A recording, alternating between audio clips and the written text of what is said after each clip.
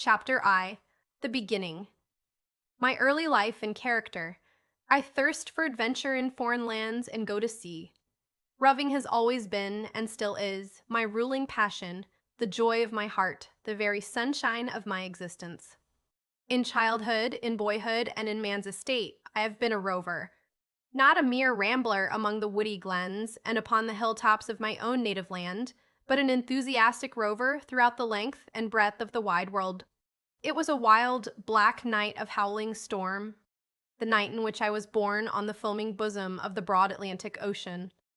My father was a sea captain. My grandfather was a sea captain. My great-grandfather had been a Marine. Nobody could tell positively what occupation his father had followed, but my dear mother used to assert that he had been a midshipman, whose grandfather, on the mother's side, had been an admiral in the Royal Navy. At any rate, we knew that, as far back as our family could be traced, it had been intimately connected with the great watery waste. Indeed, this was the case on both sides of the house, for my mother always went to sea with my father on his long voyages, and so spent the greater part of her life upon the water. Thus it was, I suppose, that I came to inherit a roving disposition. Soon after I was born, my father, being old, retired from a seafaring life, purchased a small cottage in a fishing village on the west coast of England, and settled down to spend the evening of his life on the shores of that sea which had for so many years been his home. It was not long after this that I began to show the roving spirit that dwelt within me. For some time past my infant legs had been gaining strength, so that I came to be dissatisfied with rubbing the skin off my chubby knees by walking on them, and made many attempts to stand up and walk like a man, all of which attempts, however, resulted in my sitting down violently and in sudden surprise. One day, I took advantage of my dear mother's absence to make another effort, and to my joy, I actually succeeded in reaching the doorstep, over which I tumbled into a pool of muddy water that lay before my father's cottage door.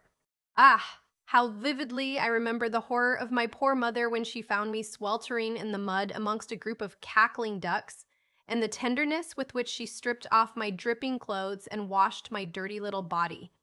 From this time forth, my rambles became more frequent and, as I grew older, more distant, until at last I have wandered far and near on the shore and in the woods around our humble dwelling, and did not rest content until my father bound me apprentice to a coasting vessel and let me go to sea.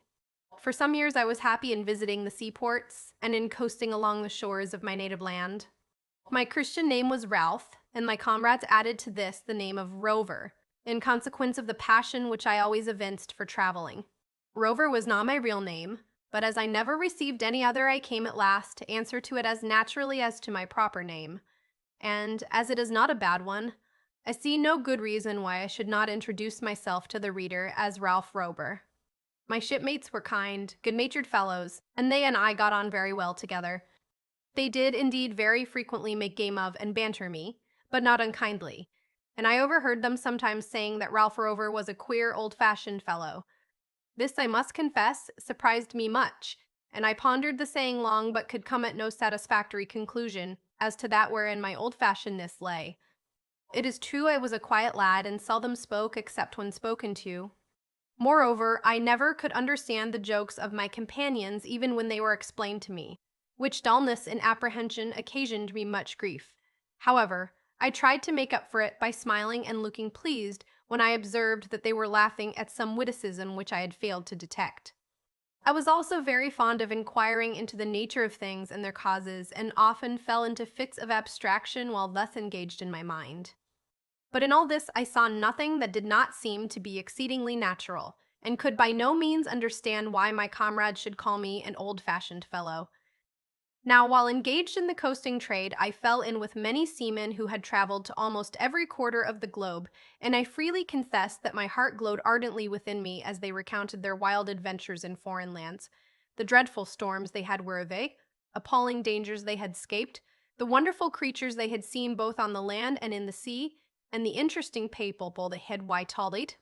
But of all the places of which they told me, none captivated and charmed my imagination so much as the coral islands of the southern seas.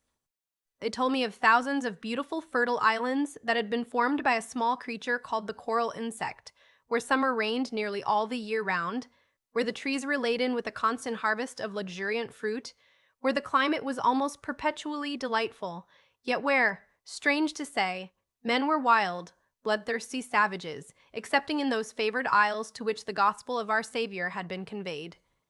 These exciting accounts had so great an effect upon my mind that, when I reached the age of 15, I resolved to make a voyage to the South Seas.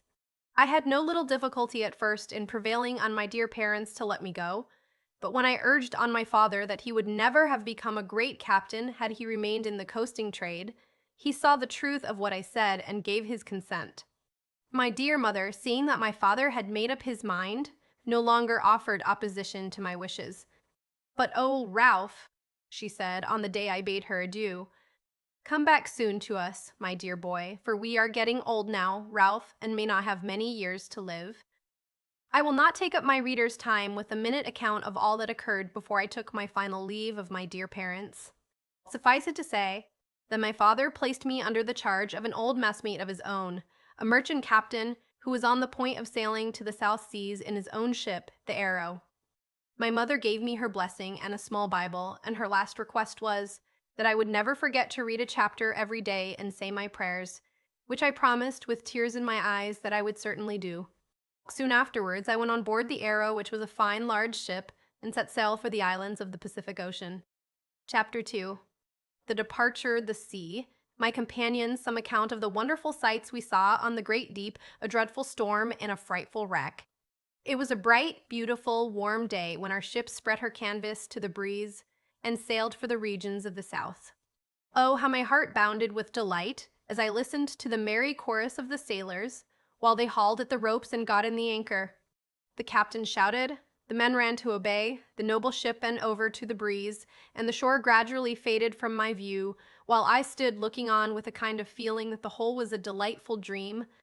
The first thing that struck me as being different from anything I had yet seen during my short career on the sea was the hoisting of the anchor on deck and lashing it firmly down with ropes, as if we had now bid adieu to the land forever and would require its services no more. "There, lass," cried a broad-shouldered Jack Tar, giving the fluke of the anchor a hearty slap with his hand after the housing was completed. "There, lass, take a good nap now, for we shan't ask you to kiss the mud again for many a long day to come." And so it was. That anchor did not kiss the mud for many long days afterwards, and when at last it did, it was for the last time. There were a number of boys in the ship, but two of them were my special favorites. Jack Martin was a tall, strapping, broad-shouldered youth of 18, with a handsome, good-humored, firm face.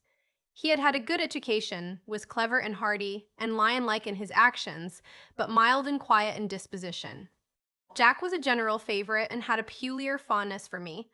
My other companion was Peterkin Gay. He was little, quick, funny, decidedly mischievous, and about 14 years old.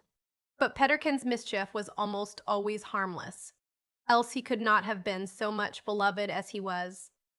"Hello, youngster," cried Jack Martin, giving me a slap on the shoulder, the day I joined the ship.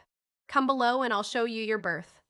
You and I are to be messmates, and I think we shall be good friends, for I like the look of you." Jack was right. He and I and Peterkin afterwards became the best and stanchest friends that ever tossed together on the stormy waves. I shall say little about the first part of our voyage. We had the usual amount of rough weather and calm. Also, we saw many strange fish rolling in the sea, and I was greatly delighted one day by seeing a shoal of flying fish dart out of the water and skim through the air about a foot above the surface. They were pursued by dolphins, which feed on them, and one flying fish in its terror flew over the ship, struck on the rigging, and fell upon the deck. Its wings were just fins elongated, and we found that they could never fly far at a time, and never mounted into the air like birds, but skimmed along the surface of the sea. Jack and I had it for dinner, and found it remarkably good. When we approached Cape Horn at the southern extremity of America, the weather became very cold and stormy, and the sailors began to tell stories about the furious gales and the dangers of that terrible cape. "Cape Horn," said one, "is the most horrible headland I ever doubled.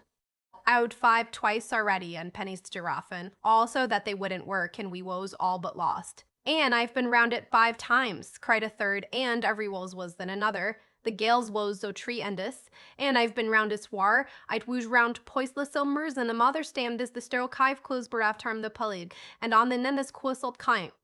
Thus we proceeded on our voyage, sometimes bounding merrily before a fair breeze, at other times floating calmly on the glassy wave and fishing for the curious inhabitants of the deep, all of which, although the sailors thought little of them, were strange and interesting and very wonderful to me.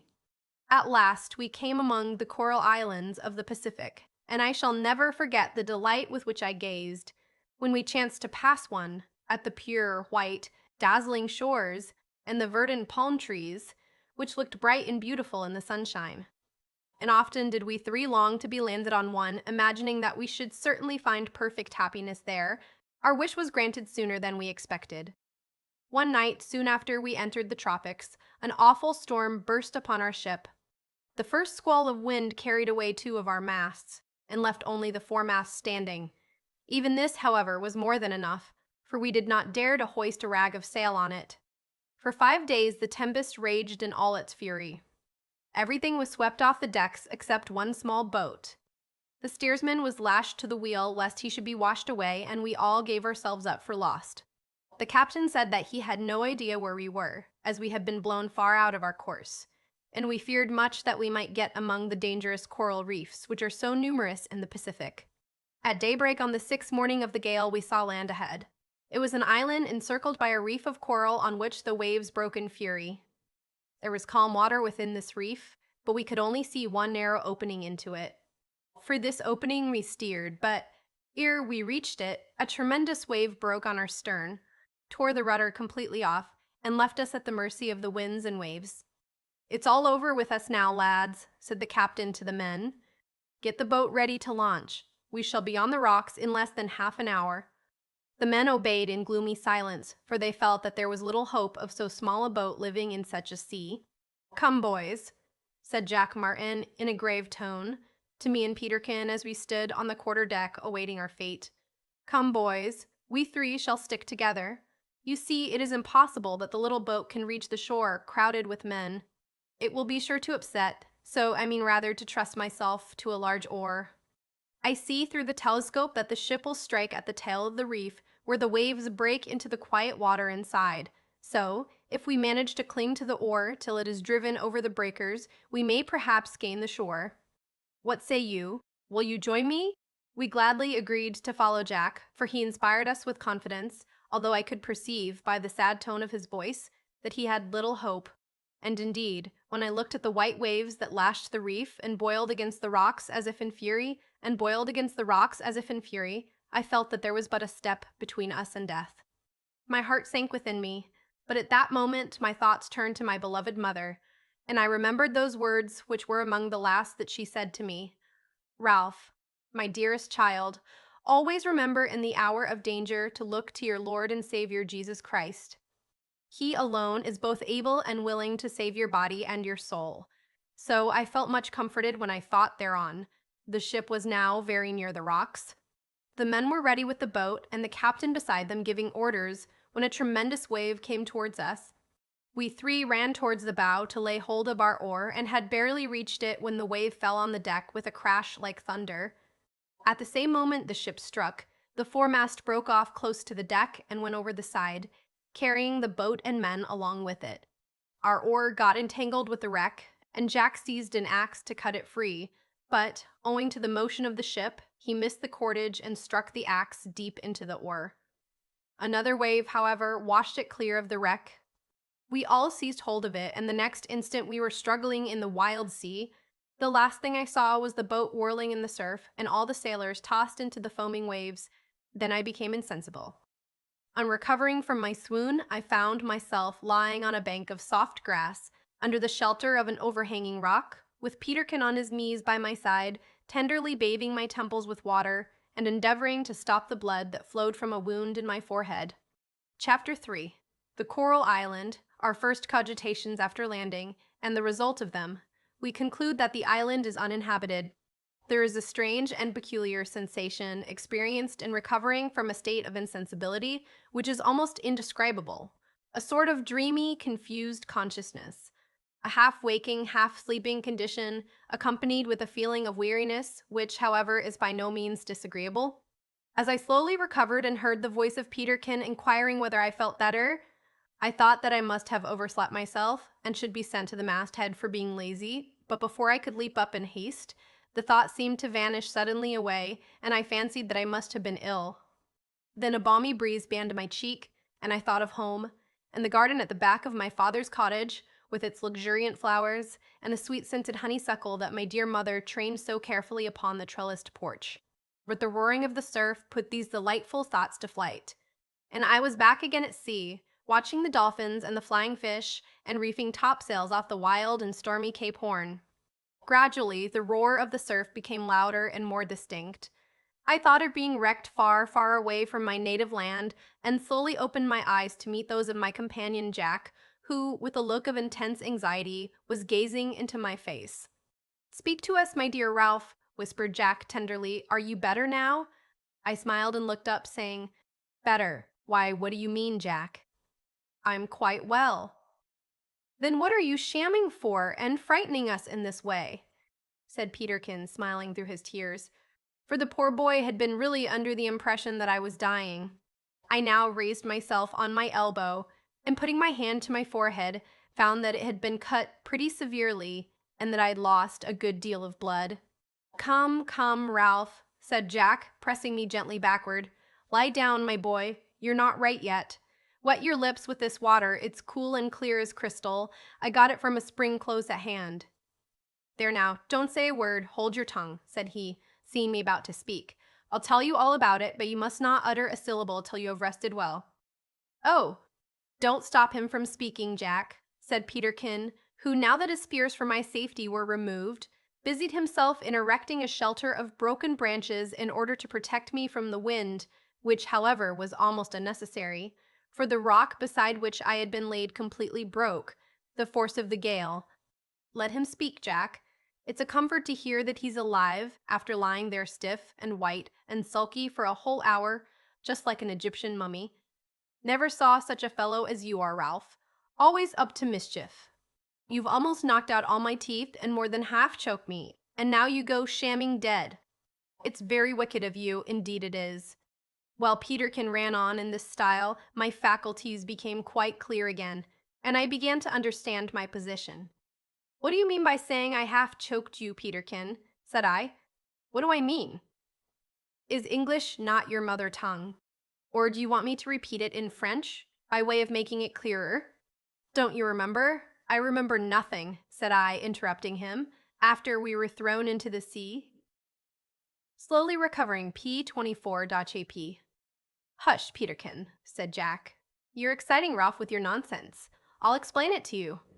You recollect that after the ship struck, we three sprang over the bow into the sea? Well, I noticed that the oar struck your head and gave you that cut on the brow, which nearly stunned you, so that you grasped Peterkin round the neck without knowing apparently what you were about. In doing so, you pushed the telescope, which you clung to as if it had been your life, against Peterkin's mouth." "Pushed it against his mouth," interrupted Peterkin. "Say crammed it down his throat? Why, there's a distinct mark of the brass rim on the back of my gullet at this moment." "Well, well, be that as it may," continued Jack. "You clung to him, Ralph, till I feared you really would choke him, but I saw that he had a good hold of the oar, so I exerted myself to the utmost to push you towards the shore, which we luckily reached without much trouble, for the water inside the reef is quite calm." "But the captain and crew, what of them?" I inquired anxiously. Jack shook his head. "Are they lost? No, they are not lost, I hope, but I fear there is not much chance of their being saved. The ship struck at the very tail of the island on which we are cast. When the boat was tossed into the sea, it fortunately did not upset, although it shipped a good deal of water, and all the men managed to scramble into it. But before they could get the oars out, the gale carried them past the point and away to leeward of the island. After we landed, I saw them endeavoring to pull towards us.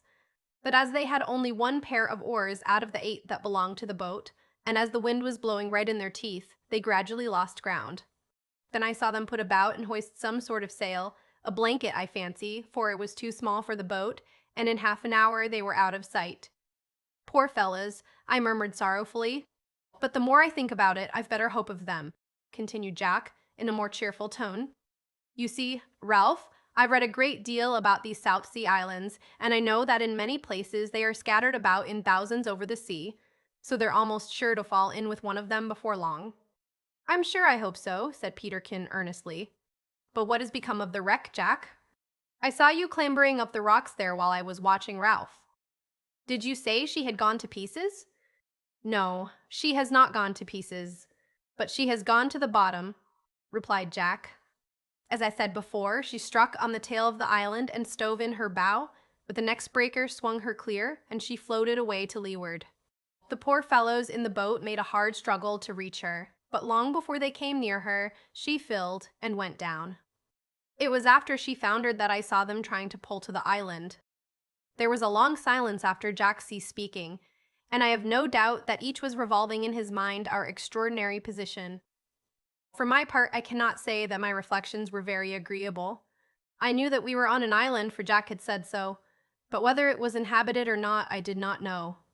If it should be inhabited, I felt certain, from all I had heard of South Sea Islanders, that we should be roasted alive and eaten. If it should turn out to be uninhabited, I fancied that we should be starved to death. Oh, thought I, if the ship had only stuck on the rocks, we might have done pretty well, for we could have obtained provisions from her and tools to enable us to build a shelter, but now, alas, alas, we are lost. These last words I uttered aloud in my distress. Lost, Ralph, exclaimed Jack, while a smile overspread his hearty countenance. Saved, you should have said. Your cogitations seem to have taken a wrong road and led you to a wrong conclusion. Do you know what conclusion _I_ have come to? Said Peterkin. I have made up my mind that it's capital, first rate, the best thing that ever happened to us, and the most splendid prospect that ever lay before three jolly young tars. We've got an island all to ourselves. We'll take possession in the name of the king, we'll go and enter the service of its black inhabitants. Of course we'll rise, naturally, to the top of affairs. White men always do in savage countries. You shall be king, Jack. Ralph, prime minister, and I shall be the court jester, interrupted Jack. No, retorted Peterkin, I'll have no title at all. I shall merely accept a highly responsible situation under government, for you see, Jack, I'm fond of having an enormous salary and nothing to do. But suppose there are no natives? Then we'll build a charming villa and plant a lovely garden round it, stuck all full of the most splendiferous tropical flowers, and we'll farm the land, plant, sow, reap, eat, sleep, and be merry. But to be serious, said Jack, assuming a grave expression of countenance, which I observed always had the effect of checking Peterkin's bedispensis, to make hin yanfusament yiv fumanlef. If this is a desert island, we shall have to live very much like the wild beasts, for we have not a tool of any kind, not even a knife. Yes, we have _that_, said Peterkin, fumbling in his trousers pocket, from which he drew forth a small penknife with only one blade, and that was broken. Well, that's better than nothing, but come, said Jack, rising. We are wasting our time and _talking instead of doing _. You seem well enough to walk now, Ralph. Let us see what we have got in our pockets, and then let us climb some hill and ascertain what sort of island we have been cast upon, for, whether good or bad, it seems likely to be our home for some time to come. Chapter 4. We examine into our personal property and make a happy discovery. Our island described, Jack proves himself to be learned and sagacious above his fellows. Curious discoveries, natural lemonade. We now seated ourselves upon a rock and began to examine into our personal property. When we reached the shore after being wrecked, my companions had taken off part of their clothes and spread them out in the sun to dry, for, although the gale was raging fiercely, there was not a single cloud in the bright sky.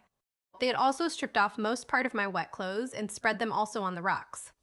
Having resumed our garments, we now searched all our pockets with the utmost care, and laid their contents out on a flat stone before us, and now that our minds were fully alive to our condition, it was with no little anxiety that we turned our several pockets inside out in order that nothing might escape us.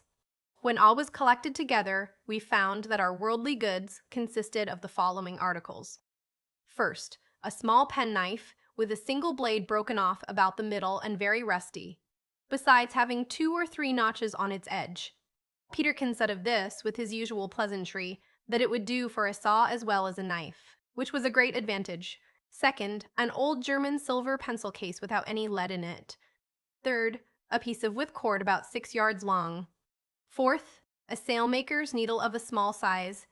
Fifth, a ship's telescope, which I happened to have in my hand at the time the ship struck, and which I had clung to firmly all the time I was in the water.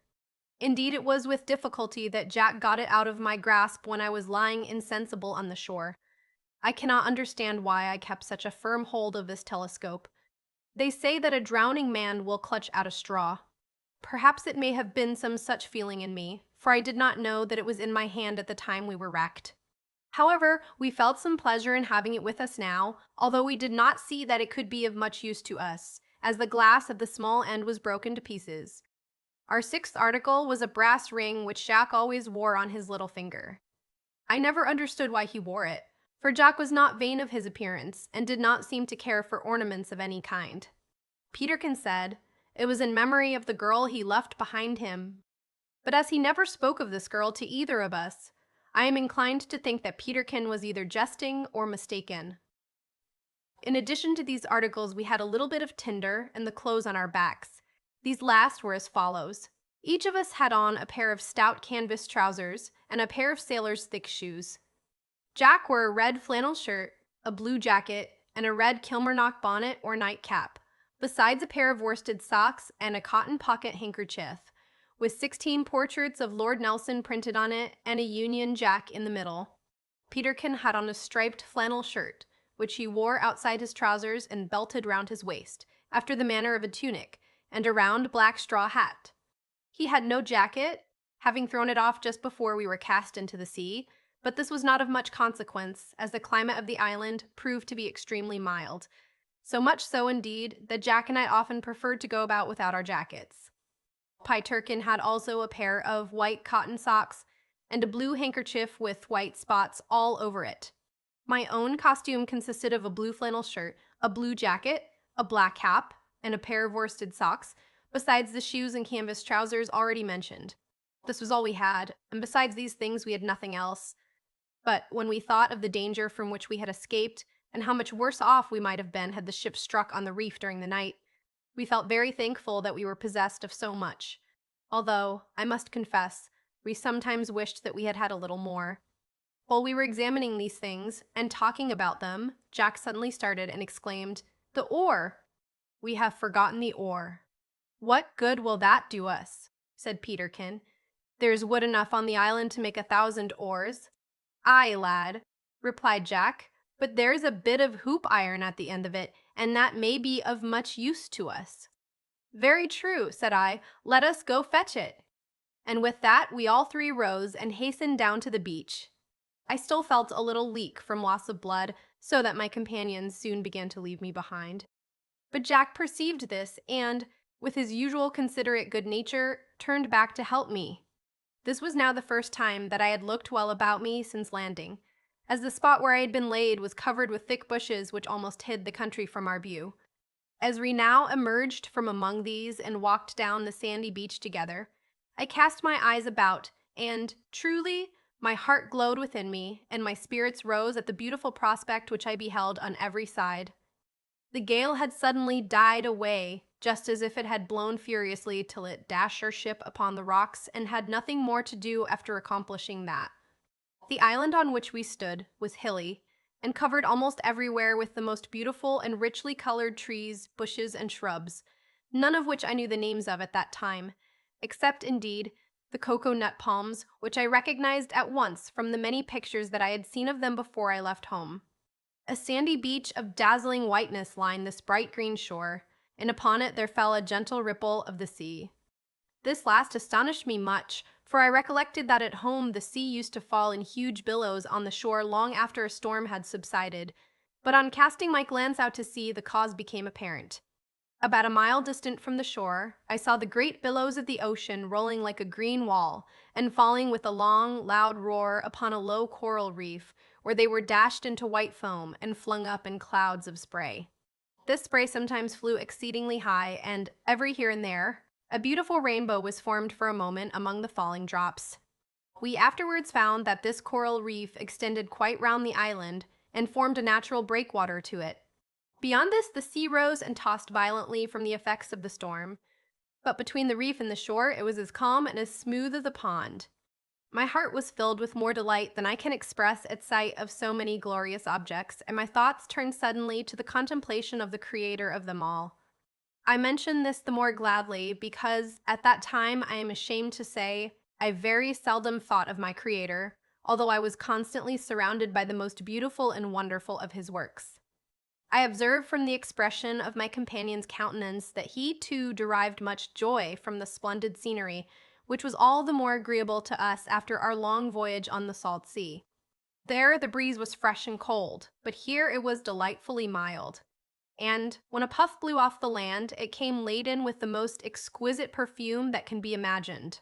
While we thus gazed, we were startled by a loud huzzah from Peterkin, and, on looking towards the edge of the sea, we saw him capering and jumping about like a monkey, and ever and anon tugging with all his might at something that lay upon the shore. "What an odd fellow he is, to be sure," said Jack, taking me by the arm and hurrying forward. "Come, let us hasten to see what it is. Here it is, boys! Hurrah! Come along!" "Just what we want," cried Peterkin as we drew near, still tugging with all his power. "First rate, just the very ticket."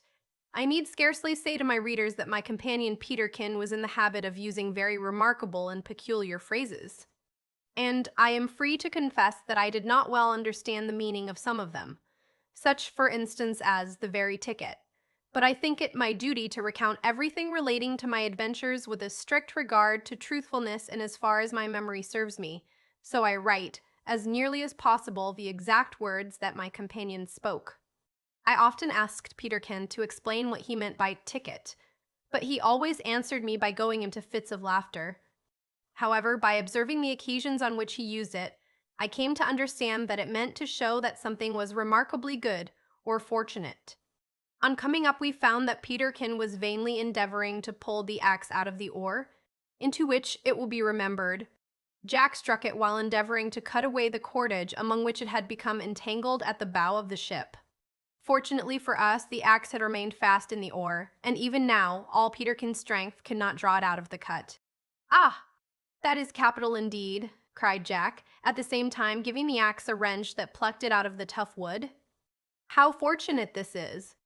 It will be of more value to us than 100 knives, and the edge is quite new and sharp." "I'll answer for the toughness of the handle at any rate," cried Peterkin. "My arms are nearly pulled out of the sockets. But see here, our luck is great. There is iron on the blade." He pointed to a piece of hoop iron as he spoke, which had been nailed round the blade of the oar to prevent it from splitting. This also was a fortunate discovery. Jack went down on his knees, and with the edge of the axe began carefully to force out the nails. But as they were firmly fixed in, and the operation blunted our axe, we carried the oar up with us to the place where we had left the rest of our things, intending to burn the wood away from the iron at a more convenient time. "Now, lads," said Jack after we had laid it on the stone which contained our little all, "I propose that we should go to the tail of the island, where the ship struck, which is only a quarter of a mile off, and see if anything else has been thrown ashore. I don't expect anything, but it is well to see. When we get back here, it will be time to have our supper and prepare our beds." "Agreed," cried Peterkin and I together, as, indeed, we would have agreed to any proposal that Jack made. For, besides his being older and much stronger and taller than either of us, he was a very clever fellow, and I think would have induced people much older than himself to choose him for their leader, especially if they required to be led on a bold enterprise.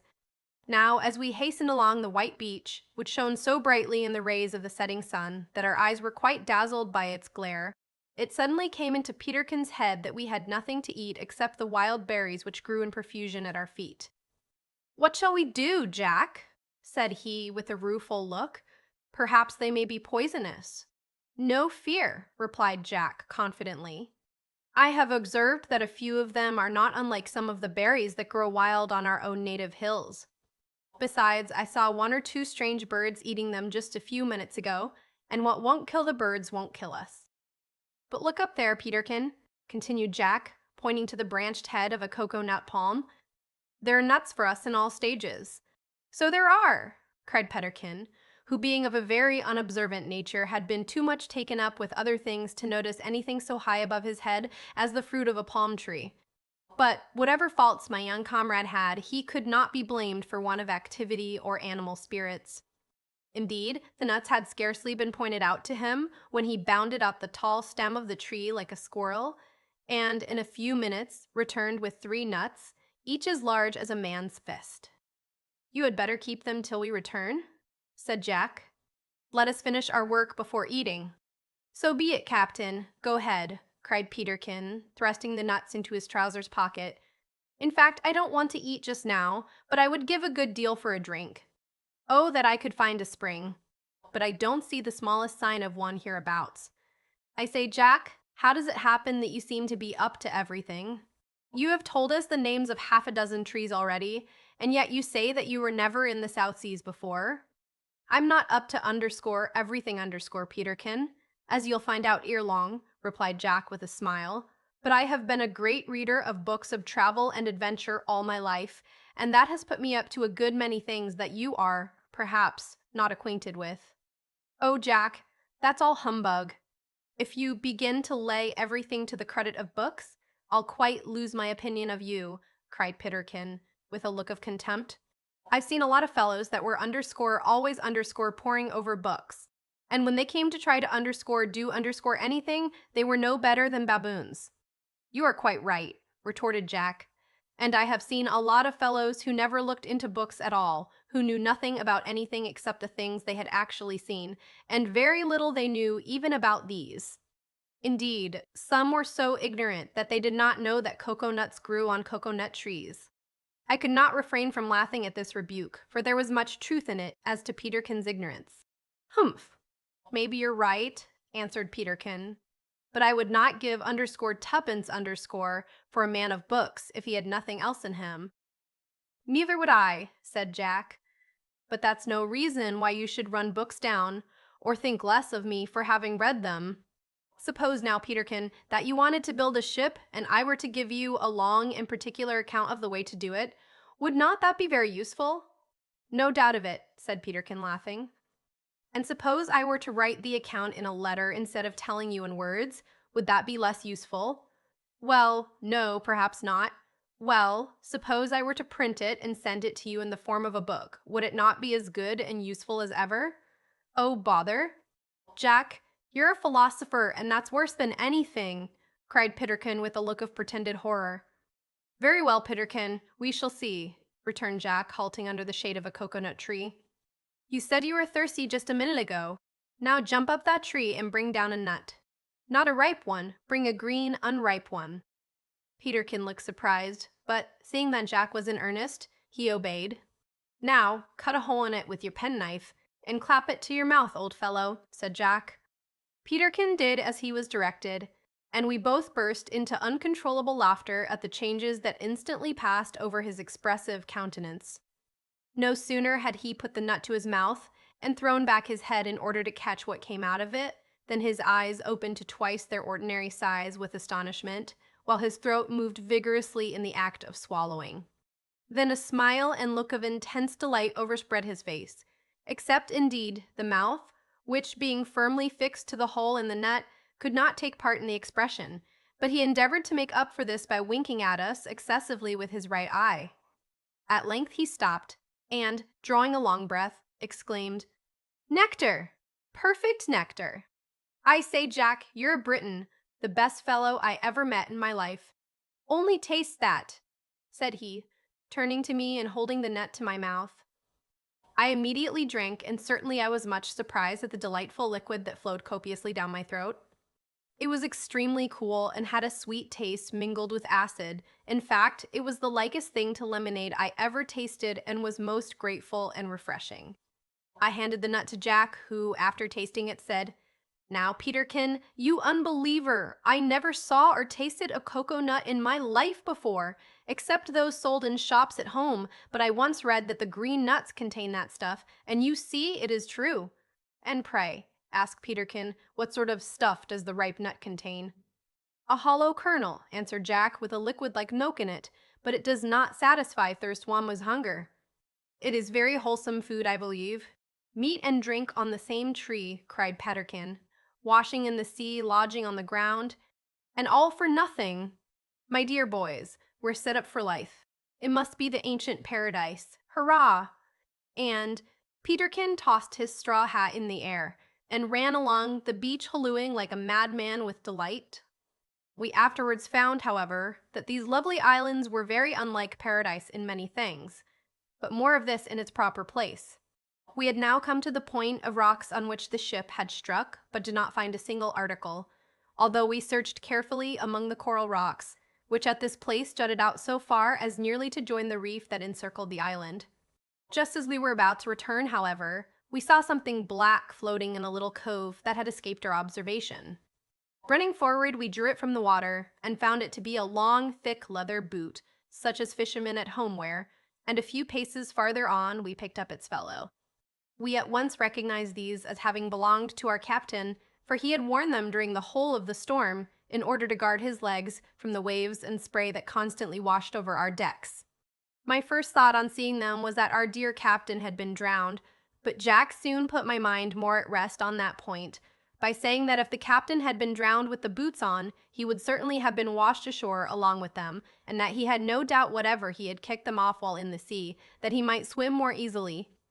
Peterkin immediately put them on, but they were so large that, as Jack said, they would have done for boots, trousers, and vest too. I also tried them, but although I was long enough in the legs for them, they were much too large in the feet for me. So he handed them to Jack, who was anxious to make me keep them, but as they fitted his large limbs and feet as if they had been made for him, I would not hear of it, so he consented at last to use them.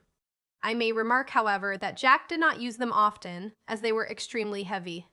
It was beginning to grow dark when we returned to our encampment, so we put off our visit to the top of a hill till next day, and employed the light that yet remained to us in cutting down a quantity of boughs and the broad leaves of a tree of which none of us knew the name.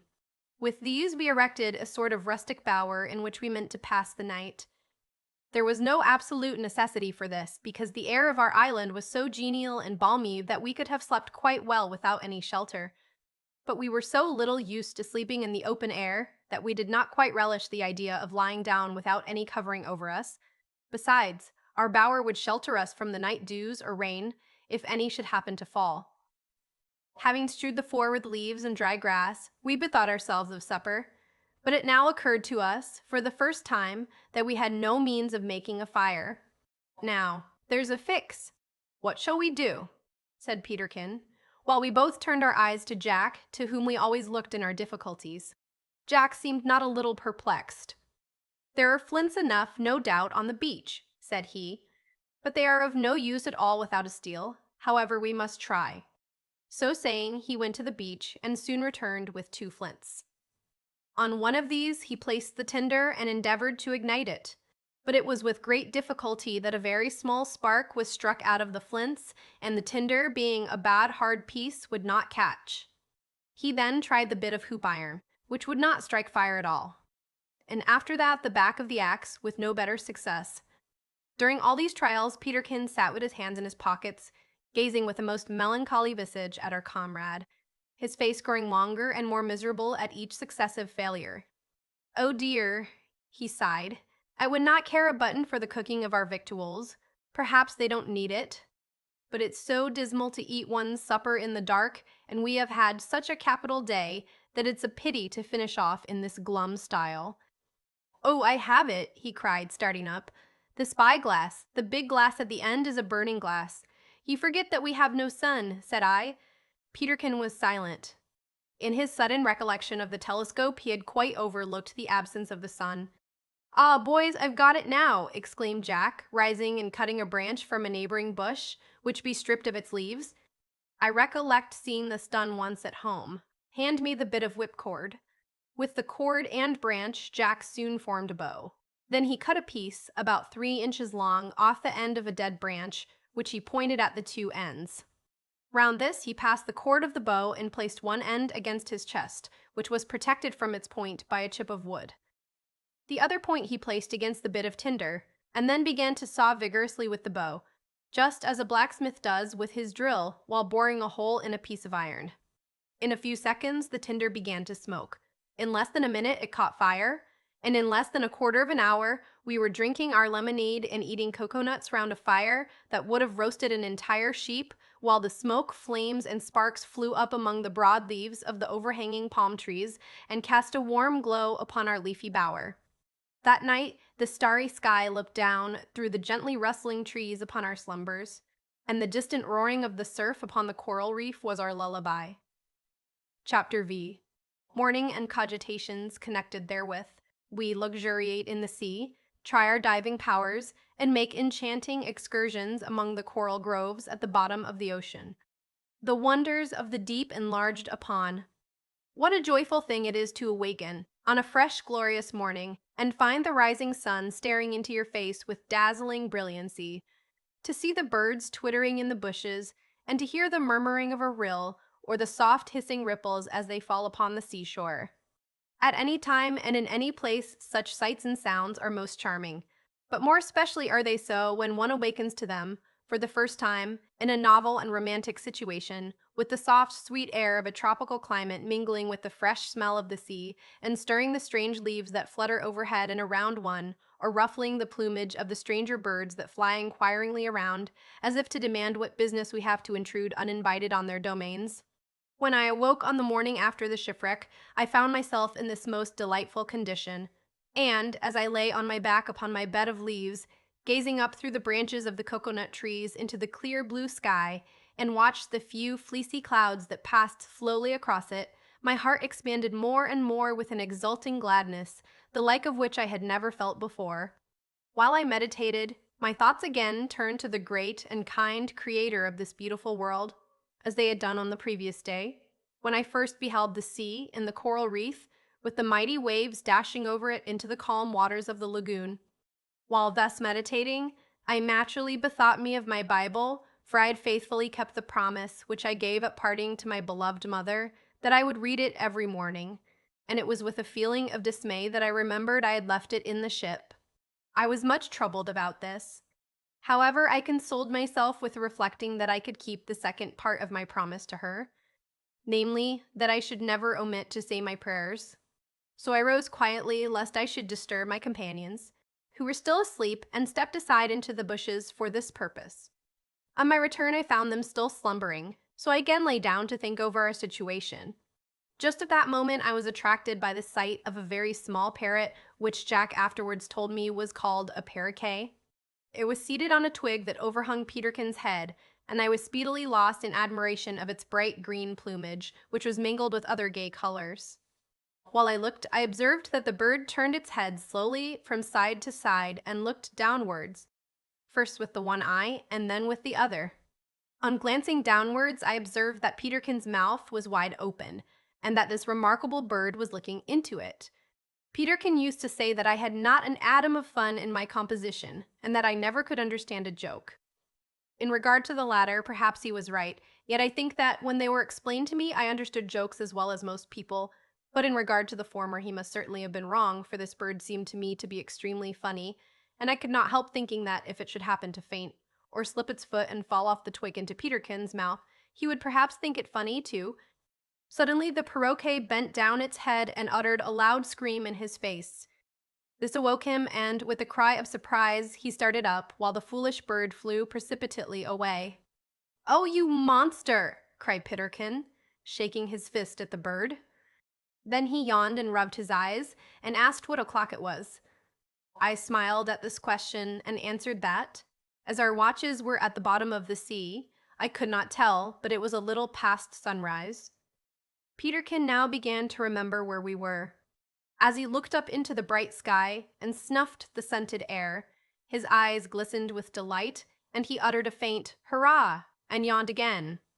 Then he gazed slowly round, till, observing the calm sea through an opening in the bushes, he started suddenly up as if he had received an electric shock, uttered a vehement shout, flung off his garments, and rushing over the white sands, plunged into the water. The cry awoke Jack, who rose on his elbow with a look of grave surprise. But this was followed by a quiet smile of intelligence on seeing Peterkin in the water. With an energy that he only gave way to in moments of excitement, Jack bounded to his feet, threw off his clothes, shook back his hair, and with a lion-like spring, dashed over the sands and plunged into the sea with such force as quite to envelop Peterkin in a shower of spray. Jack was a remarkably good swimmer and diver, so that after his plunge we saw no sign of him for nearly a minute, after which he suddenly emerged with a cry of joy a good many yards out from the shore. My spirits were so much raised by seeing all this that I, too, hastily threw off my garments and endeavored to imitate Jack's vigorous bound, but I was so awkward that my foot caught on a stump and I fell to the ground. Then I slipped on a stone while running over the mud and nearly fell again, much to the amusement of Peterkin, who laughed heartily and called me a slow coach, while Jack cried out, "Come along, Ralph, and I'll help you." However, when I got into the water, I managed very well, for I was really a good swimmer, and diver, too. I could not, indeed, equal Jack, who was superior to any Englishman I ever saw, but I infinitely surpassed Peterkin, who could only swim a little and could not dive at all. While Peterkin enjoyed himself in the shallow water and in running along the beach, Jack and I swam out into the deep water and occasionally dived for stones. I shall never forget my surprise and delight on first beholding the bottom of the sea. As I have before stated, the water within the reef was as calm as a pond, and, as there was no wind, it was quite clear from the surface to the bottom so that we could see down easily even at a depth of 20 or 30 yards. When Jack and I dived in shallower water, we expected to have found sand and stones, instead of which we found ourselves in what appeared really to be an enchanted garden. The whole of the bottom of the lagoon, as we called the calm water within the reef, was covered with coral of every shape, size, and hue. Some portions were formed like large mushrooms, others appeared like the brain of a man having stalks or necks attached to them, but the most common kind was a species of branching coral, and some portions were of a lovely pale pink color, others pure white. Among this there grew large quantities of seaweed of the richest hues imaginable and of the most graceful forms, while innumerable fishes, blue, red, yellow, green, and striped, sported in and out amongst the flower beds of this submarine garden, and did not appear to be at all afraid of our approaching them. On darting to the surface for breath, after a first dive, Jack and I rose close to each other. "Did you ever in your life, Ralph, see anything so lovely?" said Jack, as he flung the spray from his hair. "Never," I replied. "It appears to me like fairy realms. I can scarcely believe that we are not dreaming." "Dreaming!" cried Jack. "Do you know, Ralph, I'm half tempted to think that we really are dreaming. But if so, I am resolved to make the most of it, and dream another dive. So here goes. Down again, my boy." We took the second dive together, and kept beside each other while under water, and I was greatly surprised to find that we could keep down much longer than I ever recollect having done in our own seas at home. I believe that this was owing to the heat of the water, which was so warm that we afterwards found we could remain in it for 2 and 3 hours at a time without feeling any unpleasant effects, such as we used to experience in the sea at home. When Jack reached the bottom, he grasped the coral stems and crept along on his hands and knees, peeping under the seaweed and among the rocks. I observed him also pick up 1 or 2 large oysters and retain them in his grasp, as if he meant to take them up with him, so I also gathered a few. Suddenly, he made a grasp at a fish with blue and yellow stripes on its back, and actually touched its tail, but did not catch it. At this, he turned towards me and attempted to smile, but no sooner had he done so than he sprang like an arrow to the surface, where, on following him, I found him gasping and coughing and spitting water from his mouth. In a few minutes he recovered, and we both turned to swim ashore.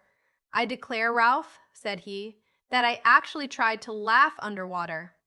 "So I saw," I replied, "and I observed that you very nearly caught that fish by the tail.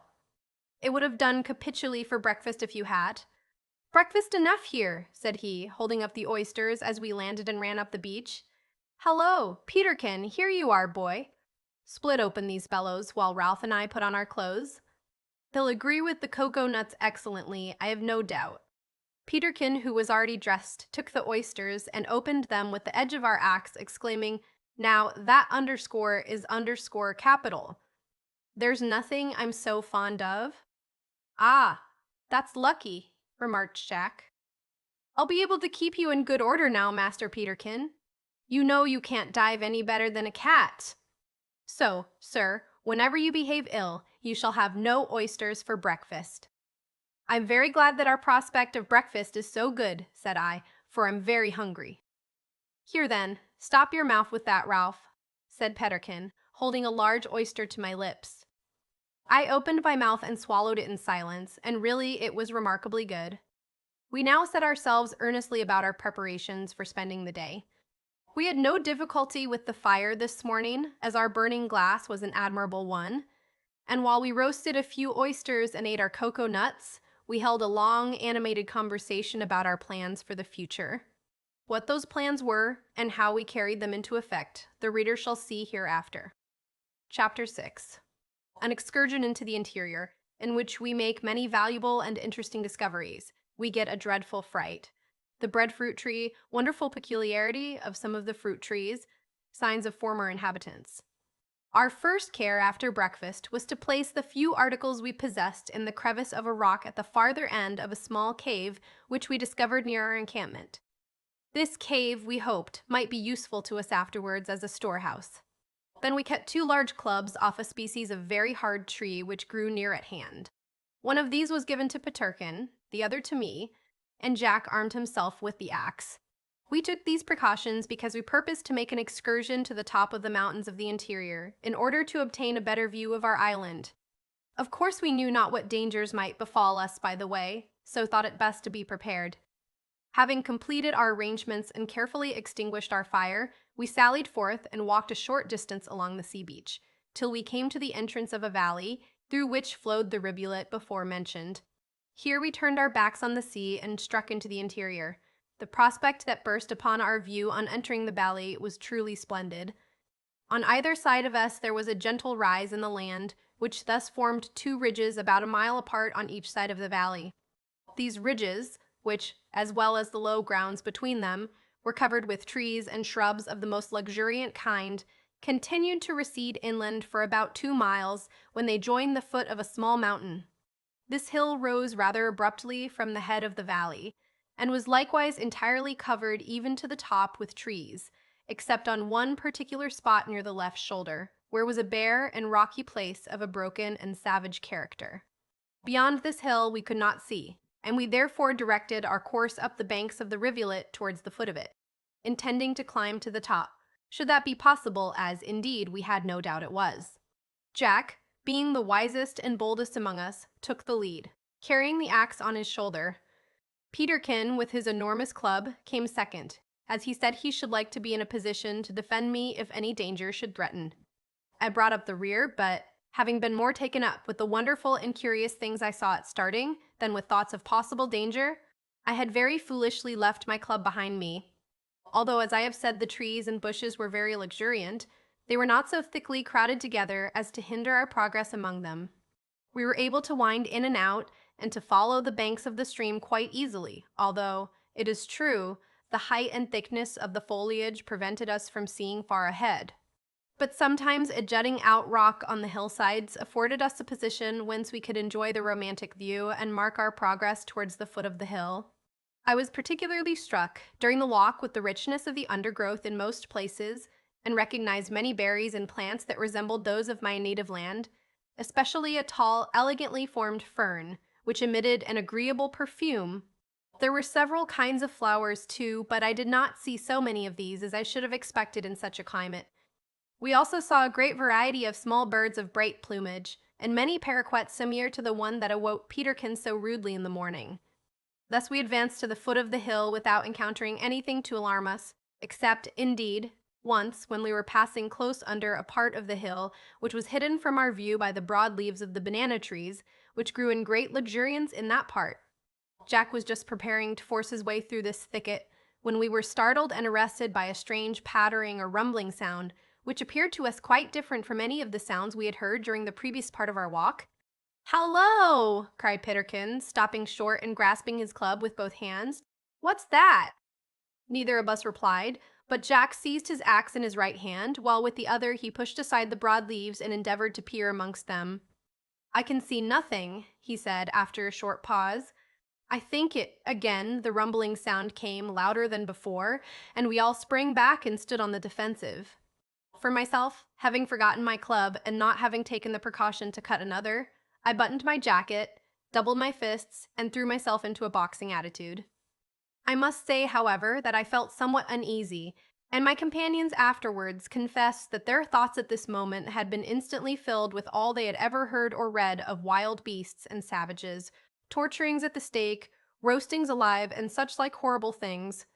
Suddenly, the pattering noise increased with tenfold violence. It was followed by a fearful crash among the bushes, which was rapidly repeated as if some gigantic animal were bounding towards us. In another moment, an enormous rock came crashing through the shrubbery, followed by a cloud of dust and small stones, flew close past the spot where we stood, carrying bushes and young trees along with it.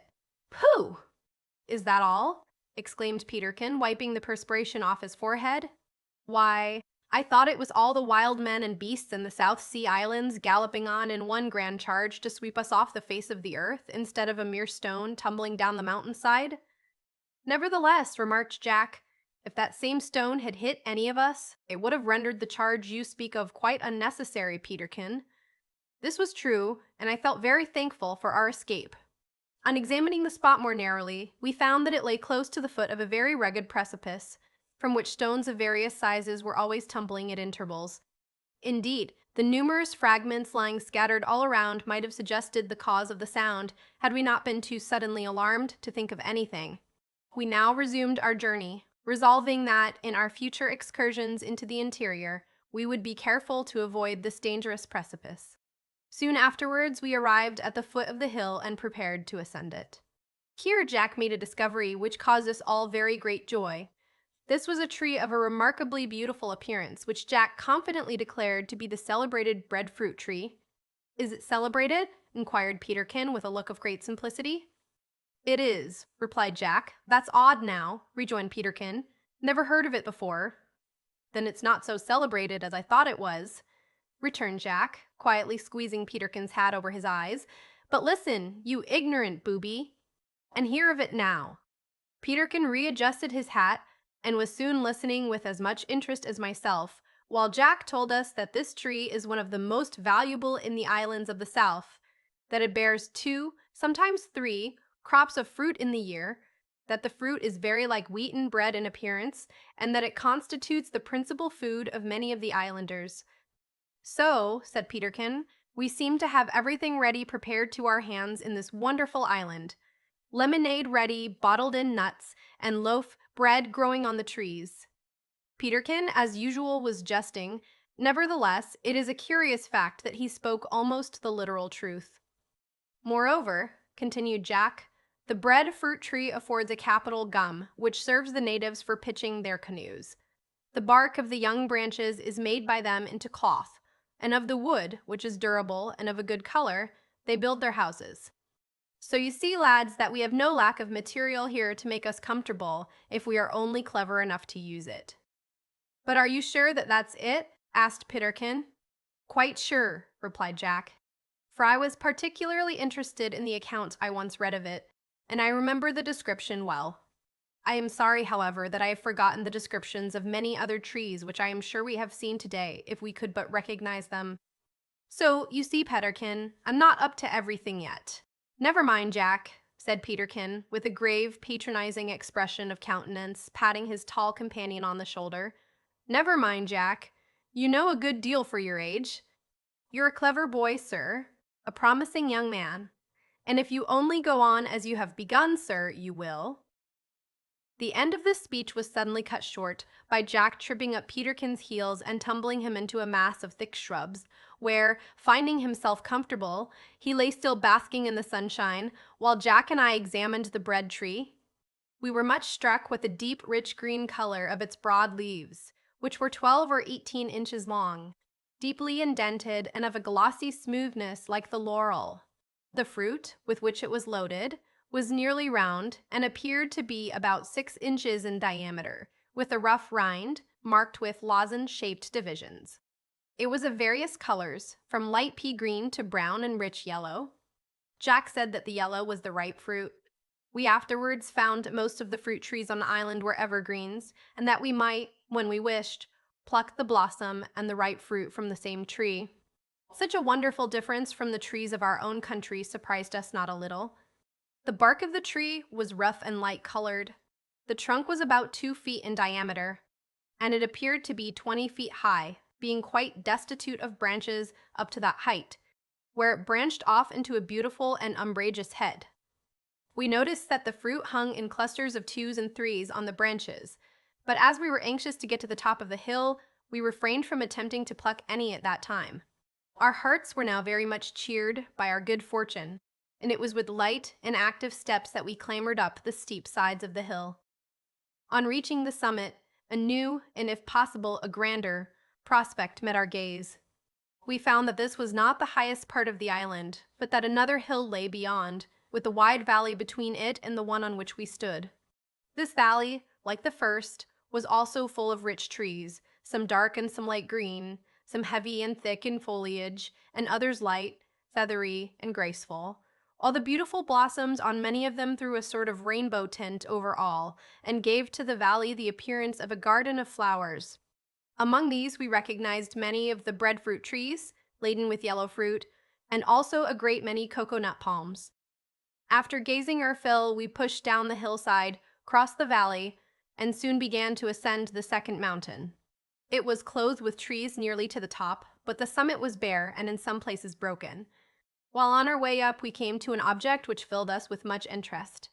This was the stump of a tree that had evidently been cut down with an axe. So, then, we were not the first who had viewed this beautiful isle. The hand of man had been at work there before us. It now began to recur to us again that perhaps the island was inhabited, although we had not seen any traces of man until now. But a second glance at the stump convinced us that we had not more reason to think so now than formerly, for the surface of the wood was quite decayed, and partly covered with fungus and green matter, so that it must have been cut many years ago. "Perhaps," said Peterkin, "some ship or other has touched here long ago for wood and only taken one tree." We did not think this likely, however, because, in such circumstances, the crew of a ship would cut wood of small size and near the shore, whereas this was a large tree and stood near the top of the mountain. In fact, it was the highest large tree on the mountain, all above it being wood of very recent growth. "I can't understand it," said Jack, scratching the surface of the stump with his axe. "I can only suppose that the savages have been here and cut it for some purpose known only to themselves. But hello! What have we here?" As he spoke, Jack began carefully to scrape away the moss and fungus from the stump, and soon laid bare 3 distinct traces of marks, as if some inscription or initials had been cut thereon. But although the traces were distinct, beyond all doubt, the exact form of the letters could not be made out. Jack thought they looked like JS, but we could not be certain. They had apparently been carelessly cut, and long exposure to the weather had so broken them up that we could not make out what they were. We were exceedingly perplexed at this discovery, and stayed a long time at the place conjecturing what these marks could have been, but without avail. So, as the day was advancing, we left it and quickly reached the top of the mountain. We found this to be the highest point of the island, and from it we saw our kingdom lying, as it were, like a map around us. As I have always thought it impossible to get a thing properly into one's understanding without comprehending it, I shall beg the reader's patience for a little while. I describe our island thus shortly. It consisted of 2 mountains, the one we guessed at 500 feet, the other, on which we stood, at 1,000. Between these lay a rich, beautiful valley, as already said. This valley crossed the island from one end to the other, being high in the middle and sloping on each side towards the sea. The large mountain sloped on the side farthest from where we had been wrecked, gradually towards the sea. But although, when viewed at a glance, it had thus a regular sloping appearance, a more careful observation showed that it was broken up into a multitude of very small vales, or rather dells and glens, intermingled with little rugged spots and small but abrupt precipices here and there, with rivulets tumbling over their edges and wandering down the slopes in little white streams of breadfruit, cocoa-nut trees, or hid altogether beneath the ridgeway of their At the base of this mountain lay a narrow, bright green plain or meadow, which terminated abruptly at the shore. On the other side of the island, whence we had come, stood the smaller hill, at the foot of which diverged 3 valleys, one being that which we had ascended, with a smaller vale on each side of it, and separated from it by the two ridges before mentioned. In these smaller valleys there were no streams, but they were clothed with the same luxuriant vegetation. The diameter of the island seemed to be about 10 miles, and as it was almost circular in form, its circumference must have been 30 miles, perhaps a little more if allowance be made for the numerous bays and indentations of the shore.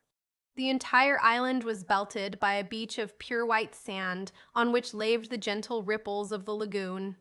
We now also observed that the coral reef completely encircled the island, but it varied its distance from it here and there, in some places being a mile from the beach, in others a few hundred yards, but the average distance was half a mile. The reef lay very low, and the spray of the surf broke quite over it in many places. This surf never ceased its roar, for however calm the weather might be, there is always a gentle swaying motion in the great Pacific, which, although scarce noticeable out at sea, reaches the shore at last in a huge billow. The water within the lagoon, as before said, was perfectly still. There were 3 narrow openings in the reef, one opposite each end of the valley which I have described as crossing the island, the other opposite our own valley, which we afterwards named the Valley of the Wreck. At each of these openings the reef rose into 2 small green islets, covered with bushes and having 1 or 2 coconut palms on each. These islets were very singular, and appeared as if planted expressly for the purpose of marking the channel into the lagoon. Our captain was making for one of these openings the day we were wrecked, and would have reached it too, I doubt not, had not the rudder been torn away. Within the lagoon were several pretty, low coral islands, just opposite our encampment, and immediately beyond these, out at sea, lay about a dozen other islands, at various distances, from half a mile to 10 miles, all of them, as far as we could discern, smaller than ours and apparently uninhabited. They seemed to be low coral islands, raised but little above the sea, yet covered with coconut trees. All this we noted, and a great deal more, while we sat on the top of the mountain. After we had satisfied ourselves, we prepared to return, but here again we discovered traces of the presence of man. These were a pole or staff, and 1 or 2 pieces of wood which had been squared with an axe. All of these were, however, very much decayed, and they had evidently not been touched for many years. Full of these discoveries, we returned to our encampment. On the way, we fell in with the traces of some 4-footed animal, but whether old or of recent date, none of us were able to guess. This also tended to raise our hopes of obtaining some animal food on the island, so we reached home in good spirits, quite prepared for supper, and highly satisfied with our excursion. After much discussion, in which Peterkin took the lead, we came to the conclusion that the island was uninhabited and went to bed. Chapter 7. Jack's ingenuity. We get into difficulties about fishing and get out of them by a method which gives us a cold bath. Horrible encounter with a shark. For several days after the excursion related in the last chapter, we did not wander far from our encampment, but gave ourselves up to forming plans for the future and making our present abode comfortable.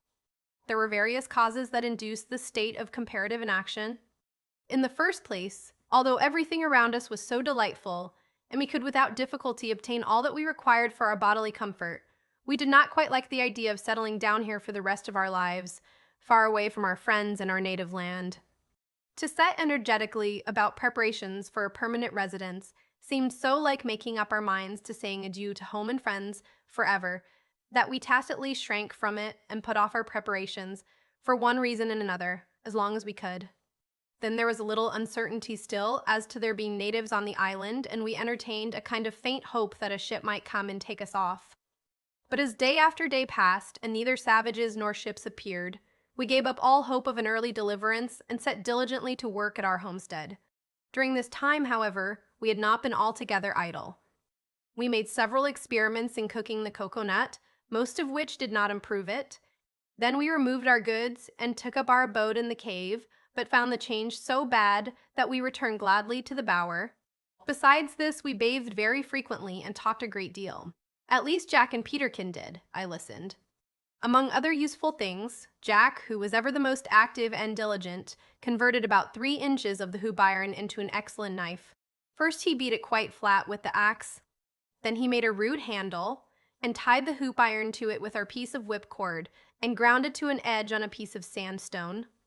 When it was finished, he used it to shape a better handle, to which he fixed it with a strip of his cotton handkerchief, in which operation he had, as Peterkin pointed out, torn off one of Ward Nelson's noses. However, the whipcord, thus set free, was used by Peterkin as a fishing line. He merely tied a piece of oyster to the end of it. This the fish were allowed to swallow, and then they were pulled quickly ashore. But as the line was very short and we had no boat, the fish we caught were exceedingly small. One day Peterkin came up from the beach, where he had been angling, and said in a very cross tone, "I'll tell you what, Jack, I'm not going to be humbugged with catching such contemptible things any longer. I want you to swim out with me on your back and let me fish in deep water." "Dear me, Peterkin," replied Jack, "I had no idea you were taking the thing so much to heart, else I would have got you out of that difficulty long ago. Let me see." And Jack looked down at a piece of timber on which he had been laboring with a peculiar gaze of abstraction which he always assumed when trying to invent or discover anything. "What say you to building a boat?" he inquired, looking up hastily. "Take far too long," was the reply. "Can't be bothered waiting. I want to begin at once." Again Jack considered. "I have it," he cried.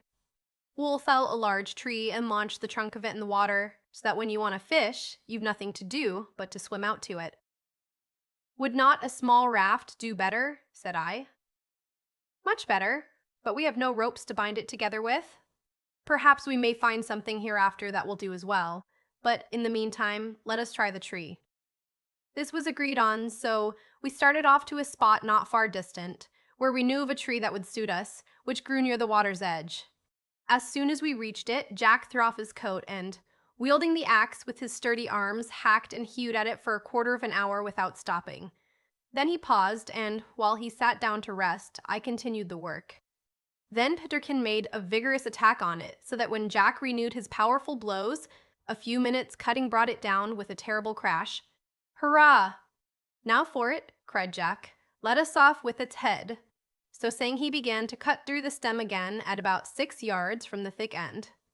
This done, he cut 3 strong, short poles or levers from the stout branches with which to roll the log down the beach into the sea, for, as it was nearly 2 feet thick at the large end, we could not move it without such helps.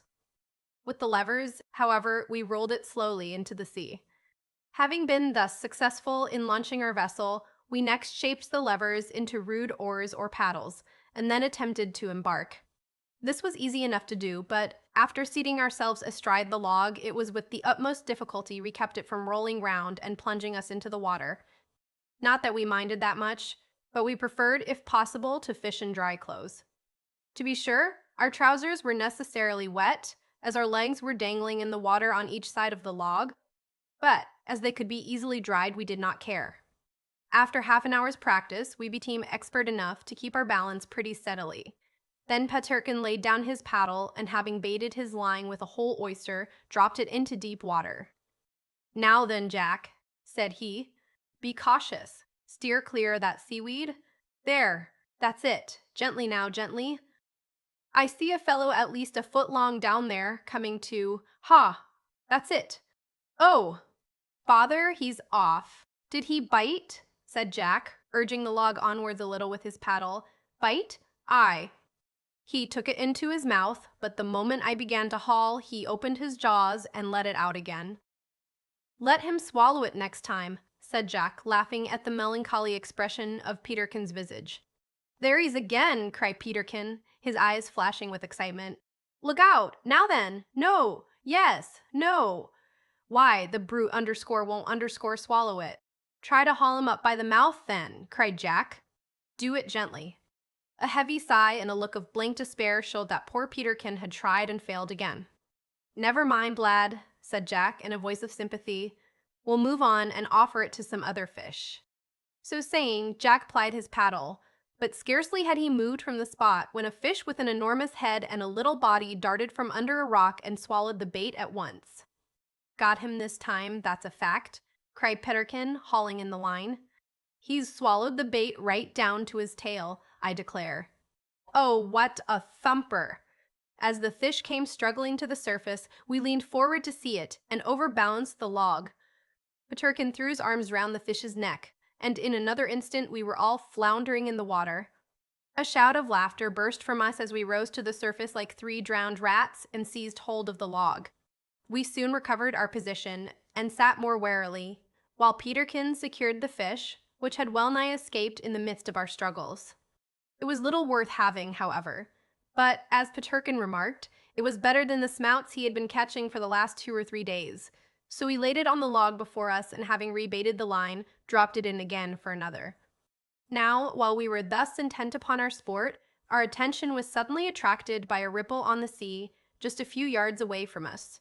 Peterkin shouted to us to paddle in that direction, as he thought it was a big fish, and we might have a chance of catching it. But Jack, instead of complying, said in a deep, earnest tone of voice, which I never before heard him use, "Haul up your line, Peterkin. Seize your paddle. Quick, it's a shark." The horror with which we heard this may well be imagined, for it must be remembered that our legs were hanging down in the water, and we could not venture to pull them up without upsetting the log. Peterkin instantly hauled up the line, and, grasping his paddle, exerted himself to the utmost, while we also did our best to make for shore. But we were a good way off, and the log being, as I have before said, very heavy, moved but slowly through the water. We now saw the shark quite distinctly, swimming round and round us, its sharp fin every now and then protruding above the water. From its active and unsteady motions, Jack knew it was making up its mind to attack us. So he urged us vehemently to paddle for our lives, while he himself set us the example. Suddenly he shouted, "Look out! There he comes!" And in a second we saw the monstrous fish dive close under us and turn half over on his side. But we all made a great commotion with our paddles, which no doubt frightened it away for that time, as we saw it immediately after circling round us as before. "Throw the fish to him," cried Jack, in a quick, suppressed voice. "We'll make the shore in time yet if we can keep him off for a few minutes." Peterkin stopped one instant to obey the command, and then plied his paddle again with all his might. No sooner had the fish fallen on the water than we observed the shark to sink. In another second we saw its white breast rising. For sharks always turn over on their sides when about to seize their prey, their mouths being not at the point of their heads like those of other fish, but, as it were, under their chins. In another moment his snout rose above the water. His wide jaws, armed with a terrific double row of teeth, appeared. The dead fish was engulfed, and the shark sank out of sight. But Jack was mistaken in supposing that it would be satisfied. In a very few minutes it returned to us, and its quick motions led us to fear that it would attack us at once. "Stop paddling!" cried Jack suddenly. "I see it coming up behind us. Now, obey my orders quickly. Our lives may depend on it, Ralph. Turkin, do your best to balance the log don't look out for the shark. Don't look out for the shark.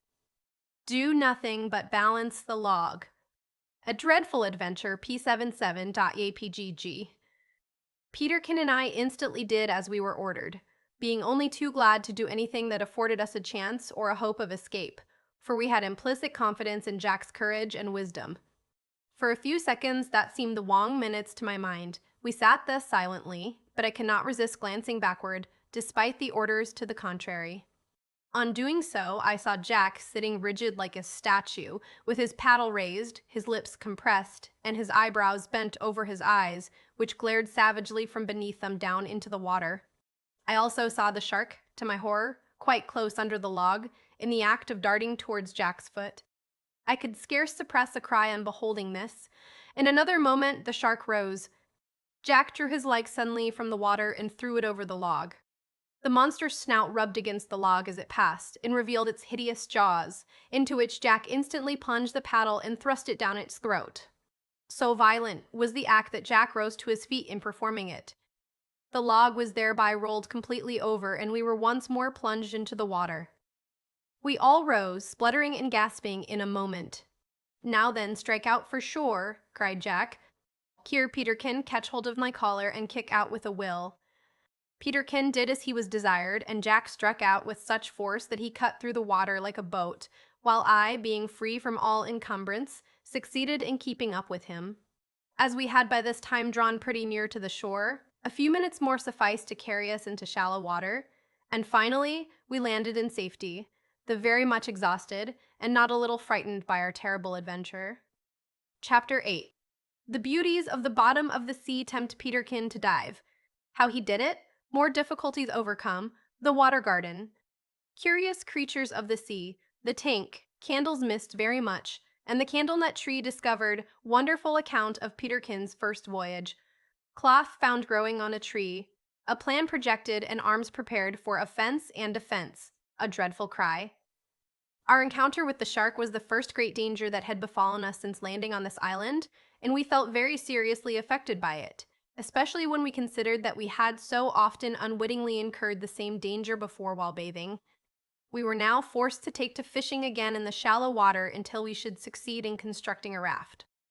What troubled us most, however, was that we were compelled to forego our morning swimming excursions.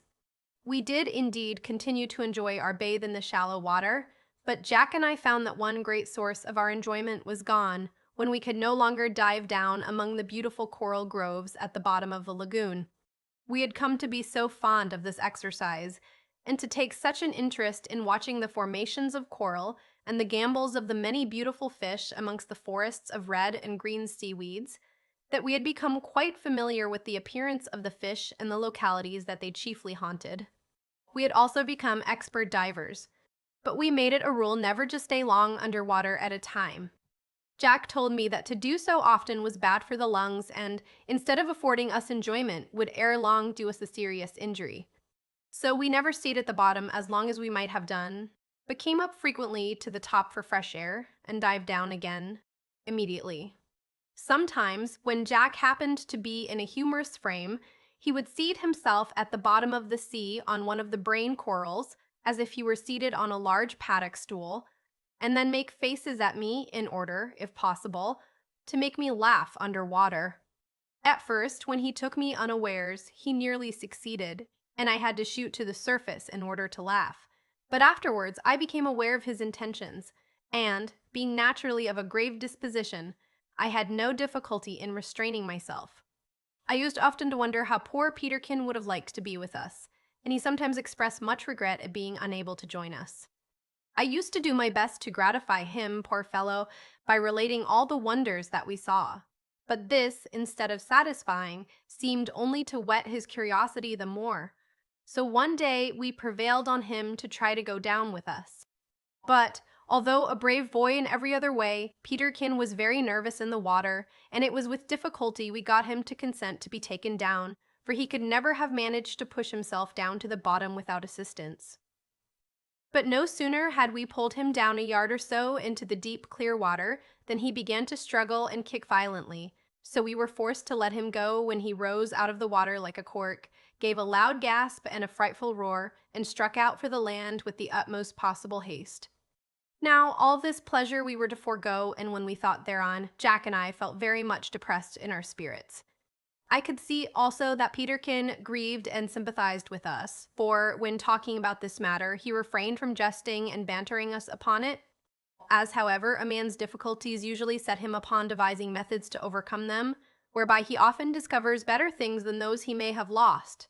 So this, our difficulty induced us to think of searching for a large pool among the rocks, where the water should be deep enough for diving yet so surrounded by rocks as to prevent sharks from getting at us. And such a pool we afterwards found, which proved to be very much better than our most sanguine hopes anticipated.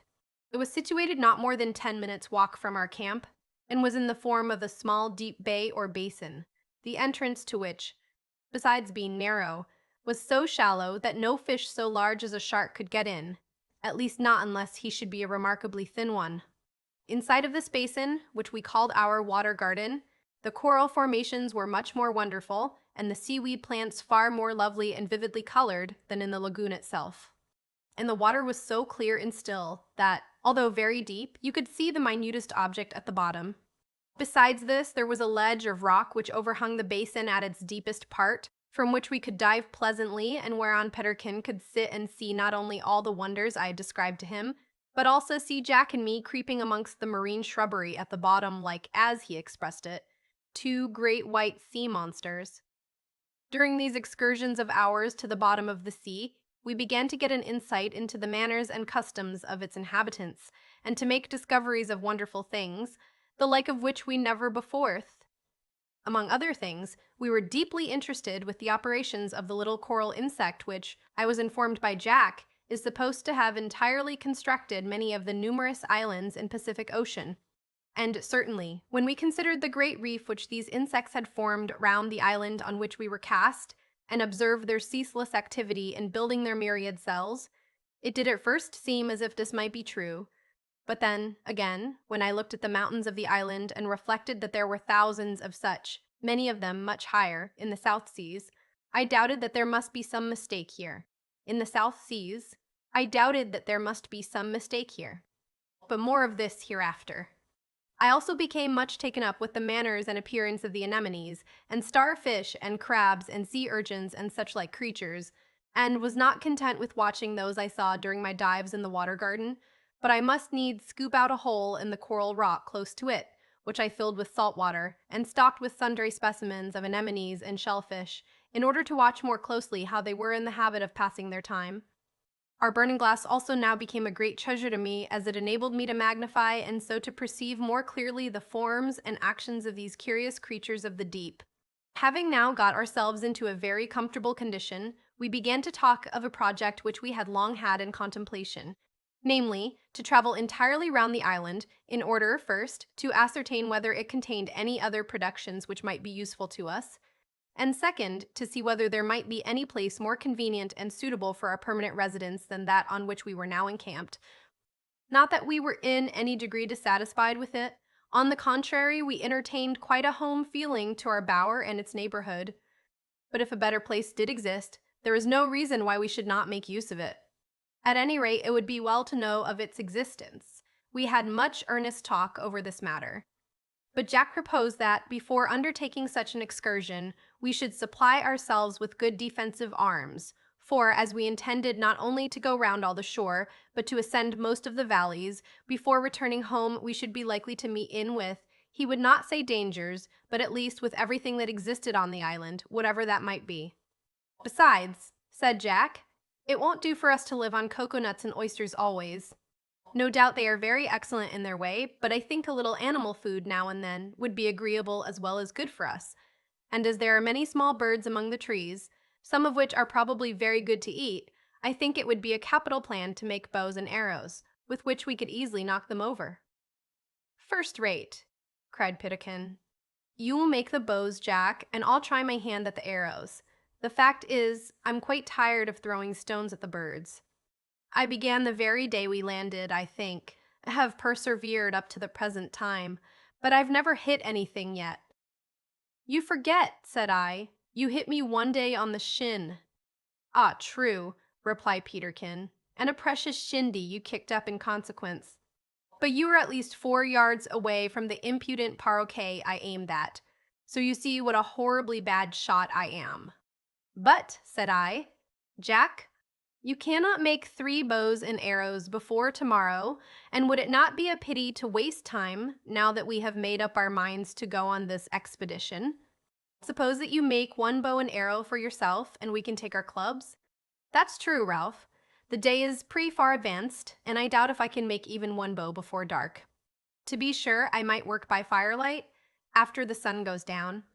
We had, up to this time, been in the habit of going to bed with the sun, as we had no pressing call to work o' nights, and indeed, our work during the day was usually hard enough, what between fishing and improving our bower, and diving in the water garden, and rambling in the woods, so that, when night came, we were usually very glad to retire to our beds. But now that we had a desire to work at night, we felt a wish for candles. Won't a good blazing fire give you light enough? Inquired Peterkin. Yes, replied Jack, quite enough. But then it will give us a great deal more than enough of heat in this warm climate of ours. True, said Peterkin. I forgot that. It would roast us. Well, as you're always doing that at any rate, remarked Jack, we could scarcely call it a change. But the fact is, I've been thinking over this subject before. There is a certain nut growing in these islands which is called the candle nut, because the natives use it instead of candles, and I know all about it, and how to prepare it for burning. Then why don't you do it? Interrupted Peterkin. Why have you kept us in the dark so long, you vile philosopher? Because, said Jack, I have not seen the tree yet, and I'm not sure that I should know either the tree or the nuts if I did see them. You see, I forget the description. Ah, that's just the way with me, said Peterkin with a deep sigh. I never could keep in my mind for half an hour the few descriptions I ever attempted to remember. The very first voyage I ever made was caused by my mistaking a description, or forgetting it, which is the same thing. And a horrible voyage it was. I had to fight with the captain the whole way out, and made the homeward voyage by swimming. Come, Peterkin, said I. You can't get even underscore me underscore to believe that. Perhaps not, but it's true notwithstanding, returned Peterkin, pretending to be hurt at my doubting his word. Let us hear how it happened, said Jack, while a good-natured smile overspread his face. Well, you must know, began Peterkin, that the very day before I went to sea, I was greatly taken up with a game at hockey, which I was playing with my old schoolfellows for the last time before leaving them. You see I was young then, Ralph. Peterkin gazed, in an abstracted and melancholy manner, out to sea. Well, in the midst of the game, my uncle, who had taken all the bother and trouble of getting me bound, prentice, and rigged out, came and took me aside and told me that he was called suddenly away from home, and would not be able to see me aboard as he had intended. However, said he, the captain knows you are coming, so that's not of much consequence. But as you'll have to find the ship yourself, you must remember her name and description. Did I hear, boy? I certainly did hear, but I'm afraid I did not understand, for my mind was so taken up with the game, which I saw my side was losing, that I began to grow impatient, and the moment my uncle finished his description of the ship and bade me goodbye, I bolted back to my game with only a confused idea of 3 masts, and a green, painted taffrail, and a gilt figure hat of Hercules with his club at the bow. Next day I was so much cast down with everybody saying goodbye, and a lot of my female friends crying horribly over me, that I did not start for the harbor, where the ship was lying among 1,000 others, till it was almost too late. So I had to run the whole way. When I reached the pier, there were so many masts, and so much confusion, that I felt quite humble-bumbled in my faculties. Now, said I to myself, Peterkin, you're in a fix. Then I fancied I saw a gilt figurehead and 3 masts, belonging to a ship just about to start. So I darted on board, but speedily jumped on shore again when I found that 2 of the masts belonged to another vessel and the figurehead to a third. At last I caught sight of what I made sure was it, a fine large vessel just casting off her moorings. The taffrail was green. 3 masts, yes, that must be it, and the gilt figurehead of Hercules. To be sure, it had a 3-pronged pitchfork in its hand instead of a club. But that might be my uncle's mistake, or perhaps Hercules sometimes buried his weapons. "Cast off!" roared a voice from the quarter-deck. "Hold on!" cried I, rushing frantically through the crowd. "Hold on! Hold on!" repeated some of the bystanders, while the men at the ropes delayed for a minute. This threw the captain into a frightful rage, for some of his friends had come down to see him off, and having his orders contradicted so flatly was too much for him. However, the delay was sufficient. I took a race and a good leap. The ropes were cast off, the steam tug gave a puff, and we started. Suddenly the captain was up to me. "Where did you come from, you scamp, and what do you want here?" "Please, sir," said I, touching my cap, "I'm your new prentice come aboard." "New prentice," said he, stamping. "I've got no new prentice. My boys are all aboard already. This is a trick, you young blackguard. You've run away, you have." And the captain stamped about the deck and swore dreadfully, for, you see, the thought of having to stop the ship and lower a boat and lose half an hour, all for the sake of sending a small boy ashore, seemed to make him very angry. Besides, it was blowing fresh outside the harbor, so that to have let the steamer alongside to put me into it was no easy job. Just as we were passing the pier head, where several boats were rowing into harbor, the captain came up to me. "You've run away, you blackguard," he said, giving me a box on the ear. "No, I haven't," said I angrily, for the box was by no means a light one. "Harkee, boy, can you swim?" "Yes," said I. "Then do it," and seizing me by my trousers and the nape of my neck, he tossed me over the side into the sea. The fellows in the boats at the end of the pier backed their oars on seeing this, but observing that I could swim, they allowed me to make the best of my way to the pierhead. So, you see, Ralph, that I really did swim my first homeward voyage. Jack laughed and patted Peterkin on the shoulder. But tell us about the candlenut tree, said I. You were talking about it? Very true, said Jack, but I fear I can remember little about it. I believe the nut is about the size of a walnut, and I think that the leaves are white, but I am not sure. Eh, ha, hum, exclaimed Peterkin. I saw a tree answering to that description this very day. Did you? Cried Jack. Is it far from this? No, not half a mile. Then lead me to it, said Jack, seizing his axe. In a few minutes, we were all three pushing through the underwood of the forest, headed by Peterkin. We soon came to the tree in question, which, after Jack had closely examined it, we concluded must be the candlenut tree. Its leaves were of a beautiful silvery white and formed a fine contrast to the dark green foliage of the surrounding trees.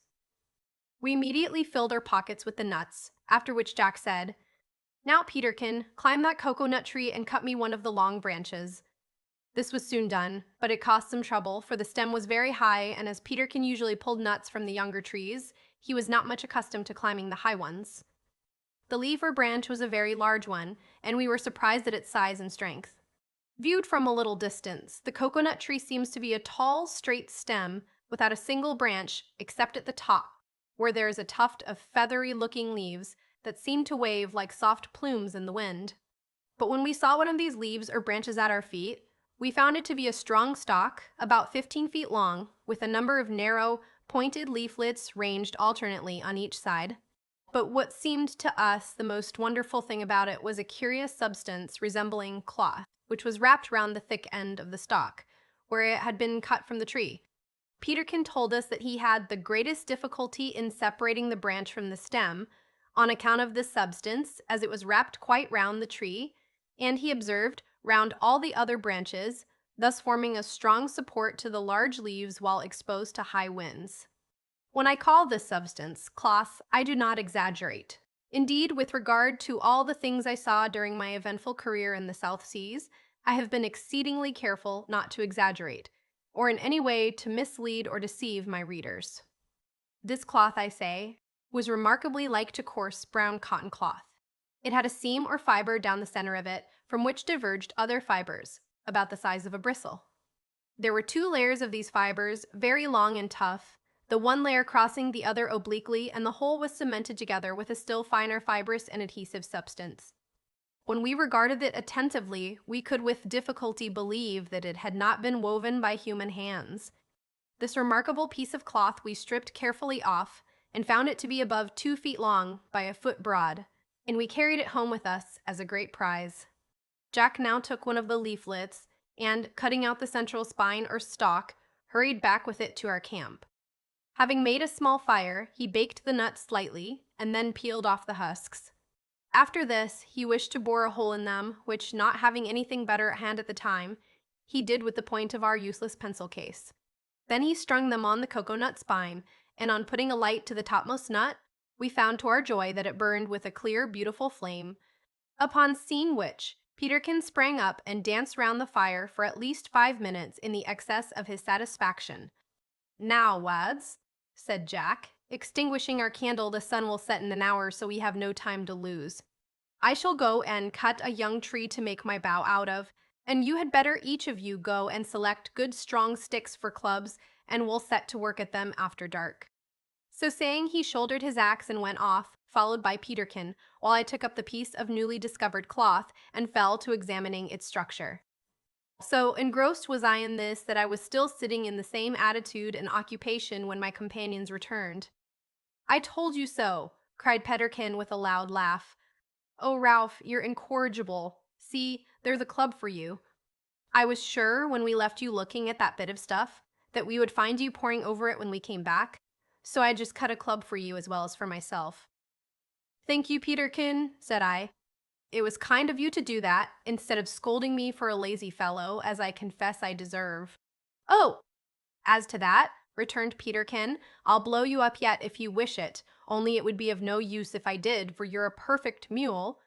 As it was now getting dark, we lighted our candle, and placing it in a holder made of 2 crossing branches inside of our bower, we seated ourselves on our leafy beds and began to work. "I intend to appropriate the bough for my own use," said Jack. chipping the piece of wood he had brought with his axe. I used to be a pretty fair shot once. But what's that you're doing? He added, looking at Peterkin, who had drawn the end of a long pole into the tent and was endeavoring to fit a small piece of the hoop iron to the end of it. I'm going to enlist into the Lancers, answered Peterkin. You see, Jack, I find the club rather an unwieldy instrument for my delicately formed muscles, and I flatter myself I shall do more execution with a spear. Well, if length constitutes power, said Jack, you'll certainly be invincible. The pole which Peterkin had cut was full 12 feet long, being a very strong but light and tough young tree, which merely required thinning at the butt to be a serviceable weapon. That's a very good idea, said I. Which, this? Inquired Peterkin, pointing to the spear. Yes, I replied. Humph, said he. You'd find it a pretty tough and matter-of-fact idea if you had it stuck through your gizzard, old boy. I mean, the idea of making it is a good one, said I, laughing. And, now I think of it, I'll change my plan, too. I don't think much of a club, so I'll make me a sling out of this piece of cloth. I used to be very fond of slinging ever since I read of David slaying Goliath the Philistine, and I was once thought to be expert at it. So I set to work to manufacture a sling. For a long time we all worked very busily without speaking. At length Peterkin looked up. I say, Jack, I'm sorry to say I must apply to you for another strip of your handkerchief to tie on this rascally head with. It's pretty well torn at any rate, so you won't miss it. Jack proceeded to comply with this request when Peterkin suddenly laid his hand on his arm and arrested him. Hist, man, said he, be tender. You should never be needlessly cruel if you can help it. Do try to shave past Lord Nelson's mouth without tearing it if possible. Thanks, there are plenty more handkerchiefs on the cocoa-nut trees. Poor Peterkin. With what pleasant feelings I recall and record his jests and humorous sayings now. While we were thus engaged, we were startled by a distant but most strange and horrible cry. It seemed to come from the sea, but was so far away that we could not clearly distinguish its precise direction. Rushing out of our bower, we hastened down to the beach and stayed to listen. Again it came quite loud and distinct on the night air, a prolonged, hideous cry, something like the braying of an ass. The moon had risen, and we could see the islands in and beyond the lagoon quite plainly, but there was no object visible to account for such a cry. A strong gust of wind was blowing from the point whence the sound came, but this died away while we were gazing out to sea. What can it be? Said Peterkin, in a low whisper, while we all involuntarily crept closer to each other. Do you know? Said Jack. I have heard that mysterious sound twice before, but never so loud as tonight. Indeed, it was so faint that I thought I must have merely fancied it. So, as I did not wish to alarm you, I said nothing about it. We listened for a long time for the sound again, but as it did not come, we returned to the bower and resumed our work. Very strange, said Peterkin quite gravely. Do you believe in ghosts, Ralph? No, I answered. I do not. Nevertheless, I must confess that strange, unaccountable sounds, such as we have just heard, make me feel a little uneasy. What say you to it, Jack? I neither believe in ghosts nor feel uneasy, he replied. I never saw a ghost myself, and I never met with anyone who had, and I have generally found that strange and unaccountable things have almost always been accounted for, and found to be quite simple on close examination. I certainly can't imagine what _that_ sound is, but I'm quite sure I shall find out before long, and if it's a ghost, I'll— Eat it, cried Peterkin. Yes, I'll eat it. Now then, my bow and 2 arrows are finished, so if you're ready we had better turn in. By this time Peterkin had thinned down his spear, and tied an iron point very cleverly to the end of it. I had formed a sling, the lines of which were composed of thin strips of the cocoa-nut cloth, plaited, and Jack had made a stout bow nearly 5 feet long, with 2 arrows, feathered with 2 or 3 large plumes which some bird had dropped. They had no barbs, but Jack said that if arrows were well feathered, they did not require iron points, but would fly quite well if merely sharpened at the point, which I did not know before. A feathered arrow without a barb, said he, is a good weapon, but a barbed arrow without feathers is utterly useless. The string of the bow was formed of our piece of whipcord, part of which, as he did not like to cut it, was rolled round the bow. Although thus prepared for a start on the morrow, we thought it wise to exercise ourselves a little in the use of our weapons before starting, so we spent the whole of the next day in practicing. And it was well we did so, for we found that our arms were very imperfect, and that we were far from perfect in the use of them. First, Jack found that the bow was much too strong, and he had to thin it. Also, the spear was much too heavy, and so had to be reduced in thickness, although nothing would induce Peterkin to have it shortened. My sling answered very well, but I had fallen so much out of practice that my first stone knocked off Peterkin's hat and merrily missed making a second Goliath of him. However, after having spent the whole day in diligent practice, we began to find some of our former expertness returning. At least Jack and I did. As for Peterkin, being naturally a neat-handed boy, he soon handled his spear well, and could run full tilt at a cocoa nut, and hit it with great precision once out of every 5 times. But I feel satisfied that we owed much of our rapid success to the unflagging energy of Jack, who insisted that, since we had made him captain, we should obey him. And he kept us at work from morning till night, perseveringly at the same thing. Peterkin wished very much to run about and stick his spear into everything he passed, but Jack put up a cocoa-nut and would not let him leave off running at that for a moment, except when he wanted to rest. We laughed at Jack for this, but we were both convinced that it did us much good. That night we examined and repaired our arms ere we laid down to rest, although we were much fatigued, in order that we might be in readiness to set out on our expedition at daylight on the following morning. Chapter 9th. Prepare for a journey round the island, sagacious reflections, mysterious appearances, and startling occurrences. Scarcely had the sun shot its first ray across the bosom of the broad Pacific when Jack sprang to his feet, and, hallooing in Peterkin's ear to awaken him, ran down the beach to take his customary dip in the sea.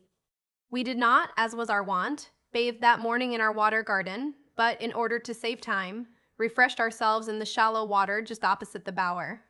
Our breakfast was also dispatched without loss of time, and in less than an hour afterwards all our preparations for the journey were completed. In addition to his ordinary dress, Jack tied a belt of cocoa-nut cloth round his waist, into which he thrust the axe. I was also advised to put on a belt and carry a short cudgel or bludgeon in it, for, as Jack truly remarked, the sling would be of little use if we should chance to come to close quarters with any wild animal. As for Peterkin, notwithstanding that he carried such a long, and I must add, frightful-looking spear over his shoulder, we could not prevail on him to leave his club behind. For, said he, a spear at close quarters is not worth a button. I must say that it seemed to me that the club was, to use his own style of language, not worth a buttonhole. For it was all knotted over at the head, something like the club which I remember to have observed in picture books of Jack the Giant Killer, besides being cad that Betty helicalt than if kid. However, he took it with him, and, in this manner, we set out upon our travels. We did not consider it necessary to carry any food with us, as we knew that wherever we went, we should be certain to fall in with cocoa-nut trees, having which, we were amply supplied, as Peterkin said, with meat and drink and pocket-handkerchiefs. I took the precaution, however, to put the burning glass into my pocket, lest we should want fire. The morning was exceeding lovely. It was one of that very still and peaceful sort which made the few noises that we heard seem to be quiet noises. I know no other way of expressing this idea. Noises which, so far from interrupting the universal tranquility of earth, sea, and sky, rather tended to reveal to us how quiet the world around us really was. Such sounds as I refer to were the peculiarly melancholy, yet it seemed to me cheerful, plaint of seabirds floating on the glassy water or sailing in the sky, also the subdued twittering of little birds among the bushes, the faint ripples on the beach, and the solemn boom of the surf upon the distant coral reef. We felt very glad in our hearts as we walked along the sand side by side. For my part, I felt so deeply overjoyed that I was surprised at my own sensations and fell into a reverie upon the causes of happiness. I came to the conclusion that a state of profound peace and repose, both in regard to outward objects and within the soul, is the happiest condition in which man can be placed. For, although I had many a time been most joyful and happy when engaged in bustling, energetic, active pursuits or amusements, I never found that such joy or satisfaction was so deep or so pleasant to reflect upon as that which I now experienced. And I was the more confirmed in this opinion when I observed, and indeed was told by himself, that Peterkin's happiness was also very great. Yet he did not express this by dancing, as was his wont, nor did he give so much as a single shout, but walked quietly between us with his eye sparkling and a joyful smile upon his countenance. My reader must not suppose that I thought all this in the clear and methodical manner in which I have set it down here. These thoughts did, indeed, pass through my mind, but they did so in a very confused and indefinite manner, for I was young at that time, and not much given to deep reflections. Neither did I consider that the peace whereof I write is not to be found in this world, at least in its perfection, although I have since learned that by religion a man may attain to a very great degree of it. I have said that Peterkin walked along the sands between us. We had two ways of walking together about our island. When we traveled through the woods, we always did so in single file, as by this method we advanced with greater facility, the one treading in the other's footsteps. In such cases, Jack always took the lead, Peterkin followed, and I brought up the rear. But when we traveled along the sands, which extended almost in an unbroken line of glistening white round the island, we marched abreast, as we found this method more sociable and every way more pleasant. Jack, being the tallest, walked next the sea, and Peterkin marched between us, as by this arrangement either of us could talk to him or he to us, while if Jack and I happened to wish to converse together, we could conveniently do so over Peterkin's head. Peterkin used to say, in reference to this arrangement, that had he been as tall as either of us, our order of march might have been the same, for, as Jack often used to scold him for letting everything we said to him pass in at one ear and out at the other, his head could of course form no interruption to our discourse. We were now fairly started. Half a mile's walk conveyed us round a bend in the land which shut out our bower from view, and for some time we advanced at a brisk pace without speaking, though our eyes were not idle, but noted everything, in the woods, on the shore, or in the sea, that was interesting. After passing the ridge of land that formed one side of our valley, the Valley of the Wreck, we beheld another small vale lying before us in all the luxuriant loveliness of tropical vegetation. We had, indeed, seen it before from the mountain top, but we had no idea that it would turn out to be so much more lovely when we were close to it. We were about to commence the exploration of this valley when Peterkin stopped us and directed our attention to a very remarkable appearance in advance along the shore. "What's yon, think you?" said he, leveling his spear, as if he expected an immediate attack from the object in question, though it was full half a mile distant. As he spoke, there appeared a white column above the rocks, as if of steam or spray. It rose upwards to a height of several feet and then disappeared. Had this been near the sea, we would not have been so greatly surprised as it might in that case have been the surf, for at this part of the coast the coral reef approached so near to the island that in some parts it almost joined it. There was therefore no lagoon between, and the heavy surf of the ocean beat almost up to the rocks. But this white column appeared about 50 yards inland. The rocks at the place were rugged, and they stretched across the sandy beach into the sea. Scarce had we ceased expressing our surprise at this sight, when another column flew upwards for a few seconds, not far from the spot where the first had been seen, and disappeared, and so, at long, irregular intervals, these strange sights recurred. We were now quite sure that the columns were watery or composed of spray, but what caused them we could not guess, so we determined to go and see. In a few minutes we gained a spot which was very rugged and precipitous, and, moreover, quite damp with the falling of the spray. We had much ado to pass over dry-shod. The ground also was full of holes, here and there. Now, while we stood anxiously waiting for the reappearance of these waterspouts, we heard a low, rumbling sound near us, which quickly increased to a gargling and hissing noise, and a moment afterwards a thick spout of water burst upwards from a hole in the rock, and spouted into the air with much violence, and so close to where Jack and I were standing that it nearly touched us. We sprang to one side, but not before a cloud of spray descended and drenched us both to the skin. Peterkin, who was standing farther off, escaped with a few drops and burst into an uncontrollable fit of laughter on beholding our miserable plight. "Mind your eye!" he shouted eagerly. "There goes another!" The words were scarcely out of his mouth when there came up a spout from another hole, which served us exactly in the same manner as before. Peterkin now shrieked with laughter, but his merriment was abruptly put a stop to by the gurgling noise occurring close to where he stood. "Will it spout this time, I wonder?" he said, looking about with some anxiety and preparing to run. Suddenly, there came a loud hiss or snort. A fierce spout of water burst up between Peterkin's legs, blew him off his feet, enveloped him in its spray, and hurled him to the ground. He fell with so much violence that we feared he must have broken some of his bones and ran anxiously to his assistance. But fortunately, he had fallen on a clump of tangled herbage in which he lay sprawling in a most deplorable condition. It was now our turn to laugh, but as we were not yet quite sure that he was unhurt, and as we knew not when or where the next spout might arise, we assisted him hastily to jump up and hurry from the spot. I may here add that although I am quite certain that the spout of water was very strong and that it blew Peterkin completely off his legs, I am not quite certain of the exact height to which it lifted him, being somewhat startled by the event, and blinded partially by the event, and blinded partially by the spray, so that my power of observation was somewhat impaired for the moment. "What's to be done now?" inquired Peterkin ruefully. "Make a fire, lad, and dry ourselves," replied Jack. "And here is material ready to our hand," said I, picking up a dried branch of a tree as we hurried up to the woods. In about an hour after this mishap, our clothes were again dried. While they were hanging up before the fire, we walked down to the beach, and soon observed that these curious spouts took place immediately after the fall of a huge wave, never before it, and moreover, that the spouts did not take place excepting when the billow was an extremely large one.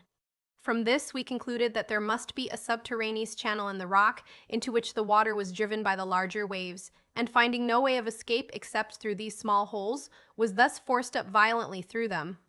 At any rate, we could not conceive any other reason for these strange water spouts, and as this seemed a very simple and probable one, we forthwith adopted it. "I say, Ralph, what's that in the water?" "Is it a shark?" said Jack, just as we were about to quit the place. I immediately ran to the overhanging ledge of rock, from which he was looking down into the sea, and bent over it. There I saw a very faint, pale object of a greenish color, which seemed to move slightly while I looked at it. "It's like a fish of some sort," said I. "Hallo, Peterkin," cried Jack. "That's your spear. Here's work for it." But when we tried to reach the object, the spear proved to be too short. "There now," said Peterkin with a sneer. "You were always telling me it was too long." Jack now drove the spear forcibly towards the object and let go his hold, but although it seemed to be well aimed, he must have missed, for the handle soon rose again, and when the spear was drawn up, there was the pale green object in exactly the same spot, slowly moving its tail. "Very odd," said Jack. But although it was undoubtedly very odd, and although Jack and all of us plunged the spear at it repeatedly, we can neither hit it nor drive it away, so we were compelled to continue our journey without discovering what it was. I was very much perplexed at the strange appearance in the water, and could not get it out of my mind for a long time afterwards. However, I quieted myself by resolving that I would pay a visit to it again at some more convenient season. Chapter X. Make discovery of many excellent roots and fruits. The resources of the coral island gradually unfolded. The banyan tree, another tree which is supported by natural planks. Waterfowl found, a very remarkable discovery and a very peculiar murder. We luxuriate on the fat of the land. Our examination of the little valley proved to be altogether most satisfactory. We found in it not only similar trees to those we had already seen in our own valley, but also one or two others of a different species. We had also the satisfaction of discovering a peculiar vegetable, which Jack concluded must certainly be that of which he had read as being very common among the South Sea Islanders, and which was named _taro_. Also, we found a large supply of yams, and another root like a potato in appearance. As these were all quite new to us, we regarded our lot as a most fortunate one, and being thus cast on an island which was so prolific and so well stored with all the necessaries of life. Long afterwards, we found out that this island of ours was no better in these respects than thousands of other islands in those seas. Indeed, many of them were much richer and more productive, but that did not render us the less grateful for our present good fortune. We each put one of these roots in our pocket, intending to use them for our supper, of which more hereafter. We also saw many beautiful birds here and traces of some four-footed animal again. Meanwhile, the sun began to descend, so we returned to the shore and pushed on round the spouting rocks into the next valley. This is that valley of which I have spoken as running across the entire island. It was by far the largest and most beautiful that we had yet looked upon. Here were trees of every shape and size and hue which it is possible to conceive of, many of which we had not seen in the other valleys. For, the stream in this valley being larger, and the mold much richer than in the valley of the wreck, it was clothed with a more luxuriant growth of trees and plants. Some trees were dark glossy green, others of a rich and warm hue, contrasting well with those of a pale light green, which were everywhere abundant. Among these we recognized the broad dark heads of the breadfruit with its golden fruit, the pure silvery foliage of the candle nut, and several species which bore a strong resemblance to the pine, while here and there, in groups and in single trees, rose the tall forms of the cocoa nut palms, spreading abroad and waving their graceful plumes high above all the rest, as if they were a superior race of stately giants keeping guard over these luxuriant forests. Oh, it was a most enchanting scene, and I thanked God for having created such delightful spots for the use of man. Now, while we were gazing around us in silent admiration, Jack uttered an exclamation of surprise and, pointing to an object a little to one side of us, said, "That's a banyan tree." "And what's a banyan tree?" inquired Peterkin as we walked towards it. "A very curious one, as you shall see presently," replied Jack. "It is called the underscore awa underscore here, if I recollect rightly, and has a wonderful peculiarity about it. What an enormous one it is, to be sure." "Underscore it underscore," repeated Peterkin. "Why, there are dozens of banyans here. What do you mean by talking bad grammar? Is your philosophy deserting you, Jack?" "There is but one tree here of this kind," returned Jack, "as you will perceive if you will examine it. And, sure enough, we did find that what we had supposed was a forest of trees was in reality only one. Its bark was of a light color and had a shining appearance, the leaves being lamp-shaped, small, and of a beautiful pea green. But the wonderful thing about it was that the branches which grew out from the stem horizontally sent down long shoots or fibers to the ground, which, taking root, had themselves become trees and were covered with bark like the tree itself. Many of these fibers had descended from the branches at various distances, and thus supported them on natural pillars, some of which were so large and strong that it was not easy at first to distinguish the offspring from the parent stem. The fibers were of all sizes and in all states of advancement, from the pillars we have just mentioned to small cords which hung down and were about to take root, and thin brown threads still far from the ground which swayed about with every motion of wind. In short, it seemed to us that, if there were only space afforded to it, this single tree would at length cover the whole island. Shortly after this we came upon another remarkable tree, which, as its peculiar formation afterwards proved extremely useful to us, merits description. It was a splendid chestnut, but its proper name Jack did not know. However, there were quantities of fine nuts upon it, some of which we put in our pockets. But its stem was the wonderful part of it. It rose to about 12 feet without a branch and was not of great thickness. On the contrary, it was remarkably slender for the size of the tree, but, to make up for this, there were 4 or 5 wonderful projections in this stem, which I cannot better describe than by asking the reader to suppose that 5 planks of 2 inches thick and 3 feet broad had been placed round the trunk of the tree, with their underscore edges underscore closely fixed to it from the ground up to the branches, and that these plants had been covered over with the bark of the tree, and that the teeth at the vedest from the crack. In short, they were just natural buttresses, without which the stem could not have supported its heavy and umbrageous top. We found these chestnuts to be very numerous. They grew chiefly on the banks of the stream and were of all sizes.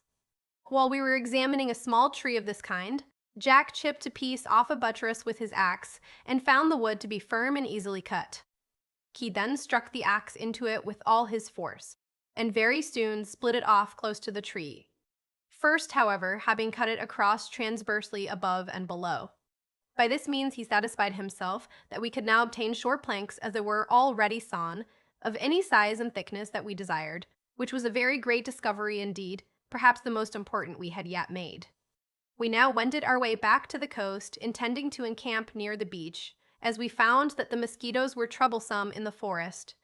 On our way, we could not help admiring the birds which flew and chirped around us. Among them we observed a pretty kind of paroquet, with a green body, a blue head, and a red breast. Also a few beautiful turtle doves, and several flocks of wood pigeons. The hues of many of these birds were extremely vivid, bright green, blue, and scarlet being the prevailing tints. We made several attempts throughout the day to bring down one of these, both with the bow and the sling, not for mere sport, but to ascertain whether they were good for food. But we invariably missed, although once or twice we were very near hitting. As evening drew on, however, a flock of pigeons flew past. I slung a stone into the midst of them at a venture, and had the good fortune to kill one.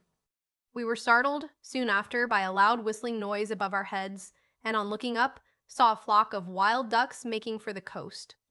We watched these, and, observing where they alighted, followed them up until we came upon a most lovely blue lake, not more than 200 yards long, embosomed in verdant trees. Its placid surface, which reflected every leaf and stem as if in a mirror, was covered with various species of wild ducks, feeding among the sedges and broad-leaved water plants which floated on it, while numerous birds like water hens ran to and fro most busily on its margin. These all with one accord flew tumultuously away the instant we made our appearance. While walking along the margin, we observed fish in the water, but of what sort we cannot tell. Now, as we neared the shore, Jack and I said we would go a little out of our way to see if we could procure one of those ducks. So, directing Peterkin to go straight to the shore and kindle a fire, we separated, promising to rejoin him speedily. But we did not find the ducks, although we made a diligent search for half an hour. We were about to retrace our steps when we were arrested by one of the strangest sights that we had yet beheld.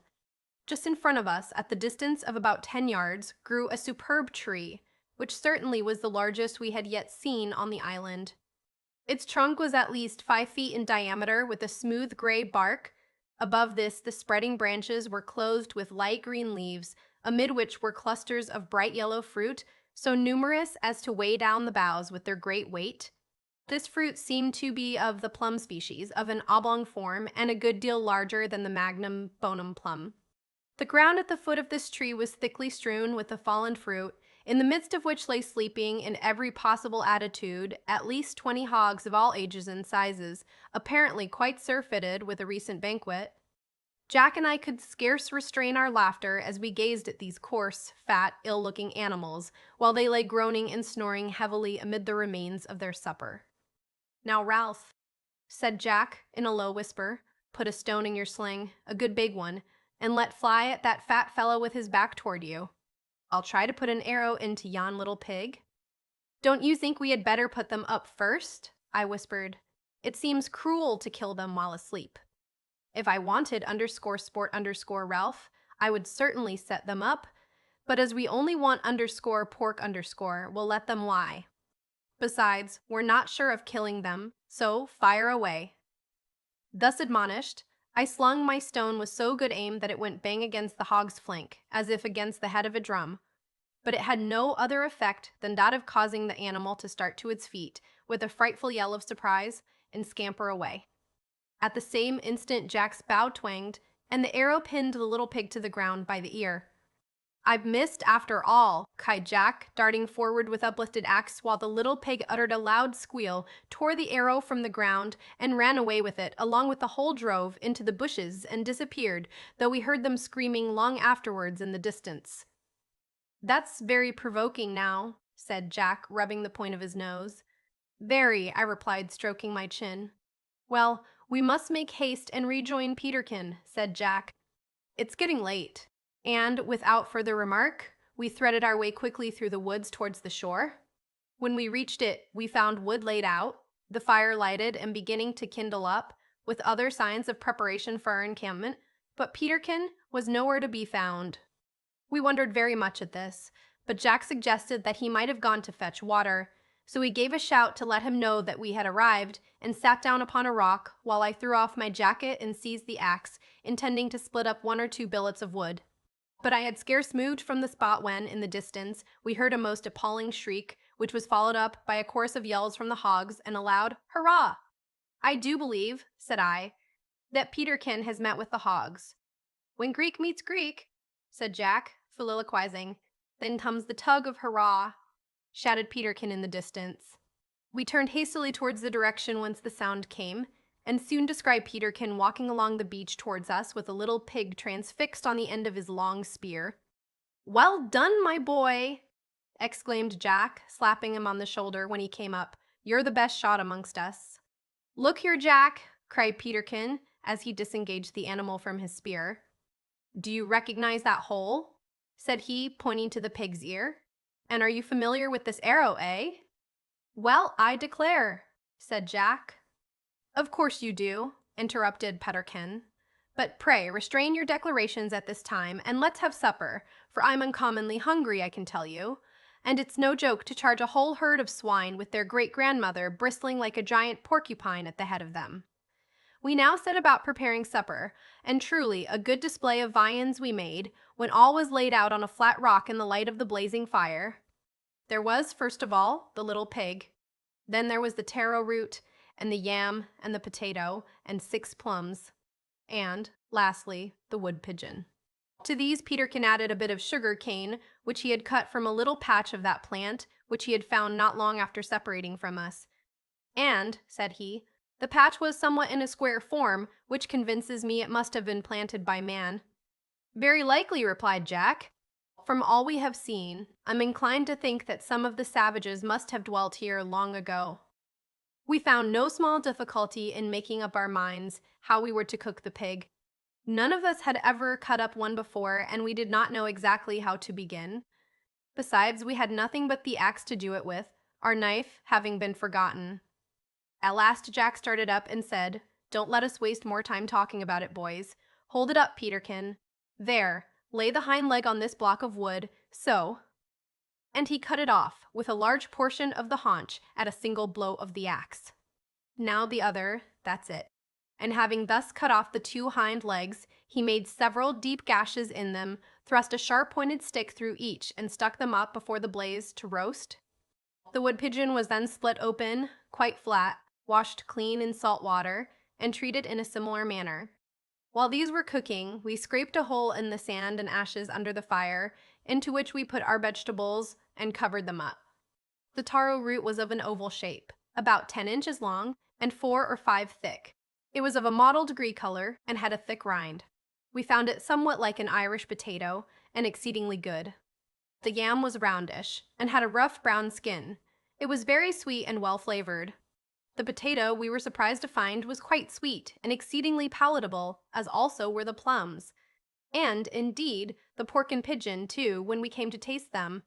Altogether, this was decidedly the most luxurious supper we had enjoyed for many a day, and Jack said it was out of sight better than we ever got on board ship, and Peterkin said he feared that if we should remain long on the island he would infallibly become a glutton or an epicure, whereat Jack remarked that he need not fear that, for he was underscore already.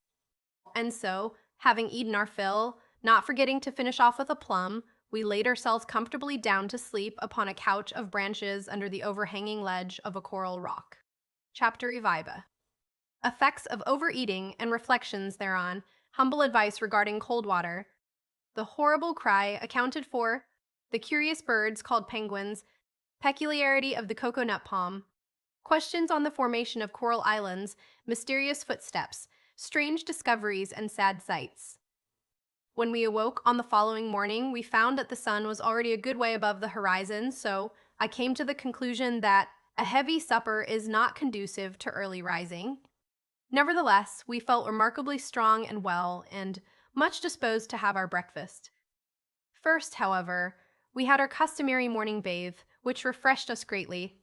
I have often wondered very much in after years that the inhabitants of my own dear land did not make more frequent use of this most charming element, water.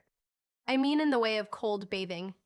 Of course, I have perceived that it is not convenient for them to go into the sea or the rivers in winter, as we used to do on the Coral Island, but then I knew from experience that a large washing tub and a sponge do form a most pleasant substitute.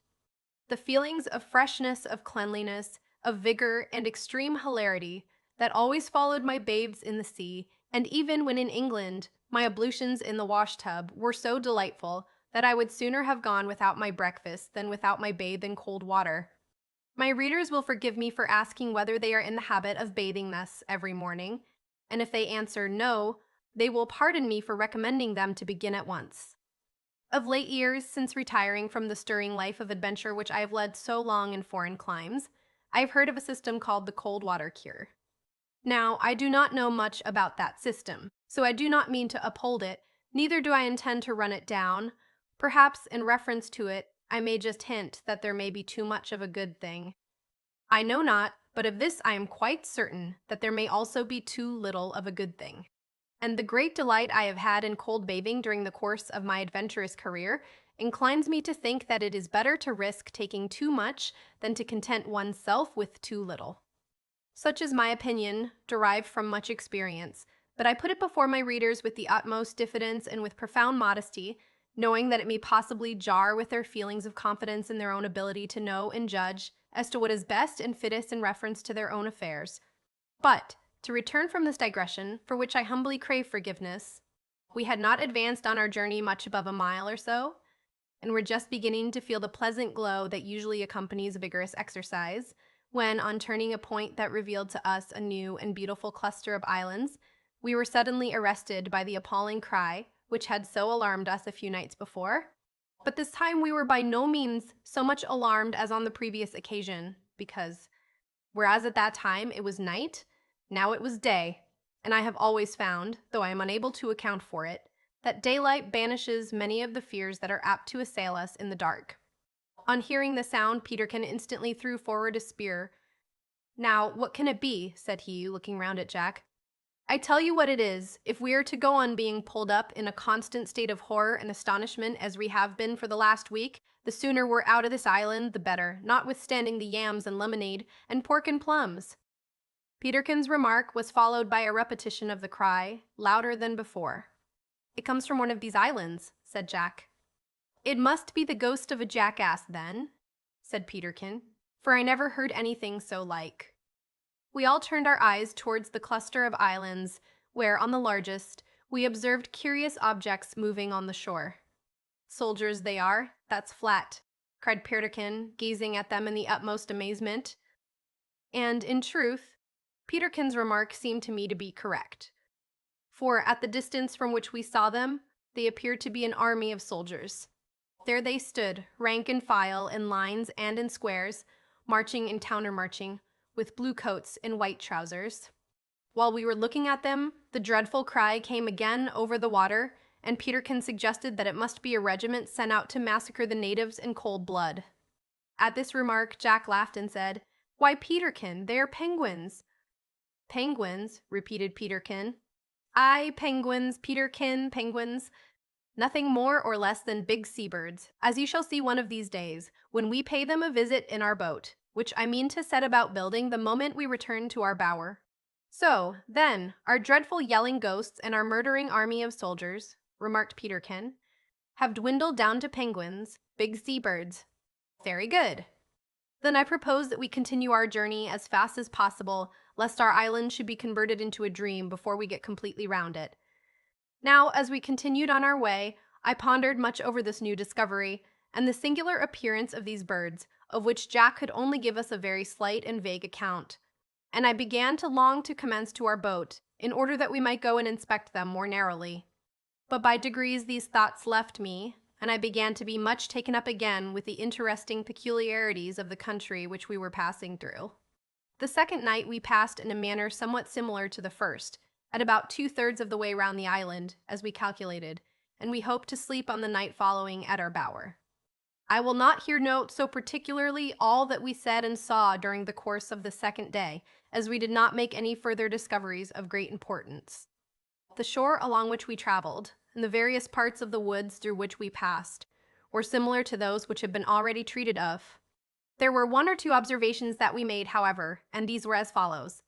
We saw that while many of the large fruit-bearing trees grew only in the valleys, and some of them only near the banks of the streams, where the soil was peculiarly rich, the cocoa-nut palm grew in every place whatsoever, not only on the hillsides, but also on the seashore, and even, as has been already stated, on the coral reef itself, where the soil, if we may use the name, was nothing better than loose sand mingled with broken shells and coral rock. So near to the sea too did this useful tree grow that in many places its roots were washed by the spray from the breakers. Yet we found the trees growing thus on the sands to be quite as luxuriant as those growing in the valleys, and the fruit as good and refreshing also.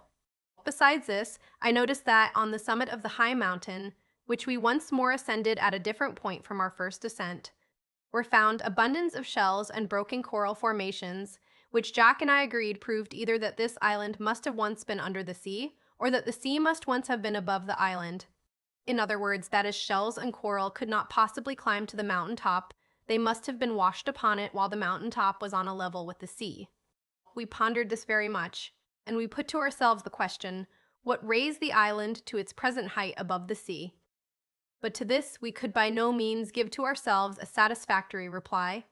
Jack thought it might have been blown up by a volcano, and Peiterkin said he thought it must have jumped up of its own accord. We also noticed, what had escaped us before, that the solid rocks of which the island was formed were quite different from the live coral rocks on the shore, where the wonderful little insects were continually working.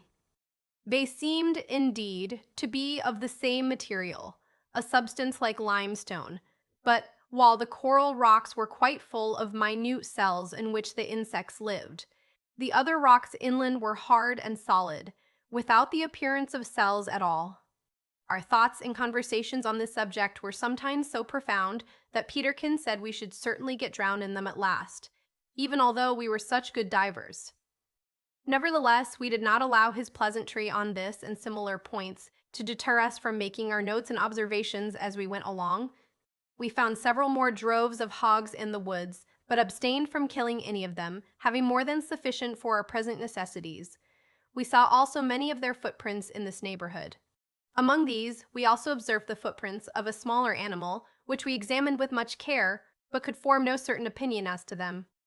Peterkin thought they were those of a little dog, but Jack and I thought differently. We became very curious on this matter, the more so that we observed these footprints to lie scattered about in one locality, as if the animal which had made them was wandering round about in a very irregular manner, and without any object in view. Early in the forenoon of our third day, we observed these footprints to be much more numerous than ever, and in one particular spot they diverged off into the woods in a regular beaten track, which was, however, so closely beset with bushes that we pushed through it with difficulty. We had now become so anxious to find out what animal this was and where it went to that we determined to follow the track and, if possible, clear up the mystery. Peterkin said in a bantering tone that he was sure it would be cleared up as usual in some frightfully simple way, and proved to be no mystery at all. The beaten track seemed much too large to have been formed by the animal itself, and we concluded that some larger animal had made it, and that the smaller one made use of it. But everywhere the creeping plants and tangled bushes crossed our path, so that we forced our way along with some difficulty. Suddenly, as we came upon an open space, we heard a faint cry and observed a black animal standing in the track before us. "A wildcat!" cried Jack, fitting an arrow to his bow and discharging it so hastily that he missed the animal and hit the earth about half a foot to one side of it. To our surprise, the wildcat did not fly, but walked slowly towards the arrow and snuffed at it. "That's the most comical wildcat I ever saw," cried Jack. "It's a tame wildcat, I think," said Peterkin, leveling his spear to make a charge. "Stop," cried I, laying my hand on his shoulder. "I do believe the poor beast is blind. See, it strikes against the branches as it walks along. It must be a very old one." And I hastened towards it. "Only think," said Peterkin, with a suppressed laugh, "of a superannuated wildcat." We now found that the poor cat was not only blind, or nearly so, but extremely deaf, as it did not hear our footsteps until we were quite close behind it. Then it sprang round and, putting up its back and tail, while the black hair stood all on end, uttered a hoarse mew and a fuff. "Poor thing," said Peterkin, gently extending his hand and endeavoring to pat the cat's head. "Poor pussy. Chee, chee, chee, chee. Puss, puss, puss, puss. Cheety pussy." No sooner did the cat hear these sounds than all signs of anger fled, and advancing eagerly to Peterkin, it allowed itself to be stroked and rubbed itself against his legs, purring loudly all the time and showing every symptom of the most extreme delight. "It's no more a wild cat than I am," cried Peterkin, taking it in his arms. "It's quite tame. Poor pussy, cheaty pussy." We now crowded around Peterkin and were not a little surprised, and to say truth, a good deal affected, by the sight of the poor animal's excessive joy. It rubbed its head against Peterkin's cheek, licked his chin, and thrust its head almost violently into his neck, while it purred more loudly than I ever heard a cat purr before, and appeared to be so much overpowered by its feelings that it occasionally mewed and purred almost in the same breath. Such demonstrations of joy and affection led us at once to conclude that this poor cat must have known man before, and we conjectured that it had been left either accidentally or by design on the island many years ago, and was now evincing its extreme joy at meeting once more with human beings. While we were fondling the cat and talking about it, Jack glanced round the open space in the midst of which we stood. "Hello!" exclaimed he. "This looks something like a clearing. The axe has been at work here. Just look at these tree stumps." We now turned to examine these, and without doubt, we found trees that had been cut down here and there, also stumps and broken branches, all of which, however, were completely covered over with moss, and bore evidence of having been in this condition for some years. No human footprints were to be seen, either on the track or among the bushes, but those of the cat were found everywhere. We now determined to follow up the track as far as it went, and Peterkin put the cat down, but it seemed to be so weak and mewed so very pitifully that he took it up again and carried it in his arms, where in a few minutes it fell sound asleep.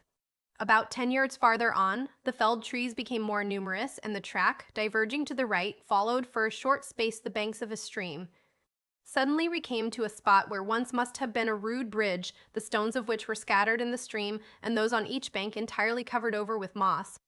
In silent surprise and expectancy we continued to advance, and, a few yards farther on, beheld, under the shelter of some breadfruit trees, a small hut or cottage. I cannot hope to convey to my readers a very correct idea of the feelings that affected us on witnessing this unexpected sight.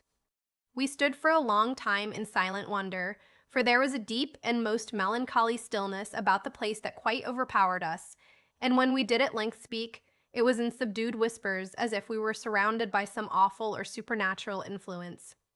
Even Peterkin's voice, usually so quick and lively on all occasions, was hushed now, for there was a dreariness about this silent, lonely, uninhabited cottage, so strange in its appearance, so far away from the usual dwellings of man, so old, decayed, and deserted in its aspect, that fell upon our spirits like a thick cloud, and blotted out as with a pall the cheerful sunshine that had filled us since the commencement of our tour round the island.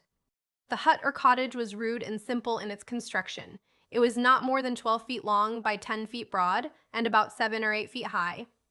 It had one window, or rather a small frame in which a window might, perhaps, once have been, but which was now empty.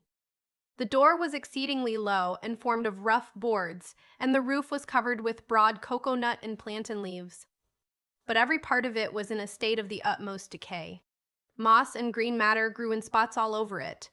The woodwork was quite perforated with holes.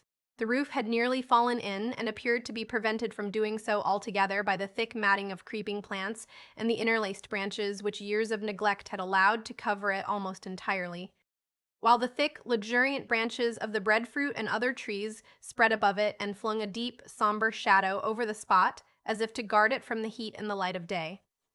We conversed long and in whispers about this strange habitation ere we ventured to approach it, and when at length we did so, it was, at least on my part, with feelings of awe. At first Jack endeavored to peep in at the window, but from the deep shadow of the trees already mentioned and the gloom within, he could not clearly discern objects, so we lifted the latch and pushed open the door. We observed that the latch was made of iron, and almost eaten away with rust. In the like condition were also the hinges, which creaked as the door swung back.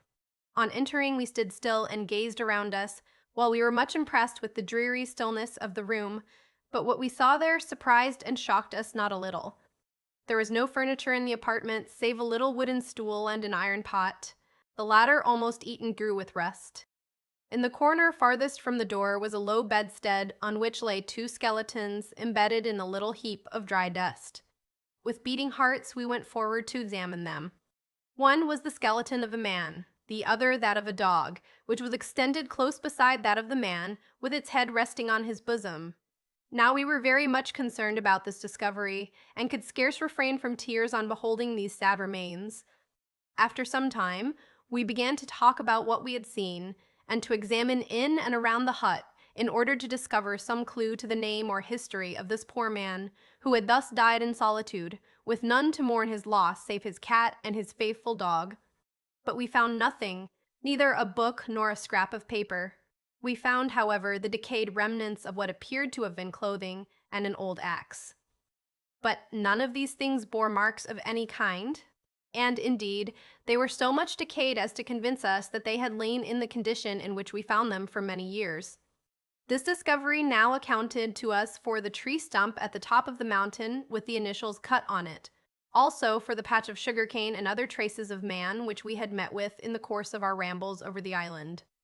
And we were much saddened by the reflection that the lot of this poor wanderer might possibly be our own after many years' residence on the island, unless we should be rescued by the visit of some vessel or the arrival of natives.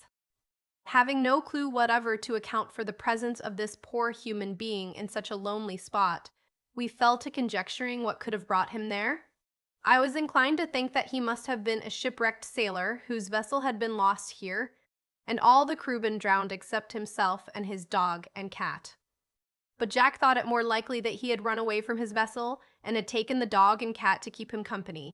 We were also much occupied in our minds with the wonderful difference between the cat and the dog, for here we saw that while the one perished, like a loving friend, by its master's side, with its head resting on his bosom, the other had sought to sustain itself by prowling abroad in the forest, and had lived in solitude to a good old age. However, we did not conclude from this that the cat was destitute of affection, for we could not forget its emotions on first meeting with us. But we saw from this that the dog had a great deal more of generous love in its nature than the cat, because it not only found it impossible to live after the death of its master, but it must needs, when it came to die, crawl to his side and rest its head upon his lifeless breast. While we were thinking on these things and examining into everything about the room, we were attracted by an exclamation from Peterkin. "I say, Jack," said he, "here is something that will be of use to us." "What is it?" said Jack, hastening across the room. "An old pistol," replied Peterkin, holding up the weapon, which he had just pulled from under a heap of broken wood and rubbish that lay in a corner. "That, indeed, might have been useful," said Jack, examining it, "if we had any powder, but I suspect the bow and the sling will prove more serviceable." "True, I forgot that," said Peterkin, "but we may as well take it with us, for the flint will serve to strike fire with when the sun does not shine." Saddening discovery. P136, J.B. Cheb. After having spent more than an hour at this place without discovering anything of further interest, Peterkin took up the old cat, which had lain asleep upon the tape. In leaving the hut, Jack stumbled heavily against the doorpost, which was so much decayed as to break across, and the whole fabric of the hut seemed ready to tumble about our ears. This put into our heads that we might as well pull it down, and so form a mound over the skeleton. Jack, therefore, with his axe, cut down the other doorpost, which, when it was done, brought the whole hut in ruins to the ground, and thus formed a grave to the bones of the poor recluse and his dog. Then we left the spot, having brought away the iron pot, the pistol, and the old axe, as they might be of much use to us hereafter. During the rest of this day, we pursued our journey, and examined the other end of the large valley, which we found to be so much alike to the parts already described, that I shall not recount the particulars of what we saw in this place. I may, however, remark that we did not quite recover our former cheerful spirits until we arrived at our bower, which we did late in the evening, and found everything just in the same condition as we had left it 3 days before. Chapter 12. Something wrong with the tank. Jack's wisdom and Peterkin's impertinence. Wonderful behavior of a crab. Good wishes for those who dwell far from the sea. Jack commences to build a little boat. Rest is sweet as well for the body as for the mind. During my long experience, amid the vicissitudes of a checkered life, I have found that periods of profound rest at certain intervals, in addition to the ordinary hours of repose, are necessary to the well-being of man. And the nature as well as the period of this rest varies according to the different temperaments of individuals and the peculiar circumstances in which they may chance to be placed. To those who work with their minds, bodily labor is rest. To those who labor with the body, deep sleep is rest. To the downcast, the weary, and the sorrowful, joy and peace are rest.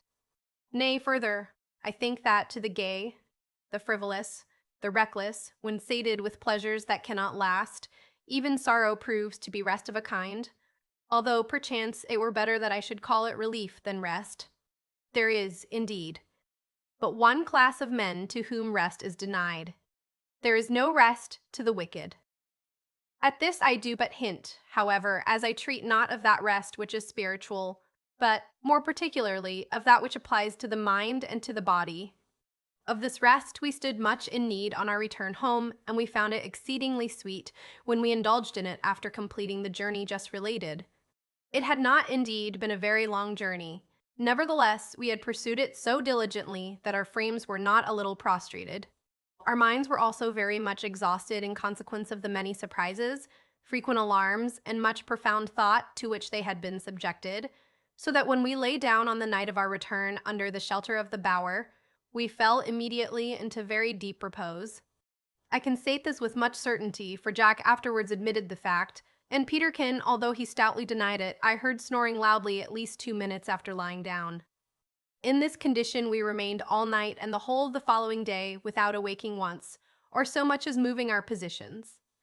When we did awake it was near sunset, and we were all in such a state of lassitude that we merely rose to swallow a mouthful of food.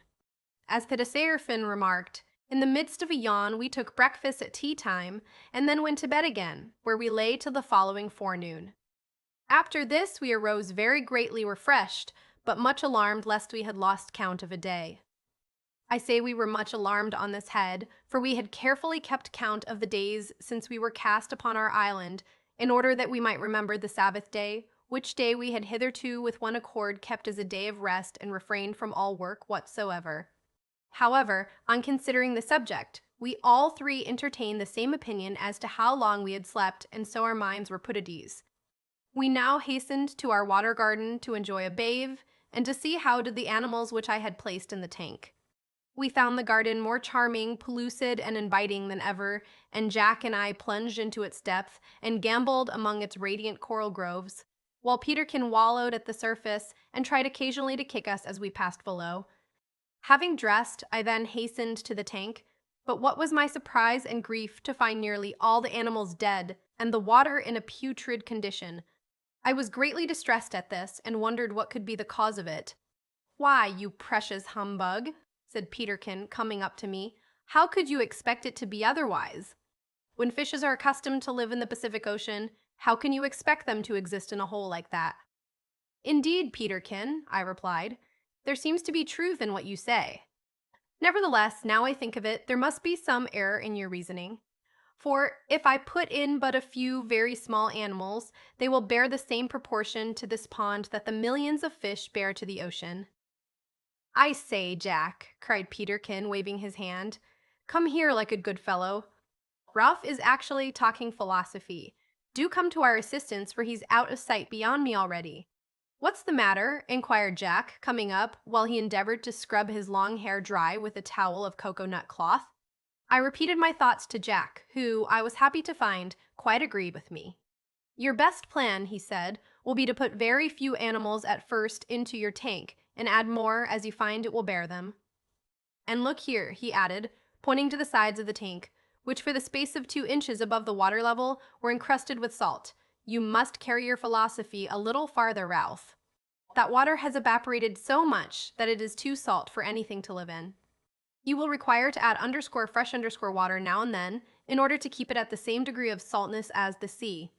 "Very true, Jack, that never struck me before," said I. "And now I think of it," continued Jack, "it seems to me that the surest way of arranging your tank so as to get it to keep here and in good condition will be to imitate the ocean in it, in fact, make it a miniature Pacific." "I don't see how you can hope to succeed unless you do that." "Most true," said I, pondering what my companion said, "but I fear that that will be very difficult." "Not at all," cried Jack. rolling his towel up into a ball and throwing it into the face of Peterkin, who had been grinning and winking at him during the last 5 minutes. Not at all, look here. There is water of a certain saltness in the sea. Well, fill your tank with seawater and keep it at that saltness by marking the height at which the water stands on the sides. When it evaporates a little, pour in fresh water from the brook till it comes up to the mark, and then it will be right, for the salt does not evaporate with the water. Then there's lots of seaweed in the sea. Well, go and get 1 or 2 bits of seaweed and put them into your tank. Of course, the weed must be alive and growing to little stones, or you can chip a bit off the rocks with the weed sticking to it. Then, if you like, you can throw a little sand and gravel into your tank and the thing's complete. Nay, not quite, said Peterkin, who had been gravely attentive to this offhand advice. Not quite. You must first make 3 little men to dive in it before it can be said to be perfect, and that would be rather difficult, I fear, for 2 of them would require to be philosophers. But, hello, what's this? I say, Ralph, look here. There's one of your crabs up to something uncommon. It's performing the most remarkable operation for a crab I ever saw. Taking off its coat, I do believe, before going to bed. We hastily stooped over the tank, and certainly were not a little amused at the conduct of one of the crabs which still survived it companions. It was one of the common small crabs, like to those that are found running about everywhere on the coasts of England. While we gazed at it, we observed its back to split away from the lower part of its body, and out of the gap thus formed came a soft lump, which moved and writhed unceasingly. This lump continued to increase in size until it appeared like a bunch of crab's legs, and, indeed, such it proved in a very few minutes to be, for the points of the toes were at length extricated from this hole in its back, the legs spread out, the body followed, and the crab walked away quite entire, even to the points of its nipper claws, leaving a perfectly entire shell behind it, so that, when we looked, it seemed as though there were 2 complete crabs instead of 1. Well, exclaimed Peterkin, drawing a long breath, I've heard of a man jumping out of his skin and sitting down in his skeleton in order to cool himself, but I never expected to see a crab do it. We were, in truth, much amazed at this spectacle, and the more so when we observed that the new crab was larger than the crab that it came out of. It was also quite soft, but by next morning its skin had hardened into a good shell. We came thus to know that crabs grow in this way, and not by the growing of their shells, as we had always thought before we saw this wonderful operation. Now I considered well the advice which Jack had given me about preparing my tank, and the more I thought of it, the more I came to regard it as very sound and worthy of being acted on. So I forthwith put his plan in execution and found it to answer excellently well, indeed much beyond my expectation, for I found that after a little experience had taught me the proper proportion of seaweed and animals to put into a certain amount of water, the tank needed no farther attendance, and moreover, I did not require ever afterwards to renew or change the seawater, but only to add a very little fresh water from the brook, now and then as the other evaporated. I therefore concluded that if I had been suddenly conveyed, along with my tank, into some region where there was no salt sea at all, my little sea and my sea fish would have continued to thrive and to prosper notwithstanding. This made me greatly to desire that those people in the world who live far inland might know of my wonderful tank, and, by having materials like to those of which it was made conveyed to them, thus be enabled to watch the habits of those most mysterious animals that reside in the sea, and examine with their own eyes the wonders of the great deep. For many days after this, while Peterkin and Jack were busily employed in building a little boat out of the curious natural planks of the chestnut tree, I spent much of my time in examining with the burning glass the marvelous operations that were constantly going on in my tank. Here I saw those anemones which cling like little red, yellow, and green blobs of jelly to the rocks, put forth, as it were, a multitude of arms, and wait till little fish or other small animalcules unwarily touched them, when they would instantly seize them, fold arm after arm around their victims, and so engulf them in their stomachs. Here I saw the ceaseless working of those little coral insects whose efforts have encrusted the islands of the Pacific with vast rocks and surrounded them with enormous reefs. And I observed that many of these insects, though extremely minute, were very beautiful, coming out of their holes in a circle of fine threads, and having the form of a shuttlecock. Here I saw curious little barnacles opening a hole in their backs, and constantly putting out a thin feathery hand, with which, I doubt not, they dragged their food into their mouths. Here also I saw those crabs which have shells only on the front of their bodies, but no shell whatever on their remarkably tender tails, so that in order to find a protection to them, they thrust them into the empty shells of wilks or some such fish, and when they grow too big for one, change into another. But, most curious of all, I saw an animal which had the wonderful power when it became ill of casting its stomach and its teeth away from it and getting an entirely new set in the course of a few months. All this I saw and a great deal more by means of my tank and my burning glass, but I refrain from setting down more particulars here, as I have still much to tell of the adventures that befell us while we remained on this island. Chapter 13. Notable discovery at the Spouting Cliffs, the mysterious green monster explained. We are thrown into unutterable terror by the idea that Jack is drowned, the Diamond Cave. Come, Jack, cried Peterkin one morning about 3 weeks after our return from our long excursion. Let's be jolly today and do something vigorous. I'm quite tired of hammering, hewing and screwing, cutting and butting. At that little boat of ours, that seems as hard to build as Noah's Ark. Let us go on an excursion to the mountain top, or have a hunt after the wild ducks, or make a dash at the pigs. I'm quite flat. Flat as bad ginger beer, flat as a pancake. In fact, I want something to rouse me, to toss me up, as it were. Eh, what do you say to it? Well, answered Jack, throwing down the axe with which he was just about to proceed towards the boat, if that's what you want, I would recommend you to make an excursion to the waterspouts. The last one we had to do with tossed you up a considerable height. Perhaps the next will send you higher, who knows, if you're at all reasonable or moderate in your expectations. Jack, my dear boy, said Peterkin gravely, you are really becoming too fond of jesting. It's a thing I don't at all approve of, and if you don't give it up, I fear that, for our mutual good, we shall have to part. Well then, Peterkin, replied Jack with a smile, what would you have? Have, said Peterkin. I would have nothing. I didn't say I wanted to have_. I said that I wanted to do. By the by, said I, interrupting their conversation, I am reminded by this that we have not yet discovered the nature of yon curious appearance that we saw near the waterspouts on our journey round the island. Perhaps it would be well to go for that purpose? Humph, ejaculated Peterkin. I know the nature of it well enough. What was it? Said I.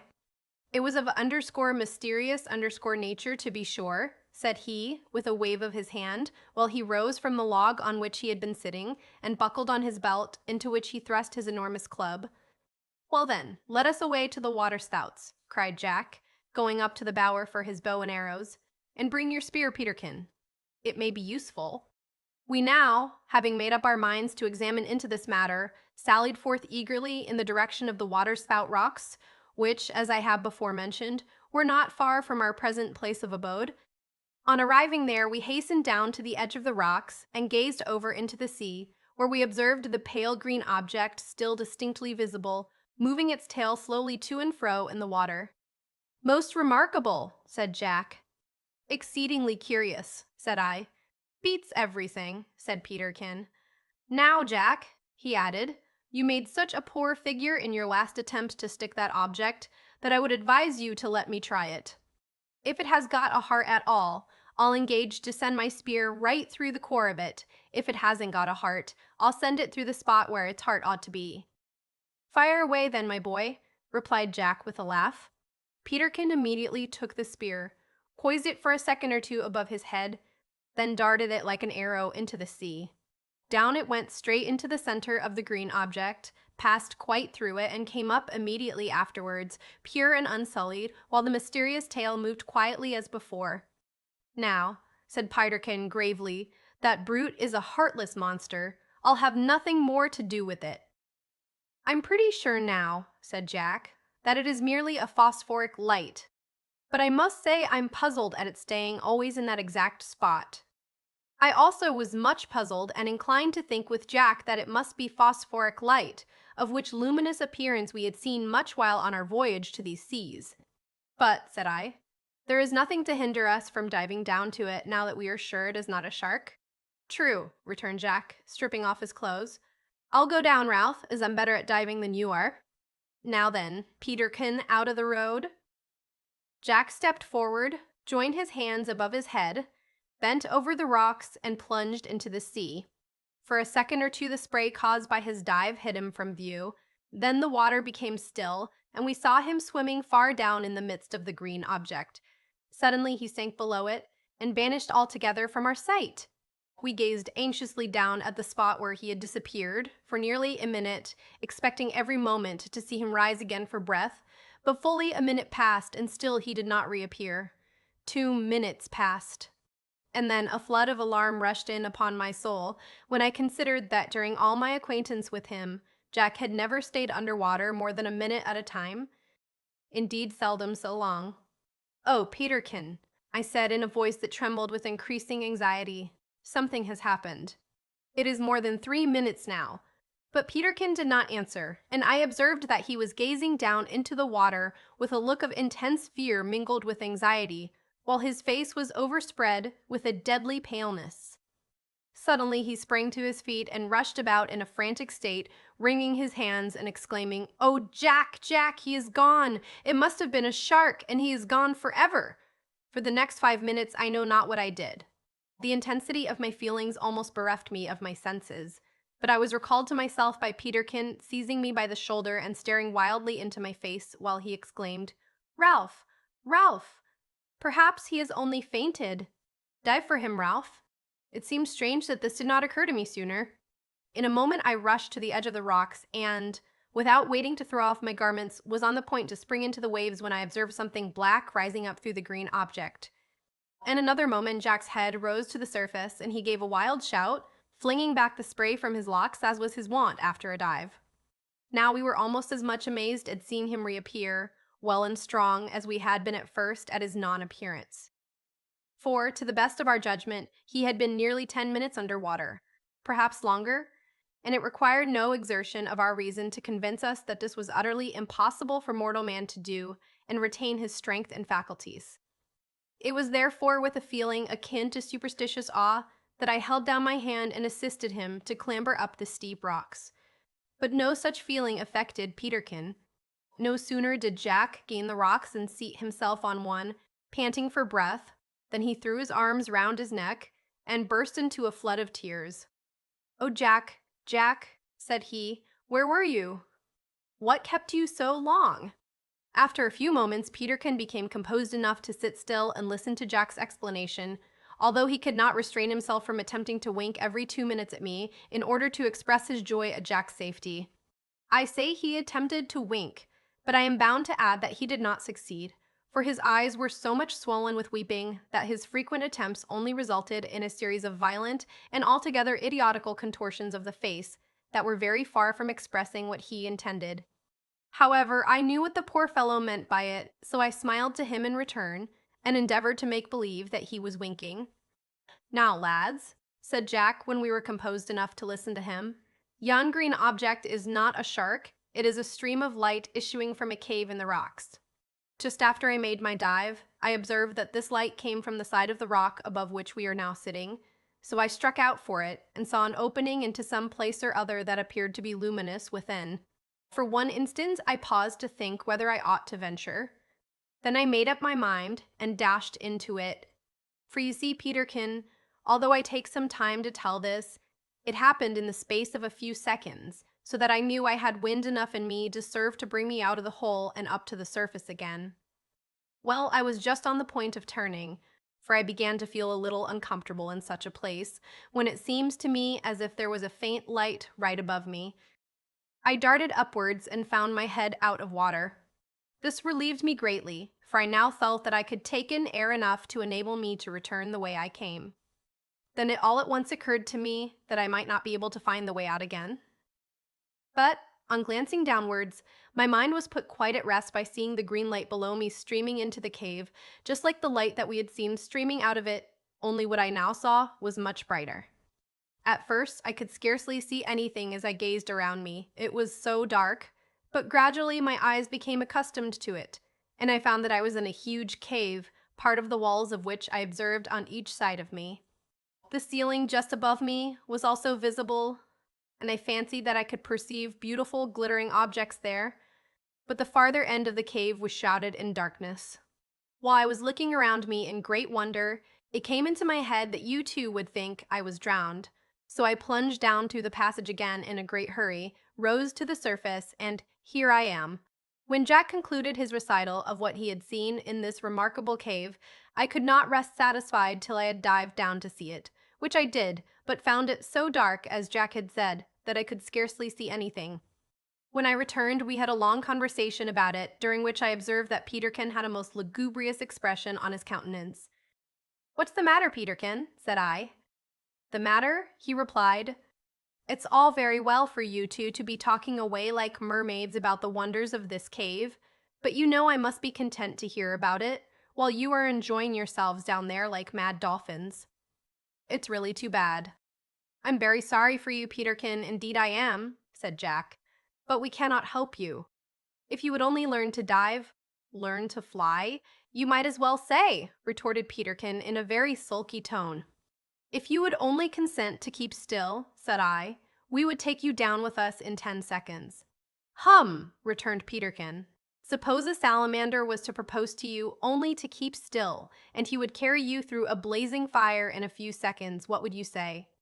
We both laughed and shook our heads, for it was evident that nothing was to be made of Peterkin in the water. But we could not rest satisfied till we had seen more of this cave.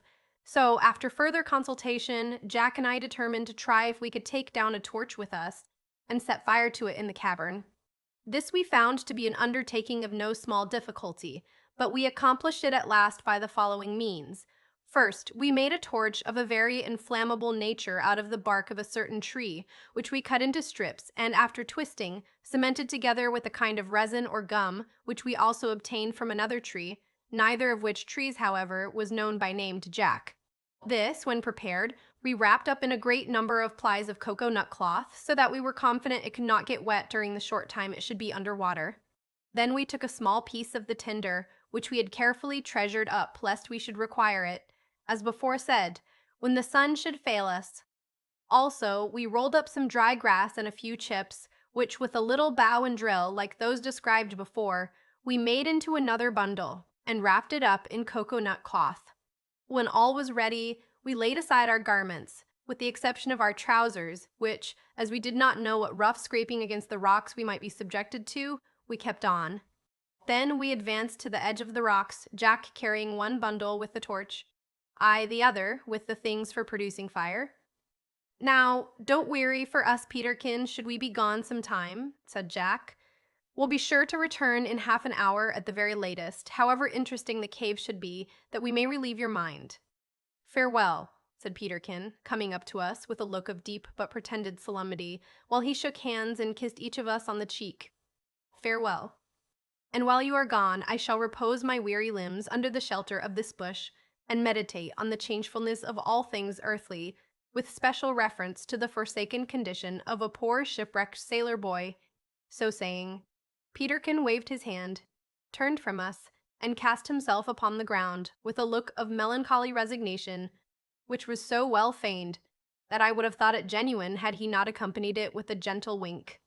We both laughed, and, springing from the rocks together, plunged head first into the sea. We gained the interior of the submarine cave without difficulty, and, on emerging from the waves, supported ourselves for some time by treading water, while we held the two bundles above our heads. This we did in order to let our eyes become accustomed to the obscurity. Then, when we could see sufficiently, we swam to a shelving rock and landed in safety. Having wrung the water from our trousers and dried ourselves as well as we could under the circumstances, we proceeded to ignite the torch. This we accomplished without difficulty in a few minutes, and no sooner did it flare up than we were struck dumb with the wonderful objects that were revealed to our gaze. The roof of the cavern just above us seemed to be about 10 feet high, but grew higher as it receded into the distance until it was lost in darkness. It seemed to be made of coral and was supported by massive columns of the same material. Immense icicles, as they appeared to us, hung from it in various places. These, however, were formed, not of ice, but of a species of limestone, which seemed to flow in a liquid form towards the point of each, where it became solid. A good many drops fell, however, to the rock below, and these formed little cones which rose to meet the points above. Some of them had already met, and thus we saw how the pillars were formed, which at first seemed to us as if they had been placed there by some human architect to support the roof. As we advanced farther in, we saw that the floor was composed of the same material as the pillars, and it presented the curious appearance of ripples, such as are formed on water when gently ruffled by the wind. There were several openings on either hand in the walls that seemed to lead into other caverns, but these we did not explore at this time. We also observed that the ceiling was curiously marked in many places, as if it were the fretwork of a noble cathedral, and the walls, as well as the roof, sparkled in the light of our torch and threw back gleams and flashes as if they were covered with precious stones. Although we proceeded far into this cavern, we did not come to the end of it, and we were obliged to return more speedily than we would otherwise have done, as our torch was nearly expended. We did not observe any openings in the roof or any indications of places whereby light might enter, but near the entrance to the cavern stood an immense mass of pure white coral rock, which caught and threw back the little light that found an entrance through the cave's mouth, and thus produced, we conjectured, the pale green object which had first attracted our attention. We concluded also that the reflecting power of this rock was that which gave forth the dim light that faintly illumined the first part of the cave. Before diving through the passage again, we extinguished the small piece of our torch that remained and left it in a dry spot, conceiving that we might possibly stand in need of it if at any future time we should chance to wet our torch while diving into the cavern. As we stood for a few minutes after it was out, waiting till our eyes became accustomed to the gloom, we could not help remarking the deep, intense stillness and the unutterable gloom of all around us.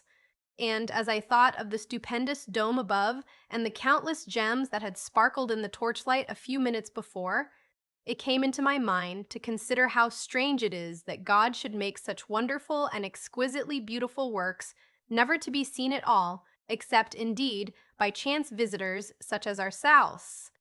I afterwards found that there were many such caverns among the islands of the South Seas, some of them larger and more beautiful than the one I have just described. "Now, Ralph, are you ready?" said Jack in a low voice that seemed to echo up into the dome above. "Quite ready." "Come along, then," said he, and plunging off the ledge of the rock into the water, we dived through the narrow entrance. In a few seconds we were panting on the rocks above and receiving the congratulations of our friend Peterkin. Chapter 14.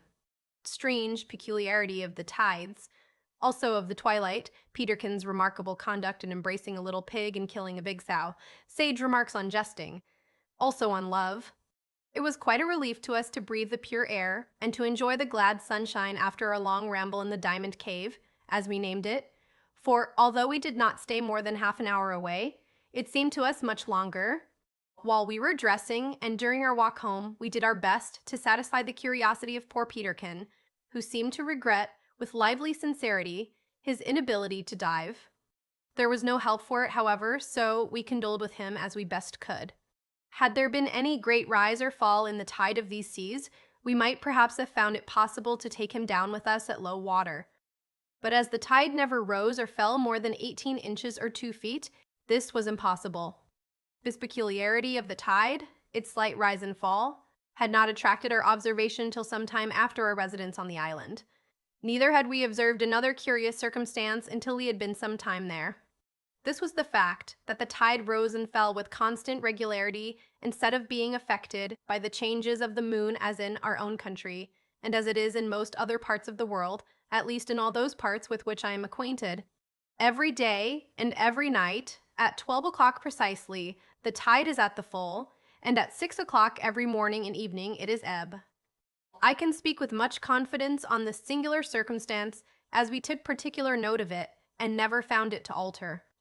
Of course, I must admit, we had to guess the hour of 12 midnight, and I think we could do this pretty correctly.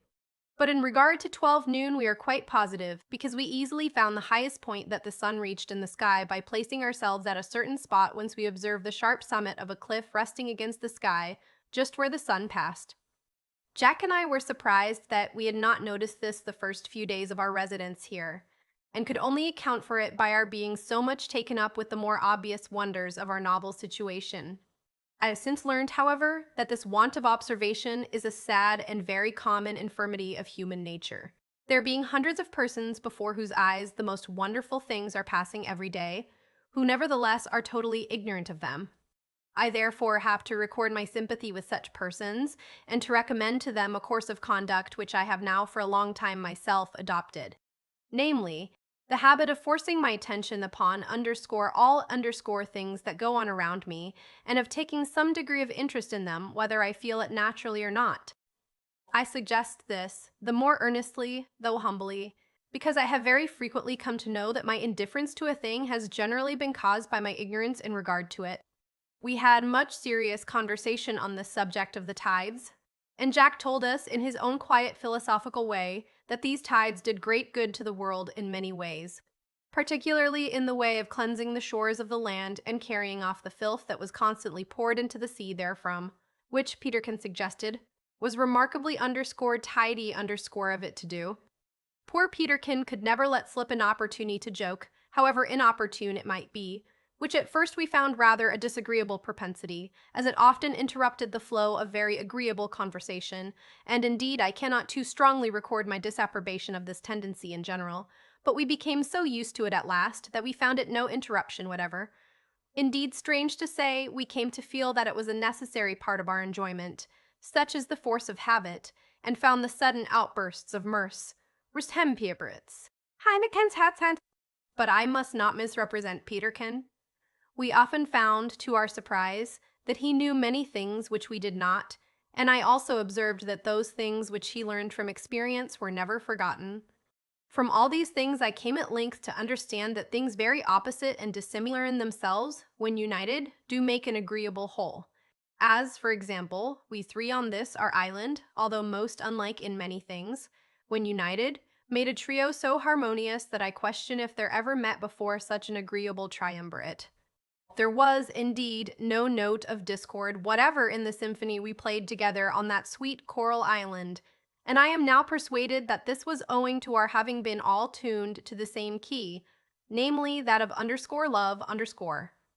Yes, we loved one another with much fervency while we lived on that island, and, for the matter of that, we love each other still. And while I am on this subject, or rather the subject that just preceded it, namely the tides, I may here remark on another curious natural phenomenon. We found that there was little or no twilight in this island. We had a distinct remembrance of the charming long twilight at home, which some people think the most delightful part of the day, though for my part I have always preferred sunrise, and when we first landed we used to sit down on some rocky point or eminence at the close of our day's work to enjoy the evening breeze. But no sooner had the sun sunk below the horizon than all became suddenly dark. This rendered it necessary that we should watch the sun when we happened to be out hunting, for to be suddenly left in the dark while in the woods was very perplexing, as, although the stars shone with great beauty and brilliancy, they could not pierce through the thick, umbrageous boughs that interlaced above our heads. But, to return, after having told all we could to Peterkin about the diamond cave under Spouting Cliff, as be named the locality, we were wending our way rapidly homewards, when a grunt and a squeal were borne down by the land breeze to our ears. "That's the ticket," was Peterkin's remarkable exclamation, as he started convulsively and leveled his spear. "Hist!" cried Jack. "These are your friends, Peterkin. They must have come over expressly to pay you a friendly visit, for it is the first time we have seen them on this side the island." "Come along," cried Peterkin, hurrying towards the wood, while Jack and I followed, smiling at his impatience. Another grunt and half a dozen squeals, much louder than before, came down the valley. At this time we were just opposite the small vale which lay between the valley of the Wreck and Spouting Cliff. "I say, Peterkin," cried Jack in a hoarse whisper. "Well, what isn't?" "Stay a bit, man. These grunters are just up there on the hillside. If you go and stand with Ralph in the lee of yon cliff, I'll cut round behind and drive them through the gorge, so that you'll have a better chance of picking out a good one. Now, mind you pitch into a fat young pig, Peterkin," added Jack as he sprang into the bushes. "Won't I, just?" said Peterkin, licking his lips as we took our station beside the cliff. "I feel quite a tender affection for young pigs in my heart. Perhaps it would be more correct to say in my cess." There they come, cried I, as a terrific yell from Jack sent the whole herd screaming down the hill. Now, Peterkin, being unable to hold back, crept a short way up a very steep, grassy mound in order to get a better view of the hogs before they came up, and just as he raised his head above its summit, two little pigs, which had outrun their companions, rushed over the top with the utmost precipitation. One of these brushed close past Peterkin's ear. The other, unable to arrest its headlong flight, went, as Peterkin himself afterwards expressed it, bashed into his arms with a sudden squeal, which was caused more by the force of the blow than the will of the animal, and both of them rolled violently down to the foot of the mound. No sooner was this reached than the little pig recovered its feet, tossed up its tail, and fled shrieking from the spot. But I slang a large stone after it, which, being fortunately well aimed, hit it behind the ear and felled it to the earth. "Capital, Ralph, that's your sort," cried Peterkin, who, to my surprise and great relief, had risen to his feet. Apparently unhurt, though much disheveled, he rushed frantically towards the gorge, which the yells of the hogs told us they were now approaching. I had made up my mind that I would abstain from killing another, as, if Peterkin should be successful, two were more than sufficient for our wants at the present time. Suddenly, they all burst forth, 2 or 3 little round ones in advance, and an enormous old sow with a drove of hogs at her heels. "Now, Peterkin," said I, "there's a nice little fat one. Just spear it." But Peterkin did not move. He allowed it to pass unharmed. I looked at him in surprise, and saw that his lips were compressed and his eyebrows knitted, as if he were about to fight with some awful enemy. "What is it?" I inquired with some trepidation.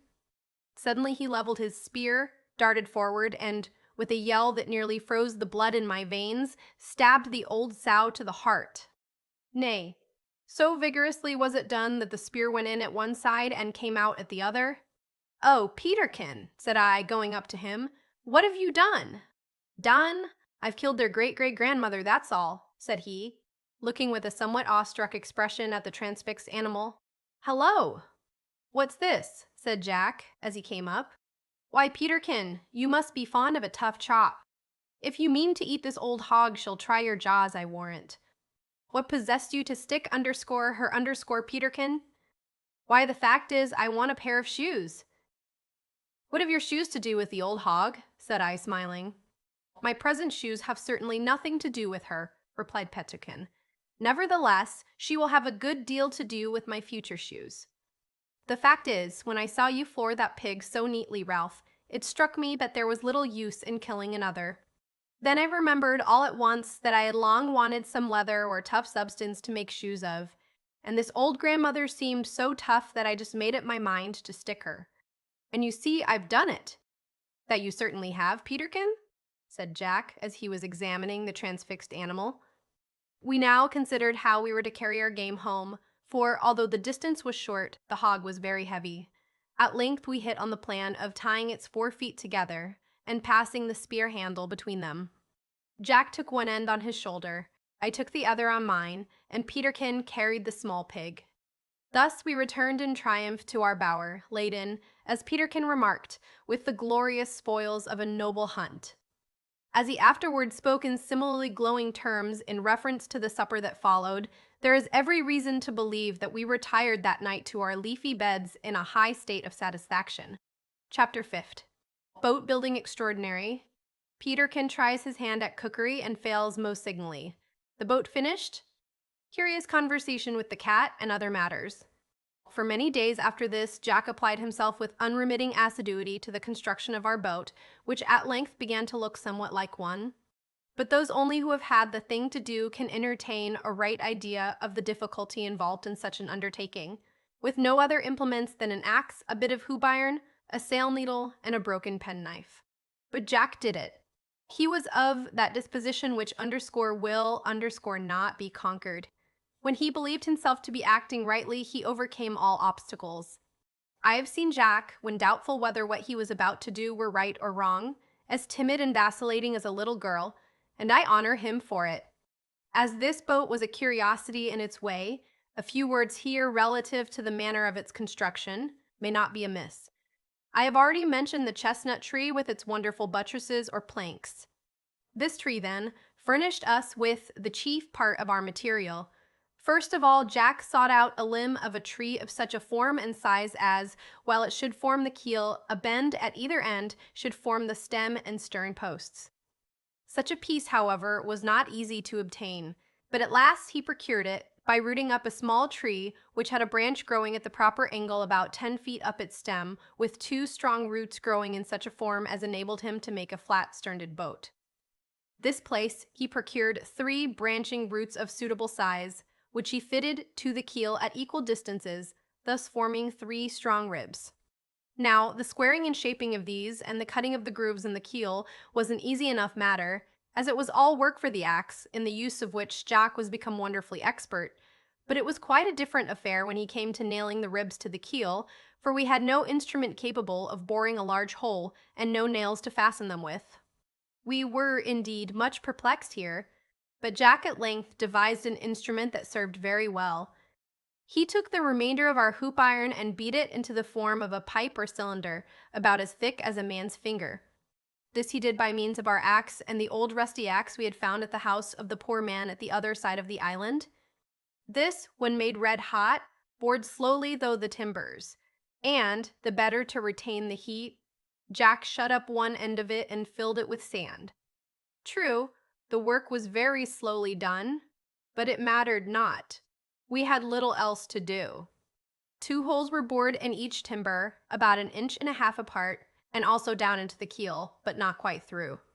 Into these were placed stout pegs made of a tree called ironwood, and, when they were hammered well home, the timbers were as firmly fixed as if they had been nailed with iron. The gunwales, which were very stout, were fixed in a similar manner. But, besides the wooden nails, they were firmly lashed to the stem and stern posts and ribs by means of a species of cordage, which we had contrived to make out of the fibrous husk of the cocoa nut. This husk was very tough, and when a number of the threads were joined together, they formed excellent cordage.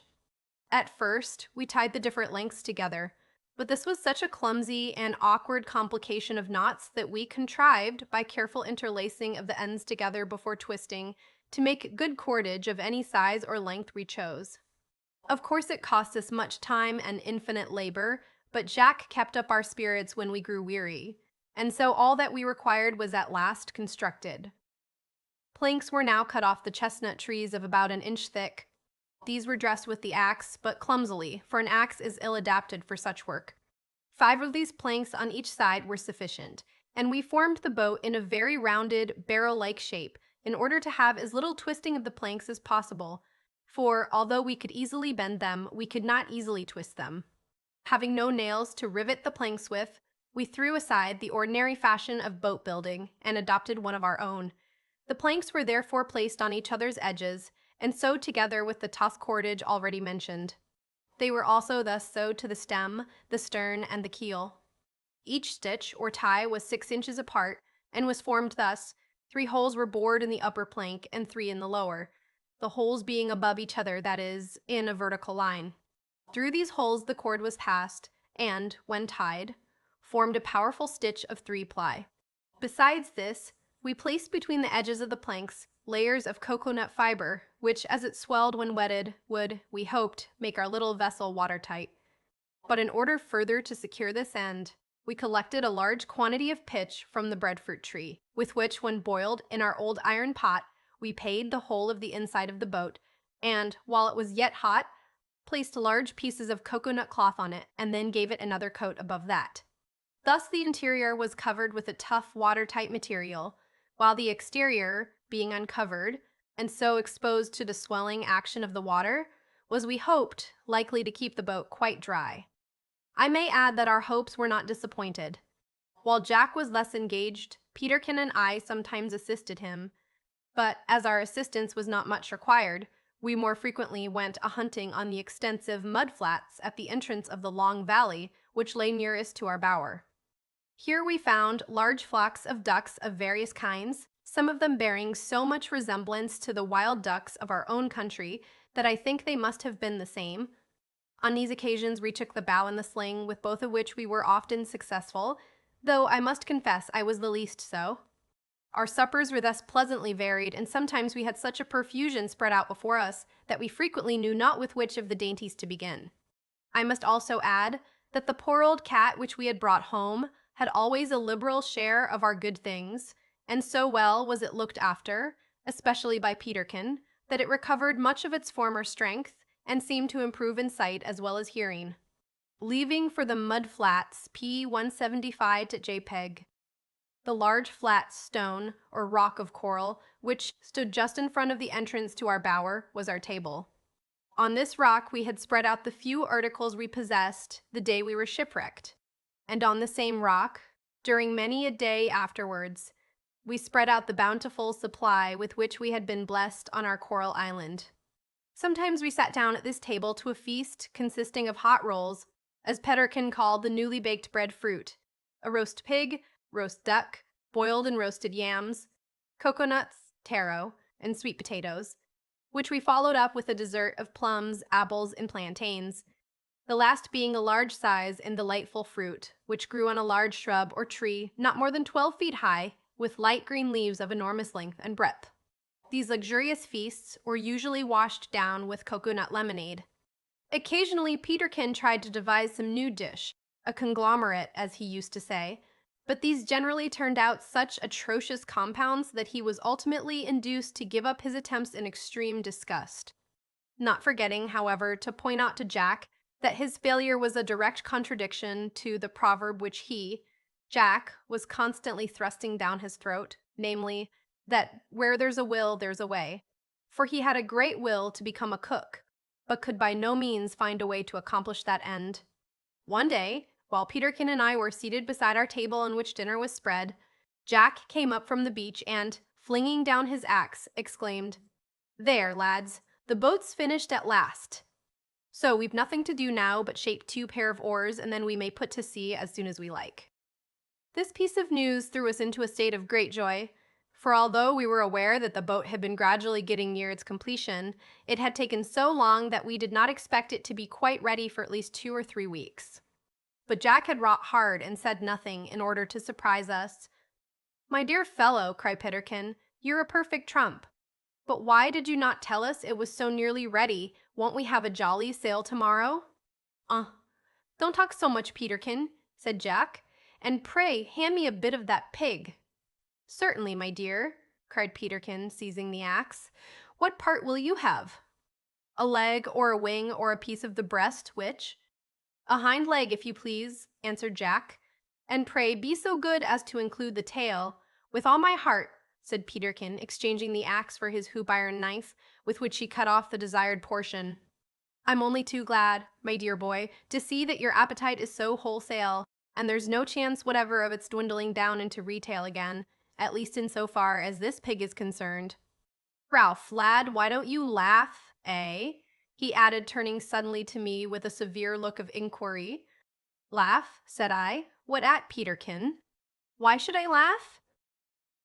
Both Jack and Peterkin answered this inquiry by themselves, laughing so immoderately that I was induced to believe I had missed noticing some good joke, so I begged that it might be explained to me.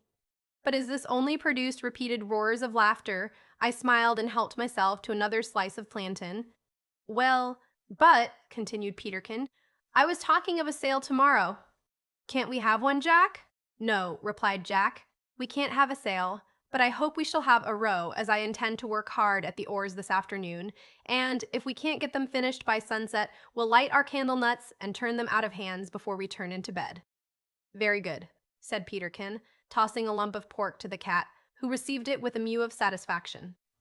"I'll help you, if I can.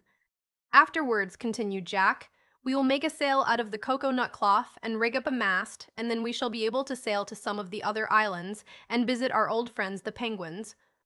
The prospect of being so soon in a position to extend our observations to the other islands and enjoy a sail over the beautiful sea afforded us much delight, and, after dinner, we set about making the oars in good earnest. Jack went into the woods and blocked them roughly out with the axe, and I smoothed them down with the knife, while Peterkin remained in the bower, spinning, or rather twisting, some strong thick cordage with which to fasten them to the boat.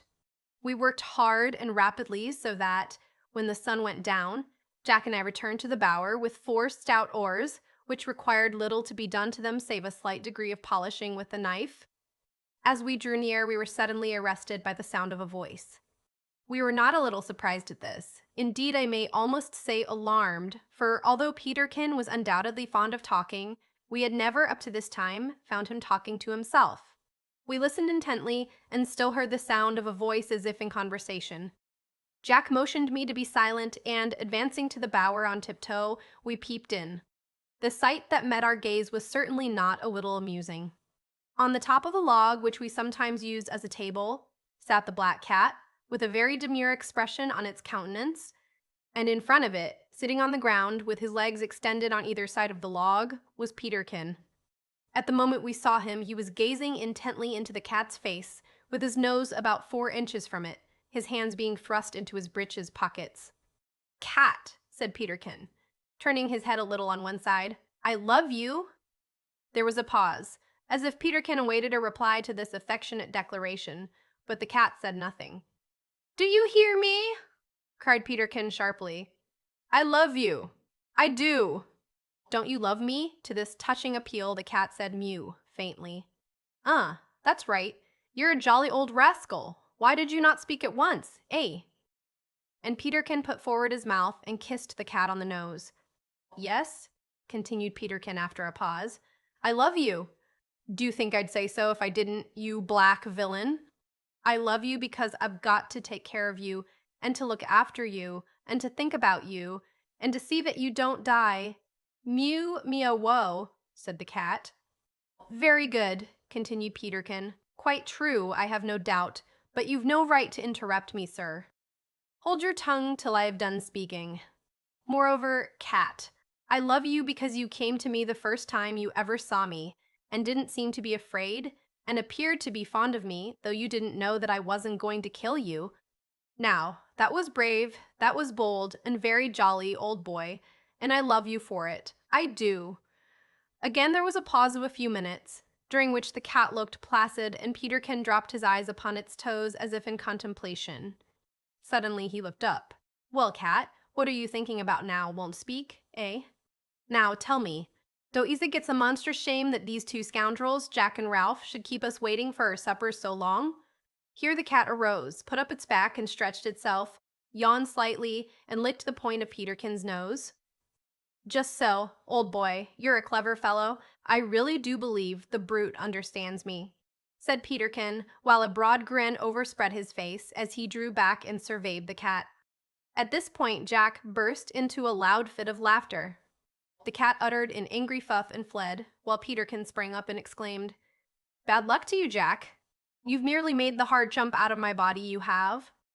"Perhaps I have," replied Jack, laughing, as we entered the bower, "but as I don't intend to keep you or the cat any longer from your supper, I hope that you'll both forgive me."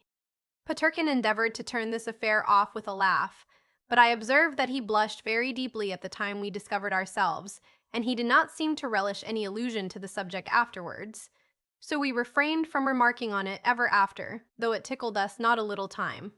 After supper, we retired to rest and to dream of wonderful adventures in our little boat and distant voyages upon the sea. Chapter 16th. The boat launched. We visit the coral reef, the great breaker that never goes down, coral insects, the way in which coral islands are made, the boat sail, we tax our ingenuity to form fish hooks, some of the fish we saw, and a monstrous whale, wonderful shower of little fish, water spouts. It was a bright, clear, beautiful morning when we first launched our little boat and rowed out upon the placid waters of the lagoon. Not a breath of wind ruffled the surface of the deep, not a cloud spotted the deep blue sky. Not a sound that was discordant broke the stillness of the morning, although there were many sounds, sweet, tiny, and melodious, that mingled in the universal harmony of nature. The sun was just rising from the Pacific's ample bosom and tipping the mountain tops with a red glow. The sea was shining like a sheet of glass, yet heaving with the long deep swell that, all the world round, indicates the life of ocean. And the bright seaweeds and the brilliant corals shone in the depths of that pellucid water, as we rode over it like rare and precious gems. Oh, it was a sight fitted to stir the soul of man to its profoundest depths, and, if he owned a heart at all, to lift that heart in adoration and gratitude to the great creator of this magnificent and glorious universe. At first, in the strength of our delight, we rode hither and thither without aim or object, but after the effervescence of our spirits was abated, we began to look about us and to consider what we should do. "I vote that we row to the reef," cried Peterkin. "And I vote that we visit the islands within the lagoon," said I. "And I vote we do both," cried Jack. "So pull away, boys." As I have already said, we had made 4 oars, but our boat was so small that only 2 were necessary. The extra pair were reserved in case any accident should happen to the others. It was therefore only needful that 2 of us should row, while the third steered, by means of an oar, and relieved the rowers occasionally. First we landed on one of the small islands and ran all over it, but saw nothing worthy of particular notice. Then we landed on a larger island, on which were growing a few cocoanut trees. Not having eaten anything that morning, we gathered a few of the nuts and breakfasted. After this we pulled straight out to sea and landed on the coral reef. This was indeed a novel and interesting sight to us. We had now been so long on shore that we had almost forgotten the appearance of breakers, for there were none within the lagoon. But now, as we stood beside the foam-crested billow of the open sea, all the enthusiasm of the sailor was awakened in our breasts, and as we gazed on the widespread ruin of that single magnificent breaker that burst in thunder at our feet, we forgot the coral island behind us, we forgot our bower and the calm repose of the scented woods, we forgot all that had passed during the last ring de billes, we forgot all that had. This huge, ceaseless breaker, to which I have so often alluded, was a much larger and more sublime object than we had at all imagined it to be. It rose many yards above the level of the sea and could be seen approaching at some distance from the reef. Slowly and majestically it came on, acquiring greater volume and velocity as it advanced, until it assumed the form of a clear watery arch, which sparkled in the bright sun. On it came with resistless and solemn majesty. The upper edge lipped gently over, and it fell with a roar that seemed as though the heart of ocean were broken in the crash of tumultuous water, while the foam-clad coral reef appeared to tremble beneath the mighty shock. We gazed long and wonderingly at this great sight, and it was with difficulty we could tear ourselves away from it. As I have once before mentioned, this wave broke in many places over the reef and scattered some of its spray into the lagoon. But in most places the reef was sufficiently broad and elevated to receive in check its entire force. In many places the coral rocks were covered with vegetation, the beginning, as it appeared to us, of future islands. Thus, on this reef, we came to perceive how most of the small islands of those seas are formed. On one part we saw the spray of the breaker washing over the rocks, and millions of little, active, busy creatures continuing the work of building up this living rampart. At another place, which was just a little too high for the waves to wash over it, the coral insects were all dead, for we found that they never did their work above water. They had faithfully completed the mighty work which their Creator had given them to do, and they were now all dead. Again, in other spots, the ceaseless lashing of the sea had broken the dead coral in pieces, and cast it up in the form of sand.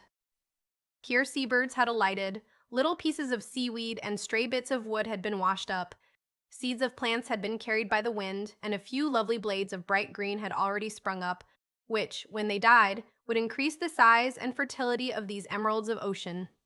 At other places, these islets had grown apace and were shaded by 1 or 2 cocoanut trees, which grew, literally, in the sand, and were constantly washed by the ocean spray.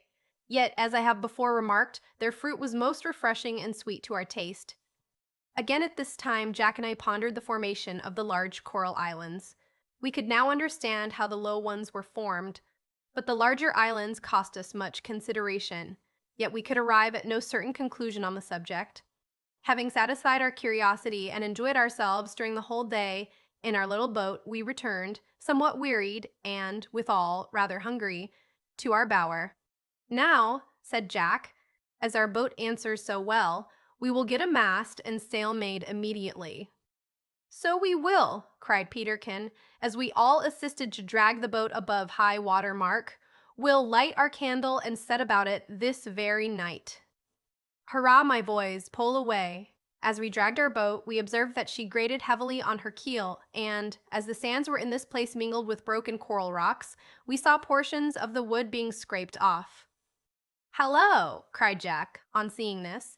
"That won't do. Our keel will be worn off in no time at this rate."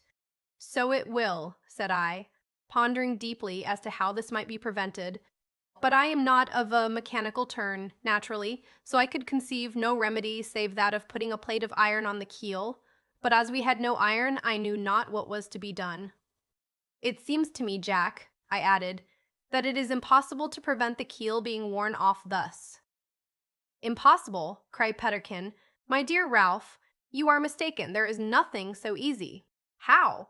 I inquired in some surprise. Why, by not using the boat at all, replied Peterkin.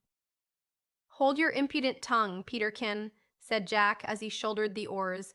Come along with me and I'll give you work to do. In the first place, you will go and collect cocoanut fiber and set to work to make sewing twine with it.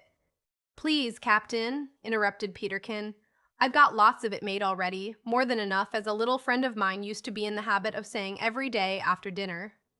Very well, continued Jack. Then you'll help Ralph to collect coconut cloth and cut it into shape, after which we'll make a sail of it. I'll see to getting the mast and the gearing, so let's to work. And to work we went right busily, so that in 3 days from that time we had set up a mast and sail, with the necessary rigging, in our little boat. The sail was not, indeed, very handsome to look at, as it was formed of a number of oblong patches of cloth, but we had sewed it well by means of our sail needle, so that it was strong, which was the chief point. Jack had also overcome the difficulty about the keel by pinning to it an false keel. This was a piece of tough wood of the same length and width as the real keel, and about 5 inches deep. He made it of this depth because the boat would be thereby rendered not only much more safe, but more able to beat against the wind, which in a sea where the trade winds blow so long and so steadily in one direction was a matter of great importance. This piece of wood was pegged very firmly to the keel, and we now launched our boat with the satisfaction of knowing that when the false keel should be scraped off, we could easily put on another. Whereas, should the real keel have been scraped away, we could not have renewed it without taking our boat to pieces, which Peterkin said made his marrow quake to think upon. The mast and sail answered excellently, and we now sailed about in the lagoon with great delight, and examined with much interest the appearance of our island from a distance. Also, we gazed into the depths of the water and watched for hours the gambols of the curious and bright-colored fish among the corals and seaweed. Peterkin also made a fishing line, and Jack constructed a number of hooks, some of which were very good, others remarkably bad. Some of these hooks were made of iron wood, which did pretty well, the wood being extremely hard, and Jack made them very thick and large. Fish? They're not particular. Some of the crooked bones and fish heads also answered for this purpose pretty well, but that which formed our best and most serviceable hook was the brass finger-ring belonging to Jack. It gave him not a little trouble to manufacture it. First he cut it with the axe, then twisted it into the form of a hook. The barb took him several hours to cut. He did it by means of constant sawing with the broken penknife. As for the point, an hour's rubbing on a piece of sandstone made an excellent one. It would be a matter of much time and labor to describe the appearance of the multitudes of fish that were day after day drawn into our boat by means of the brass hook. Peterkin always caught them, for we observed that he derived much pleasure from fishing, while Jack and I found ample amusement in looking on, also in gazing down at the coral groves and in baiting the hook. Among the fish that we saw but did not catch were porpoises and swordfish, whales and sharks. The porpoises came frequently into our lagoon in shoals, and amused us not a little by their bold leaps into the air and their playful gambols in the sea. The swordfish were wonderful creatures, some of them apparently 10 feet in length, with an ivory spear, 6 or 8 feet long, projecting from their noses. We often saw them darting after other fish, and no doubt they sometimes killed them with their ivory swords. Jack remembered having heard once of a swordfish attacking a ship, which seems strange indeed, but, as they are often in the habit of attacking whales, perhaps it mistook the ship for one. This swordfish ran against the vessel with such force that it drove its sword quite through the thick planks, and when the ship arrived in harbor long afterwards, the sword was found still sticking in it. Sharks did not often appear, but we took care never again to bathe in deep water without leaving one of our number in the boat to give us warning if he should see a shark approaching. As for the whales, they never came into our lagoon, but we frequently saw them spouting in the deep water beyond the reef. I shall never forget my surprise the first day I saw one of these huge monsters close to me. We had been rambling about on the reef during the morning and were about to re-embark in our little boat to return home, when a loud blowing sound caused us to wheel rapidly round. We were just in time to see a shower of spray falling and the flukes or tail of some monstrous fish disappear in the sea a few hundred yards off. We waited some time to see if he would rise again. As we stood, the sea seemed to open up at our very feet. An immense spout of water was sent with a snort high into the air, and the huge, blunt head of a sperm whale arose before us. It was so large that it could easily have taken our little boat, along with ourselves, into its mouth. It plunged slowly back into the sea, like a large ship foundering, and struck the water with its tail so forcibly as to cause a sound like a cannon shot.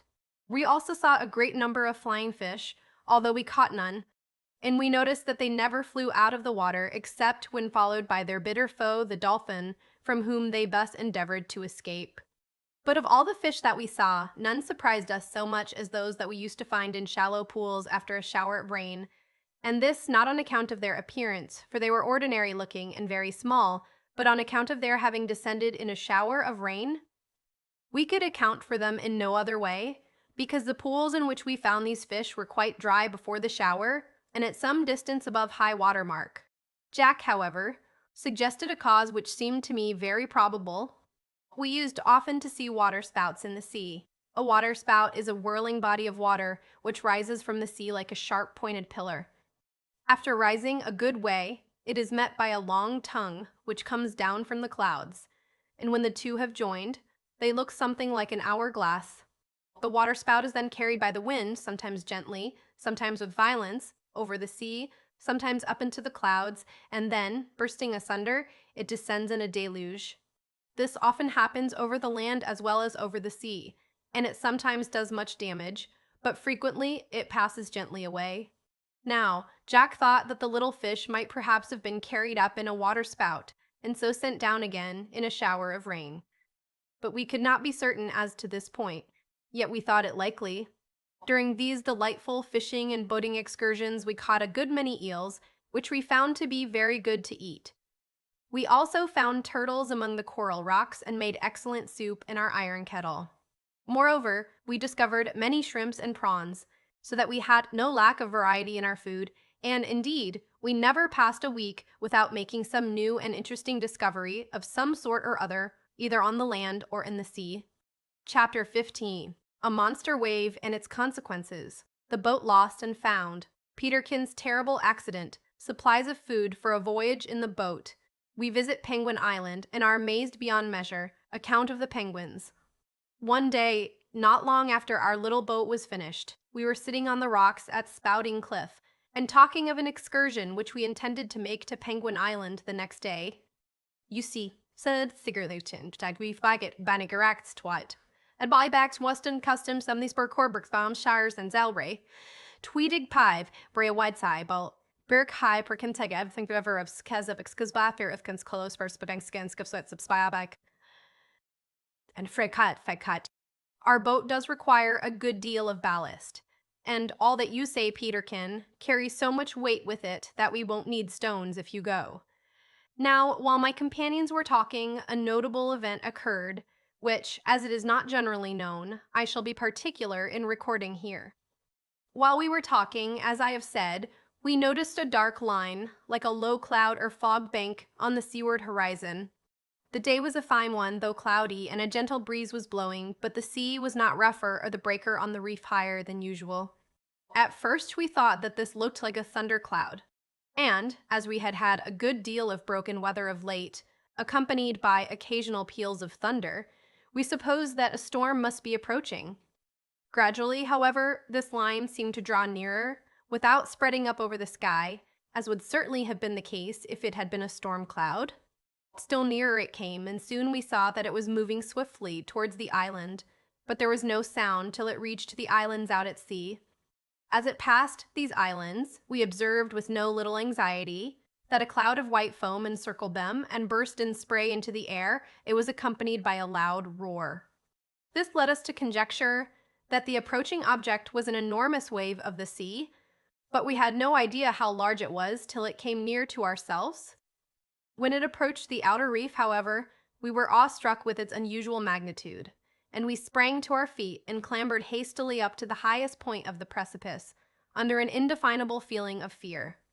I have said before that the reef opposite Spouting Cliff was very near to the shore, while, just in front of the bower, it was at a considerable distance out to sea. Owing to this formation, the wave reached the reef at the latter point before it struck at the foot of Spouting Cliff. The instant it touched the reef, we became aware for the first time of its awful magnitude. It burst completely over the reef at all points, with a roar that seemed louder to me than thunder, and this roar continued for some seconds while the wave rolled gradually along towards the cliff on which we stood. As its crest reared before us, we felt that we were in great danger and turned to flee. But we were too late. With the crash that seemed to shake the solid rocks, the gigantic billow fell, and instantly the spouting holes sent up a gush of waterspouts with such force that they shrieked on issuing from their narrow vents. It seemed to us as if the earth had been blown up with water. We were stunned and confused by the shock, and so drenched and blinded with spray that we knew not for a few moments whither to flee for shelter. At length we all three gained an eminence beyond the reach of the water. But what a scene of devastation met our gaze as we looked along the shore. This enormous wave not only burst over the reef, but continued its way across the lagoon, and fell on the sandy beach of the island with such force that passed completely over it and dashed into the woods, leveling the smaller trees and bushes in its headlong course. On seeing this, Jack said he feared our bower must have been swept away, and that the boat, which was on the beach, must have been utterly destroyed. Our hearts sank within us as we thought of this, and we hastened round through the woods towards our home. On reaching it, we found, to our great relief of mind, that the force of the wave had been expended just before reaching the bower, but the entrance to it was almost blocked up by the torn-up bushes and tangled heaps of seaweed. Having satisfied ourselves as to the bower, we hurried to the spot where the boat had been left, but no boat was there. The spot on which it had stood was vacant, and no sign of it could we see on looking around us. "It may have been washed up into the woods," said Jack, hurrying up the beach as he spoke. Still, no boat was to be seen, and we were about to give ourselves over to despair when Peterkin called to Jack and said, "Jack, my friend, you were once so exceedingly sagacious and wise as to make me acquainted with the fact that cocoa nuts grow upon trees. Will you now be so good as to inform me what sort of fruit that is growing on the top of yonder bush? For I confess to being ignorant, or at least doubtful on the point."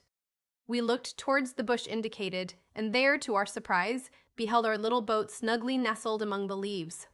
We were very much overjoyed at this, for we would have suffered any loss rather than the loss of our boat.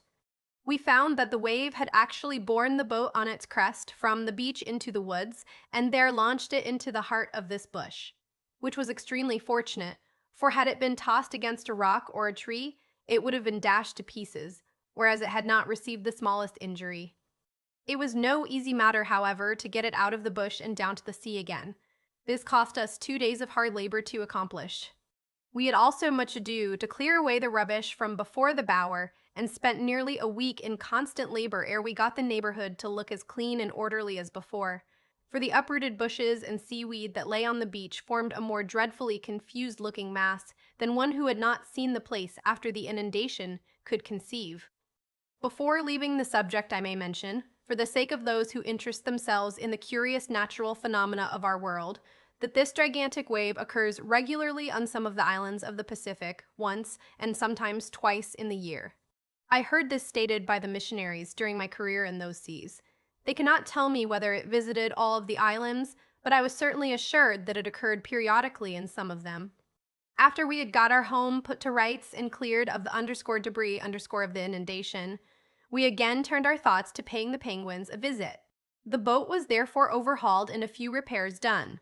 Then we prepared a supply of provisions, for we intended to be absent at least a night or two, perhaps longer. This took us some time to do, for while Jack was busy with the boat, Peterkin was sent into the woods to spear a hog or two, and had to search long sometimes ere he found them. Peterkin was usually sent on this errand when we wanted a pork chop, which was not seldom, because he was so active and could run so wonderfully fast that he found no difficulty in overtaking the hogs. But, being dreadfully reckless, he almost invariably tumbled over stumps and stones in the course of his wild chase, and seldom returned home without having knocked the skin off his shins. Once, indeed, a more serious accident happened to him. He had been out all morning alone and did not return at the usual time to dinner. We wondered at this, for Peterkin was always very punctual at the dinner hour. As supper time drew near, we began to be anxious about him, and at length sallied forth to search the woods. For a long time we sought in vain, but a little before dark we came upon the tracks of the hogs, which we followed up until we came to the brow of a rather steep bank, or precipice. Looking over this, we beheld Peterkin lying in a state of insensibility at the foot, with his cheek resting on the snout of a little pig, which was pinned to the earth by the spear. We were dreadfully alarmed, but hastened to bathe his forehead with water, and had soon the satisfaction of seeing him revive. After we had carried him home, he related to us how the thing had happened. "You must know," said he, "I walked about all the forenoon till I was as tired as an old donkey, without seeing a single grunter, not so much as a track of one, but as I was determined not to return empty-handed, I resolved to go without my dinner, and—" "What!" exclaimed Jack. "Did you underscore resolve to do that?" "Now, Jack, hold your tongue," returned Peterkin. "I say that I resolved to forego my dinner and to push to the head of the small valley where I felt pretty sure of discovering hogs. I soon found that I was on the right scent, for I had scarcely walked half a mile in the direction of the small plum tree we found there the other day, when a squeak fell on my ear. 'Ho, ho,' said I, 'there you go, my boys,' and I hurried up the glen. I soon started them, and singling out a fat pig, ran tilt at him. In a few seconds I was up with him and stuck my spear right through his dumpy body. Just as I did so, I saw that we were on the edge of a precipice, whether high or low I knew not, but I had been running at such a pace that I could not stop. So the pig and I gave a howl in concert and went plunging over together. I remembered nothing more after that till I came to my senses and found you bathing my temples and Ralph wringing his hands over me. But although Peterkin was often unfortunate in the way of getting tumbles, he was successful on the present occasion in hunting and returned before evening with 3 very nice little hogs. I, also, was successful in my visit to the mudflats where I killed several ducks, so that when we launched and loaded our boat at sunrise the following morning, we found our store of provisions to be more than sufficient.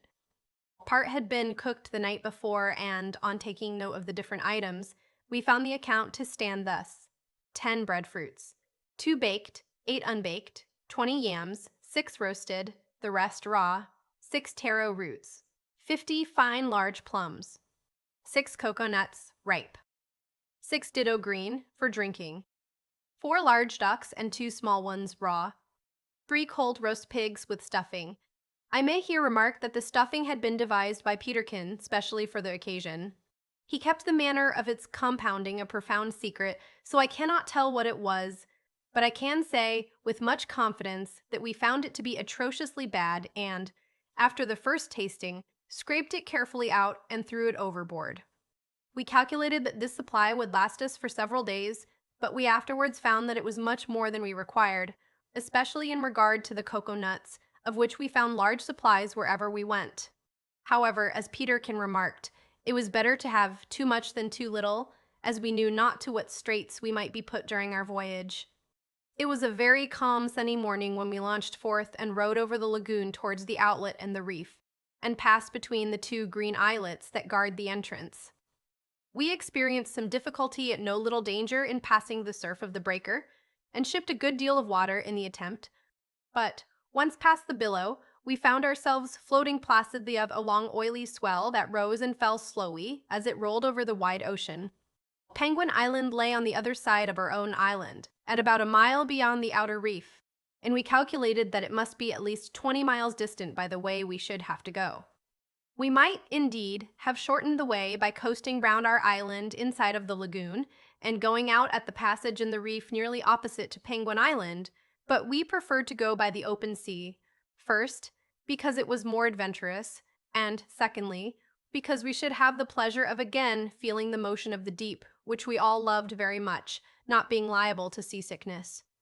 "I wish we had a breeze," said Jack.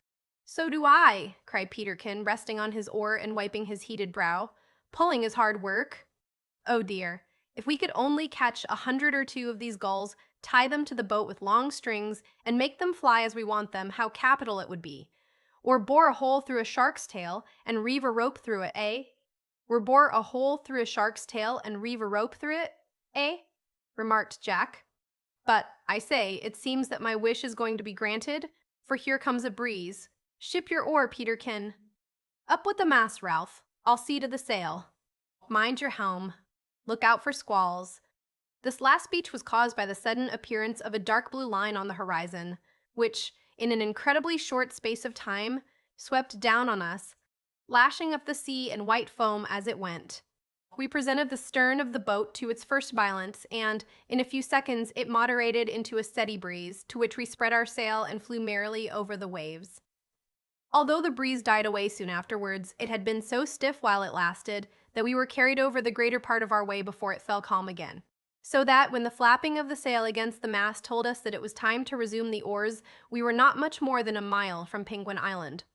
"There go the soldiers," cried Peterkin as we came in sight of it. "How spruce their white trousers look this morning. I wonder if they will receive us kindly." "Do you think they are hospitable, Jack?" "Don't talk, Peterkin, but pull away, and you shall see shortly."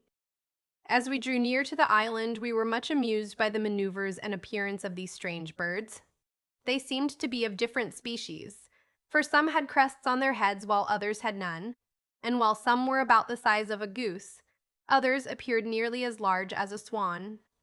We also saw a huge albatross soaring above the heads of the penguins. It was followed and surrounded by numerous flocks of seagulls. Having approached to within a few yards of the island, which was a low rock with no other vegetation on it than a few bushes, we lay on our oars and gazed at the birds with surprise and pleasure, they returning our gaze with interest. We now saw that their soldier-like appearance was owing to the stiff, erect manner in which they sat on their short legs, bolt upright, as Peterkin expressed it. They had black heads, long sharp beaks, white breasts, and bluish backs. Their wings were so short that they looked more like the fins of a fish, and indeed, we soon saw that they used them for the purpose of swimming underwater. There were no quills on these wings, but a sort of scaly feathers, which also thickly covered their bodies. Their legs were short and placed so far back that the birds, while on land, were obliged to stand quite upright in order to keep their balance, but in the water they floated like other waterfowl. At first we were so stunned with the clamor which they and other seabirds kept up around us that we knew not which way to look, for they covered the rocks in thousands. But, as we continued to gaze, we observed several quadrupeds, as we thought, walking in the midst of the penguins. "Pull in a bit," cried Peterkin, "and let's see what these are. They must be fond of noisy company to consort with such creatures." To our surprise, we found that these were no other than penguins, which had gone down on all fours, and were crawling among the bushes on their feet and wings, just like quadrupeds. Suddenly, one big old bird that had been sitting on a point very near to us, gazing in mute astonishment, became alarmed and, scuttling down the rocks, plumped or fell, rather than ran, into the sea. It dived in a moment, and, a few seconds afterwards, came out of the water far ahead, with such a spring and such a dive back into the sea again that we could scarcely believe it was not a fish that had leaped in sport. "That beats everything," said Peterkin, rubbing his nose and screwing up his face with an expression of exasperated amazement. "I've heard of a thing being neither fish, flesh, nor fowl, but I never did expect to live to see a brute that was all three together, at once in one. But look there," he continued, pointing with a look of resignation to the shore, "look there! There's no end to it. What underscore has underscore that brood got under its tail?" We turned to look in the direction pointed out, and there saw a penguin walking slowly and very sedately along the shore, with an egg under its tail. There were several others we observed burdened in the same way, and we found afterwards that these were a species of penguins that always carried their eggs so. Indeed, they had a most convenient cavity for the purpose, just between the tail and the legs. We were very much impressed with the regularity and order of this colony. The island seemed to be apportioned out into squares, of which each penguin possessed one, and sat in stiff solemnity in the middle of it, or took a slow march up and down the spaces between. Some were hatching their eggs, but others were feeding their young ones in a manner that caused us to laugh not a little. The mother stood on a mound, or raised rock, while the young one stood patiently below her on the ground. Suddenly, the mother raised her head and uttered a series of the most discordant cackling sounds. "She's going to choke," cried Patterkin. But this was not the case, although, I confess, she looked like it. In a few seconds, she put down her head and opened her mouth, into which the young one thrust its beak and seemed to suck something from her throat. Then the cackling was renewed, the sucking continued, until the operation of feeding was carried on till the young one was satisfied. But what she fed her little one with, we could not tell. "Now just look yonder," said Peterkin in an excited tone. "If that isn't the most abominable piece of maternal deception I ever saw. That rascally old lady penguin has just pitched her young one into the sea, and there's another about to follow her example." This indeed seemed to be the cue, for on the top of a steep rock close to the edge of the sea, we observed an old penguin endeavoring to entice her young one into the water. But the young one seemed very unwilling to go, and notwithstanding the enticements of its mother, moved very slowly towards her. At last, she went gently behind the young bird and pushed it a little towards the water, but with great tenderness, as much as to say, "Don't be afraid, darling. I won't hurt you, my pet."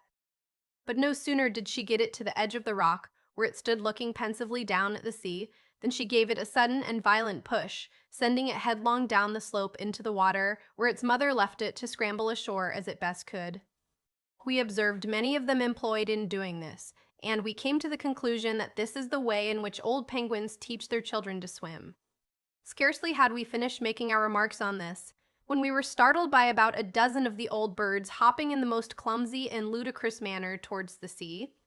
The beach here was a sloping rock, and when they came to it, some of them succeeded in hopping down in safety, but others lost their balance and rolled and scrambled down the slope in the most helpless manner.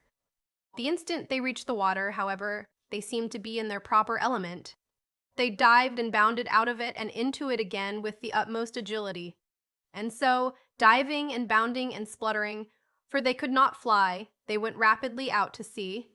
On seeing this, Peterkin turned with a grave face to us and said, "It's my opinion that these birds are all stark, staring mad, and that this is an enchanted island.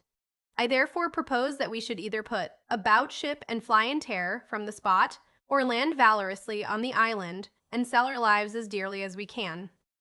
"I vote for landing, so pull in, lads," said Jack, giving a stroke with his oar that made the boat spin.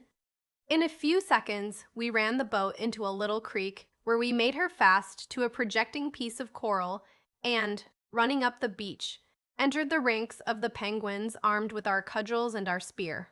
We were greatly surprised to find that, instead of attacking us or showing signs of fear at our approach, these curious birds did not move from their places until we laid hands on them, and merely turned their eyes on us in solemn, stupid wonder as we passed. There was one old penguin, however, that began to walk slowly toward the sea, and Peterkin took it into his head that he would try to interrupt its progress, so he ran between it and the sea and brandished his cudgel in its face. But this proved to be a resolute old bird. It would not retreat, nay, more, it would not cease to advance, but battled with Peterkin bravely and drove him before it until it reached the sea. Had Peterkin used his club, he could easily have felled it, no doubt, but, as he had no wish to do so cruel an act merely out of sport, he let the bird escape. We spent fully 3 hours on this island in watching the habits of these curious birds, and when we finally left them, we all three concluded, after much consultation, that they were the most wonderful creatures we had ever seen, and further, we thought it probable that they were the most wonderful creatures in the world. Chapter 15. An awful storm and its consequences. Narrow escape. A rock proves a sure foundation. A fearful night and a bright morning. Deliverance from danger. It was evening before we left the island of the penguins. As we had made up our minds to encamp for the night on a small island, whereon grew a few cocoa-nut trees which was about 2 miles off, we lay to our oars with some energy. But a danger was in store for us which we had not anticipated. The wind, which had carried us so quickly to Penguin Island, freshened as evening drew on, to a stiff breeze, and, before we had made half the distance to the small island, it became a regular gale. Although it was not so directly against us as to prevent our rowing in the course we wished to go, yet it checked us very much, and although the force of the sea was somewhat broken by the island, the waves soon began to rise and to roll their broken crests against our small craft, so that she began to take in water, and we had much ado to keep ourselves afloat. At last the wind and sea together became so violent that we found it impossible to make the island. So Jack suddenly put the head of the boat round and ordered Peterkin and me to hoist a corner of the sail, intending to run back to Penguin Island. "We shall at least have the shelter of the bushes," he said as the boat flew before the wind, "and the penguins will keep us company." As Jack spoke, the wind suddenly shifted and blew so much against us that we were forced to hoist more of the sail in order to beat up for the island, being by this change thrown much to leeward of it. What made matters worse was that the gale came in squalls, so that we were more than once nearly upset. "Stand by, both of you," cried Jack in a quick, earnest tone. "Be ready to douse the sail. I very much fear we won't make the island after all." Peterkin and I were so much in the habit of trusting everything to Jack that we had fallen into the way of not considering things, especially such things as were under Jack's care. We had, therefore, never doubted for a moment that all was going well, so that it was with no little anxiety that we heard him make the above remark. However, we had no time for question or surmise, for, at the moment he spoke, a heavy squall was bearing down upon us, and, as we were then flying with our lee gunwale dipping occasionally under the waves, it was evident that we should have to lower our sail altogether. In a few seconds the squall struck the boat, but Peterkin and I had the sail down in a moment, so that it did not upset us, but, when it was past, we were more than half full of water. This I soon bailed out, while Peterkin again hoisted a corner of the sail, but the evil which Jack had feared came upon us. We found it quite impossible to make Penguin Island. The gale carried us quickly past it towards the open sea, and the terrible truth flashed upon us that we should be swept out and left to perish miserably in a small boat in the midst of the wide ocean. This idea was forced very strongly upon us because we saw nothing in the direction whither the wind was blowing us, save the raging billows of the sea, and indeed we trembled as we gazed around us, for we were now beyond the shelter of the islands, and it seemed as though any of the huge billows, which curled over in masses of foam, might swallow us up in a moment. The water also began to wash in over our sides, and I had to keep constantly bailing, for Jack could not quit the helm nor Peterkin the sail for an instant, without endangering our lives. In the midst of this distress, Jack uttered an exclamation of hope, and pointed towards a low island or rock which lay directly ahead. It had been hitherto unobserved, owing to the dark clouds that obscured the sky and the blinding spray that seemed to fill the whole atmosphere.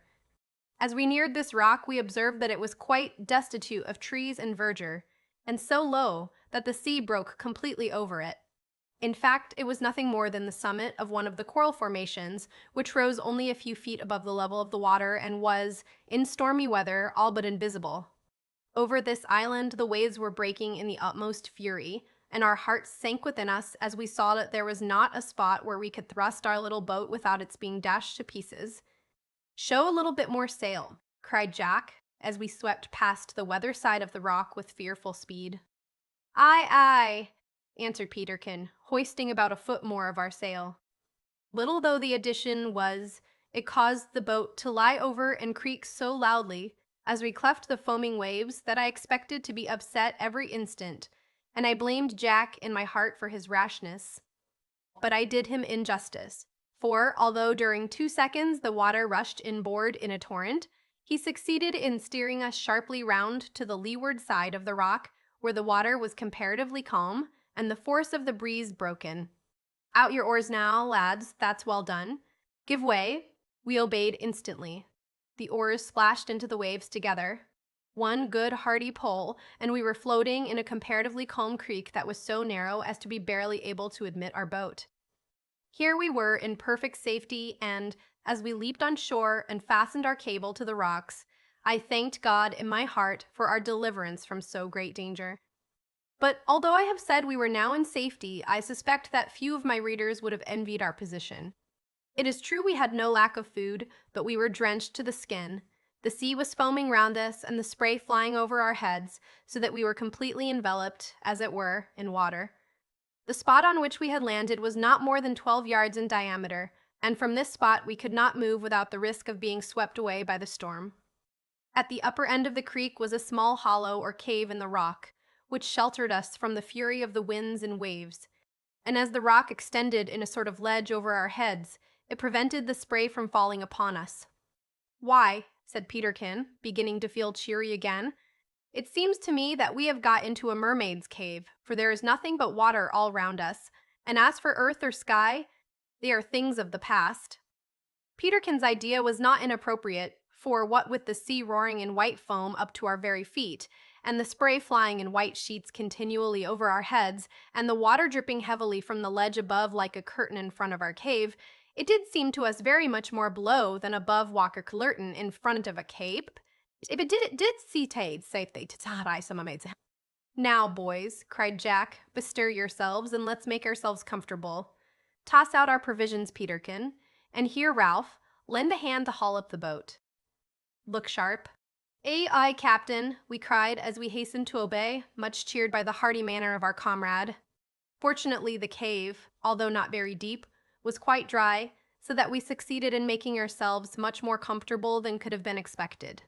We landed our provisions, wrung the water out of our garments, spread our sail below us for a carpet, and, after having eaten a hearty meal, began to feel quite cheerful.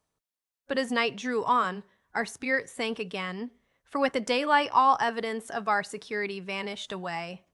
We could no longer see the firm rock on which we lay, while we were stunned with the violence of the tempest that raged around us.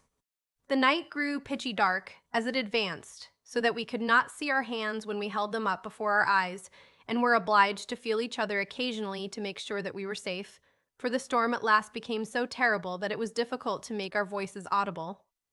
A slight variation of the wind, as we supposed, caused a few drops of spray ever and anon to blow into our faces, and the eddy of the sea, in its mad boiling, washed up into our little creek until it reached our feet and threatened to tear away our boat. In order to prevent this latter calamity, we hauled the boat farther up and held the cable in our hands. Occasional flashes of lightning shone with a ghastly glare through the watery curtains around us, and lent additional horror to the scene.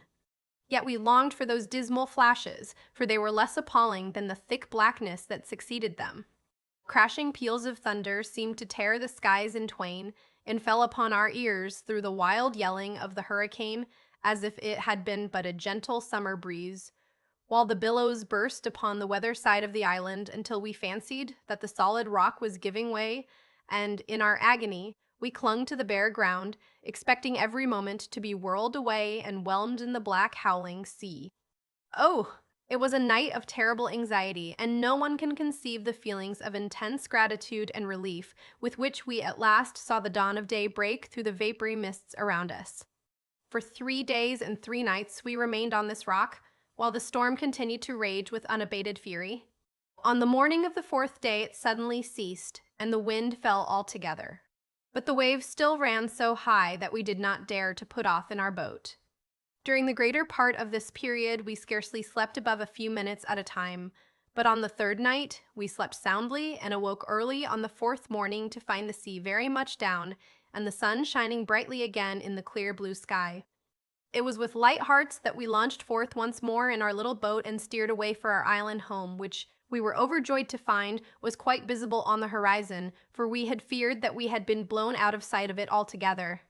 As it was a dead calm, we had to row during the greater part of the day, but towards the afternoon a fair breeze sprang up, which enabled us to hoist our sail. We soon passed Penguin Island and the other island, which we had failed to reach on the day the storm commenced.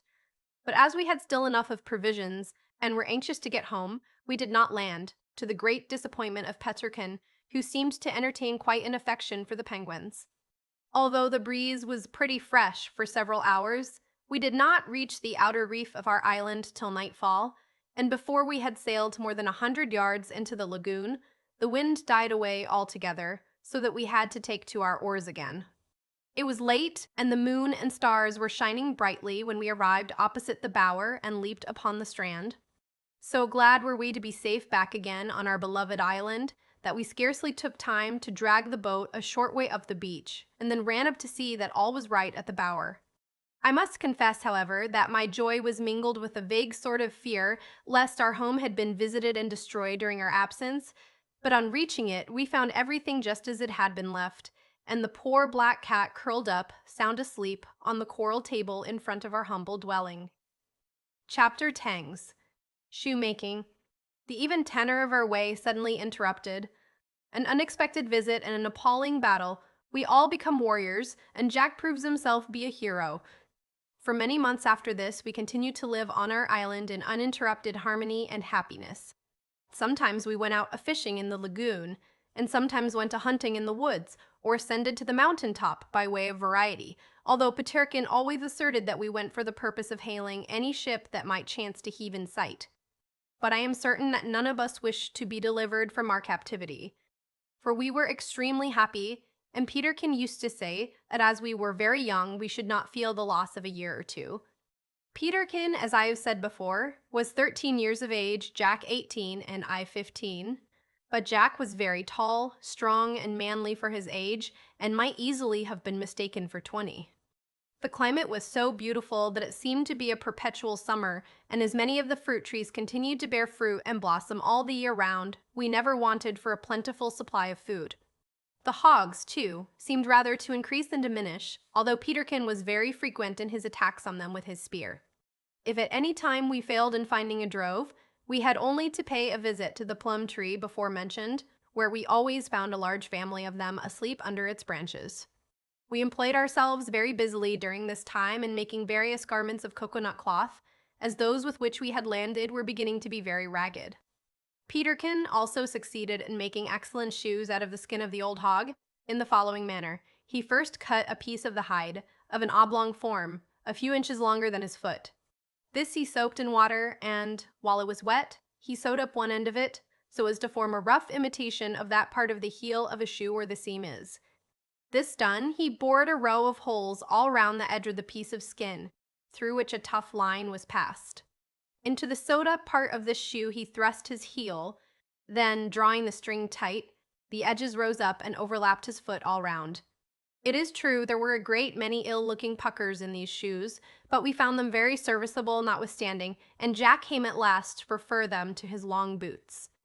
We ago made various other useful articles, which added to our comfort, and once or twice spoke of building us a house, but we had so great an affection for the bower, and withal, found it so serviceable that we determined not to leave it, nor to attempt the building of a house, which, in such a climate, might turn out to be rather disagreeable than useful. We often examined the pistol that we had found in the house on the other side of the island, and Peterkin wished much that we had powder and shot, as it would render pig-killing much easier. But, after all, we had become so expert in the use of our sling and bow and spear that we were independent of more deadly weapons. Diving in the water garden also continued to afford us as much pleasure as ever, and Peterkin began to be a little more expert in the water from constant practice. As for Jack and I, we began to feel as if water were our native element, and reveled in it with so much confidence and comfort that Peterkin said he feared we would turn into fish some day and swim off and leave him, adding that he had been for a long time observing that Jack was becoming more and more like a shark every day. Whereupon Jack remarked that if he, Peterkin, were changed into a fish, he would certainly turn into nothing better or bigger than a shrimp. Poor Peterkin did not envy us our delightful excursions under water, except, indeed, when Jack would dive down to the bottom of the water garden, sit down on a rock, and look up and make faces at him. Peterkin did feel envious then, and often said he would give anything to be able to do that. I was much amused when Peterkin said this, for if he could only have seen his own face when he happened to take a short dive, he would have seen that Jack's was far surpassed by it. The great difference being, however, that Jack made faces on purpose. Peterkin couldn't help it. Now, while we were engaged with these occupations and amusements, an event occurred one day which was as unexpected as it was exceedingly alarming and very horrible. Jack and I were sitting, as we were often wont to do, on the rocks at Spouting Cliff, and Peterkin was wringing the water from his garments, having recently fallen by accident into the sea, a thing he was constantly doing, when our attention was suddenly arrested by two objects which appeared on the horizon. "What are yon, think you?" I said, addressing Jack. "I can't imagine," answered he. "I've noticed them for some time, and fancied they were black seagulls, but the more I look at them, the more I feel convinced they are much larger than gulls." "They seem to be coming towards us," said I. Hello? What's wrong? Inquired Peterkin, coming up. Look there, said Jack. Whales, cried Peterkin, shading his eyes with his hand. No, can they be boats, Jack? Our hearts beat with excitement at the very thought of seeing human faces again. I think you are about right, Peterkin, but they seem to me to move strangely for boats, said Jack in a low tone, as if he were talking to himself. I noticed that a shade of anxiety crossed Jack's countenance as he gazed long and intently at the two objects, which were now nearing us fast. At last he sprang to his feet. They are canoes, Ralph. Whether war canoes or not, I cannot tell, but this I know, that all the natives of the South Sea Islands are fierce cannibals, and they have little respect for strangers. We must hide if they land here, which I earnestly hope they will not do. I was greatly alarmed at Jack's speech, but I confess I thought less of what he said than of the earnest, anxious manner in which he said it, and it was with very uncomfortable feelings that Peterkin and I followed him quickly into the woods. How unfortunate, said I, as we gained the shelter of the bushes, that we have forgotten our arms. It matters not, said Jack. Here are clubs enough and to spare. As he spoke, he laid his hand on a bundle of stout poles of various sizes, which Peterkin's ever-busy hands had formed during our frequent visits to the cliff, for no other purpose, apparently, than that of having something to do. We each selected a stout club according to our several tastes, and lay down behind a rock, whence we could see the canoes approach without ourselves being seen. At first we made an occasional remark on their appearance, but after they entered the lagoon and drew near the beach, we ceased to speak and gazed with intense interest at the scene before us. We now observed that the foremost canoe was being chased by the other, and that it contained a few women and children as well as men, perhaps 40 souls altogether, while the canoe which pursued it contained only men. They seemed to be about the same in number, but were better armed and had the appearance of being a war party. Both crews were paddling with all their might, and it seemed as if the pursuers exerted themselves to overtake the natives ere they could land. In this, however, they failed. The foremost canoe made for the beach, close beneath the rocks behind which we were concealed. Their short paddles flashed like meteors in the water, and sent up a constant shower of spray. The foam curled from the prow, and the eyes of the rowers glistened in their black faces as they strained every muscle of their naked bodies, nor did they relax their efforts till the canoe struck the beach with a violent shock. Then, with a shout of defiance, the whole party sprang, as if by magic, from the canoe to the shore. 3 women, 2 of whom carried infants in their arms, rushed into the woods, and the men crowded to the water's edge, with stones in their hands, spears leveled and clubs brandished, to resist the landing of their enemies. The distance between the 2 canoes had been about half a mile, and, at the great speed they were going, this was soon passed. As the pursuers neared the shore, no sign of fear or hesitation was noticeable. On they came like a wild charger, received but recked not of a shower of stones. The canoe struck, and, with a yell that seemed to issue from the throats of incarnate fiends, they leaped into the water and drove their enemies up the beach. The battle that immediately ensued was frightful to behold. Most of the men wielded clubs of enormous size and curious shapes, with which they dashed out each other's brains. As they were almost entirely naked and had to bound, stoop, leap, and run in their terrible hand-to-hand encounters, they looked more like demons than human beings. I felt my heart grow sick at the sight of this bloody battle and would fain have turned away, but a species of fascination seemed to hold me down and glue my eyes upon the combatants. I observed that the attacking party was led by a most extraordinary being, who, from his size and peculiarity, I concluded was a chief. His hair was frizzed out to an enormous extent, so that it resembled a large turban. It was of a light yellow hue, which surprised me much, for the man's body was as black as coal, and I felt convinced that the hair must have been dyed. He was tattooed from head to foot, and his face, besides being tattooed, was besmeared with red paint and streaked with white. Altogether, with his yellow turban-like hair, his Herculean black frame, his glittering eyes and white teeth, he seemed the most terrible monster I ever beheld. He was very active in the fight and had already killed 4 men. Suddenly, the yellow-haired chief was attacked by a man quite as strong and large as himself. He flourished a heavy club, something like an eagle's beak at the point. For a second or two these giants eyed each other warily, moving round and round as if to catch each other at a disadvantage, but seeing that nothing was to be gained by this caution, and that the loss of time might effectually turn the tide of battle either way, they apparently made up their minds to attack at the same instant, for, with a wild shout and simultaneous spring, they swung their heavy clubs, which met with a loud report. Suddenly, the yellow-haired savage tripped. His enemy sprang forward. The ponderous club was swung, but it did not descend, for at that moment the savage was felled to the ground by a stone from the hand of one who had witnessed his chief's danger. This was the turning point in the battle. The savages who landed first turned and fled towards the bush on seeing the fall of their chief, but not one escaped. They were all overtaken and felled to the earth. I saw, however, that they were not all killed. Indeed, their enemies, now that they were conquered, seemed anxious to take them alive, and they succeeded in securing 15, whom they bound hand and foot with cords and, carrying them up into the woods, laid them down among the bushes. Here they left them, for what purpose I knew not, and returned to the scene of the late battle, where the remnant of the party were bathing their wounds. Out of the 40 blacks that composed the attacking party, only 28 remained alive, 2 of whom were sent into the bush to hunt for the women and children. Of the other party, as I have said, only 10 survived, and these were lying bound and helpless on the grass. Jack and Peterkin and I now looked at each other and whispered our fears that the savages might clamber up the rocks to search for fresh water and so discover our place of concealment, but we were so much interested in watching their movements that we agreed to remain where we were, and indeed we could not easily have risen without exposing ourselves to detection. One of the savages now went up to the wood and soon returned with a bundle of firewood, and we were not a little surprised to see him set fire to it by the very same means used by Jack the time we made our first fire, namely, with the bow and drill.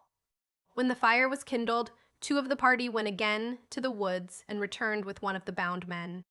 A dreadful feeling of horror crept over my heart as the thought flashed upon me that they were going to burn their enemies. As they bore him to the fire, my feelings almost overpowered me. I gasped for breath and, seizing my club, endeavored to spring to my feet, but Jack's powerful arm pinned me to the earth. Next moment, one of the savages raised his club and fractured the wretched creature's skull. He must have died instantly and, strange though it may seem, I confessed to a feeling of relief when the deed was done, because I now knew that the poor savage could not be burned alive. Scarcely had his limbs ceased to quiver when the monsters cut slices of flesh from his body and, after roasting them slightly over the fire, devoured them. Suddenly there arose a cry from the woods, and in a few seconds the 2 savages hastened towards the fire, dragging the 3 women and their 2 infants along with them. One of those women was much younger than her companions, and we were struck with the modesty of her demeanor and the gentle expression of her face, which, although she had the flattish nose and thick lips of the others, was of a light brown color, and we conjectured that she must be of a different race. She and her companions wore short petticoats and a kind of tippet on their shoulders. Their hair was jet black, but instead of being long, was short and curly, though not woolly, somewhat like the hair of a young boy.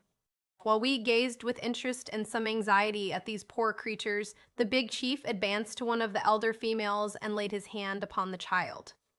But the mother shrank from him and, clasping the little one to her bosom, uttered a wail of fear.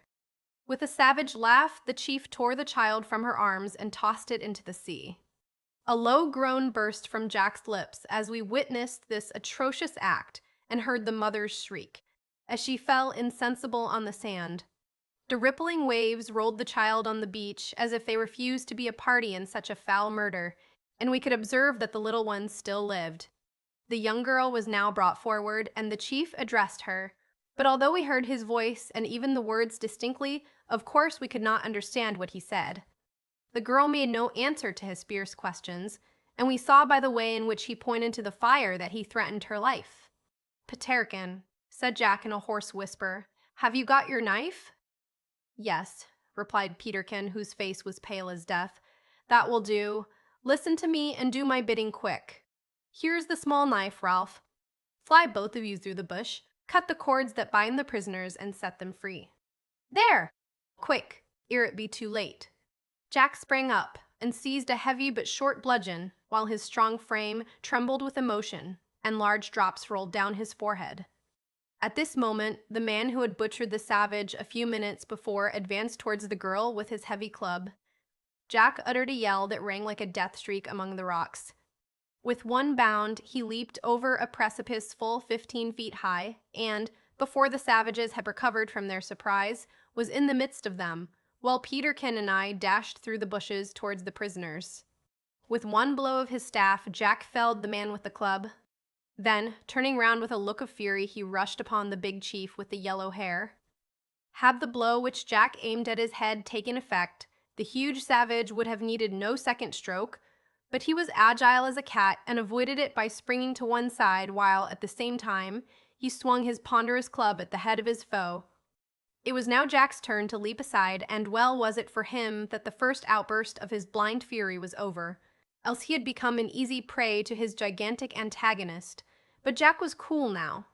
He darted his blows rapidly and well, and the superiority of his light weapon was strikingly proved in this combat, for while he could easily evade the blows of the chief's heavy club, the chief could not so easily evade those of his light one. Nevertheless, so quick was he, and so frightfully did he fling about the mighty weapon, that although Jack struck him almost every blow, the strokes had to be delivered so quickly that they wanted force to be very effectual. It was lucky for Jack that the other savages considered the success of their chief in this encounter to be so certain that they refrained from interfering. Had they doubted it, they would have probably ended the matter at once by felling him. But they contented themselves with awaiting the issue. The force which the chief expended in wielding his club now began to be apparent. His movements became slower, his breath hissed through his clenched teeth, and the surprised savages drew nearer in order to render assistance. Jack observed this movement. He felt that his fate was sealed and resolved to cast his life upon the next blow. The chief's club was again about to descend on his head.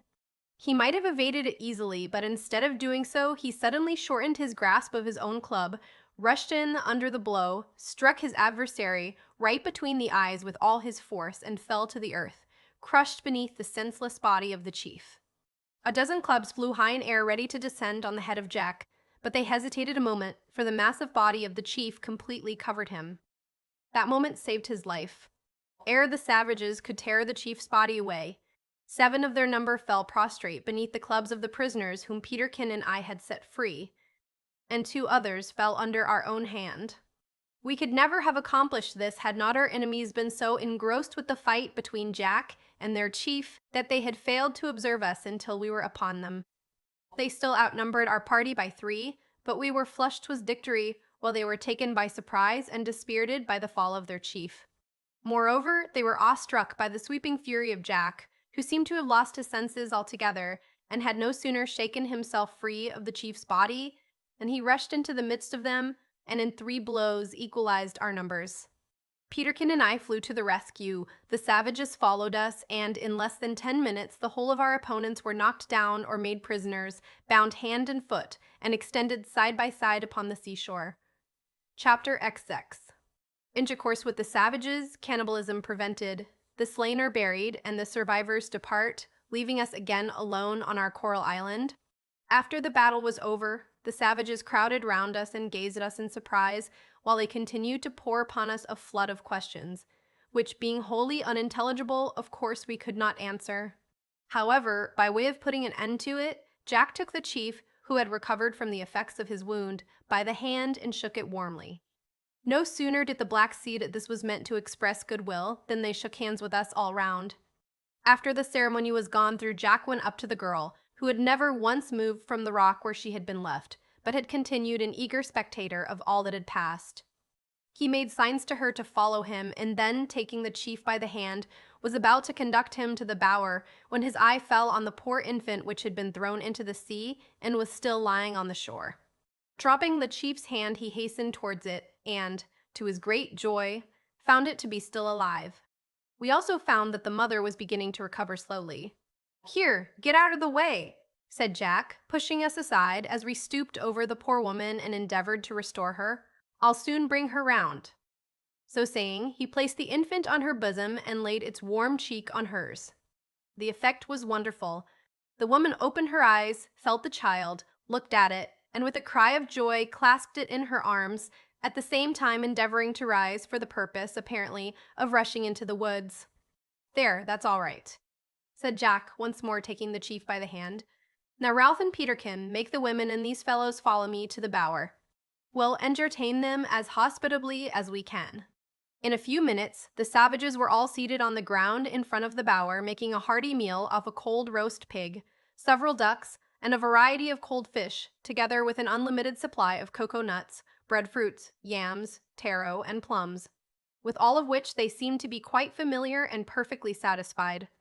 Meanwhile, we three, being thoroughly knocked up with our day's work, took a good draught of coconut lemonade, and throwing ourselves on our beds, fell fast asleep.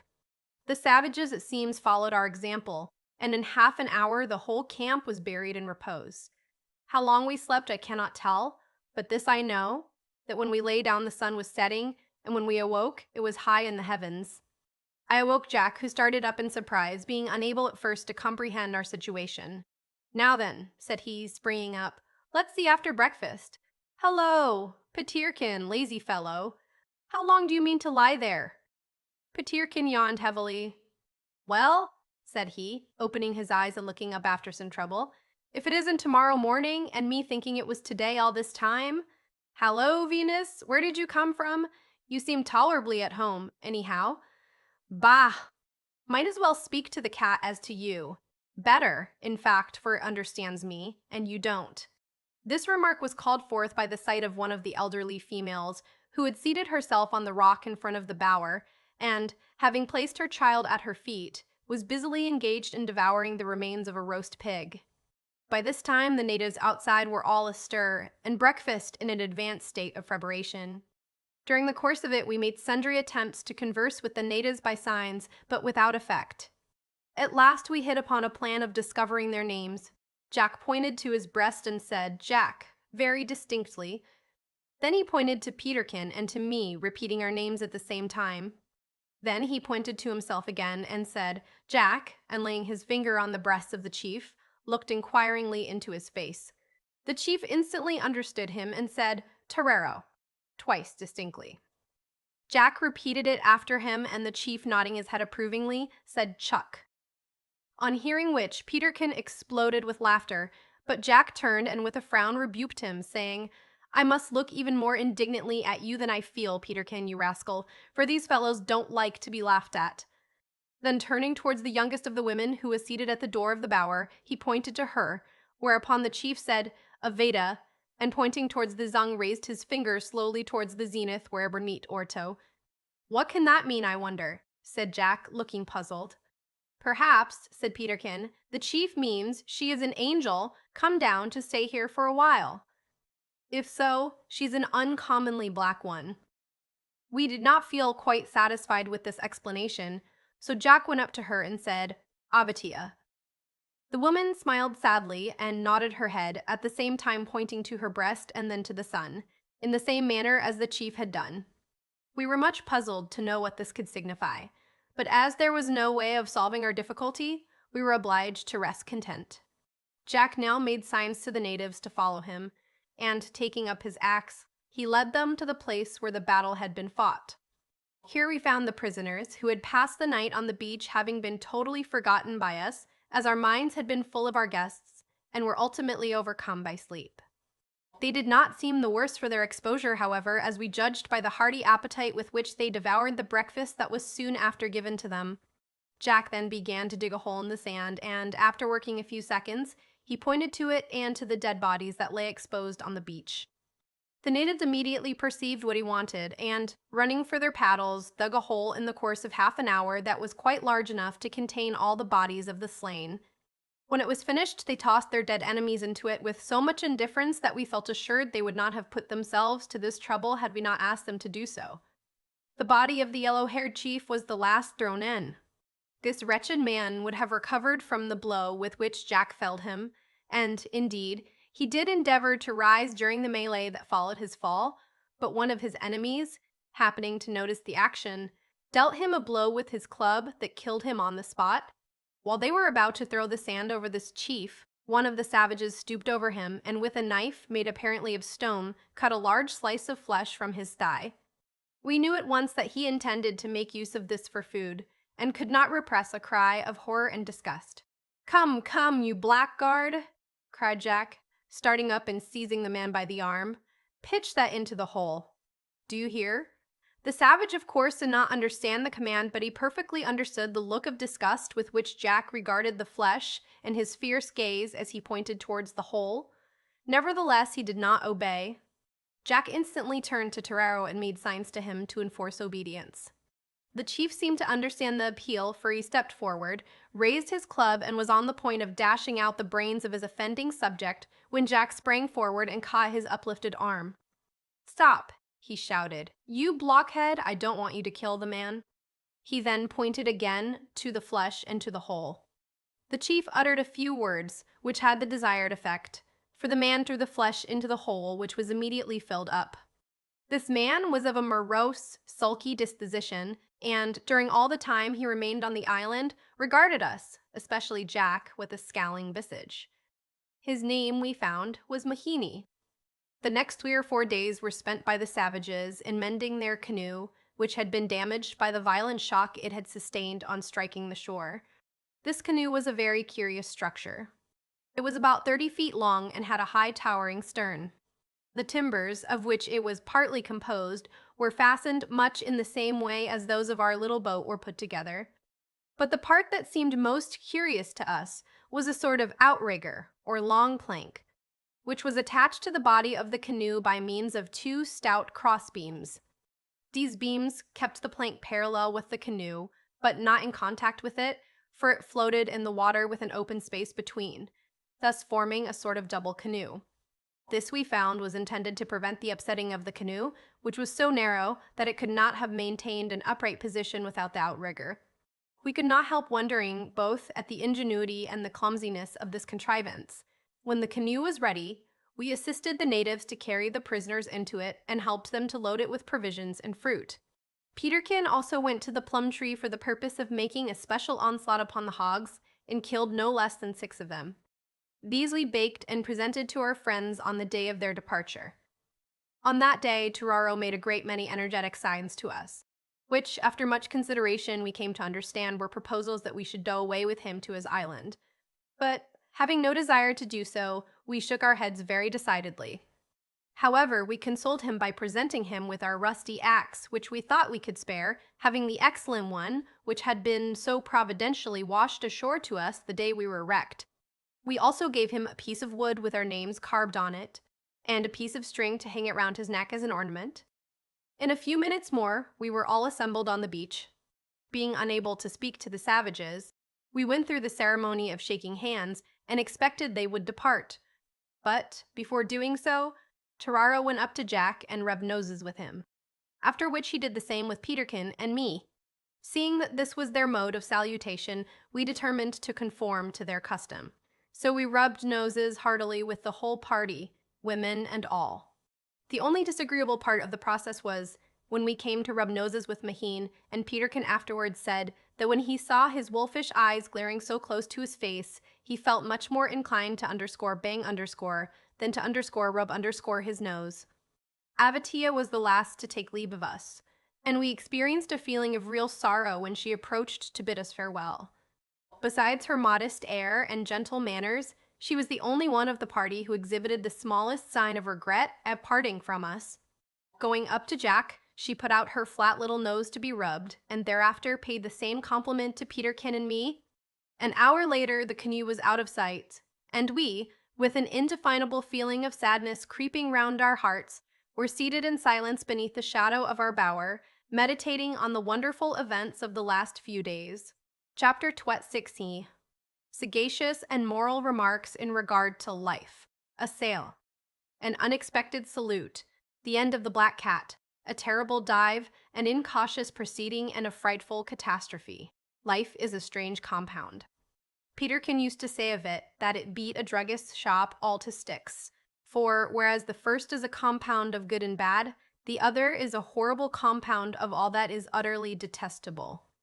And indeed, the more I consider it, the more I am struck with the strange mixture of good and evil that exists, not only in the material earth, but in our own natures. In our own coral island, we had experienced every variety of good that a bountiful creator could heap on us. Yet on the night of the storm, we had seen how almost, in our case, and altogether, no doubt, in the case of others less fortunate, all this good might be swept away forever. We had seen the rich fruit trees waving in the soft air, the tender herbs shooting upwards under the benign influence of the bright sun, and, the next day, we had seen these good and beautiful trees and plants uprooted by the hurricane, crushed and hurled to the ground in destructive devastation. We had lived for many months in a clime for the most part so beautiful that we had often wondered whether Adam and Eve had found Eden more sweet, and we had seen the quiet solitudes of our paradise suddenly broken in upon by ferocious savages, and the white sands stained with blood and strewed with lifeless forms. Yet, among these cannibals, we had seen many symptoms of a kindly nature. I pondered these things much, and, while I considered them, there recurred to my memory those words which I had read in my Bible: "The works of God are wonderful, and his ways past finding out." After these poor savages had left us, we used to hold long and frequent conversations about them, and I noticed that Peterkin's manner was now much altered. He did not, indeed, jest less heartily than before, but he did so less frequently, and often there was a tone of deep seriousness in his manner, if not in his words, which made him seem to Jack and me as if he had grown 2 years older within a few days. But indeed I was not surprised at this when I reflected on the awful realities which we had witnessed so lately. We could by no means shake off a tendency to gloom for several weeks afterwards, but, as time wore away, our usual good spirits returned somewhat, and we began to think of the visit of the savages with feelings akin to those with which we recall a terrible dream. One day we were all enjoying ourselves in the water garden, preparatory to going on a fishing excursion. For Peterkin had kept us in such constant supply of hogs that we had become quite tired of pork and desired a change. Peterkin was sunning himself on the ledge of rock, while we were creeping among the rocks below. Happening to look up, I observed Peterkin cutting the most extraordinary capers and making violent gesticulations for us to come up. So I gave Jack a push and rose immediately. "A sail! A sail! Ralph, look!" "Jack, away on the horizon there, just over the entrance to the lagoon," cried Peterkin as we scrambled up the rocks. "So it is, and a schooner too," said Jack as he proceeded hastily to dress. Our hearts were thrown into a terrible flutter by this discovery, for if it should touch at our island, we had no doubt the captain would be happy to give us a passage to some of the civilized islands, where we could find a ship sailing for England or some other part of Europe. Home, with all its associations, rushed in upon my heart like a flood, and, much though I loved the coral island and the bower which had now been our home so long, I felt that I could have quitted all at that moment without a sigh. With joyful anticipations, we hastened to the highest point of rock near our dwelling, and awaited the arrival of the vessel, for we now perceived that she was making straight for the island under a steady breeze. In less than an hour she was close to the reef, where she rounded to and backed her topsails in order to survey the coast. Seeing this, and fearing that they might not perceive us, we all three waved pieces of cocoa-nut cloth in the air, and soon had the satisfaction of seeing them beginning to lower a boat and bustle about the decks as if they meant to land. Suddenly a flag was run up to the peak, a little cloud of white smoke rose from the schooner's side, and, before we could guess their intentions, a cannon shot came crashing through the bushes, carried away several cocoa-nut trees in its passage, and burst in atoms against the cliff a few yards below the spot on which we stood. With feelings of terror, we now observed that flag at the schooner's peak was black, with a death's head and crossbones upon it. As we gazed at each other in blank amazement, the word pirate escaped our lips simultaneously. "What is to be done?" cried Peterkin, as we observed a boat shoot from the vessel's side, and make for the entrance of the reef. "If they take us off the island, it will either be to throw us overboard for sport, or to make pirates of us."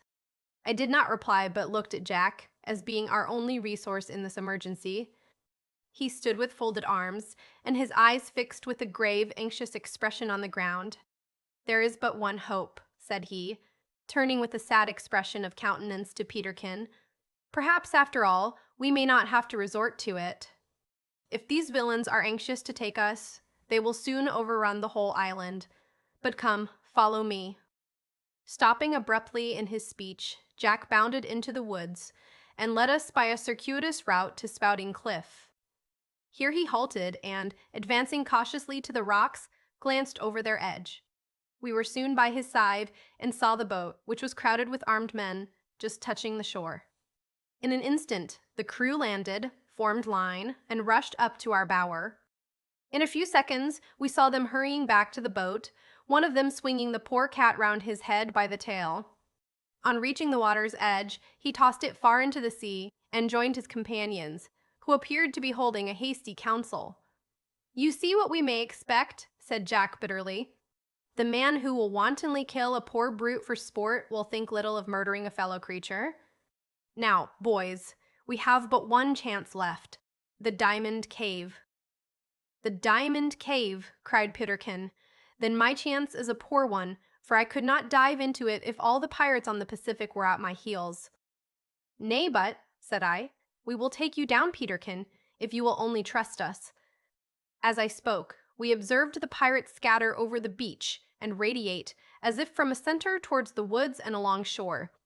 "Now, Peterkin," said Jack in a solemn tone, "you must make up your mind to do it, or we must make up our minds to die in your company." "Oh, Jack, my dear friend," cried Peterkin, turning pale, "leave me. I don't believe they'll think it worth while to kill me.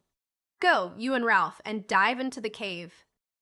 "That will not I," answered Jack quietly, while he picked up a stout cudgel from the ground. "So now, Ralph, we must prepare to meet these fellows. Their motto is Did no quarter. If we can my tasks me santum, we convulsively by the arm.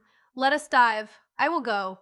Those who are not naturally expert in the water know well the feelings of horror that overwhelm them. Let us dive. I will go. Those who are not naturally expert in the water know well the feelings of horror that overwhelm them when in it, at the bare idea it's a blame held down, even for a peel poud spads kepik fit mangnor de la for. But there was no alternative. The pirates had already caught sight of us, and were now within a short distance of the rocks. Jack and I seized Peterkin by the arms. "Now, keep quite still, no struggling," said Jack, "or we are lost." Peterkin made no reply, but the stern gravity of his marble features and the tension of his muscles satisfied us that he had fully made up his mind to go through with it. Just as the pirates gained the foot of the rocks which hid us for a moment from their view, we bent over the sea and plunged down together head foremost. Peterkin behaved like a hero. He floated passively between us like a log of wood, and we passed the tunnel and rose into the cave in a shorter space of time than I had ever done it before. Peterkin drew a long, deep breath on reaching the surface, and in a few seconds we were all standing on the ledge of rock in safety. Jack now searched for the tinder and torch, which always lay in the cave. He soon found them and, lighting the torch, revealed to Peterkin's wondering gaze the marvels of the place. But we were too wet to waste much time in looking about us. Our first care was to take off our clothes and wring them as dry as we could. This done, we proceeded to examine into the state of our larder. For, as Jack truly remarked, there was no knowing how long the pirates might remain on the island. "Perhaps," said Peterkin, "they may take it into their heads to stop here altogether, and so we shall be buried alive in this place." "Don't you think, Peterkin, that it's the nearest thing to being drowned alive that you ever felt?" said Jack with a smile. "But I've no fear of that. These villains never stay long on shore. The sea is their home, so you may depend upon it that they won't stay more than a day or two at the furthest." We now began to make arrangements for spending the night in the cavern. At various periods, Jack and I had conveyed cocoa nuts and other fruits, besides rolls of cocoa nut cloth, to the submarine cave, partly for amusement and partly from a feeling that we might possibly be driven one day to take shelter here from the savages. Little did we imagine that the first savages who would drive us into it would be white savages, perhaps our own countrymen. We found the cocoa nuts in good condition and the cooked yams, but the breadfruits were spoiled. We also found the cloth where we had left it, and on opening it out, there proved to be sufficient to make a bed, which was important, as the rock was damp. Having collected it all together, we spread out our bed, placed our torch in the midst of us, and ate our supper. It was indeed a strange chamber to feast in, and we could not help remarking on the cold, ghastly appearance of the walls, and the black water at our side, with the thick darkness beyond, and the sullen sound of the drops that fell at long intervals from the roof of the cavern into the still water, and the strong contrast between all this and our bed and supper, which, with our faces, were lit up with the deep red flame of the torch. We sat long over our meal, talking together in subdued voices, for we did not like the dismal echoes that rang through the vault above when we happened to raise them. At last, the faint light that came through the opening died away, warning us that it was night and time for rest. We therefore put out our torch and lay down to sleep. On awaking, it was some time ere we could collect our faculties so as to remember where we were, and we were in much uncertainty as to whether it was early or late. We saw by the faint light that it was day, but could not guess at the hour, so Jack proposed that he should dive out and reconnoiter. "No, Jack," said I, "do you rest here. You've had enough to do during the last few days. Rest yourself now and take care of Peterkin, while I go out to see what the pirates are about. I'll be very careful not to expose myself, and I'll bring you word again in a short time." "Very well, Ralph," answered Jack. "Please yourself, but don't be long. And if you'll take my advice, you'll go in your clothes, for I would like to have some fresh cocoa nuts, and climbing trees without clothes is uncomfortable, to say the least of it." "The pirates will be sure to keep a sharp lookout," said Peterkin. "So pray be careful." "No fear," said I goodbye. And while the words were yet sounding in my ears, I plunged into the water, and in a few seconds found myself in the open air. On rising, I was careful to come up gently and to breathe softly while I kept close in beside the rocks, but as I observed no one near me, I crept slowly out and ascended the cliff a step at a time till I obtained a full view of the shore. No pirates were to be seen, even their boat was gone, but as it was possible they might have hidden themselves, I did not venture too boldly forward. Then it occurred to me to look out to sea when, to my surprise, I saw the pirate schooner sailing away almost hull down on the horizon. On seeing this, I uttered a shout of joy. Then my first impulse was to dive back to tell my companions the good news, but I checked myself and ran to the top of the cliff in order to make sure that the vessel I saw was indeed the pirate schooner. I looked long and anxiously at her and, giving vent to a deep sigh of relief, said aloud, "Yes, there she goes. The villains have been balked of their prey this time at least." "Not so sure of that," said a deep voice at my side, while at the same moment a heavy hand grasped my shoulder and held it as if in a vice. Chapter 60. I fall into the hands of pirates, how they treated me, and what I said to them. The result of the whole ending in a melancholy separation and in a most unexpected gift. My heart seemed to leap into my throat at the words, and, turning round, I beheld a man of immense stature and fierce aspect regarding me with a smile of contempt. He was a white man, that is to say, he was a man of European blood, though his face, from long exposure to the weather, was deeply bronzed.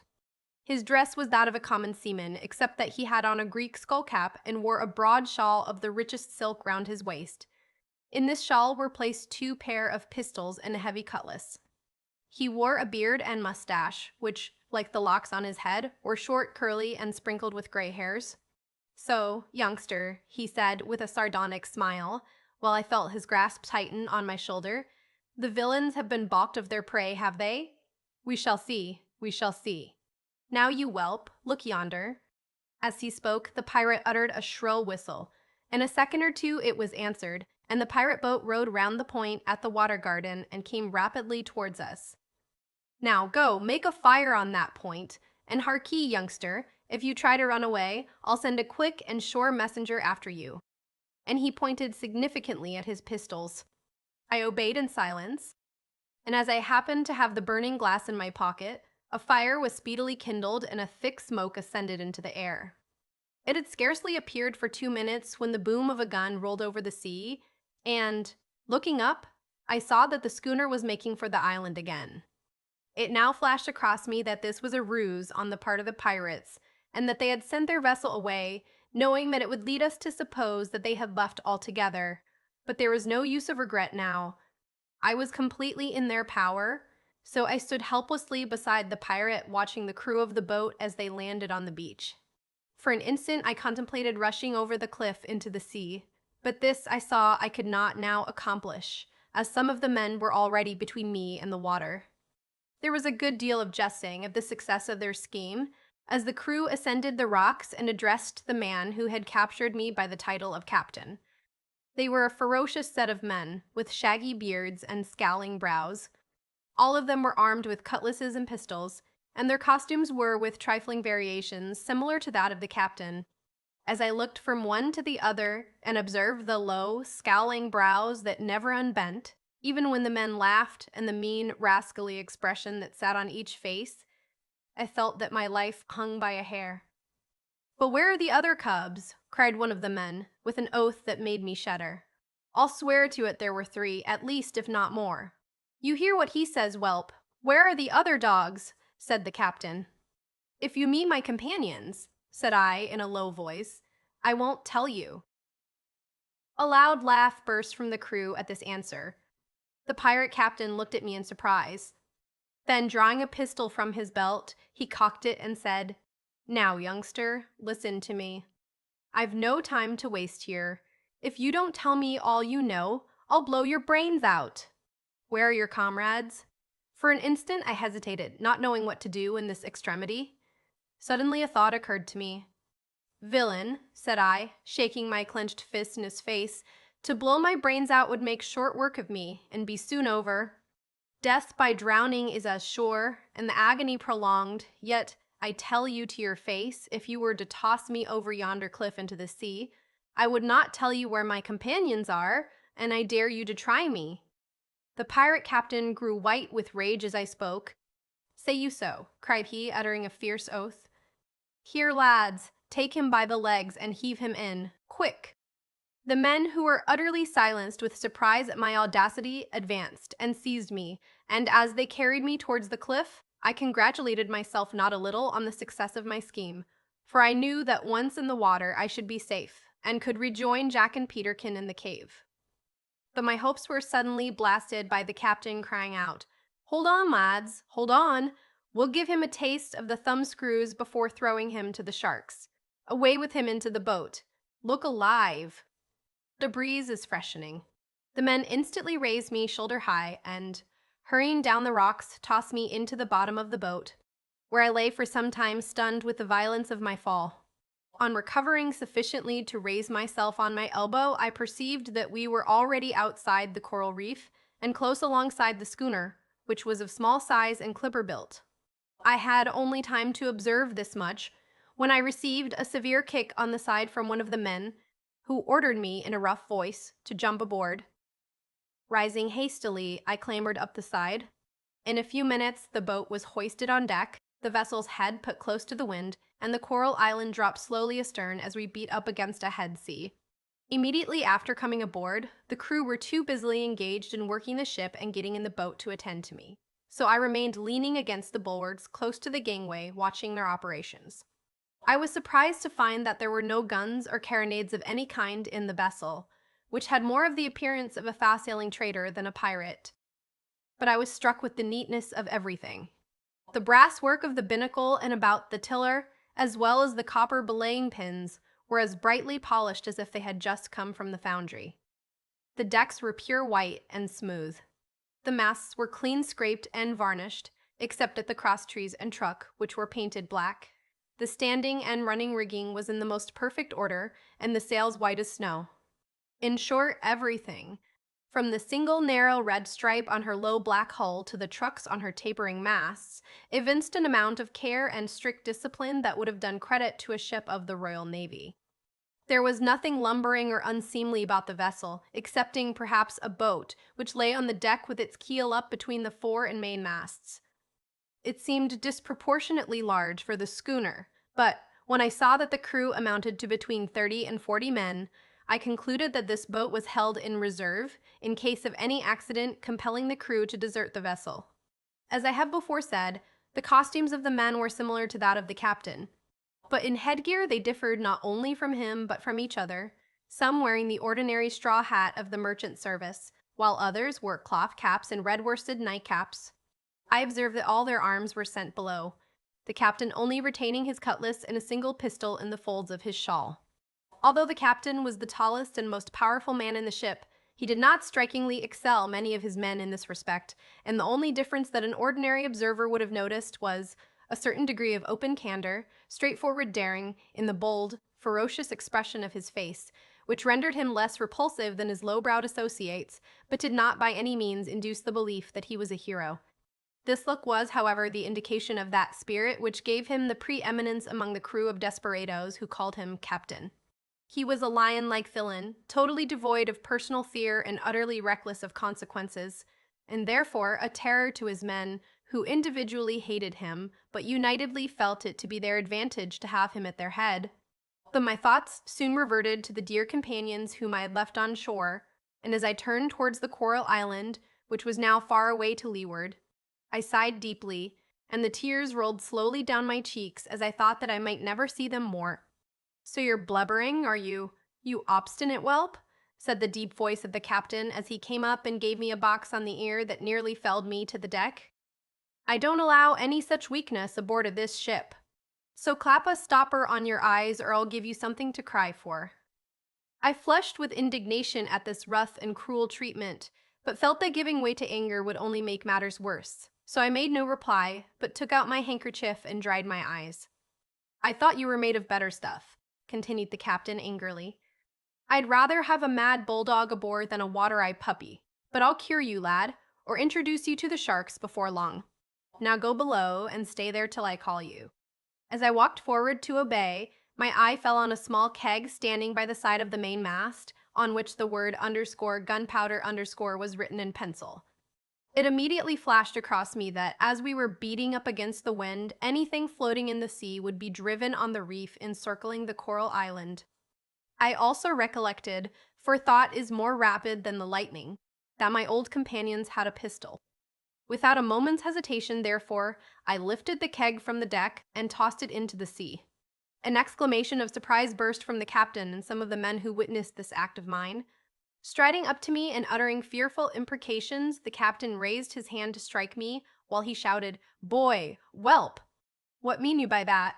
"If you lower your hand," said I in a loud voice, while I felt the blood rush to my temples, "I'll tell you. Until you do so, I'm dumb."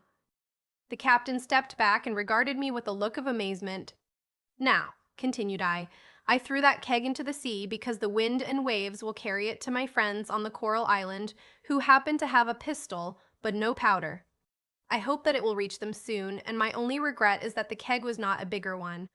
Moreover, pirate, you said just now that you thought I was made of better stuff. I don't know what stuff I am made of. I never thought much about that subject. But I'm quite certain of this, that I am made of such stuff as the like of you shall never tame, though you should do your worst." To my surprise, the captain, instead of flying into a rage, smiled, and thrusting his hand into the voluminous shawl that encircled his waist, turned on his heel and walked aft, while I went below.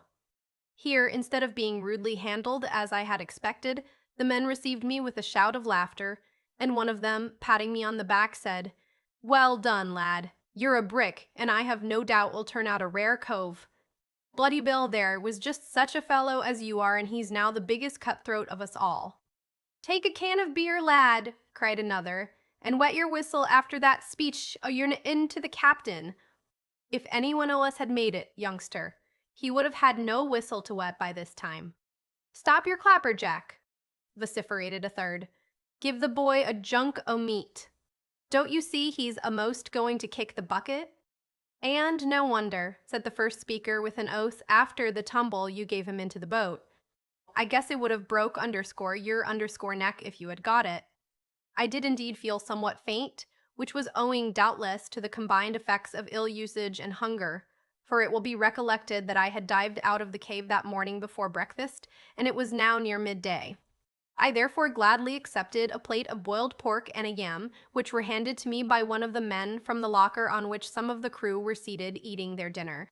But I must add that the zest with which I ate my meal was much abated in consequence of the frightful oaths and the terrible language that flowed from the lips of these godless men, even in the midst of their hilarity and good humor. The man who had been alluded to as Bloody Bill was seated near me, and I could not help wondering at the moody silence he maintained among his comrades. He did indeed reply to their questions in a careless, offhand tone, but he never volunteered a remark. The only difference between him and the others was his taciturnity and his size, for he was nearly, if not quite, as large a man as the captain. During the remainder of the afternoon, I was left to my own reflections, which were anything but agreeable, for I could not banish from my mind the threat about the thumbscrews, of the nature and use of which I had a vague but terrible conception. I was still meditating on my unhappy fate when, just after nightfall, one of the watch on deck called down the hatchway, "Hello there! One of you, tumble up and light the cabin lamp and send that boy aft to the captain, sharp. Now then, do you hear, youngster? The captain wants you." "Look alive," said Bloody Bill, raising his huge frame from the locker on which he had been asleep for the last 2 hours. He sprang up the ladder, and I instantly followed him and, going aft, was shown into the cabin by one of the men, who closed the door after me. A small silver lamp which hung from a beam threw a dim, soft light over the cabin, which was a small apartment and comfortably but plainly finished.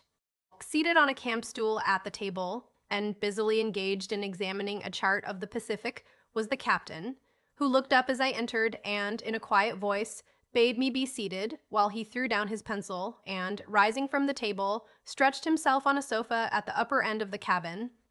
"Boy," said he, looking me full in the face, "what is your name?" "Ralph Rover," I replied. "Where did you come from, and how came you to be on that island? How many companions had you on it? Answer me now, and mind you tell no lies." "I never tell lies," said I, firmly. The captain received this reply with a cold, sarcastic smile, and bade me answer his questions. I then told him the history of myself and my companions from the time we sailed till the day of his visit to the island, taking care, however, to make no mention of the diamond cave. After I had concluded, he was silent for a few minutes. Then, looking up, he said, "Boy, I believe you." I was surprised at this remark, for I could not imagine why he should not believe me. However, I made no reply. "And what," continued the captain, "makes you think that this schooner is a pirate?" "The black flag," said I, "showed me what you are. And if any further proof were wanting, I had had it in the brutal treatment I have received at your hands." The captain frowned as I spoke, but subduing his anger, he continued, "Boy, you are too bold. I admit that we treated you roughly, but that was because you made us lose time and gave us a good deal of trouble. As to the black flag, that is merely a joke that my fellows play off upon people sometimes in order to frighten them. It is their humor and does no harm. I am no pirate, boy, but a lawful trader. A rough one, I grant you, but one can't help that in these seas, where there are so many pirates on the water and such murderous blackguards on the land. I carry on a trade in sandalwood with the Fiji Islands, and if you choose, Ralph, to behave yourself and be a good boy, I'll take you along with me and give you a good share of the profits. You see, I'm in want of an honest boy like you, to look after the cabin and keep the log, and superintend the traffic on shore sometimes. What say you, Ralph? Would you like to become a sandalwood trader?" I was much surprised by this explanation, and a good deal relieved to find that the vessel, after all, was not a pirate. But instead of replying, I said, "If it be as you state, then why did you take me from my island, and why do you not now take me back?" The captain smiled as he replied, "I took you off in anger, boy, and am sorry for it. I would even now take you back, but we are too far away from it. See, there it is," he added, laying his finger on the chart. "And we are now here, 50 miles at least. It would not be fair to my men to put about now, for they have all an interest in the trade." I could make no reply to this, so after a little more conversation, I agreed to become one of the crew, at least until we could reach some civilized island where I might be put ashore. The captain assented to this proposition, and after thanking him for the promise, I left the cabin and went on deck with feelings that ought to have been lighter, but which were, I could not tell why, marvelously heavy and uncomfortable still. Chapter Excerpt. Bloody Bill. Dark surmises, a strange sail and a strange crew, and a still stranger cargo, new reasons for favoring missionaries, a murderous massacre and thoughts thereon. 3 weeks after the conversation narrated in the last chapter, I was standing on the quarter-deck of the schooner, watching the gambols of a shoal of porpoises that swam round us. It was a dead calm, one of those still, hot, sweltering days, so common in the Pacific, when nature seems to have gone to sleep, and the only thing in water or in air that proves her still alive is her long, deep breathing. in the swell of the mighty sea. No cloud floated in the deep blue above, no ripple broke the reflected blue below. The sun shone fiercely in the sky, and a ball of fire blazed, with almost equal power, from out the bosom of the water. So intensely still was it, and so perfectly transparent was the surface of the deep, that had it not been for the long swell already alluded to, we might have believed the surrounding universe to be a huge blue liquid ball, and our little ship the one solitary material speck in all creation, floating in the midst of it. No sound broke on our ears, save the soft puff now and then of a porpoise, the slow creak of the masts as we swayed gently on the swell, the patter of the reef points, and the occasional flap of the hanging sails. An awning covered the fore and after parts of the schooner, under which the men composing the watch on deck lolled in sleepy indolence, overcome with excessive heat. Bloody Bill, as the men invariably called him, was standing at the tiller, but his post for the present was a sinecure, and he whiled away the time by alternately gazing in dreamy abstraction at the compass in the binnacle, and by walking to the taffrail in order to spit into the sea. In one of these turns he came near to where I was standing, and, leaning over the side, looked long and earnestly down into the blue wave. This man, although he was always taciturn and often surly, was the only human being on board with whom I had the slightest desire to become better acquainted. The other men, seeing that I did not relish their company, and knowing that I was a protege of the captain, treated me with total indifference. Bloody Bill, it is true, did the same. But as this was his conduct towards everyone else, it was not peculiar in reference to me. Once or twice I tried to draw him into conversation, but he always turned away after a few cold monosyllables. As he now leaned over the taffrail close beside me, I said to him, "Bill, why is it that you are so gloomy? Why do you never speak to anyone?" Bill smiled slightly as he replied, "Why, I suppose it's because I hain't got nothing to say." "That's strange," said I, musingly. "You look like a man that could think, and such men can usually speak." "So they can, youngster," rejoined Bill somewhat sternly. "And I could speak too if I had a mind to, but what's the use of speaking here?" The men only open their mouths to curse and swear, and they seem to find it entertaining, but I don't, so I hold my tongue. "Well, Bill, that's true, and I would rather not hear you speak at all than hear you speak like the other men. But don't swear, Bill. So you might talk to me sometimes, I think. Besides, I'm weary of spending day after day in this way, without a single soul to say a pleasant word to. I've been used to friendly conversation, Bill, and I really would take it kind if you would talk with me a little now and then." Bill looked at me in surprise, and I thought I observed a sad expression pass across his sunburnt face. "And where have you been used to friendly conversation?" said Bill, looking down again into the sea. "Not on that coral island, I take it." "Yes, indeed," said I energetically. "I've spent many of the happiest months in my life on that coral island." And without waiting to be further questioned, I launched out into a glowing account of the happy life that Jack and Peterkin and I had spent together, and related minutely every circumstance that befell us while on the island. Boy," said Bill in a voice so deep that it startled me, "this is no place for you." "That's true," said I. "I'm of little use on board, and I don't like my comrades, but I can't help it, and at any rate I hope to be free again soon." "Free?" said Bill, looking at me in surprise. "Yes, free," returned I. "The captain said he would put me ashore after this trip was over. This trip underscore. Harky, boy," said Bill, lowering his voice, "what said the captain to you the day you came aboard?" "He said that he was a trader in sandalwood and no pirate, and told me that if I would join him for this trip, he would give me a good share of the profits or put me on shore in some civilized island if I chose."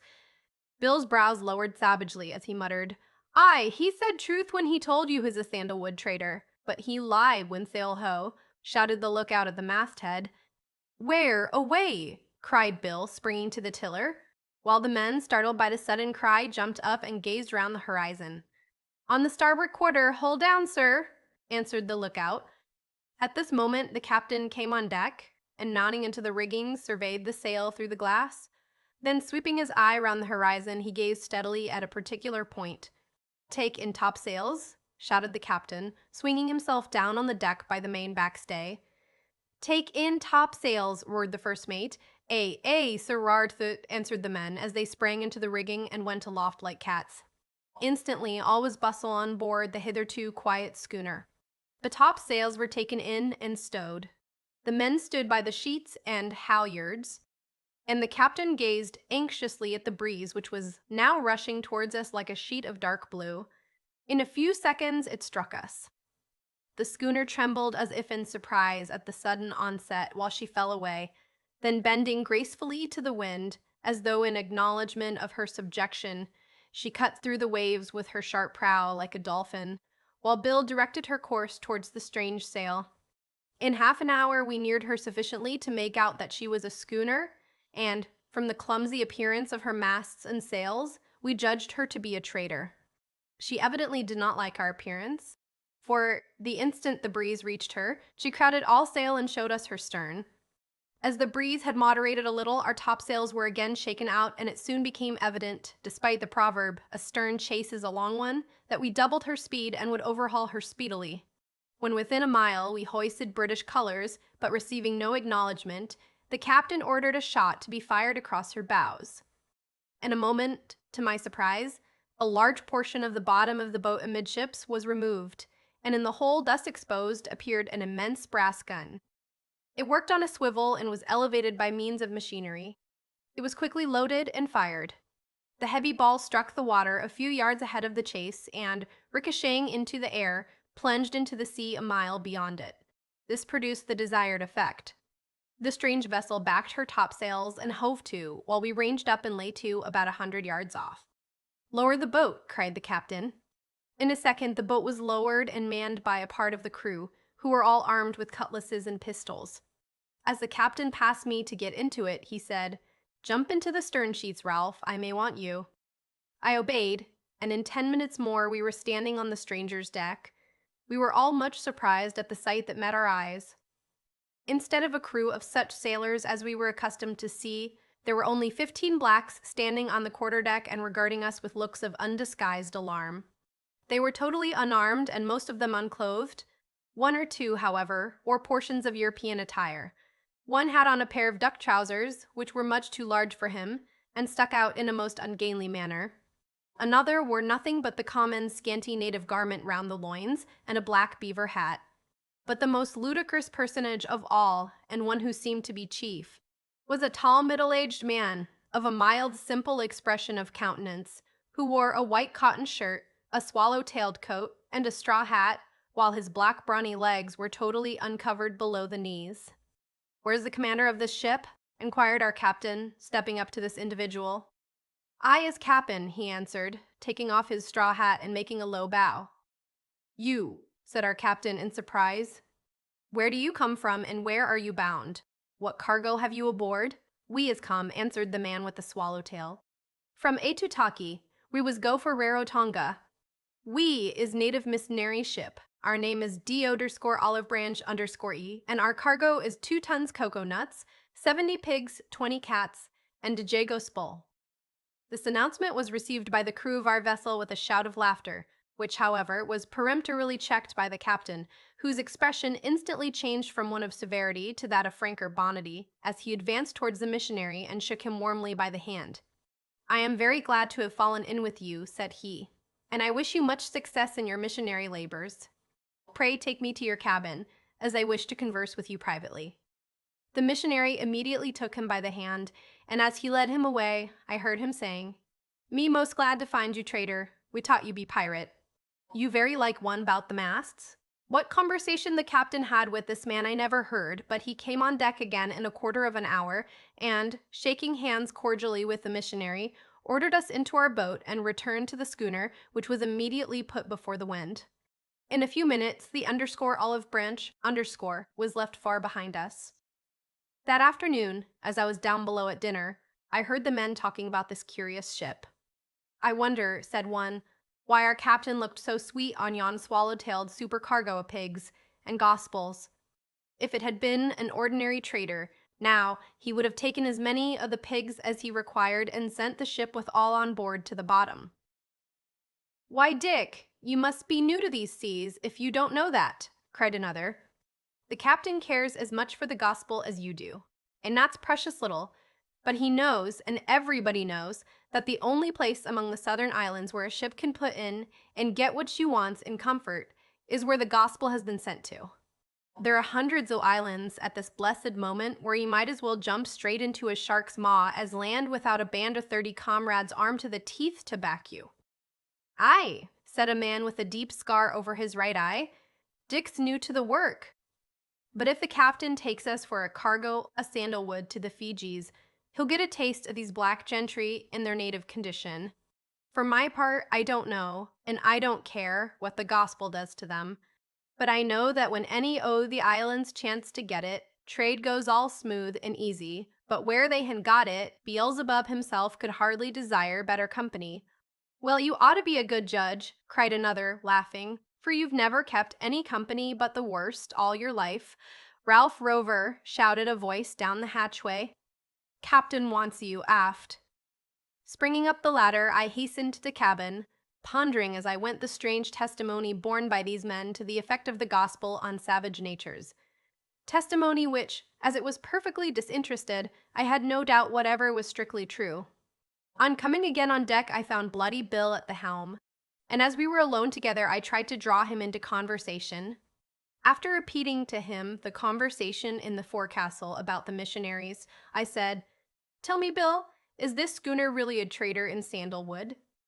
"Yes, Ralph, she is, but she's just as really a pirate. The black flag you saw flying at the peak was no deception." "Then how can you say she's a trader?" asked I. "Why, as to that, she trades when she can't take by force, but she takes by force when she can in preference. Ralph," he added, lowering his voice, "if you had seen the bloody deeds that I have witnessed done on these decks, you would not need to ask if we were pirates. But you'll find it out soon enough. As for the missionaries, the captain favors them because they are useful to him. The South Sea Islanders are such incarnate fiends that they are the better of being tamed, and the missionaries are the only men who can do it. Our track after this lay through several clusters of small islets, among which we were becalmed more than once. During this part of our voyage, the watch on deck and the lookout at the masthead were more than usually vigilant, as we were not only in danger of being attacked by the natives, who, I learned from the captain's remarks, were a bloody and deceitful tribe at this group, but we were also exposed to much risk from the multitudes of coral reefs that rose up in the channels between the islands, some of them just above the surface, others a few feet below it. Our precautions against the savages, I found, were indeed necessary. One day we were becalmed among a group of small islands, most of which appeared to be uninhabited.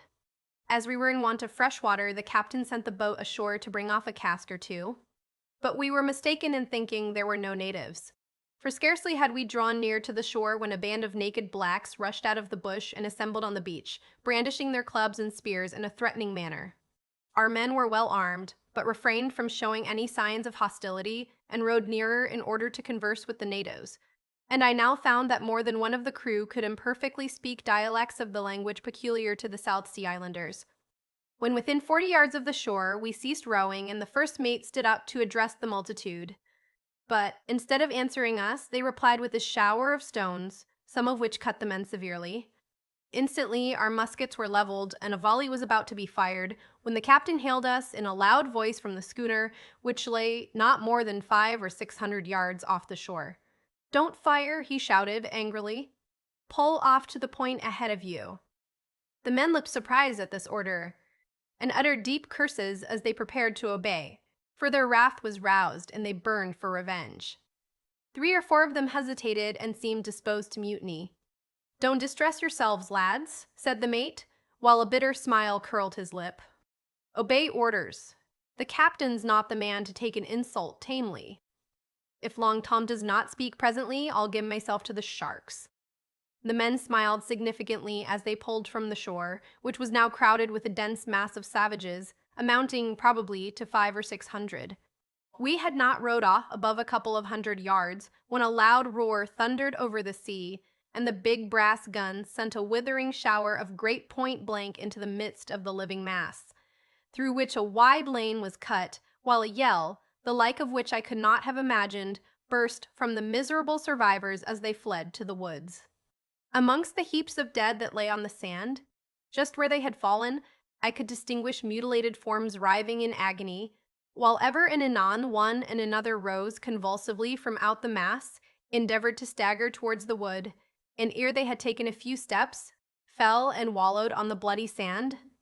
My blood curdled within me as I witnessed this frightful and wanton slaughter, but I had little time to think, for the captain's deep voice came again over the water towards us. "Pull ashore, lads, and fill your water casks." The men obeyed in silence, and it seemed to me as if even their hard hearts were shocked by the ruthless deed.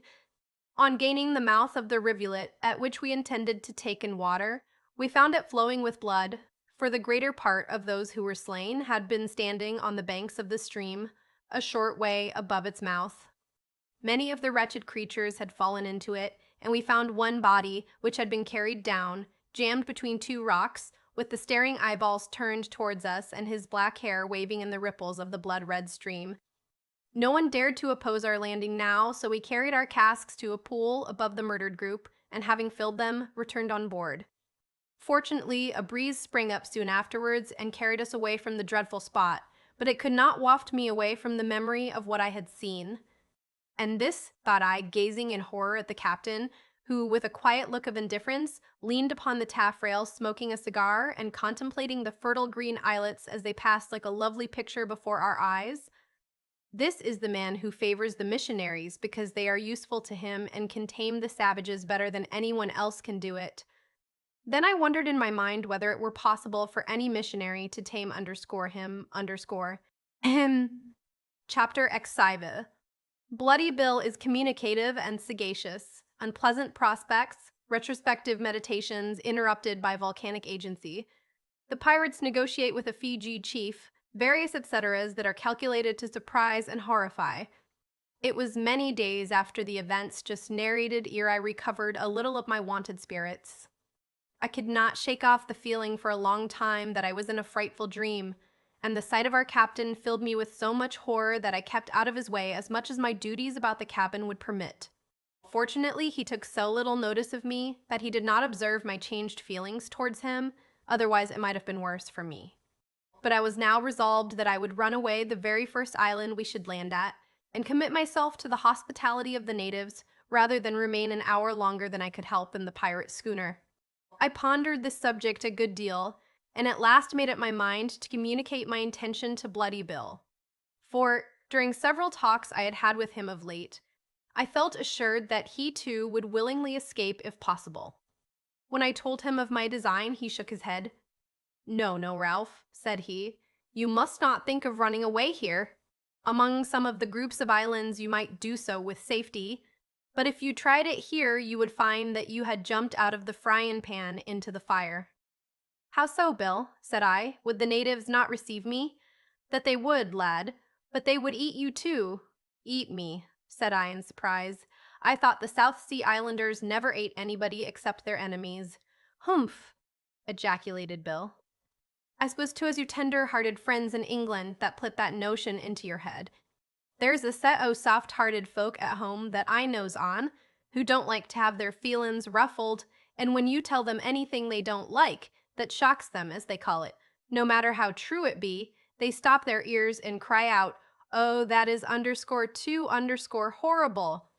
We can't believe that, and they say truth. They can't believe it, 'cause they won't believe it. Now, I believe there's thousands of the people in England who are sich born dry villain, won't believers, that they think the black fellows hereaway, at the worst, eat an enemy only now and then, out of spite. Whereas, I know for certain, and many captains of the British and American navies know as well as me, that the Fiji Islanders eat not only their enemies, but one another, and they do it not for spite, but for pleasure. It's a fact, that they prefer human flesh to any other, but they don't like white men's flesh so well as black. They say it makes them sick."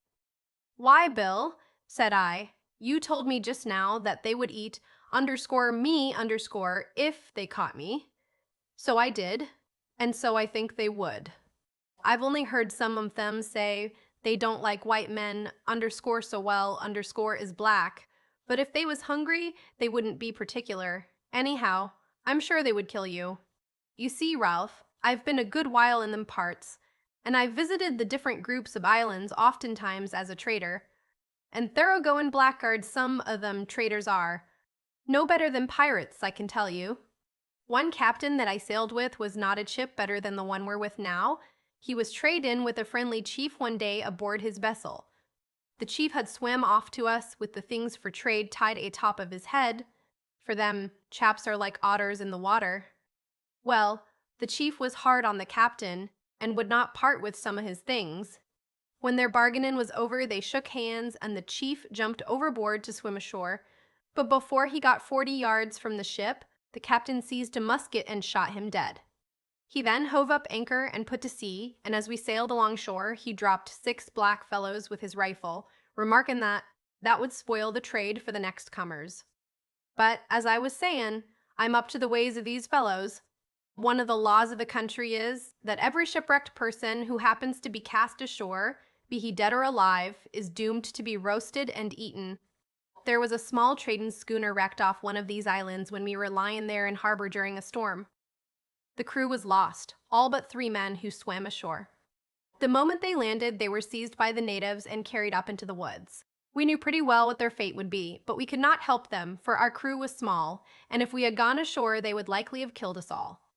We never saw the 3 men again, but we heard frightful yelling and dancing and merrymaking that night, and one of the natives who came aboard to trade with us next day told us that the _long pigs as he called the men, had been roasted and eaten, and their bones were to be converted into sail needles. He also said that white men were bad to eat, and that most of the people on shore were sick. I was very much shocked and cast down in my mind at this terrible account of the natives, and asked Bill what he would advise me to do. Looking round the deck to make sure that we were not overheard, he lowered his voice and said, "There are 2 or 3 ways that we might escape, Ralph, but none of them's easy. If the captain would only sail for some of the islands near Tahiti, we might run away there well enough, because the natives are all Christians, and we find that wherever the savages take up with Christianity, they always give over their bloody ways and are safe to be trusted. I never cared for Christianity myself," he continued in a soliloquizing voice, "and I don't well know what it means, but a man with half an eye can see what it does for these black critters. However, the captain always keeps a sharp lookout after us when we get to these islands, for he half suspects that 1 or 2 of us are tired of his company. Then we might manage to cut the boat adrift some fine night when it's our watch on deck, and clear off before they discovered that we were gone. But we would run the risk of being caught by the blacks. I wouldn't like to try that plan. But you and I will think over it, Ralph, and see what's to be done. In the meantime, it's our watch below, so I'll go and turn in." Bill then bade me good night and went below, while a comrade took his place at the helm. But, feeling no desire to enter into conversation with him, I walked aft and, leaning over the stern, looked down into the phosphorescent waves that gargled around the ladder and streamed out like a flame of blue light in the vessel's wake. My thoughts were very sad, and I could scarce refrain from tears as I contrasted my present wretched position with the happy, peaceful time I had spent on the Coral Island with my dear companions. As I thought upon Jack and Peterkin, anxious forebodings crossed my mind, and I pictured to myself the grief and dismay with which they would search every nook and corner of the island, in a vain attempt to discover my dead body. For I felt assured that if they did not see any sign of the pirate schooner or boat when they came out of the cave to look for me, they would never imagine that I had been carried away. I wondered, too, how Jack would succeed in getting Peterkin out of the cave without my assistance, and I trembled when I thought that he might lose presence of mind and begin to kick when he was in the tunnel. These thoughts were suddenly interrupted and put to flight by a bright red blaze which lighted up the horizon to the southward and cut a crimson glow far over the sea. This appearance was accompanied by a low growling sound as of distant thunder, and, at the same time, the sky above us became black, while a hot, stifling wind blew around us in fitful gusts. The crew assembled hastily on deck, and most of them were under the belief that a frightful hurricane was pending. But the captain, coming on deck, soon explained the phenomena. "It's only a volcano," said he. "I knew there was one hereabouts, but thought it was extinct. Up there and furl topgallant sails. We'll likely have a breeze, and it's well to be ready."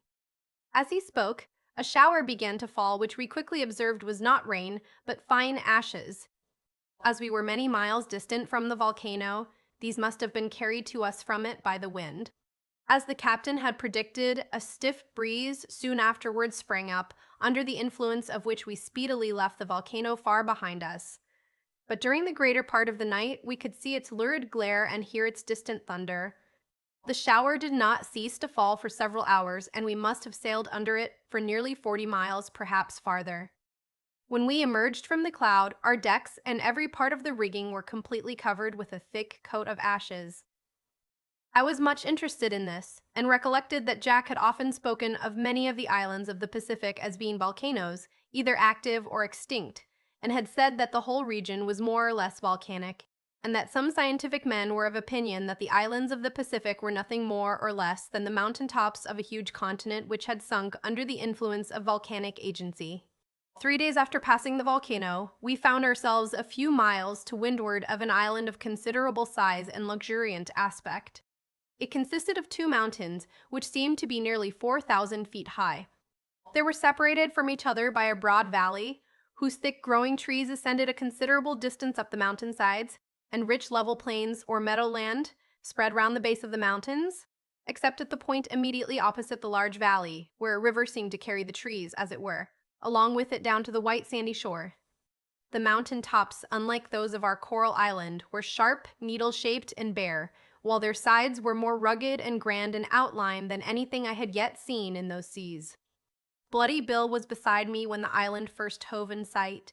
"Ha!" he exclaimed. "I know that island well. They call it Emo." "Had you been here before, then?" I inquired. "Ay, that I have, often, and so has this schooner. 'Tis a famous island for sandalwood. We have taken many cargoes off it already, and have paid for them too, for the savages are so numerous that we dared not try to take it by force. But our captain has tried to cheat them so often that they're beginning not to like us overmuch now. Besides, the men behaved ill the last time we were here, and I wonder the captain is not afraid to venture.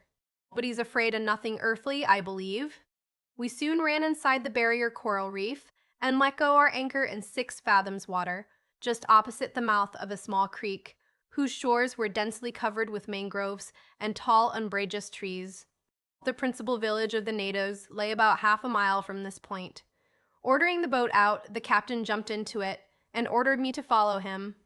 The men, 15 in number, were well armed, and the mate was directed to have Long Tom ready for emergencies. "Give way, lads," cried the captain. The oars fell into the water at the word, the boat shot from the schooner's side, and in a few minutes reached the shore. Here, contrary to our expectation, we were met with the utmost cordiality by Ramada, the principal chief of the island, who conducted us to his house and gave us mats to sit upon. I observed in passing that the natives, of whom there were 2,000 or 3,000, were totally unarmed. After a short preliminary palaver, a feast of baked pigs and various roots was spread before us, of which we partook sparingly, and then proceeded to business. The captain stated his object in visiting the island, regretted that there had been a slight misunderstanding during the last visit, and hoped that no ill will was borne by either party and that a satisfactory trade would be accomplished. Ramada answered that he had forgotten there had been any differences between them, protested that he was delighted to see his friends again, and assured them they should have every assistance in cutting and embarking the wood. The terms were afterwards agreed on, and we rose to depart. All this conversation was afterwards explained to me by Bill, who understood the language pretty well. Ramada accompanied us on board, and explained that a great chief from another island was then on a visit to him, and that he was to be ceremoniously entertained on the following day. After begging to be allowed to introduce him to us and receiving permission, he sent his canoe ashore to bring him off. At the same time, he gave orders to bring on board his 2 favorites, a cock and a perroquet. While the canoe was gone on this errand, I had time to regard the savage chief attentively. He was a man of immense size, with massive but beautifully molded limbs and figure, only parts of which, the broad chest and muscular arms, were uncovered. For, although the lower orders generally wore no other clothing than a strip of cloth called _maro_ round their loins, the chief, on particular occasions, wrapped his person in voluminous folds of a species of native cloth made from the bark of the Chinese paper mulberry. Ramada wore a magnificent black beard and mustache, and his hair was frizzed out to such an extent that it resembled a large turban, in which was stuck a long wooden pin. I afterwards found that this pin served for scratching the head, for which purpose the fingers were too short without disarranging the hair. But Ramada put himself to much greater inconvenience on account of his hair, for we found that he slept with his head resting on a wooden pillow, in which was cut a hollow for the neck, so that the hair of the sleeper might not be disarranged. In 10 minutes the canoe returned, bringing the other chief, who certainly presented a most extraordinary appearance, having painted one half of his face red and the other half yellow, besides ornamenting it with various designs in black. Otherwise he was much the same in appearance as Ramada, though not so powerfully built. As this chief had never seen a ship before, except, perchance, some of the petty traders that at long intervals visit these remote islands, he was much taken up with the neatness and beauty of all the fittings of the schooner. He was particularly struck with a musket which was shown to him, and asked where the white men got hatchets hard enough to cut the tree of which the barrel was made. While he was thus engaged, his brother chief stood aloof, talking with the captain, and fondling a superb cock and a little blue-headed paroquet, the favorites of which I have before spoken. I observed that all the other natives walked in a crouching posture while in the presence of Ramata. Before our guests left us, the captain ordered the brass gun to be uncovered and fired for their gratification, and I have every reason to believe he did so for the purpose of showing our superior power, in case the natives should harbor any evil designs against us. Ramada had never seen this gun before, as it had not been uncovered on previous visits, and the astonishment with which he viewed it was very amusing. Being desirous of knowing its power, he begged that the captain would fire it. So a shot was put into it. The chiefs were then directed to look at a rock about 2 miles out at sea, and the gun was fired. In a second, the top of the rock was seen to burst asunder, and to fall in fragments into the sea. Ramada was so delighted with the success of this shot that he pointed to a man who was walking on the shore and begged the captain to fire at him, evidently supposing that his permission was quite sufficient to justify the captain in such an act. He was therefore surprised, and not a little annoyed, when the captain refused to fire at the native and ordered the gun to be housed. Of all the things, however, that afforded matter of amusement to these savages, that which pleased Ramada's visitor most was the ship's pump. He never tired of examining it and pumping up the water. Indeed, so much was he taken up with this pump that he could not be prevailed on to return on shore, but sent a canoe to fetch his favorite stool, on which he seated himself, and spent the remainder of the day in pumping the bilge water out of the ship. Next day, the crew went ashore to cut sandalwood, while the captain with 1 or 2 men remained on board in order to be ready, if need be, with the brass gun, which was unhoused and conspicuously elevated with its capacious muzzle directed point-blank at the chief's house. The men were fully armed as usual, and the captain ordered me to go with them to assist in the work. I was much pleased with this order, for it freed me from the captain's company, which I could not now endure, and it gave me an opportunity of seeing the natives. As we wound along in single file through the rich, fragrant groves of banana, cocoanut, breadfruit, and other trees, I observed that there were many of the plum and banyan trees with which I had become familiar on the Coral Island. I noticed also large quantities of taro roots, yams, and sweet potatoes growing in enclosures. On turning into an open glade of the woods, we came abruptly upon a cluster of native houses. They were built chiefly of bamboos, and were thatched with the large, thick leaves of the pandanus. But many of them had little more than a sloping roof and 3 sides with an open front, being the most simple shelter from the weather that could well be imagined. Within these, and around them, were groups of natives, men, women, and children, who all stood up to gaze at us as we marched along, followed by the party of men whom the chief had sent to escort us. About half a mile inland, we arrived at the spot where the sandalwood grew, and, while the men set to work, I clambered up an adjoining hill to observe the country. About midday, the chief arrived with several followers, one of whom carried a baked pig on a wooden platter with yams and potatoes on several plantain leaves, which he presented to the men, who sat down under the shade of a tree to dine.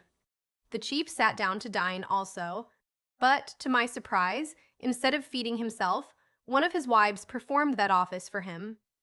I was seated beside Bill and asked him the reason of this. It is beneath his dignity, I believe, to feed himself, answered Bill. But I dare say he's not particular except on great occasions. They've a strange custom among them, Ralph, which is called underscore taboo underscore, and they carry it to great lengths. If a man chooses a particular tree for his god, the fruit of that tree is tabooed to him, and if he eats it, he is sure to be killed by his people and eaten, of course, for killing means eating hair away. Then you see that great mop o' hair on the chief's head? Well, he has a lot of barbers to keep it in order, and it's a law that whoever touches the head of a living chief or the body of a dead one, his hands are tabooed. So, in that way, the barber's hands are always tabooed, and they daren't use them for their lives, but have to be fed like big babies, as they are, sure enough. That's odd, Bill. But look there, said I, pointing to a man whose skin was of a much lighter color than the generality of the natives. I have seen a few of these light-skinned fellows among the Fijians. They seem to me to be of quite a different race. So they are, answered Bill. These fellows come from the Tongan Islands, which lie a long way to the eastward. They come here to build their big war canoes, and as these take 2 and sometimes 4 years to build, there's always some of the brownskins among the black serpents of these islands. By the way, Bill, said I, your mentioning serpents reminds me that I have not seen a reptile of any kind since I came to this part of the world. No more there are any, said Bill. If you accept the niggers themselves, there's none on the islands, but a lizard or 2 and sic harmless things. But I never seed any myself. If there's none on the land, however, there's more than enough in the water, and that minds me of a wonderful brute they have here. But come, I'll show it to you. So saying, Bill arose, and leaving the men still busy with the baked pig, led me into the forest. After proceeding a short distance, we came upon a small pond of stagnant water. A native lad had followed us, to whom we called and beckoned him to come to us. On Bill saying a few words to him, which I did not understand, the boy advanced to the edge of the pond and gave a low, peculiar whistle. Immediately the water became agitated, and an enormous eel thrust its head above the surface and allowed the youth to touch it. It was about 12 feet long, and as thick round the body as a man's thigh. There, said Bill, his lip curling with contempt. What do you think of that for a god, Ralph? This is one of their gods, and it has been fed with dozens of livin' babies already. How many more it'll get afore it dies is hard to say. Babies? Said I, with an incredulous look. Babies, returned Bill. Your soft-hearted folk at home would say, oh, horrible! Impossible to that, and then go away as comfortable and unconcerned as if their saying horrible, impossible had made it a lie. But I tell you, Ralph, it's a underscore fact underscore. I've seen it with my own eyes the last time I was here, and mayhap if you stop a while at this accursed place and keep a sharp lookout, you'll see it too. They don't feed it regularly with livin' babies, but they give it one now and then as a treat. Bah! You brute! Cried Bill in disgust, giving the reptile a kick on the snout with his heavy boot that sent it sweltering back in agony into its loathsome pool. I thought it lucky for Bill, indeed for all of us, that the native youth's back happened to be turned at the time, for I am certain that if the poor savages had come to know that we had so rudely handled their god, we should have had to fight our way back to the ship. As we retraced our steps, I questioned my companion further on the subject. How comes it, Bill, that the mothers allow such a dreadful thing to be done? Allow it? The mothers do underscore it. It seems to me that there's nothing too fiendish or diabolical for these people to do. Why, in some of the islands, they have an institution called the underscore a Rio underscore, and the persons connected with that body are ready for any wickedness that mortal man can devise. In fact, they stick at nothing, and one of their customs is to murder their infants the moment they are born. The mothers agree to it, and the fathers do it. And the mildest ways they have of murdering them is by sticking them through the body with sharp splinters of bamboo, strangling them with their thumbs, or burying them alive and stamping them to death while under the sod. I felt sick at heart while my companion recited these horrors. But it's a curious fact, he continued after a pause, during which we walked in silence towards the spot where we had left our comrades. It's a curious fact that wherever the missionaries get a foot in all these things come to an end at once, and naffages take to doing each other good, and singing psalms just like Methodists. God bless the missionaries, said I, while a feeling of enthusiasm filled my heart, so that I could speak with difficulty. God bless and prosper the missionaries till they get a footing in every island of the sea. I would say amen to that prayer, Ralph, if I could, said Bill in a deep, sad voice. But it would be a mere mockery for a man to ask a blessing for others who dare not ask one for himself. But, Ralph, he continued, I've not told you half of the abominations I have seen durin' my life in these seas. If we pull along together, lad, I'll tell you more. And if times have not changed very much since I was here last, it's like that you'll have a chance of seeing a little for yourself before long. Chapter XXV. The Sandalwood Party, native children's games, somewhat surprising, desperate amusements suddenly and fatally brought to a close, an old friend recognized, news, Romata's mad conduct. Next day, the wood-cutting party went ashore again, and I accompanied them as before. During the dinner hour, I wandered into the woods alone, being disinclined for food that day. I had not rambled far when I found myself unexpectedly on the seashore, having crossed a narrow neck of land which separated the native village from a large bay. Here I found a party of the islanders busy with one of their war canoes, which was almost ready for launching. I stood for a long time watching this party with great interest, and observed that they fastened the timbers and planks to each other very much in the same way in which I had seen Jack fasten those of our little boat. But what surprised me most was its immense length, which I measured very carefully and found to be 100 feet long, and it was so capacious that it could have held 300 men. It had the unwieldy outrigger and enormously high stern posts, which I had remarked on the canoe that came to us while I was on the Coral Island. Observing some boys playing at games a short way along the beach, I resolved to go and watch them. But as I turned from the natives who were engaged so busily and cheerfully at their work, I little thought of the terrible event that hung on the completion of that war canoe. Advancing towards the children, who were so numerous that I began to think this must be the general playground of the village, I sat down on a grassy bank under the shade of a plantain tree to watch them, and a happier or more noisy crew I have never seen. There were at least 200 of them, both boys and girls, all of whom were clad in no other garments than their own glossy little black skins, except the maro, or strip of cloth round the loins of the boys, and a very short petticoat or kilt on the girls. They did not all play at the same game, but amused themselves in different groups. One band was busily engaged in a game exactly similar to our blind man's buff. Another set were walking on stilts, which raised the children 3 feet from the ground. They were very expert at this amusement, and seldom tumbled. In another place, I observed a group of girls standing together and apparently enjoying themselves very much. So I went up to see what they were doing and found that they were opening their eyelids with their fingers till their eyes appeared of an enormous size, and then breasting pieces of straw between the upper and lower lids across the eyeball to keep them in that position. This seemed to me, I must confess, a very foolish as well as dangerous amusement. Nevertheless, the children seemed to be greatly delighted with the hideous faces they made. I pondered this subject a good deal, and thought that if little children knew how silly they seem to grown-up people when they make faces, they would not be so fond of doing it. In another place were a number of boys engaged in flying kites, and I could not help wondering that some of the games of those little savages should be so like to our own, although they had never seen us at play. But the kites were different from ours in many respects, being of every variety of shape.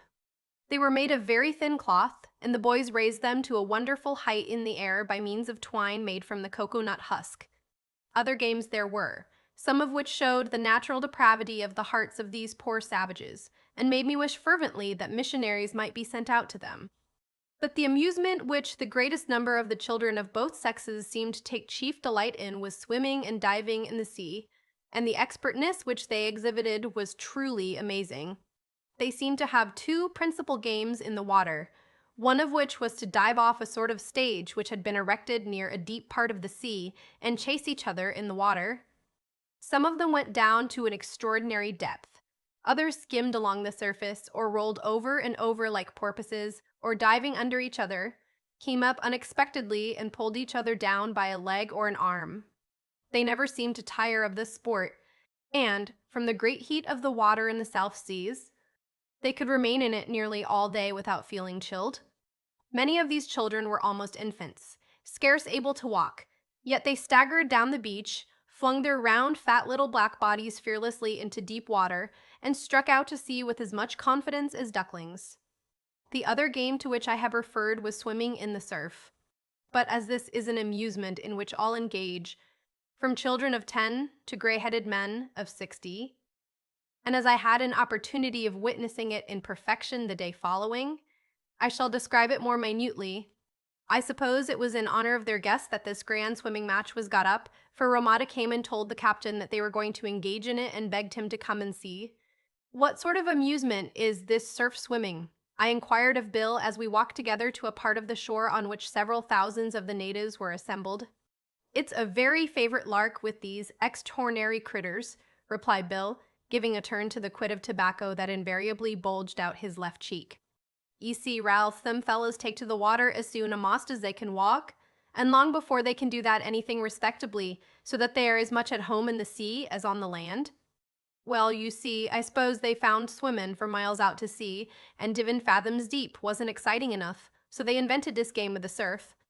Each man and boy, as you see, has got a short board or plank, with which he swims out for a mile or more to sea, and then, gettin' on the top of yon thundering breaker, they come to shore on the top of it, yellin' and screechin' like fiends.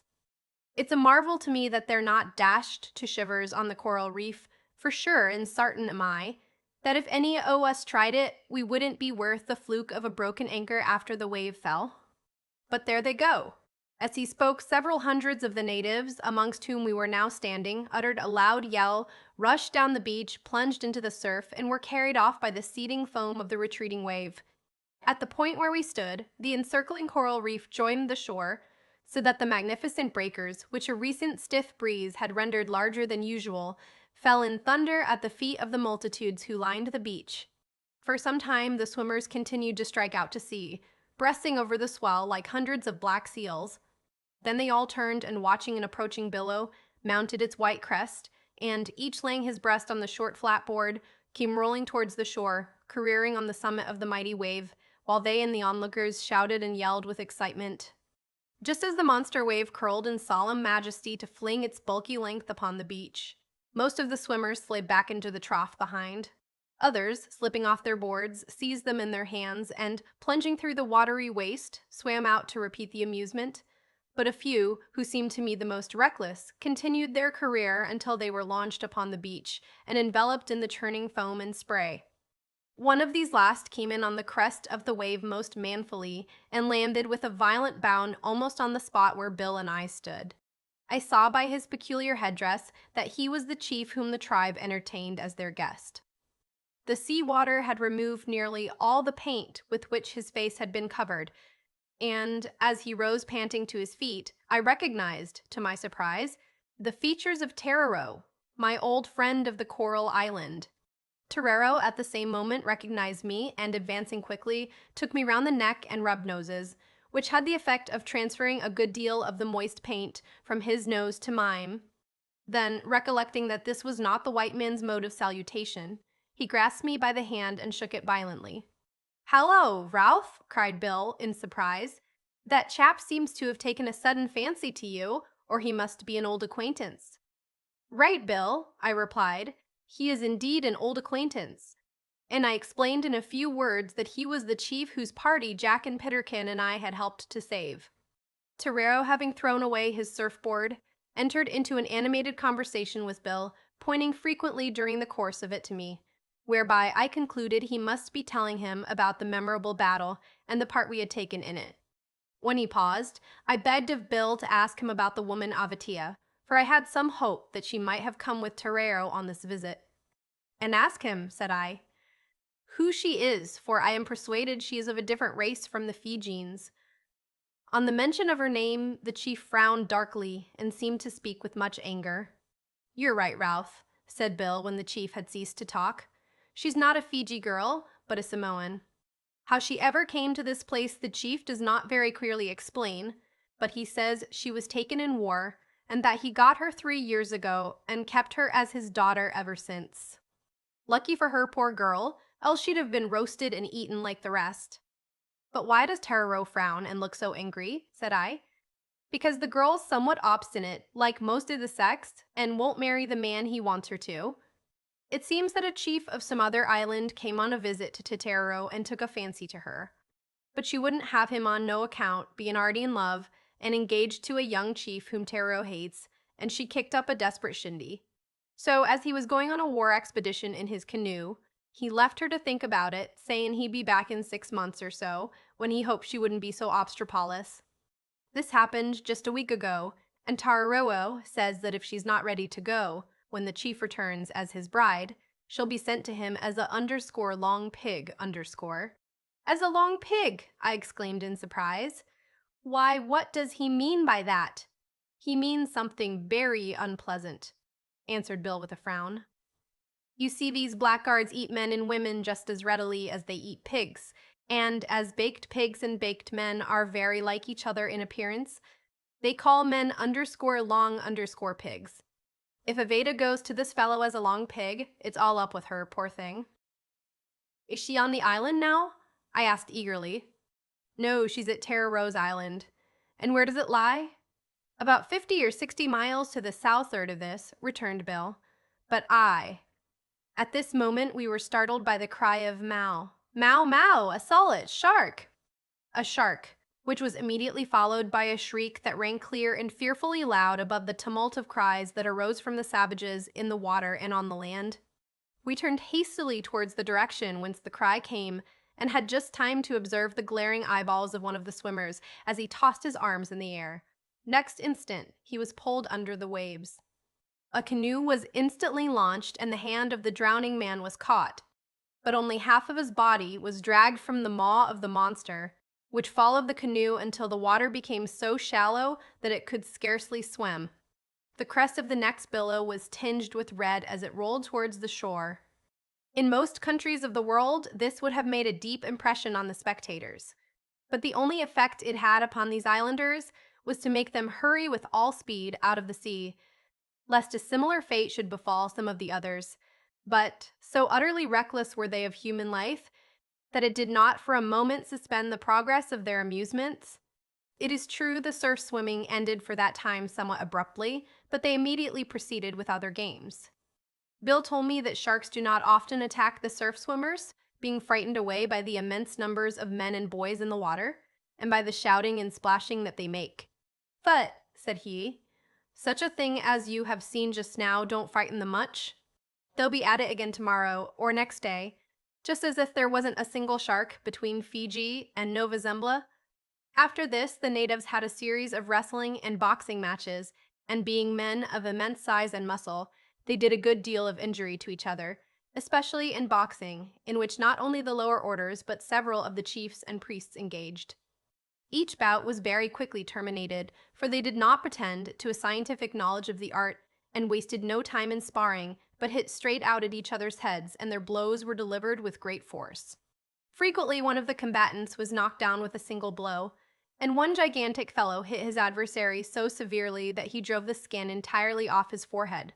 This feat was hailed with immense applause by the spectators.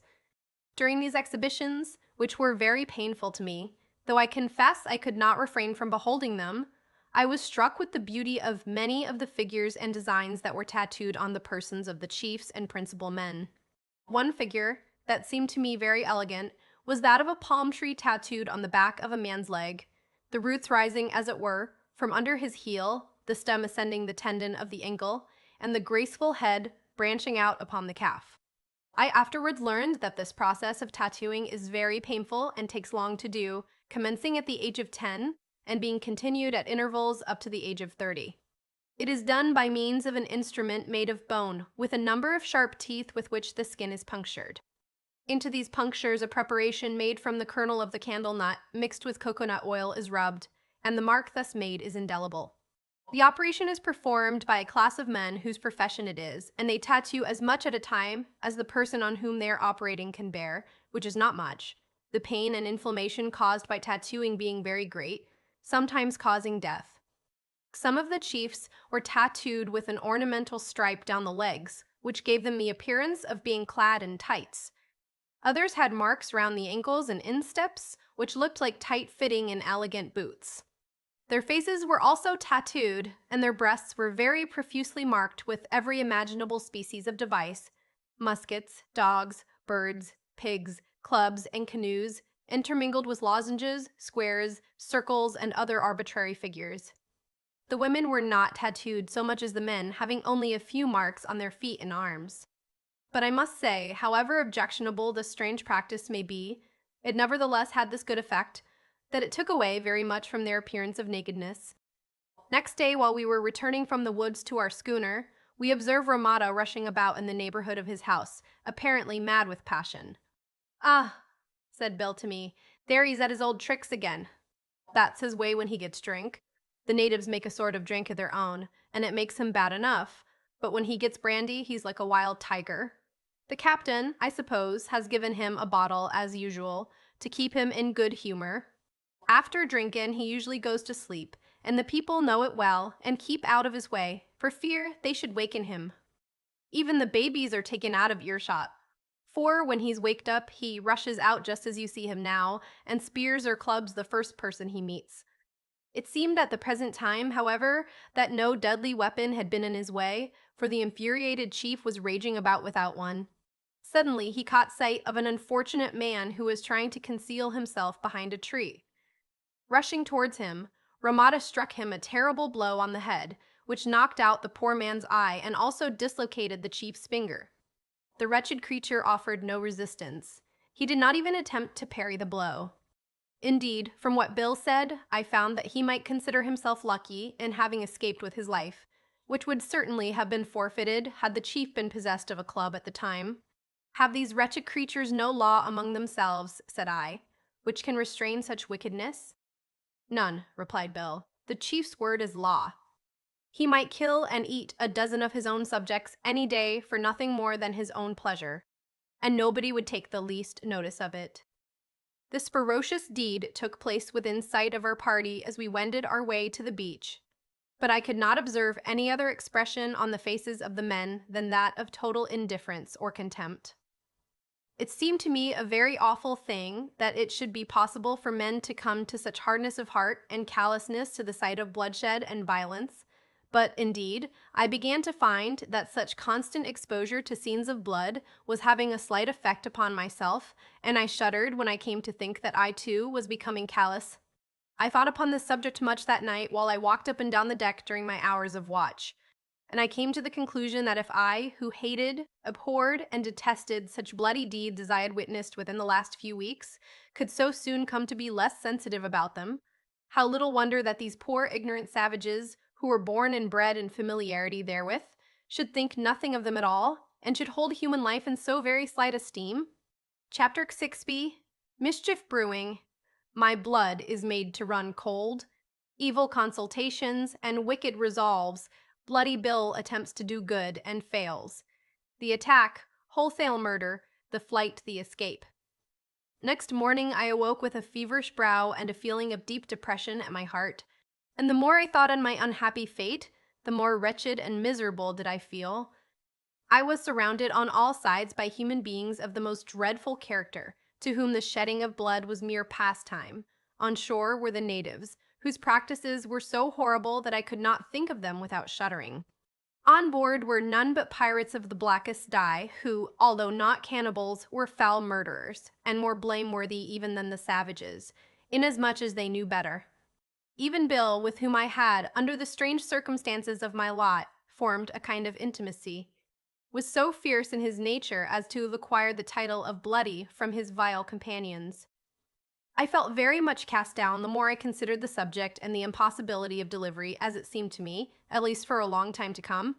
At last, in my feeling of utter helplessness, I prayed fervently to the Almighty that He would deliver me out of my miserable condition. And when I had done so, I felt some degree of comfort. When the captain came on deck, before the hour at which the men usually started for the woods, I begged of him to permit me to remain aboard that day, as I did not feel well.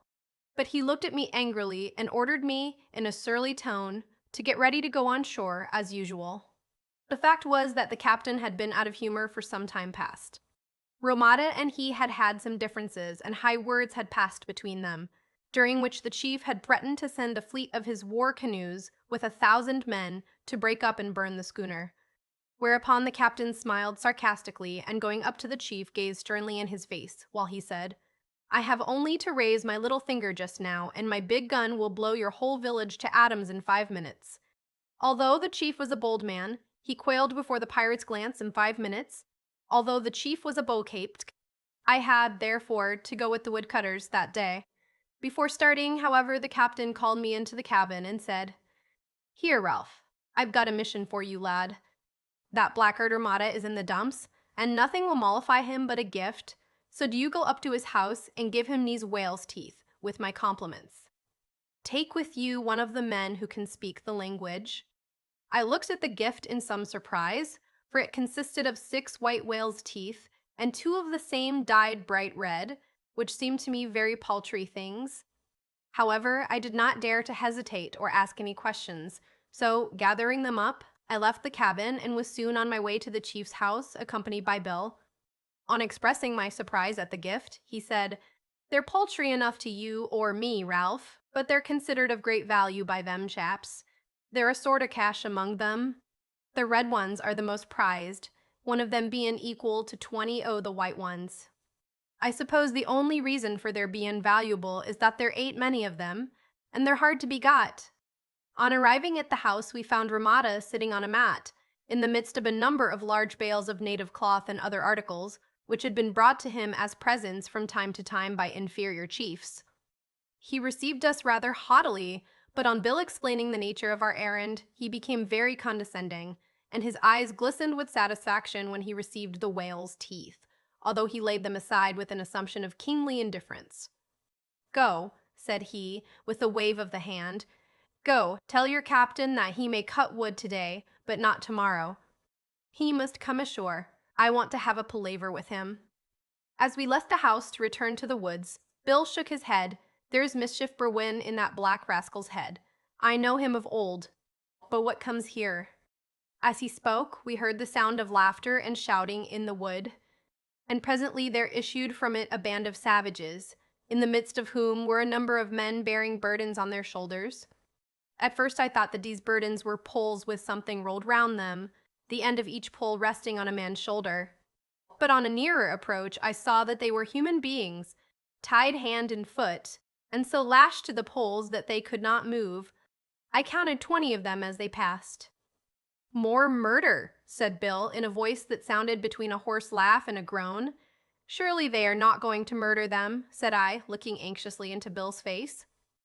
I don't know, Ralph, replied Bill, what they're going to do with them, but I fear they mean no good when they tie fellows up in that way. As we continued our way towards the woodcutters, I observed that Bill looked anxiously over his shoulder, in the direction where the procession had disappeared. At last he stopped, and turning abruptly on his heel, said, I tell you what it is, Ralph, I must be at the bottom of that affair. Let us follow these black scoundrels and see what they're going to do. I must say I had no wish to pry further into their bloody practices, but Bill seemed bent on it, so I turned and went. We passed rapidly through the bush, being guided in the right direction by the shouts of the savages. Suddenly there was a dead silence which continued for some time, while Bill and I involuntarily quickened our pace until we were running at the top of our speed across the narrow neck of land previously mentioned. As we reached the verge of the wood, we discovered the savages surrounding the large war canoe, which they were apparently on the point of launching.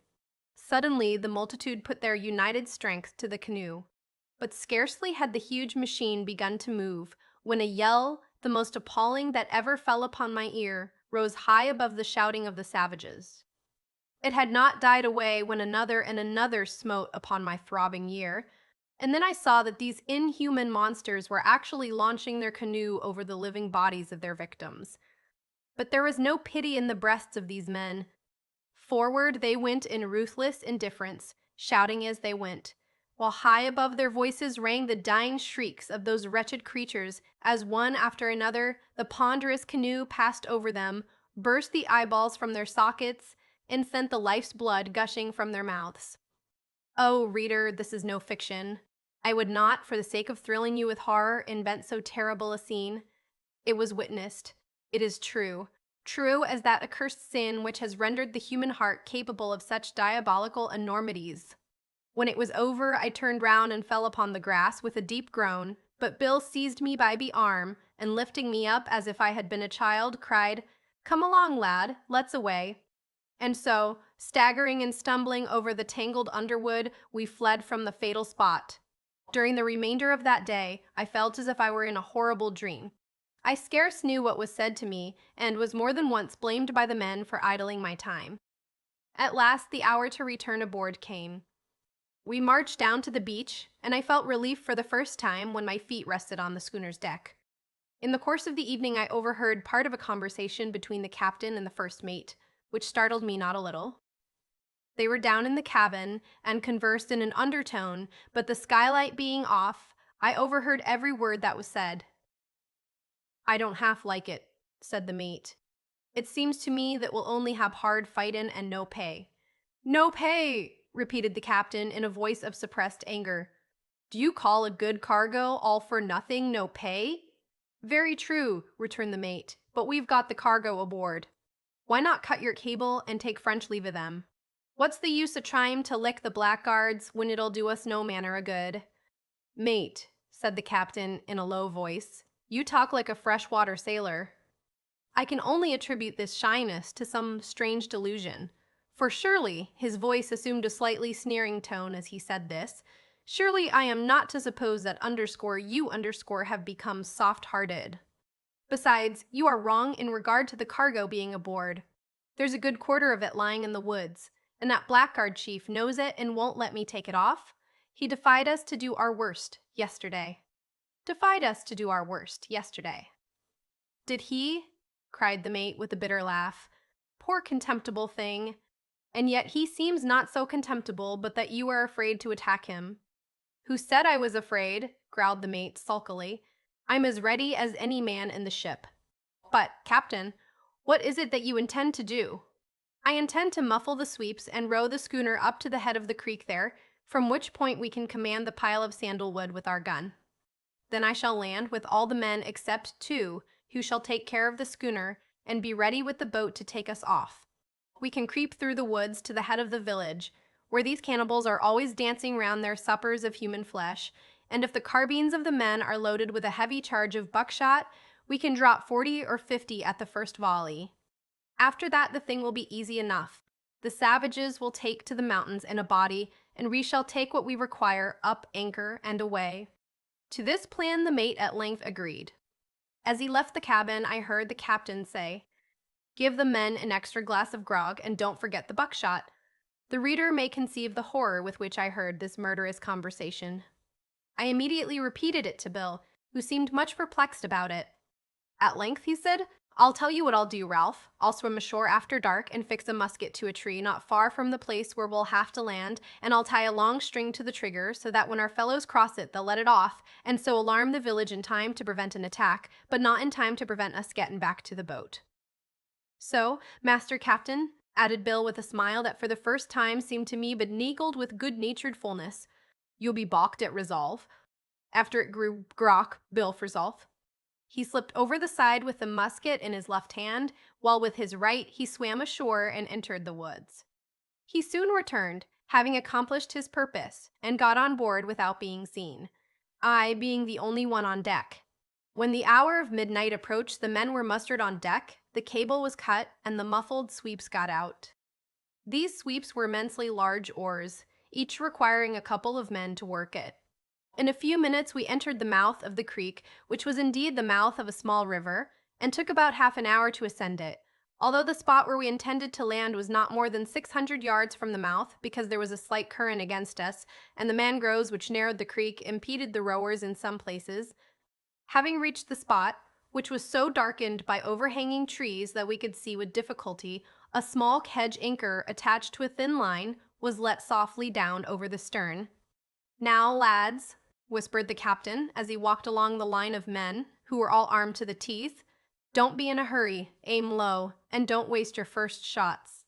He then pointed to the boat, into which the men crowded in silence. There was no room to row, but oars were not needed, as a slight push against the side of the schooner sent the boat gliding to the shore. "There's no need of leaving two in the boat," whispered the mate as the men stepped out. "We shall want all our hands. Let Ralph stay. The captain assented and ordered me to stand in readiness with the boat hook, to shove ashore at a moment's notice if they should return, or to shove off if any of the savages should happen to approach.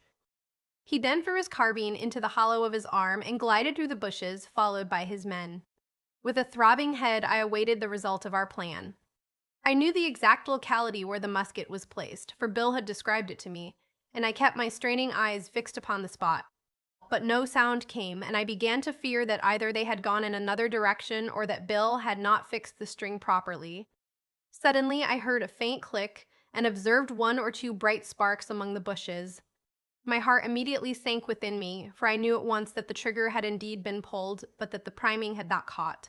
The plan, therefore, had utterly failed. A feeling of dread now began to creep over me as I stood in the boat, in that dark, silent spot, awaiting the issue of this murderous expedition. I shuddered as I glanced at the water that glided past like a dark reptile. I looked back at the schooner, but her hull was just barely visible, while her tapering masts were lost among the trees which overshadowed her. Her lower sails were set, but so thick was the gloom that they were quite invisible. Suddenly I heard a shot. In a moment, 1,000 voices raised a yell in the village. Again, the cry rose on the night air and was followed by broken shouts as of scattered parties of men bounding into the woods. Then I heard another shout loud and close at hand. It was the voice of the captain cursing the man who had fired the premature shot. Then came the order, "Forward," followed by the wild hurrah of our men as they charged the savages. Shots now rang in quick succession, and at last a loud volley startled the echoes of the woods. It was followed by a multitude of wild shrieks, which were immediately drowned in another hurrah from the men, the distance of the sound proving that they were driving their enemies before them towards the sea. While I was listening intently to these sounds, which were now mingled in confusion, I was startled by the rustling of the leaves not far from me. At first I thought it was a party of savages who had observed the schooner, but I was speedily undeceived by observing a body of natives, apparently several hundreds, as far as I could guess in the uncertain light bounding through the woods towards the scene of battle. I saw at once that this was a party who had outflanked our men and would speedily attack them in the rear. And so it turned out, for in a short time the shouts increased tenfold, and among them I thought I heard a death cry uttered by voices familiar to my ear. At length the tumult of battle ceased, and, from the cries of exultation that now arose from the savages, I felt assured that our men had been conquered. I was immediately thrown into dreadful consternation. What was I now to do? To be taken by the savages was too horrible to be thought of. To flee to the mountains was hopeless, as I should soon be discovered, and to take the schooner out of the creek without assistance was impossible. I resolved, however, to make the attempt, as being my only hope, and was on the point of pushing off when my hand was stayed and my blood chilled by an appalling shriek in which I recognized the voice of one of the crew. It was succeeded by a shout from the savages. Then came another and another shriek of agony, making my ears to tingle, as I felt convinced they were murdering the pirate crew in cold blood. With a bursting heart and my brain whirling as if on fire, I seized the boat hook to push from shore when a man sprang from the bushes. "Stop! Ralph! Stop slur now! Push off!" he cried, and bounded into the boat so violently as nearly to upset her. It was Bill's voice. In another moment we were on board. The boat made fast, the line of the anchor cut, and the sweeps run out. At the first stroke of Bill's giant arm, the schooner was nearly pulled ashore, for in his haste he forgot that I could scarcely move the unwieldy oar. Springing to the stern, he lashed the rudder in such a position as that, while it aided me, it acted against him, and so rendered the force of our strokes nearly equal. The schooner now began to glide quickly down the creek, but before we reached its mouth, a yell from 1,000 voices on the bank told that we were discovered. Instantly, a number of the savages plunged into the water and swam towards us, but we were making so much way that they could not overtake us. One, however, an immensely powerful man, succeeded in laying hold of the cut rope that hung from the stern and clambered quickly upon deck. Bill caught sight of him the instant his head appeared above the taffrail. But he did not cease to row, and did not appear even to notice the savage until he was within a yard of him. Then, dropping the sweep, he struck him a blow on the forehead with his clenched fist that felled him to the deck. Lifting him up, he hurled him overboard and resumed the oar. But now a greater danger awaited us, for the savages had outrun us on the bank and were about to plunge into the water ahead of the schooner. If they succeeded in doing so, our fate was sealed. For one moment, Bill stood irresolute. Then, drawing a pistol from his belt, he sprang to the brass gun, held the pan of his pistol over the touch hole, and fired. The shot was succeeded by the hiss of the cannon's priming. Then the blaze and the crashing thunder of the monstrous gun burst upon the savages with such deafening roar that it seemed as if their very mountains had been rent asunder. This was enough. The moment of surprise and hesitation caused by the unwanted sound gave us time to pass the point. A gentle breeze, which the dense foliage had hitherto prevented us from feeling, bulged out our sails. The schooner bent before it, and the shouts of the disappointed savages grew fainter and fainter in the distance as we were slowly wafted out to sea. Chapter 6: Fire. Reflections: The wounded man, the squall, true consolation, death. There is a power of endurance in human beings, both in their bodies and in their minds, which I have often thought seems to be wonderfully adapted and exactly proportioned to the circumstances in which individuals may happen to be placed. A power which, in most cases, is sufficient to carry a man through and over every obstacle that may happen to be thrown in his path through life, no matter how high or how steep the mountain may be, but which often forsakes him the moment the summit is gained, the point of difficulty passed, and leaves him mope its maze card. During the greater part of that day, I had been subjected to severe mental and much physical excitement, which had almost crushed me down by the time I was relieved from duty in the course of the evening. But when the expedition, whose failure has just been narrated, was planned, my anxieties and energies had been so powerfully aroused that I went through the protracted scenes of that terrible night without a feeling of the slightest fatigue. My mind and body were alike active and full of energy.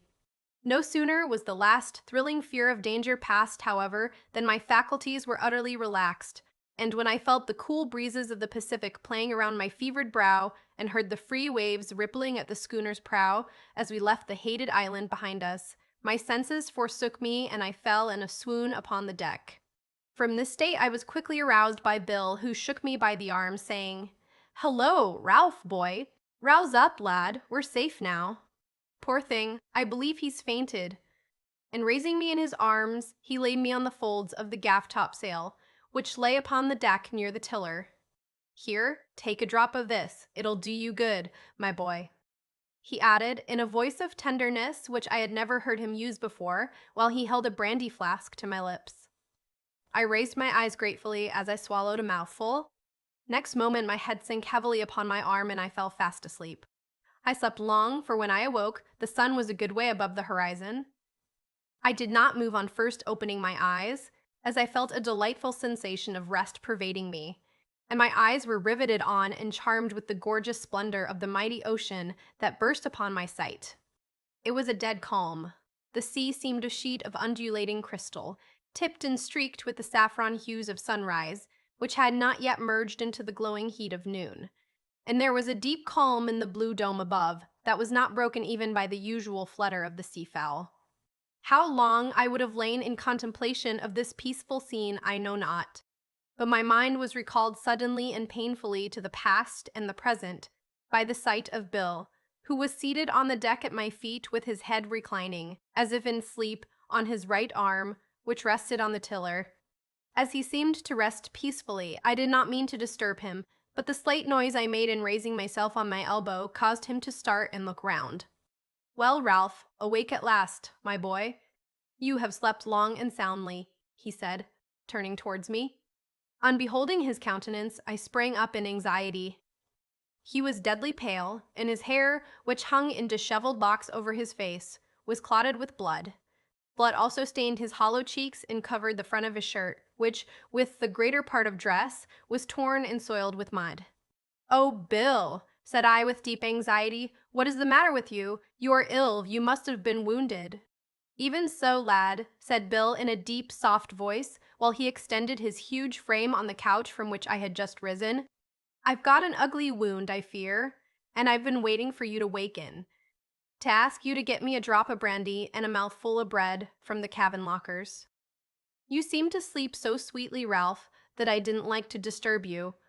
but I don't feel up to much just now." I did not wait till he had done talking, but ran below immediately and returned in a few seconds with a bottle of brandy and some broken biscuit.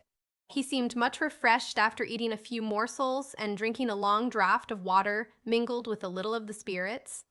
Immediately afterwards, he fell asleep, and I watched him anxiously until he awoke, being desirous of knowing the nature and extent of his wound. "Ha!" he exclaimed, on awaking suddenly, after a slumber of an hour. "I'm the better of that nap, Ralph. I feel twice the man I was." And he attempted to rise, but sank back again immediately with a deep groan. "Nay, Bill, you must not move, but lie still while I look at your wound. I'll make a comfortable bed for you here on deck, and get you some breakfast. After that, you shall tell me how you got it.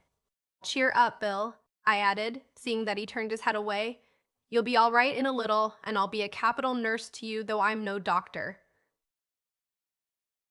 I then left him and lighted a fire in the caboose. While it was kindling, I went to the steward's pantry and procured the materials for a good breakfast, with which, in little more than half an hour, I returned to my companion.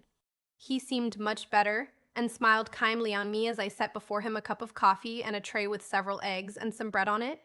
"Now then, Bill," said I cheerfully, sitting down beside him on the deck, "let's fall to. I'm very hungry myself, I can tell you, but I forgot. Your wound," I added, rising. "Let me look at it." I found that the wound was caused by a pistol shot in the chest. It did not bleed much, and, as it was on the right side, I was in hopes that it might not be very serious. But Bill shook his head. "However," said he, "sit down, Ralph, and I'll tell you all about it. You see, after we left the boat and began to push through the bushes, we went straight for the line of my musket, as I had expected. But by some unlucky chance it didn't explode, for I saw the line torn away by the men's legs and heard the click of the lock, so I fancy the priming had got damp and didn't catch. I was in a great quandary now what to do, for I couldn't concoct in my mind, in the hurry, any good reason for firing off my piece. But they say necessity's the mother of invention. So, just as I was giving it up and clinching my teeth to bide the worst o't, and take what should come, a sudden thought came into my head. I stepped out before the rest, seeming to be awful anxious to be at the savages, tripped my foot on a fallen tree, plunged head foremost into a bush, and, of course, my carbine exploded. Then came such a screechin' from the camp as I never heard in all my life. I rose at once and was rushin' on with the rest when the captain called a halt. "The dying pirate, P34.HAP, you did that a purpose, you villain," he said with a tremendous oath, and, drawing a pistol from his belt, let fly right into my breast. I fell at once, and remembered no more, till I was startled and brought round by the most awful yell I ever heard in my life, except, maybe, the shrieks of them poor critters that were crushed to death under yon big canoe. Jumpin' up, I looked round, and through the trees, saw a fire gleamin' not far off, the light o' which showed me the captain and men tied hand and foot, each to a post, and the savages dancin' round them like demons. I had scarce looked for a second when I saw one of them go up to the captain flourishing a knife, and, before I could wink, he plunged it into his breast, while another yell, like the one that roused me, rang upon my ear. I didn't wait for more, but, bounding up, went crashing through the bushes into the woods. The blackfellows caught sight of me, however, but not in time to prevent me jumping into the boat, as you know. Bill seemed to be much exhausted after this recital and shuddered frequently during the narrative, so I refrained from continuing the subject at that time and endeavored to draw his mind to other things. "But now, Bill," said I, "it behoves us to think about the future and what course of action we shall pursue. Here we are, on the wide Pacific, in a well-appointed schooner, which is our own. At least no one has a better claim to it than we have, and the world lies before us. Moreover, here comes a breeze, so we must make up our minds which way to steer." "Ralph, boy," said my companion, "it matters not to me which way we go. I fear that my time is short now. Go where you will. I'm content." "Well then, Bill, I think we had better steer to the Coral Island and see what has become of my dear old comrades, Jack and Peterkin. I believe the island has no name, but the captain once pointed it out to me on the chart, and I marked it afterwards. So, as we know pretty well our position just now, I think I can steer to it. Then, as to working the vessel, it is true I cannot hoist the sails single-handed, but luckily we have enough of sail set already, and if it should come on to blow a squall, I could at least drop the peaks of the main and foresails and clew them up partially without help, and dough her head close into the wind so as to keep her all shaking till the violence of the squall is past. And if we have continued light breezes, I'll rig up a complication of blocks and fix them to the topsail halyards, so that I shall be able to hoist the sails without help. 'Tis true, I'll require half a day to hoist them, but we don't need to mind that. Then I'll make a sort of erection on deck to screen you from the sun, Bill, and if you can only manage to sit beside the tiller and steer for 2 hours every day, so as to let me get a nap, I'll engage to let you off duty all the rest of the 24 hours. And if you don't feel able for steering, I'll lash the helm and heave to while I get you your breakfasts and dinners, and so we'll manage famously and soon reach the Coral Island. Bill smiled faintly as I ran on in this strain. And what will you do, said he, if it comes on to blow a storm? This question silenced me while I considered what I should do in such a case. At length I laid my hand on his arm and said, Bill, when a man has done all that he can underscore do, he ought to leave the rest to God. Oh, Ralph, said my companion in a faint voice, looking anxiously into my face, I wish that I had the feelin's about God that you seem to have at this hour. I'm dyin', Ralph. Yet I, who have braved death 100 times, am afraid to die. I'm afraid to enter the next world. Something within tells me there will be a reckoning when I go there, but it's all over with me, Ralph. I feel that there's no chance of my being saved. Don't say that, Bill, said I in deep compassion. Don't say that. I'm quite sure there's hope even for you, but I can't remember the words of the Bible that make me think so. Is there not a Bible on board, Bill? No, the last that was in the ship belonged to a poor boy that was taken aboard against his will. He died, poor lad, I think, through ill treatment and fear. After he was gone, the captain found his Bible and flung it overboard. I now reflected with great sadness and self-reproach on the way in which I had neglected my Bible, and it flashed across me that I was actually in the sight of God a greater sinner than this blood-stained pirate. For, thought I, he tells me that he never read the Bible and was never brought up to care for it, whereas I was carefully taught to read it by my own mother, and had read it daily, as long as I possessed one, yet to so little purpose that a consonant text that would pardon consount, souls can. I was much distressed, and taxed my memory for a long time. At last, a text did flash into my mind, and I wondered much that I had not thought of it before. Bill, said I in a low voice, believe on the Lord Jesus Christ, and thou shalt be saved. Ay, Ralph, I've heard the missionaries say that before now, but what good can it do me? It's not for me that. It's not for the likes o' me. I knew not now what to say, for although I felt sure that that word was for him as well as for me, I could not remember any other word whereby I could prove it. After a short pause, Bill raised his eyes to mine and said, Ralph, I've led a terrible life. I've been a sailor since I was a boy, and I've gone from bad to worse ever since I left my father's roof. I've been a pirate 3 years now. It is true I did not choose the trade, but I was inveigled aboard this schooner, and kept here by force till I became reckless and at last joined them. Since that time my hand has been steeped in human blood again and again. Your young heart would grow cold if but why should I go on? 'Tis of no use, Ralph, my doom is fixed. Bill, said I, though your sins be red like crimson, they shall be white as snow. Only believe. Only believe, cried Bill, starting up on his elbow. I've heard men talk o' believing as if it was easy. Huh! Huh! Din's easy enough for a man to point to a rope and say, I believe that would bear my weight. But 'tis another thing for a man to catch hold of that rope and swing himself by it over the edge of a precipice. The energy with which he said this and the action with which it was accompanied were too much for Bill. He sank back with a deep groan, as if the very elements sympathized with this man's sufferings. A low moan came sweeping over the sea. Hist! Ralph, said Bill, opening his eaves, there's a squall coming, lad. Look alive, boy. Coo up the foresail. Drop the mainsail peak. Them squalls come quick sometimes. I had already started to my feet and saw that a heavy squall was indeed bearing down on us. It had hitherto escaped my notice, owing to my being so much engrossed by our conversation. I instantly did as Bill desired, for the schooner was still lying motionless on the glassy sea.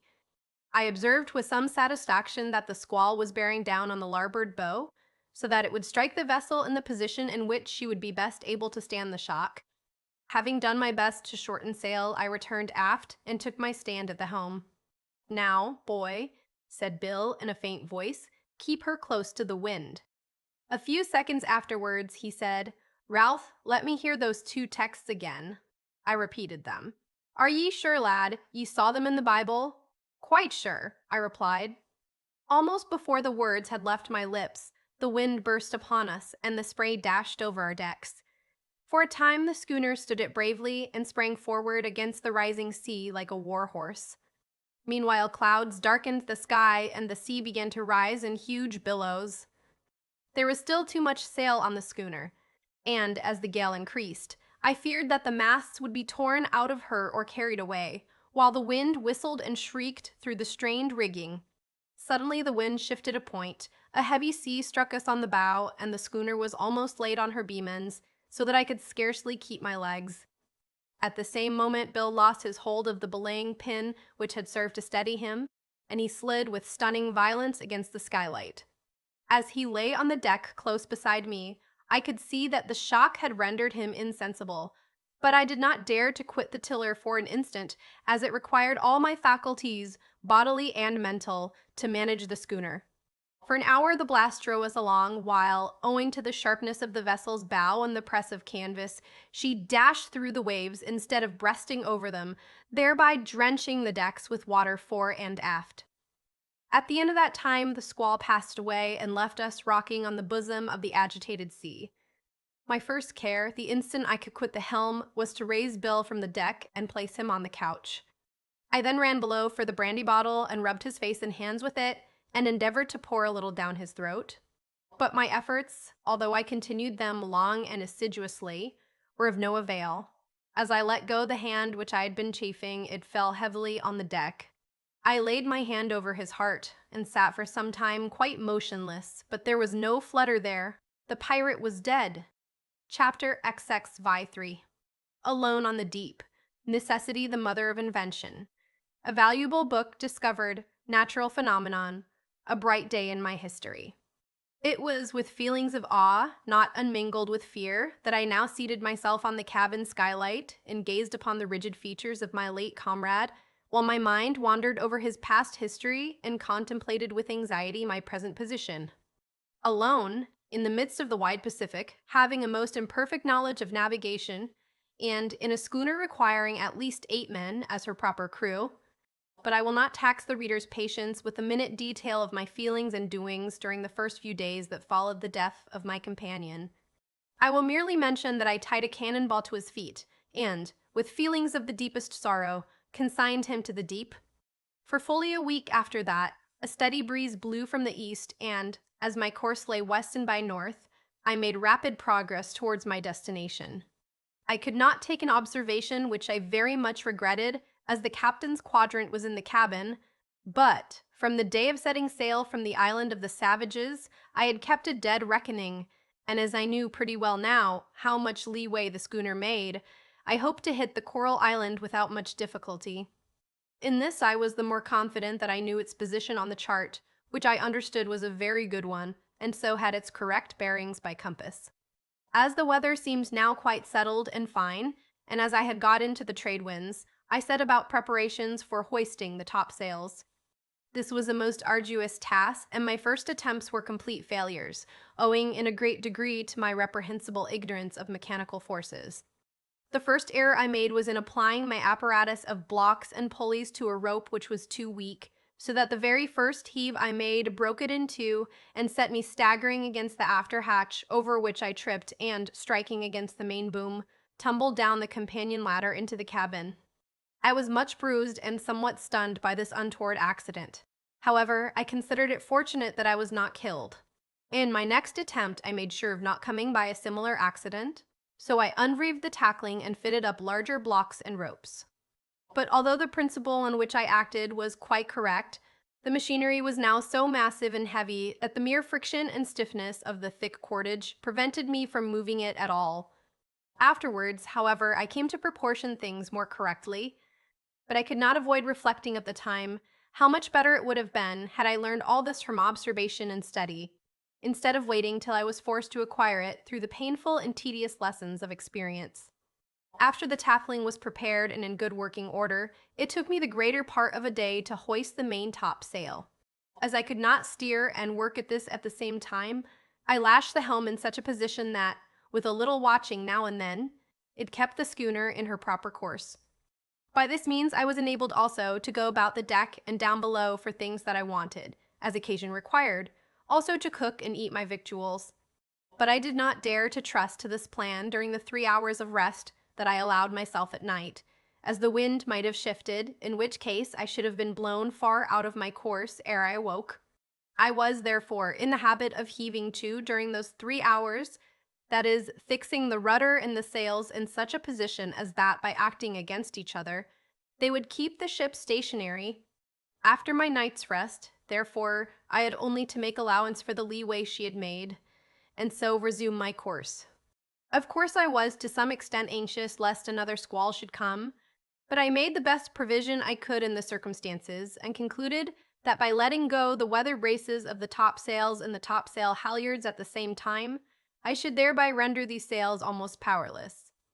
Besides this, I proposed to myself to keep a sharp lookout on the barometer in the cabin, and if I observed at any time a sudden fall in it, I resolved that I would instantly set about my multiform appliances for reducing sail, so as to avoid being taken at unawares. Thus I sailed prosperously for 2 weeks with a fair wind, so that I calculated I must be drawing near to the Coral Island, at the thought of which my heart bounded with joyful expectation. The only book I found on board after a careful search was a volume of Captain Cook's voyages. This, I suppose, the pirate captain had brought with him in order to guide him and to furnish him with information regarding the islands of these seas. I found this a most delightful book indeed, and I not only obtained much interesting knowledge about the sea in which I was sailing, but I had many of my own opinions, derived from experience, corroborated, and not a few of them corrected.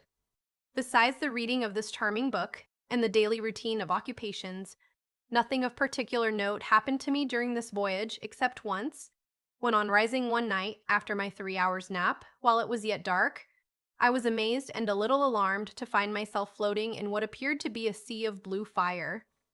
I had often noticed the beautiful appearance of phosphorescent light, but this far exceeded anything of the sort I ever saw before. The whole sea appeared somewhat like milk and was remarkably luminous. I rose in haste and, letting down a bucket into the sea, brought some of the water on board and took it down to the cabin to examine it. But no sooner did I approach the light than the strange appearance disappeared, and when I removed the cabin lamp the luminous light appeared again. I was much puzzled with this, and took up a little of the water in the hollow of my hand and then let it run off, when I found that the luminous substance was left behind on my palm. I ran with it to the lamp, but when I got there it was gone. I found, however, that when I went into the dark, my hand shone again. So I took the large glass of the ship's telescope and examined my hand minutely, when I found that there were on it 1 or 2 small patches of a clear, transparent substance like jelly, which were so thin as to be almost invisible to the naked eye. Thus I came to know that the beautiful phosphoric light, which I had so often admired before, was caused by animals, for I had no doubt that these were of the same kind as the medusae or jellyfish, which are seen in all parts of the world. On the evening of my 14th day, I was awakened out of a nap into which I had fallen by a loud cry, and starting up, I gazed around me. I was surprised and delighted to see a large albatross soaring majestically over the ship. I immediately took it into my head that this was the albatross I had seen at Penguin Island. I had, of course, no good reason for supposing this, but the idea occurred to me, I know not why, and I cherished it, and regarded the bird with as much affection as if he had been an old friend. He kept me company all that day, and left me as night fell. Next morning, as I stood motionless and with heavy eyes at the helm, for I had not slept well, I began to weary anxiously for daylight, and peered towards the horizon, where I thought I observed something like a black cloud against the dark sky. Being always on the alert for squalls, I ran to the bow.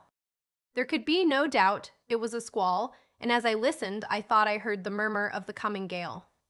Instantly, I began to work might and main at my cumbrous tackle for shortening sail, and in the course of an hour and a half had the most of it reduced, the topsail yards down on the caps, the topsails clewed up, the sheets hauled in, the main and forepeaks lowered, and the flying jib down.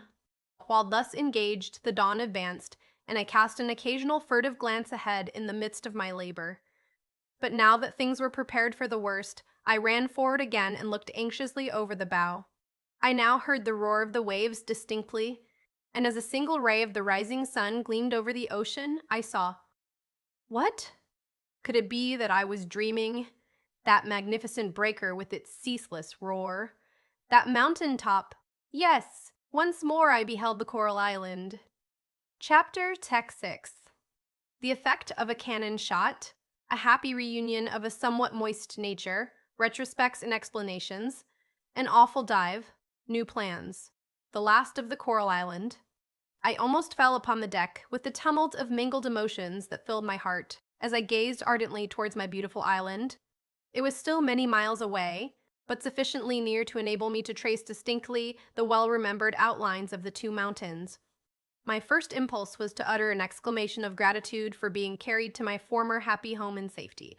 My second, to jump up, clap my hands, shout, and run up and down the deck, with no other object in view than that of giving vent to my excited feelings. Then I went below for the telescope and spent nearly 10 minutes of the utmost impatience in vainly trying to get a focus, and in rubbing the skin nearly off my eyes, before I discovered that having taken off the large glass to examine the phosphoric water I had omitted to put it on again. After that, I looked up impatiently at the sails, which I now regretted having lowered so hastily, and for a moment thought of hoisting the main topsail again, but recollecting that it would take me full half a day to accomplish, and that, at the present rate of sailing, 2 hours would bring me to the island, I immediately dismissed the idea. The remainder of the time I spent in making feverish preparations for arriving and seeing my dear comrades. I remembered that they were not in the habit of rising before 6, and as it was now only 3, I hoped to arrive before they were awake. Moreover, I set about making ready to let go the anchor, resolving in my own mind that, as I knew the depth of water in the passage of the reef and within the lagoon, I would run the schooner in and bring up opposite the bower. Fortunately, the anchor was hanging at the cathead, otherwise I should never have been able to use it. Now, I had only to cut the tackling, and it would drop of its own weight. After searching among the flags, I found the terrible black one, which I ran up to the peak. While I was doing this, a thought struck me. I went to the powder magazine, brought up a blank cartridge, and loaded the big brass gun, which, it will be remembered, was unhoused when we set sail, and, as I had no means of housing it, there it had stood, bristling alike at fair weather and foul all the voyage. I took care to grease its mouth well, and before leaving the forepart of the ship, thrust the poker into the fire. A terrible surprise, 352. JPEG. All was now ready. A steady 5-knot breeze was blowing, so that I was now not more than quarter of a mile from the reef. I was soon at the entrance, and, as the schooner glided quietly through, I glanced affectionately at the huge breaker, as if it had been the same one I had seen there when I bade adieu, as I feared forever, to the island. On coming opposite the water garden, I put the helm hard down. The schooner came round with a rapid, graceful bend, and lost way just opposite the bower. Running forward, I let go the anchor, caught up the red-hot poker, applied it to the brass gun, and the mountains with underscore bang underscore, such as had only once before broke their slumbering echoes.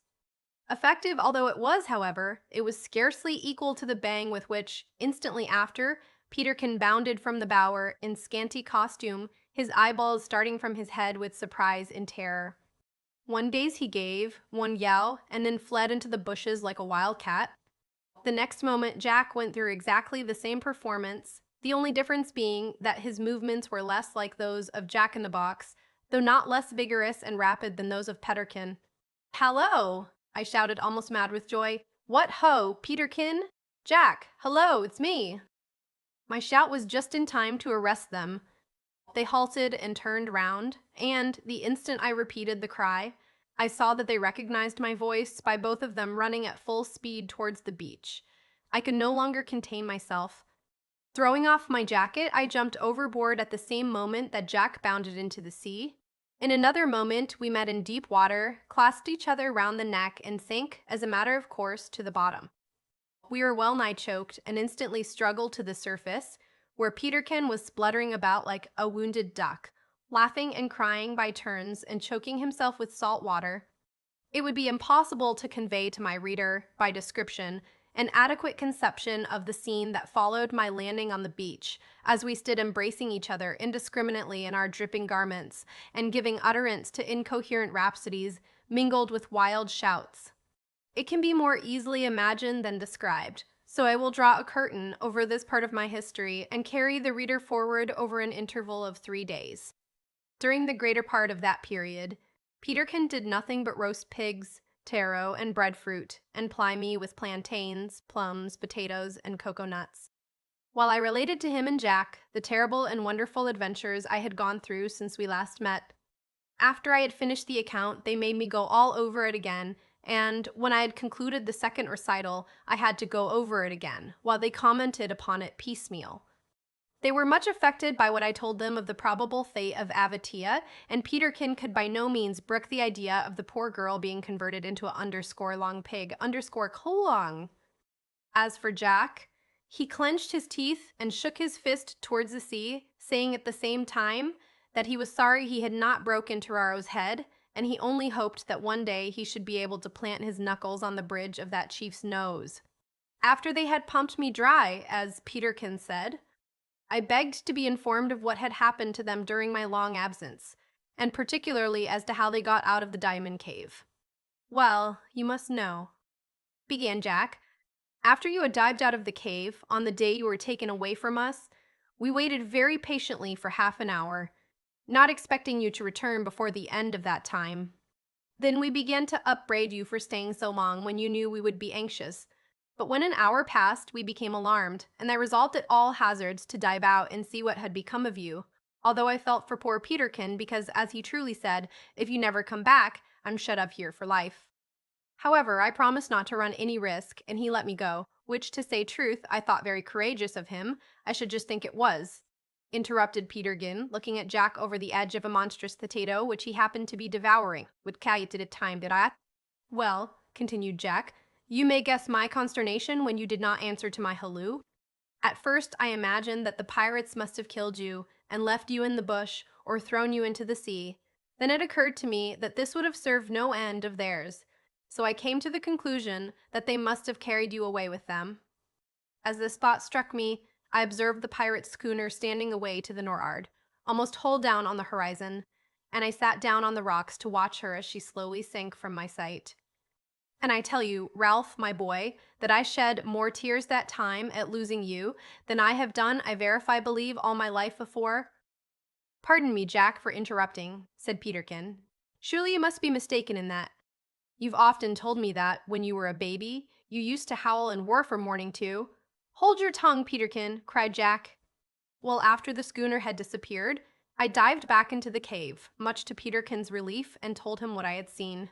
We sat down and had a long talk over this matter, and then we agreed to make a regular, systematic search through the woods, so as to make sure, at least, that you had not been killed. But now we thought of the difficulty of getting out of the cave without your help." Peterkin became dreadfully nervous when he thought of this, and I must confess that I felt some alarm, for of course I could not hope alone to take him out so quickly as we two together had brought him in. And he himself vowed that, if we had been a moment longer with him that time, he would have had to take a breath of salt water. However, there was no help for it, and I endeavored to calm his fears as well as I could. "For," said I, "you can't live here, Peterkin." To which he replied, "Of course not, Jack. I can only die here. And, as that's not at all desirable, you had better propose something." So I suggested that he should take a good long breath and trust himself to me. Might we not make a large bag of coconut cloth into which I could shove my head, and tie it tight round my neck? He asked with a haggard smile. "It might let me get one breath under water." "No use," said I. "It would fill in a moment and suffocate you. I see nothing for it, Peterkin, if you really can't keep your breath so long, but to let me knock you down and carry you out while in a state of insensibility." But Peterkin didn't relish this idea. He seemed to fear that I could not be able to measure the exact force of the blow, and might, on the one hand, hit him so softly as to render a second or third blow necessary, which would be very uncomfortable, or, on the other hand, give him such a smash as would entirely spoil his figurehead, or, mayhap, knock the life out of him altogether. At last I got him persuaded to try to hold his breath and commit himself to me. So he agreed, and down we went. But I had not got him halfway through when he began to struggle and kick like a wild bull, burst from my grasp, and hit against the roof of the tunnel. I was therefore obliged to force him violently back into the cave again, where he rose panting to the surface. In short, he had lost his presence of mind, and— "Nothing of the sort," cried Peterkin indignantly. "I had only lost my wind, and if I had not had presence of mind enough to kick as I did, I should have buts in your arms." "Well, well, so be it," resumed Jack, with a smile, "but the upshot of it was, that we had to hold another consultation on the point, and I really believe that, had it not been for a happy thought of mine, we should have been consulting there." "I wish we had," interrupted Peterkin with a sigh. "I'm sure, Ralph, if I had thought that you were coming back again, I would willingly have awaited your return for months, rather than have endured the mental agony which I went through. But proceed."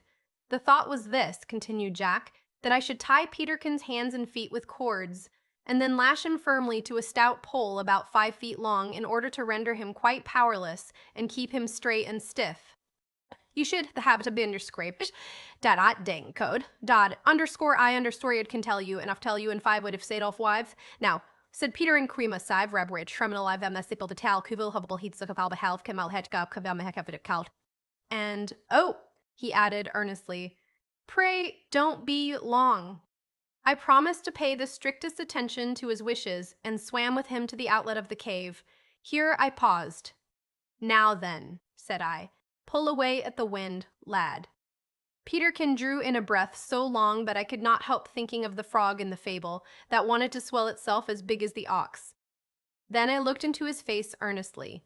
Slap went the lid of his right eye. Down went my head, and up went my heels. We shot through the passage like an arrow, and rose to the surface of the open sea before you could count 20. Peterkin had taken in such an awful load of wind that, on reaching the free air, he let it out with a yell loud enough to have been heard a mile off, and then the change in his feelings was so sudden and great that he did not wait till we landed, but began, tied up as he was, to shout and sing for joy as I supported him with my left arm to the shore.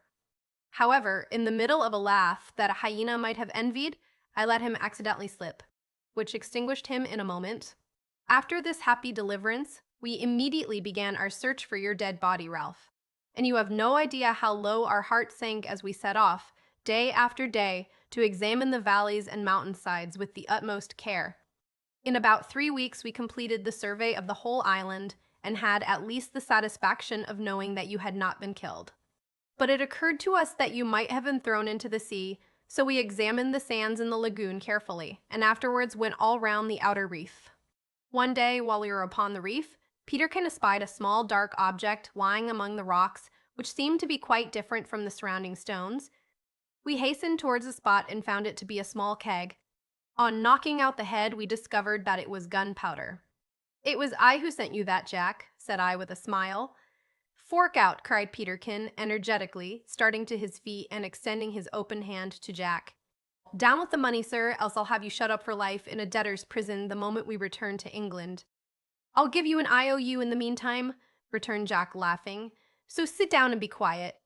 The fact is, Ralph, when we discovered this keg of powder, Peterkin immediately took me a bet of £1,000 that you had something to do with it, and I took him a bet of 10,000 that you had not." "Peterkin was right then," said I, explaining how the thing had occurred. "Well, we found it very useful," continued Jack, "although some of it had got a little damp, and we furbished up the old pistol with which Peterkin is a crack shot now. But, to continue, we did not find any other vestige of you on the reef, and, finally, gave up all hope of ever seeing you again. After this, the island became a dreary place to us, and we began to long for a ship to heave in sight and take us off. But now that you're back again, my dear fellow, it looks as bright and cheerful as it used to do, and I love it as much as ever. And now," continued Jack, I have a great desire to visit some of the other islands of the South Seas. Here we have a first-rate schooner at our disposal, so I don't see what should hinder us." "Just the very thing I was going to propose," cried Peterkin. "I vote for starting at once." "Well then," said Jack, "it seems to me that we could not do better than shape our course for the island on which Avatia lives, and endeavor to persuade Tararo to let her marry the blackfellow to whom she is engaged, instead of making a long peg of her. If he has a spark of gratitude in him, he'll do it. Besides, having become champions for this girl once before, it behoves us, as true knights, not to rest until we set her free. At least, all the heroes in all the storybooks I have ever read would count it foul disgrace to leave such a work unfinished." "I'm sure I don't know, or care, what your knights in storybooks would do," said Peterkin, "but I'm certain that it would be capital fun, so I'm your man whenever you want me." This plan of Jack's was quite in accordance with his romantic, impulsive natures, and have made many debates cults.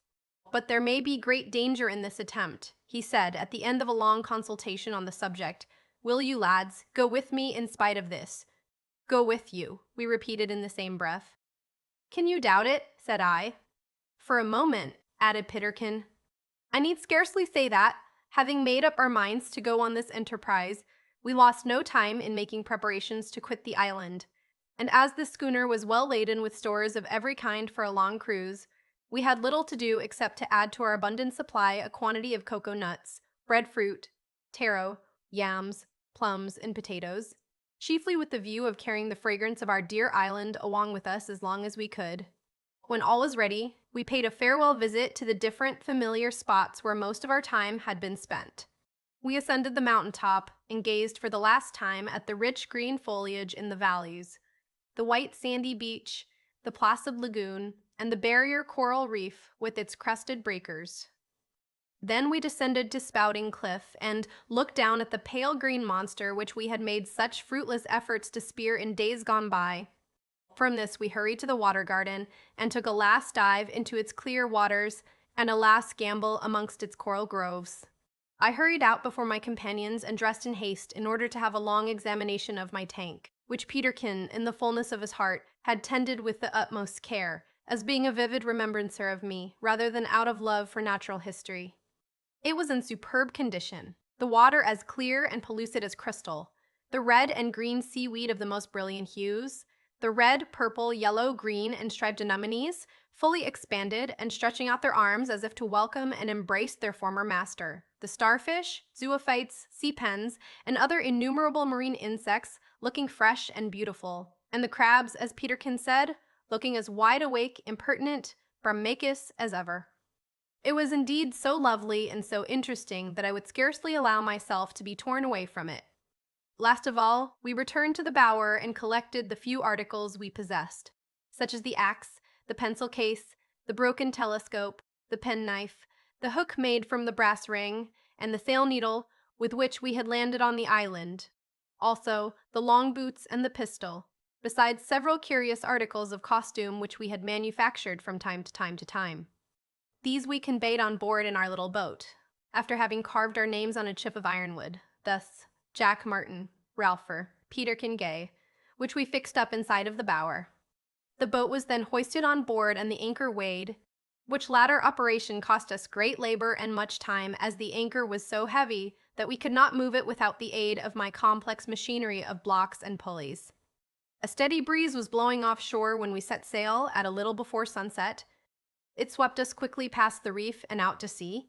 The shore grew rapidly more indistinct as the shades of evening fell, while our clipper bark bounded lightly over the waves. Slowly the mountaintop sank on the horizon until it became a mere speck. In another moment the sun and the coral islands sank together into the broad bosom of the Pacific. Chapter XXX. The voyage, the island, and a consultation in which danger is scouted as a thing unworthy of consideration. Rats and cats, the native teacher, awful revelations, wonderful effects of Christianity. Our voyage during the next 2 weeks was most interesting and prosperous. The breeze continued generally fair, and at all times enabled us to lie our course. For being, as I have said before, clipper-built, the pirate schooner could lie very close to the wind, and made little leeway. We had no difficulty now in managing our sails, for Jack was heavy and powerful, while Peterkin was active as a kitten.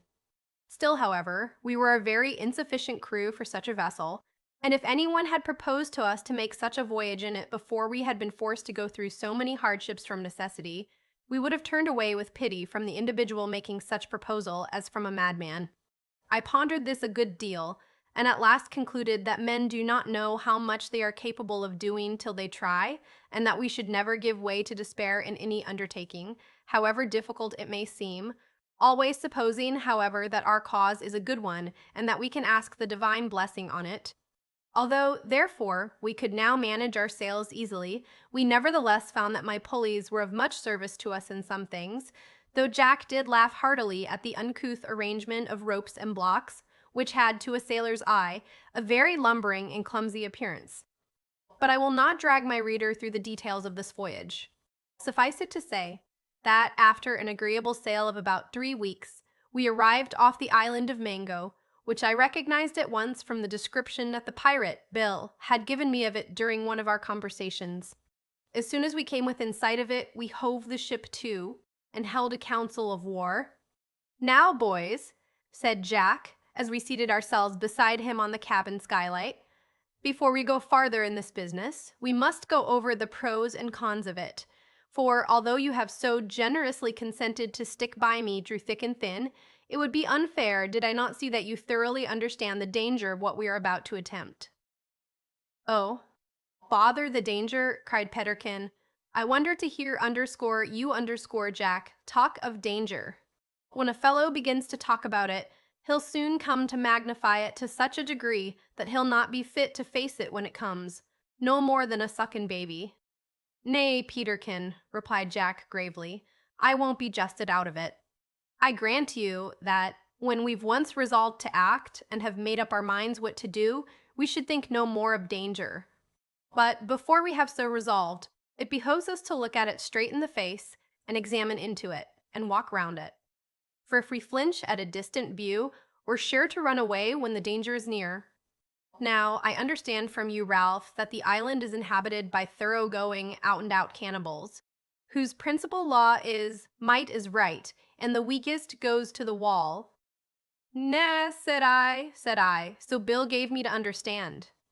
He told me, however, that, at the southern side of it, the missionaries had obtained a footing amongst an insignificant tribe. A native teacher had been sent there by the Wesleyans, who had succeeded in persuading the chief at that part to embrace Christianity. But instead of that being of any advantage to our enterprise, it seems the very reverse, for the chief Toraro is a determined heathen and persecutes the Christians, who are far too weak in numbers to offer any resistance, and looks with dislike upon all white men, whom he regards as propagators of the new faith. "'Tis a pity," said Jack, "that the Christian tribe is so small, for we shall scarcely be safe under their protection, I fear. If Taro takes it into his head to wish for our vessel, or to kill ourselves, he could take us from them by force. You say that the native missionary talks English?" "So I believe." "Then what I propose is this," said Jack. "We will run round to the south side of the island and cut anchor off the Christian village. We are too far away just now to have been descried by any of the savages, so we shall get there unobserved and have time to arrange our plans before the heathen tribes know of our presence. But, in doing this, we run the risk of being captured by the ill-disposed tribes and being very ill used, if not, roasted alive and eaten," cried Peterkin. "Come, out with it, Jack. According to your own showing, it's well to look the danger straight in the face. Well, that is the worst of it, certainly. Are you prepared, then, to take your chance of that?" "I've been prepared and had my mind made up long ago," cried Peterkin, swaggering about the deck with his hands thrust into his breeches pockets. "The fact is, Jack, I don't believe that Terrero will be so ungrateful as to eat us. And I'm quite sure that he'll be too happy to grant us whatever we ask, so the sooner we go in and win the better." Peterkin was wrong, however, in his estimate of savage gratitude, as the sequel will show.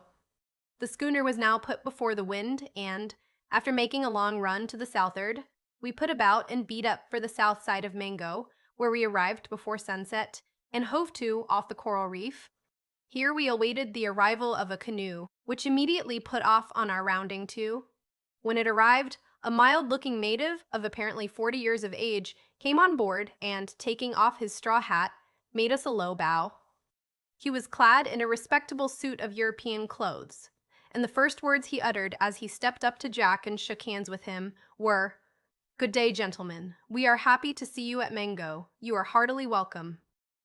After returning his salutation, Jack exclaimed, "You must be the native missionary teacher of whom I have heard, are you not?" "I am. I have the joy to be a servant of the Lord Jesus at this station." "You're the very man I want to see, then," replied Jack. "That's lucky. Come down to the cabin, friend, and have a glass of wine. I wish particularly to speak with you. My men there," pointing to Peterkin and me, "will look after your people." "Thank you," said the teacher as he followed Jack to the cabin. "I do not drink wine or any strong drink." "Oh, then there's lots of water and you can have biscuit." "Now, 'pon my word, that's cool," said Peterkin. "His underscore men underscore, forsooth. Well, since we are to be men, we may as well come it as strong over these black chaps as we can. Hello, there!" he cried to the half-dozen of natives who stood upon the deck, gazing in wonder at all they saw. "Here's for you." And he handed them a tray of broken biscuit and the can of water. Then, thrusting his hands into his pockets, he walked up and down the deck with an enormous swagger, whistling vociferously. In about half an hour, Jack and the teacher came on deck, and the latter, bidding us a cheerful good evening, entered his canoe and paddled to the shore.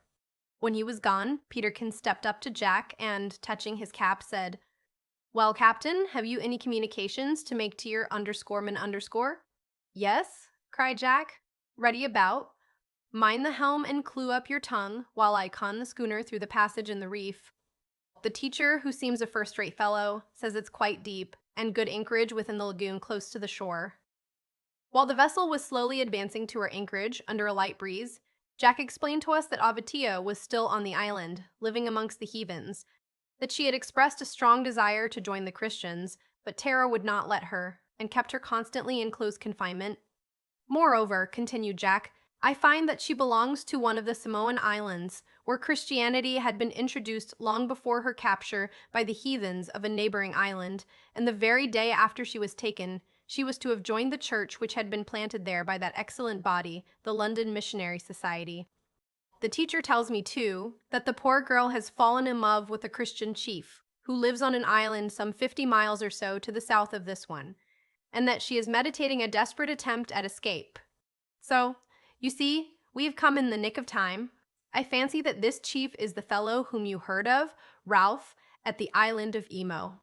Besides all this, the heathen savages are at war among themselves, and there's to be a battle fought the day after tomorrow, in which the principal leader is Terraro, so that we'll not be able to commence our negotiations with the rascally chief till the day after.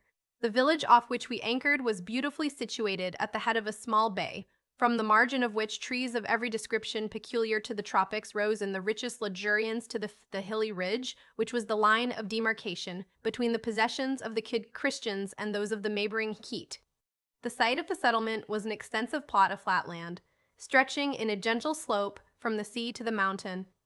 The cottages stood several hundred yards from the beach, and were protected from the glare of the sea by the rich foliage of rows of large Barringtonia and other trees, which girt the shore. The village was about a mile in length and perfectly straight, with a wide road down the middle, on either side of which were rows of the tufted-topped tea tree, whose delicate and beautiful blossoms, hanging beneath their plume-crested tops, added richness to the scene. The cottages of the natives were built beneath these trees, and were kept in the most excellent order, each having a little garden in front, tastefully laid out and planted, while the walks were covered with black and white pebbles. Every house had doors and Venetian windows, painted partly with lamp black made from the candle nut, and partly with red ochre, which contrasted powerfully with the dazzling coral lime that covered the walls. On a prominent position stood a handsome church, which was quite a curiosity in its way. It was 100 feet long by 50 broad, and was seated throughout to accommodate upwards of 2,000 persons. It had 6 large folding doors and 12 windows with Venetian blinds, and, although a large and substantial edifice, it had been built, we were told by the teacher, in the space of 2 months.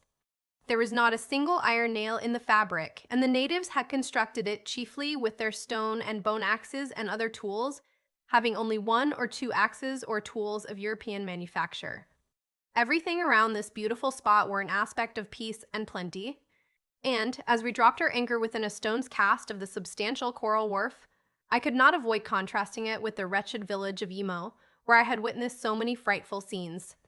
When the teacher afterwards told me that the people of this tribe had become converts only a year previous to our arrival, and that they had been living before that in the practice of the most bloody system of idolatry, I could not refrain from exclaiming, "What a convincing proof that Christianity is of God!"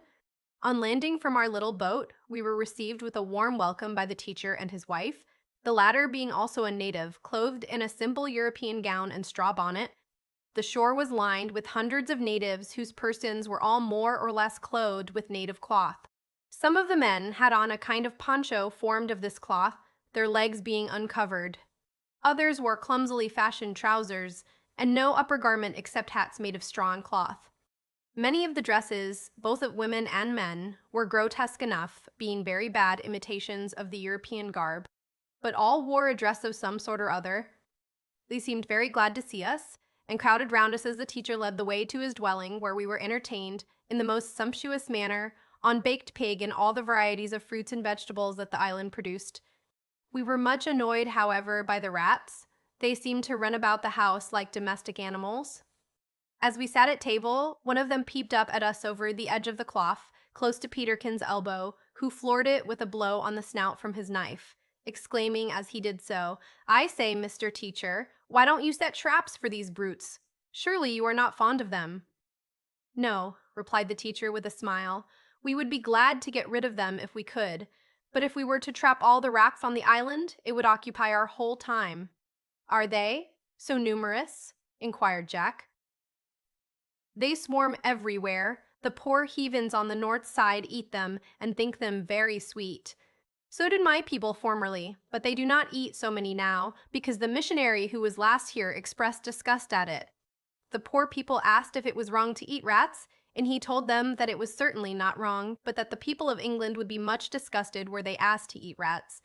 We had not been an hour in the house of this kind-hearted man when we were convinced of the truth of his statement as to their numbers, for the rats ran about the floors in dozens, and, during our meal, 2 men were stationed at the table to keep them off.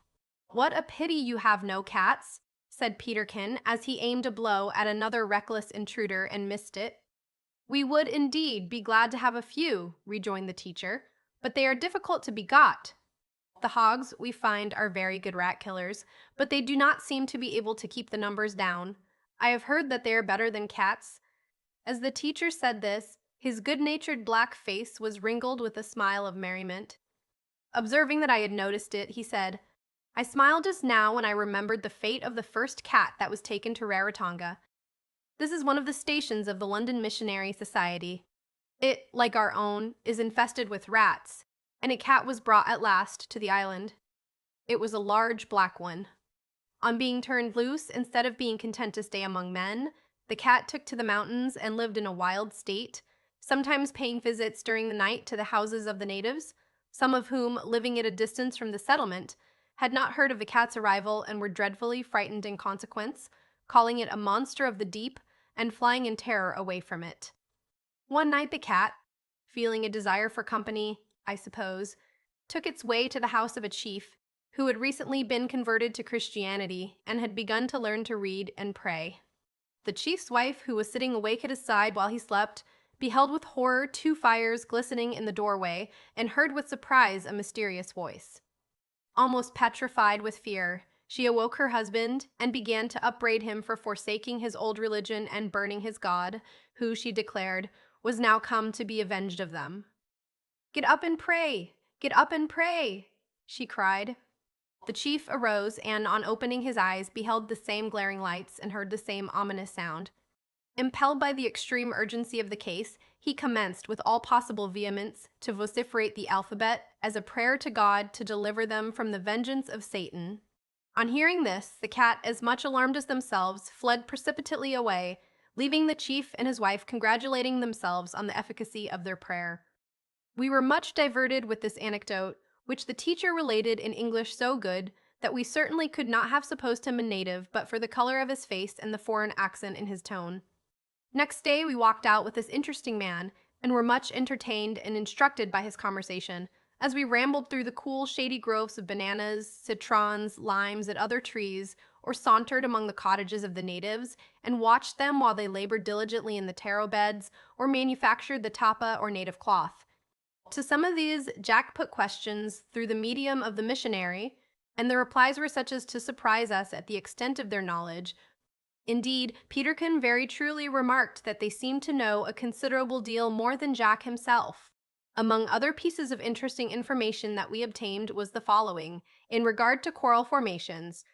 The islands of the Pacific, said our friend, are of three different kinds or classes.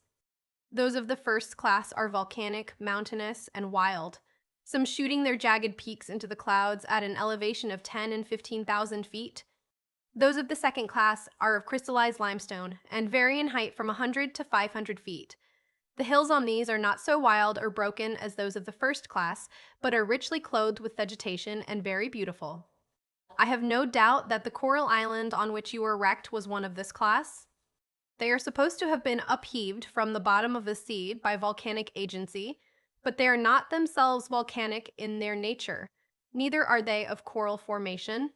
Those of the third class are the low coralline islands, usually having lagoons of water in their midst.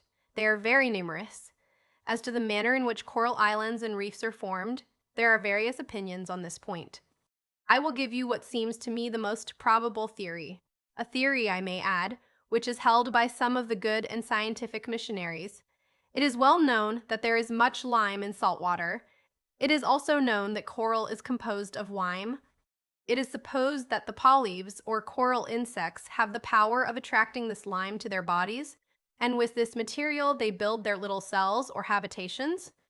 They choose the summit of a volcano or the top of a submarine mountain as a foundation on which to build, for it is found that they never work at any great depth below the surface.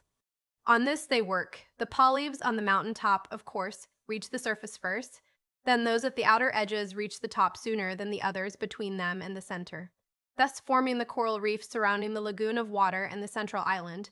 After that, the insects within the lagoon cease working. When the surface of the water is reached, these myriads of wonderful creatures die. Then birds visit the spot, and seeds are thus conveyed thither, which take root and spring up and flourish. Thus are commenced those coralline islets of which you have seen so many in these seas.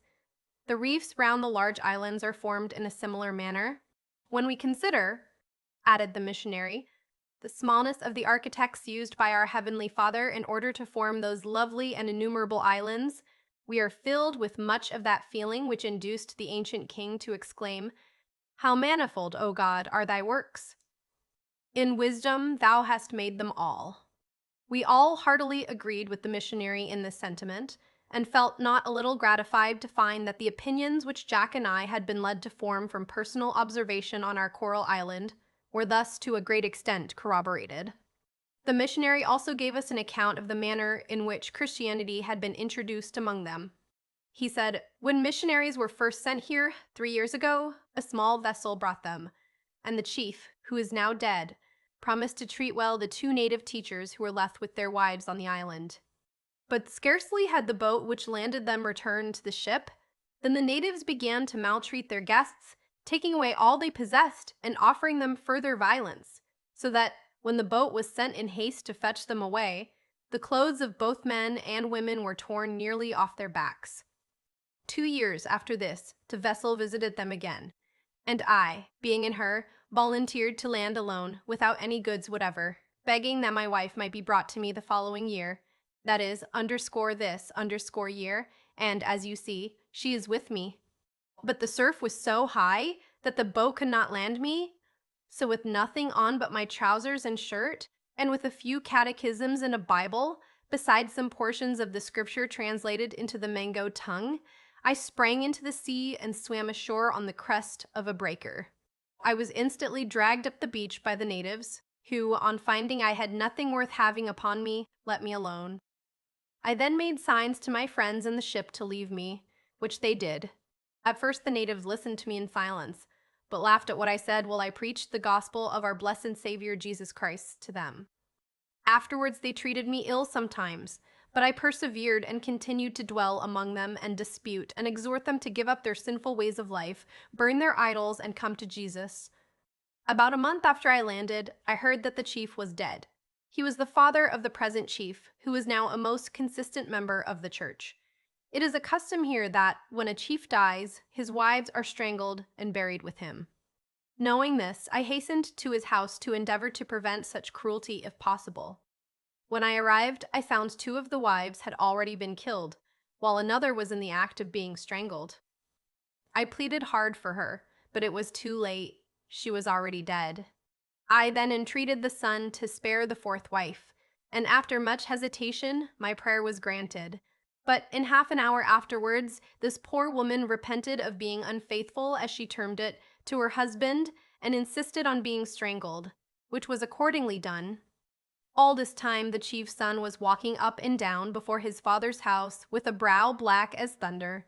When he entered, I went in with him and found, to my surprise, that his father was not dead. The old man was sitting on a mat in a corner with an expression of placid resignation on his face. "Why," said I, "have you strangled your father's wives before he is dead?" To this the son replied, "He is dead. That is no longer my father. He is as good as dead now.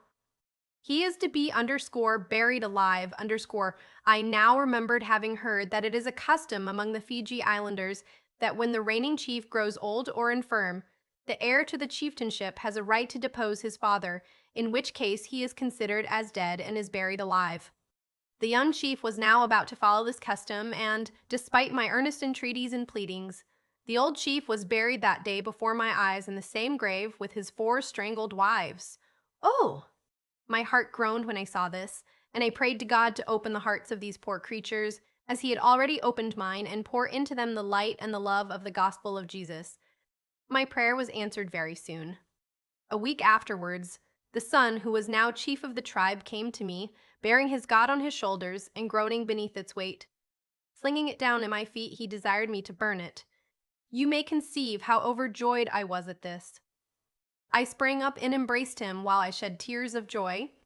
Then we made a fire and burned the god to ashes, amid an immense concourse of the people who seemed terrified at what was being done, and shrank back when we burned the god, expecting some signal vengeance to be taken upon us, but seeing that nothing happened, they changed their minds and thought that our God must be the true one after all. From that time, the mission prospered steadily, and now, while there is not a single man in the tribe who has not burned his household gods and become a convert to Christianity, there are not a few, I hope, who are true followers of the Lamb, having been plucked as brands from the burning by him who can save unto the uttermost. I will not tell you more of our progress at this time, but you see, he said, waving his hand around him, the village and the church did not exist a year ago. We were indeed much interested in this account, and I could not help again in my heart praying God to prosper those missionary societies that send such inestimable blessings to these islands of dark and bloody idolatry.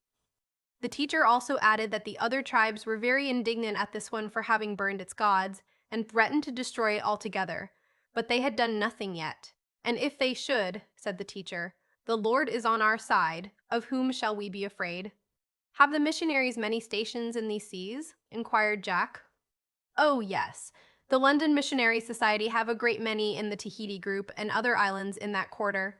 Then the Wesleyans have the Fiji Islands all to themselves, and the Americans have many stations in other groups.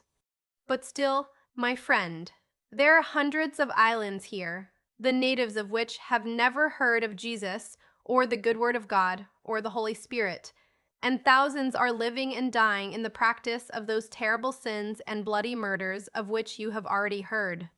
I trust, my friends, he added, looking earnestly into our faces, I trust that if you ever return to England, you will tell your Christian friends that the horrors which they hear of in regard to these islands are literally true, and that when they have heard the worst, the half has not been told them, n, for there are perpetrated here foul deeds of darkness of which man may not speak.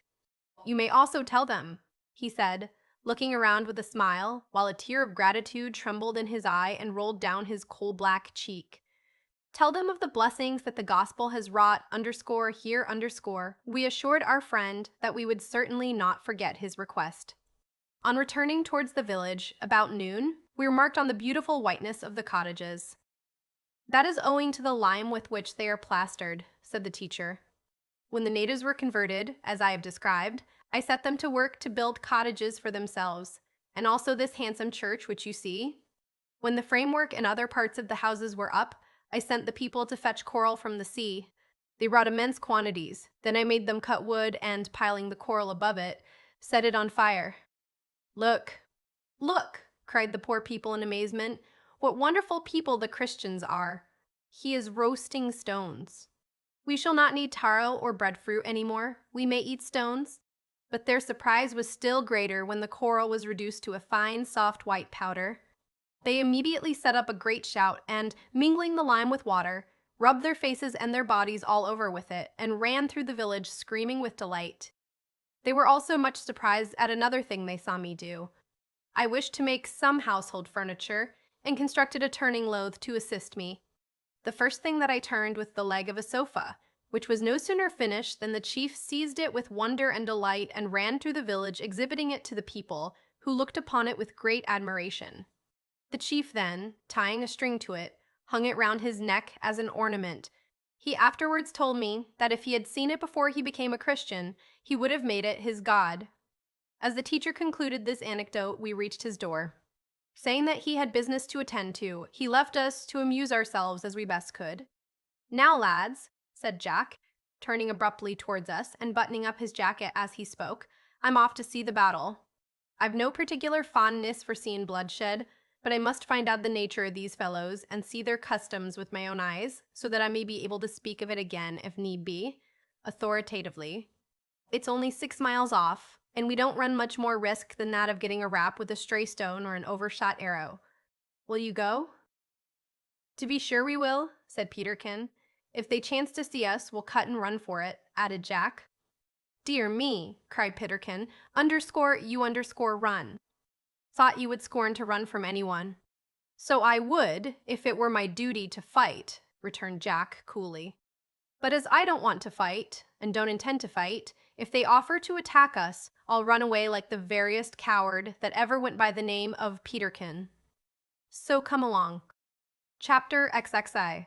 A strange and bloody battle. The lion bearded in his den. Frightful scenes of cruelty and fears for the future. We had ascertained from the teacher the direction to the spot on which the battle was to be fought, and after a walk of 2 hours reached it. The summit of a bare hill was the place chosen, for unlike most of the other islanders, who are addicted to bushfighting, those of Mango are in the habit of meeting on open ground. We arrived before the two parties had commenced the deadly struggle, and, creeping as close up as we dared among the rocks, we lay and watched them. The combatants were drawn up face to face, each side ranged in rank 4 deep. Those in the first row were armed with long spears, the second with clubs to defend the spearmen, the third row was composed of young men with slings, and the fourth consisted of women, who carried baskets of stones for the slingers, and clubs and spears with which to supply the warriors. Soon after we arrived, the attack was made with great fury. There was no science displayed. The two bodies of savages rushed headlong upon each other and engaged in a general underscore melee, underscore, and a more dreadful set of men I have never seen. They wore grotesque war caps made of various substances and decorated with feathers. Their faces and bodies were painted so as to make them look as frightful as possible, and as they brandished their massive clubs, leaped, shouted, yelled, and dashed each other to the ground. I thought I had never seen men look so like demons before. We were much surprised at the conduct of the women, who seemed to be perfect furies and hung about the heels of their husbands in order to defend them. One stout young woman we saw, whose husband was hard-pressed and about to be overcome, she lifted a large stone, and throwing it at his opponent's head, felled him to the earth. But the battle did not last long. The band most distant from us gave way and were routed, leaving 18 of their comrades dead upon the field. These, the victors brained as they lay, and putting some of their brains on leaves went off with them, we were afterwards informed to their temples, to present them to their gods as an earnest of the human victims who were soon to be brought there. We hastened back to the Christian village with feelings of the deepest sadness at the sanguinary conflict which we had just witnessed. Next day, after breakfasting with our friend the teacher, we made preparations for carrying out our plan. At first, the teacher endeavored to dissuade us. "You do not know," said he, turning to Jack, "the danger you run in venturing amongst these ferocious savages. I feel much pity for poor Abatia, but you are not likely to succeed in saving her, and you may die in the attempt." "Well," said Jack quietly, "I am not afraid to die in a good cause." The teacher smiled approvingly at him as he said this, and after a little further conversation agreed to accompany us as interpreter, saying that, although Tararo was unfriendly to him, he had hitherto treated him with respect. We now went on board the schooner, having resolved to sail round the island and drop anchor opposite the heathen village. We manned her with natives, and hoped to overawe the savages by displaying our brass gun to advantage. The teacher soon after came on board, and setting our sails we put to sea.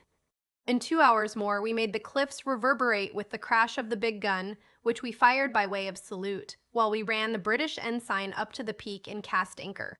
The commotion on shore showed us that we had struck terror into the hearts of the natives, but seeing that we did not offer to molest them, a canoe at length put off and paddled cautiously towards us. The teacher showed himself, and explaining that we were friends and wished to palaver with the chief, desired the native to go and tell him to come on board. We waited long and with much impatience for an answer. During this time, the native teacher conversed with us again, and told us many things concerning the success of the gospel among those islands, and perceiving that we were by no means so much gratified as we ought to have been at the hearing of such good news, he pressed us more closely in regard to our personal interest in religion, and exhorted us to consider that our souls were certainly in as great danger as those of the wretched heathen whom we pitied so much, if we had not already found salvation in Jesus Christ. Nay, further, he added, if such be your unhappy case, you are, in the sight of God, much worse than these savages. Forgive me, my young friends, for saying so, for they have no knowledge, no light, and do not profess to believe, while you, on the contrary, have been brought up in the light of the blessed gospel and call yourselves Christians. These poor savages are indeed the enemies of our Lord, but you, if ye be not true believers, are traitors. I must confess that my heart condemned me while the teacher spoke in this earnest manner, and I knew not what to reply. Peterkin, too, did not seem to like it, and I thought would willingly have escaped, but Jack seemed deeply impressed, and wore an anxious expression on his naturally grave countenance, while he assented to the teacher's remarks and put to him many earnest questions. Meanwhile, the natives who composed our crew, having nothing particular to do, had squatted down on the deck and taken out their little books containing the translated portions of the New Testament, along with hymns and spelling books, and were now busily engaged, some vociferating the alphabet, others learning prayers off by heart, while a few sang hymns, all of them being utterly unmindful of our presence. The teacher soon joined them, and soon afterwards they all engaged in a prayer, which was afterwards translated to us, and proved to be a petition for the success of our undertaking and for the conversion of the heathen. While we were thus engaged, a canoe put off from shore, and several savages leaped on deck, one of whom advanced to the teacher and informed him that Tararo could not come on board that day, being busy with some religious ceremonies before the gods, which could on no account be postponed. He was also engaged with a friendly chief who was about to take his departure from the island, and therefore begged that the teacher and his friends would land and pay a visit to him. To this the teacher returned answer that we would land immediately. "Now, lads," said Jack, as we were about to step into our little boat, "I'm not going to take any weapons with me, and I recommend you to take none either. We are altogether in the power of these savages, and the utmost we could do if they were to attack us would be to kill a few of them before we were ourselves overpowered. I think that our only chance of success lies in mild measures. Don't you think so?"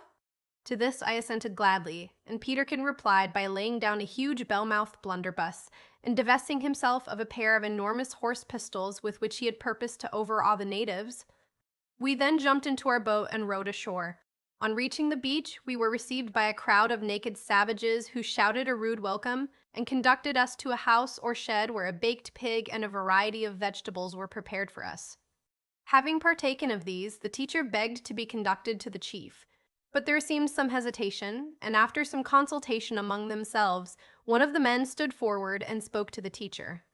"What says he?" inquired Jack when the savage had concluded.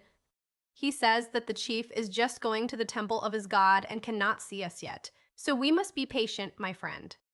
"Well," cried Jack, rising, "if he won't come to see me, I'll e'en go and see him. Besides, I have a great desire to witness their proceedings at this temple of theirs." "Will you go with me, friend?" "I cannot," said the teacher, shaking his head. "I must not go to the heathen temples and witness their inhuman rites, except for the purpose of condemning their wickedness and folly." "Very good," returned Jack. "Then I'll go alone, for I cannot condemn their doings till I have seen them." Jack arose, and we, having determined to go also, followed him through the banana groves to a rising ground immediately behind the village, on the top of which stood the bier, or temple, under the dark shade of a rape grape. As we went through the village, I was again led to contrast the rude huts and sheds, and their almost naked, savage-looking inhabitants, with the natives of the Christian village, who, to use the teacher's scriptural expression, were now clothed and in their right mind. As we turned into a broad path leading towards the hill, we were arrested by the shouts of an approaching multitude in the rear. Drawing aside into the bushes, we awaited their coming up, and as they drew near, we observed that it was a procession of the natives, many of whom were dancing and gesticulating in the most frantic manner. They had an exceedingly hideous aspect, owing to the black, red, and yellow paints with which their faces and naked bodies were bedaubed. In the midst of these came a band of men carrying 3 or 4 planks, on which were seated in rows upwards of a dozen men. I shuddered involuntarily as I recollected the sacrifice of human victims at the island of Emo, and turned with a look of fear to Jack as I said, "Oh, Jack, I have a terrible dread that they are going to commit some of their cruel practices on these wretched men. We had better not go to the temple. We shall only be horrified without being able to do any good, for I fear they are going to kill them." Jack's face wore an expression of deep compassion as he said in a low voice, "No fear, Ralph. The sufferings of these poor fellows are over long ago." I turned with a start as he spoke, and glancing at the men who were now quite near to the spot where we stood, saw that they were all dead.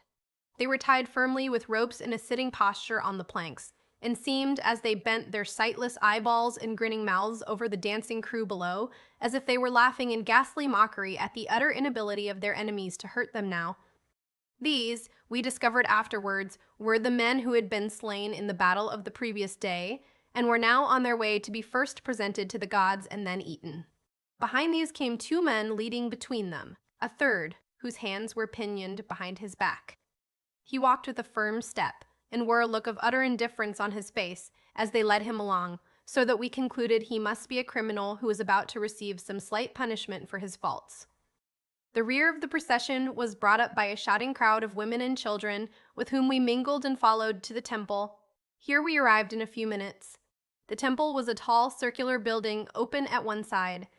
Around it were strewn heaps of human bones and skulls. At a table inside sat the priest, an elderly man with a long gray beard. He was seated on a stool, and before him lay several knives made of wood, bone, and splinters of bamboo, with which he performed his office of dissecting dead bodies.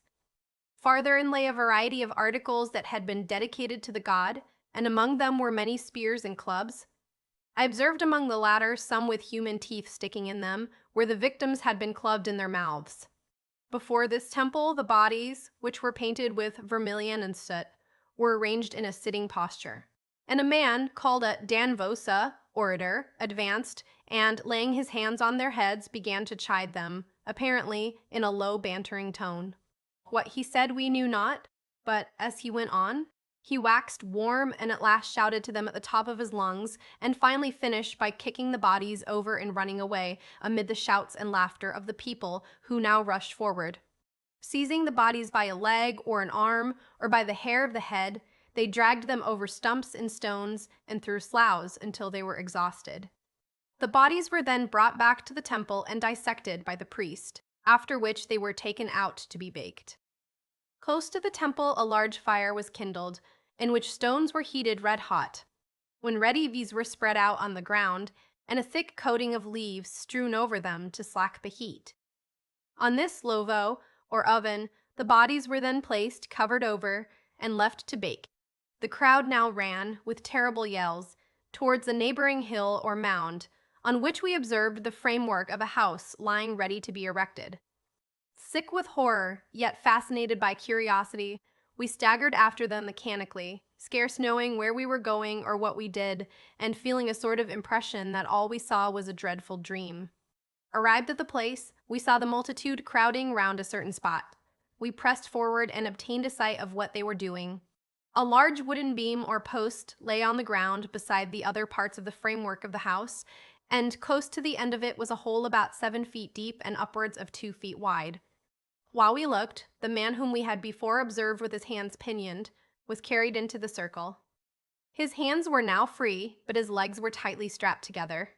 The post of the house was then placed in the hole, and the man put in beside it. His head was a good way below the surface of the hole, and his arms were clasped round the post. Earth was now thrown in until all was covered over and stamped down. And this, we were afterwards told, was a underscore ceremony underscore usually performed at the dedication of a new temple, or the erection of a chief's house. Come, come, cried Jack, on beholding this horrible tragedy. We have seen enough, enough, far more than enough. Let us go. Jack's face looked ghastly pale and haggard as we hurried back to rejoin the teacher, and I have no doubt that he felt terrible anxiety when he considered the number and ferocity of the savages and the weakness of the few arms which were ready indeed to essay, but impotent to effect, Avadia's deliverance from these ruthless men. Chapter XXIA. An unexpected discovery, and a bold, reckless defiance with its consequences. Plans of escape and heroic resolves. When we returned to the shore and related to our friend what had passed, he was greatly distressed and groaned in spirit. But we had not sat long in conversation when we were interrupted by the arrival of Tararo on the beach, accompanied by a number of followers bearing baskets of vegetables and fruits on their heads. We advanced to meet him, and he expressed, through our interpreter, much pleasure in seeing us. "And what is it that my friends wish to say to me?" he inquired. The teacher explained that we came to beg that Avatia might be spared. "Tell him," said Jack, "that I consider that I have a right to ask this of him, having not only saved the girl's life, but the lives of his own people also, and say that I wish her to be allowed to follow her own wishes and join the Christians." While this was being translated, the chief's brow lowered, and we could see plainly that our request met with no favorable reception. He replied with considerable energy and at some length. "What says he?" inquired Jack. "I regret to say that he will not listen to the proposal. He says he has pledged his word to his friend that the girl shall be sent to him, and a deputy is even now on this island awaiting the fulfillment of the pledge." Jack bit his lip in suppressed anger. "Tell Tararo," he exclaimed with flashing eye, "that if he does not grant my demand, it will be worse for him. Say I have a big gun on board my schooner that will blow his village into the sea if he does not give up the girl." "Nay, my friend," said the teacher gently, "I will not tell him that. We must overcome evil with good." "What does my friend say?" inquired the chief, who seemed nettled by Jack's looks of defiance. "He is displeased," replied the teacher. Tararo turned away with a smile of contempt and walked towards the men who carried the baskets of vegetables, and who had now emptied the whole on the beach in an enormous pile. "What are they doing there?" I inquired. "I think that they are laying out a gift which they intend to present to someone," said the teacher. At this moment, a couple of men appeared leading a young girl between them, and, going towards the heap of fruits and vegetables, placed her on the top of it. We started with surprise and fear, for in the young female before us we recognized the Samoan girl, Avatia. We stood rooted to the earth with surprise and thick-coming fears. "Oh, my dear young friend," whispered the teacher, in a voice of deep emotion, while he seized Jack by the arm. "She is to be made a sacrifice even now." "Is she?" cried Jack with a vehement shout, spurning the teacher aside and dashing over two natives who stood in his way, while he rushed towards the heap, sprang up its side, and seized Avatia by the arm. In another moment he dragged her down, placed her back to a large tree, and, wrenching a war club from the hand of a native who seemed powerless and petrified with surprise, whirled it above his head and yelled, rather than shouted, while his face blazed with fury, "Come on, the whole nation of you, and you like it, and do your worst." It seemed as though the challenge had been literally accepted, for every savage on the ground ran precipitately at Jack with club and spear, and doubtless would speedily have poured out his braid blood on the cot. It is not your part to judge in this matter. It is for Terarao, the chief, to say whether or not the young man shall live or die. The natives were arrested, and I know not whether it was the gratifying acknowledgement of his superiority thus made by the teacher, or some lingering feeling of gratitude for Jack's former aid in time of need, that influenced Terarao, but he stepped forward and, waving his hand, said to his people, "Desist. The young man's life is mine." Then turning to Jack, he said, "You have forfeited your liberty and life to me. Submit yourself, for we are more numerous than the sand upon the shore. You are but one. Why should you die?" "Villain!" exclaimed Jack passionately. "I may die, but assuredly I shall not perish alone. I will not submit until you promise that this girl shall not be injured." "You are very bold," replied the chief haughtily, "but very foolish. Yet I will say that Avatia shall not be sent away, at least for 3 days." "You had better accept these terms," whispered the teacher entreatingly. "If you persist in this mad defiance, you will be slain, and Avatia will be lost. 3 days are worth having." Jack hesitated a moment, then lowered his club and, throwing it moodily to the ground, crossed his arms on his breast and hung down his head in silence. Terrero seemed pleased by his submission and told the teacher to say that he did not forget his former services, and therefore would leave him free as to his person, but that the schooner would be detained till he had further considered the matter. While the teacher translated this, he approached as near to where Abatia was standing as possible, without creating suspicion, and whispered to her a few words in the native language. Abatia, who, during the whole of the foregoing scene, had stood leaning against the tree, perfectly passive and seemingly quite uninterested in all that was going on, replied by a single rapid glance of her dark eye, which was instantly cast down again on the ground at her feet. Terrero now advanced, and taking the girl by the hand, led her unresistingly away, while Jack, Peterkin, and I returned with the teacher on board the schooner. On reaching the deck, we went down to the cabin, where Jack threw himself, in a state of great dejection, on a couch, but the teacher seated himself by his side and, laying his hand upon his shoulder, said, "Do not give way to anger, my young friend. God has given us 3 days, and we must use the means that are in our power to free this poor girl from slavery. We must not sit in idle disappointment. We must act." "Act!" cried Jack, raising himself and tossing back his hair wildly. "It is mockery to balk of acting when one is bound hand and foot. How can I act? I cannot fight a whole nation of savages single-handed." "Yes," he said with a bitter smile, "I can fight them, but I cannot conquer them or save Abatea. Patience, my friend. Your spirit is not a good one just now. You cannot expect that blessing which alone can ensure success unless you are more submissive. I will tell you my plans if you will listen." "Listen!" cried Jack eagerly. "Of course I will, my good fellow. I did not know you had any plans. Out with them. I only hope you will show me how I can get the girl on board of this schooner, and I'd up anchor and away in no time. But proceed with your plans." The teacher smiled sadly. "Ah, my friend, if 1 fathom of your anchor chain were to rattle, as you drew it in, 1,000 warriors would be standing on your deck. No, no, that could not be done. Even now, your ship would be taken from you were it not that Terraro has some feeling of gratitude toward you. But I know Terraro well.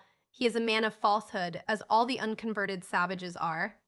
The chief to whom he has promised this girl is very powerful, and Tarwar must full his promise. He has told you that he would do nothing to the girl for 3 days, but that is because the party who are to take her away will not be ready to start for 3 days. Still, as he might have made you a prisoner during those 3 days, I say that God has given them to us." "Well, but what do you propose to do?" said Jack impatiently. "My plan involves much danger, but I see no other, and I think you have courage to brave it. It is this. There is an island about 50 miles to the south of this, the natives of which are Christians, and have been so for 2 years or more, and the principal chief is Avatia's lover. Once there, Avatia would be safe. Now, I suggest that you should abandon your schooner. Do you think that you can make so great a sacrifice? Friend, replied Jack, when I make up my mind to go through with a thing of importance, I can make any sacrifice. The teacher smiled. Well, then, the savages could not conceive it possible that, for the sake of a girl, you would voluntarily lose your fine vessel.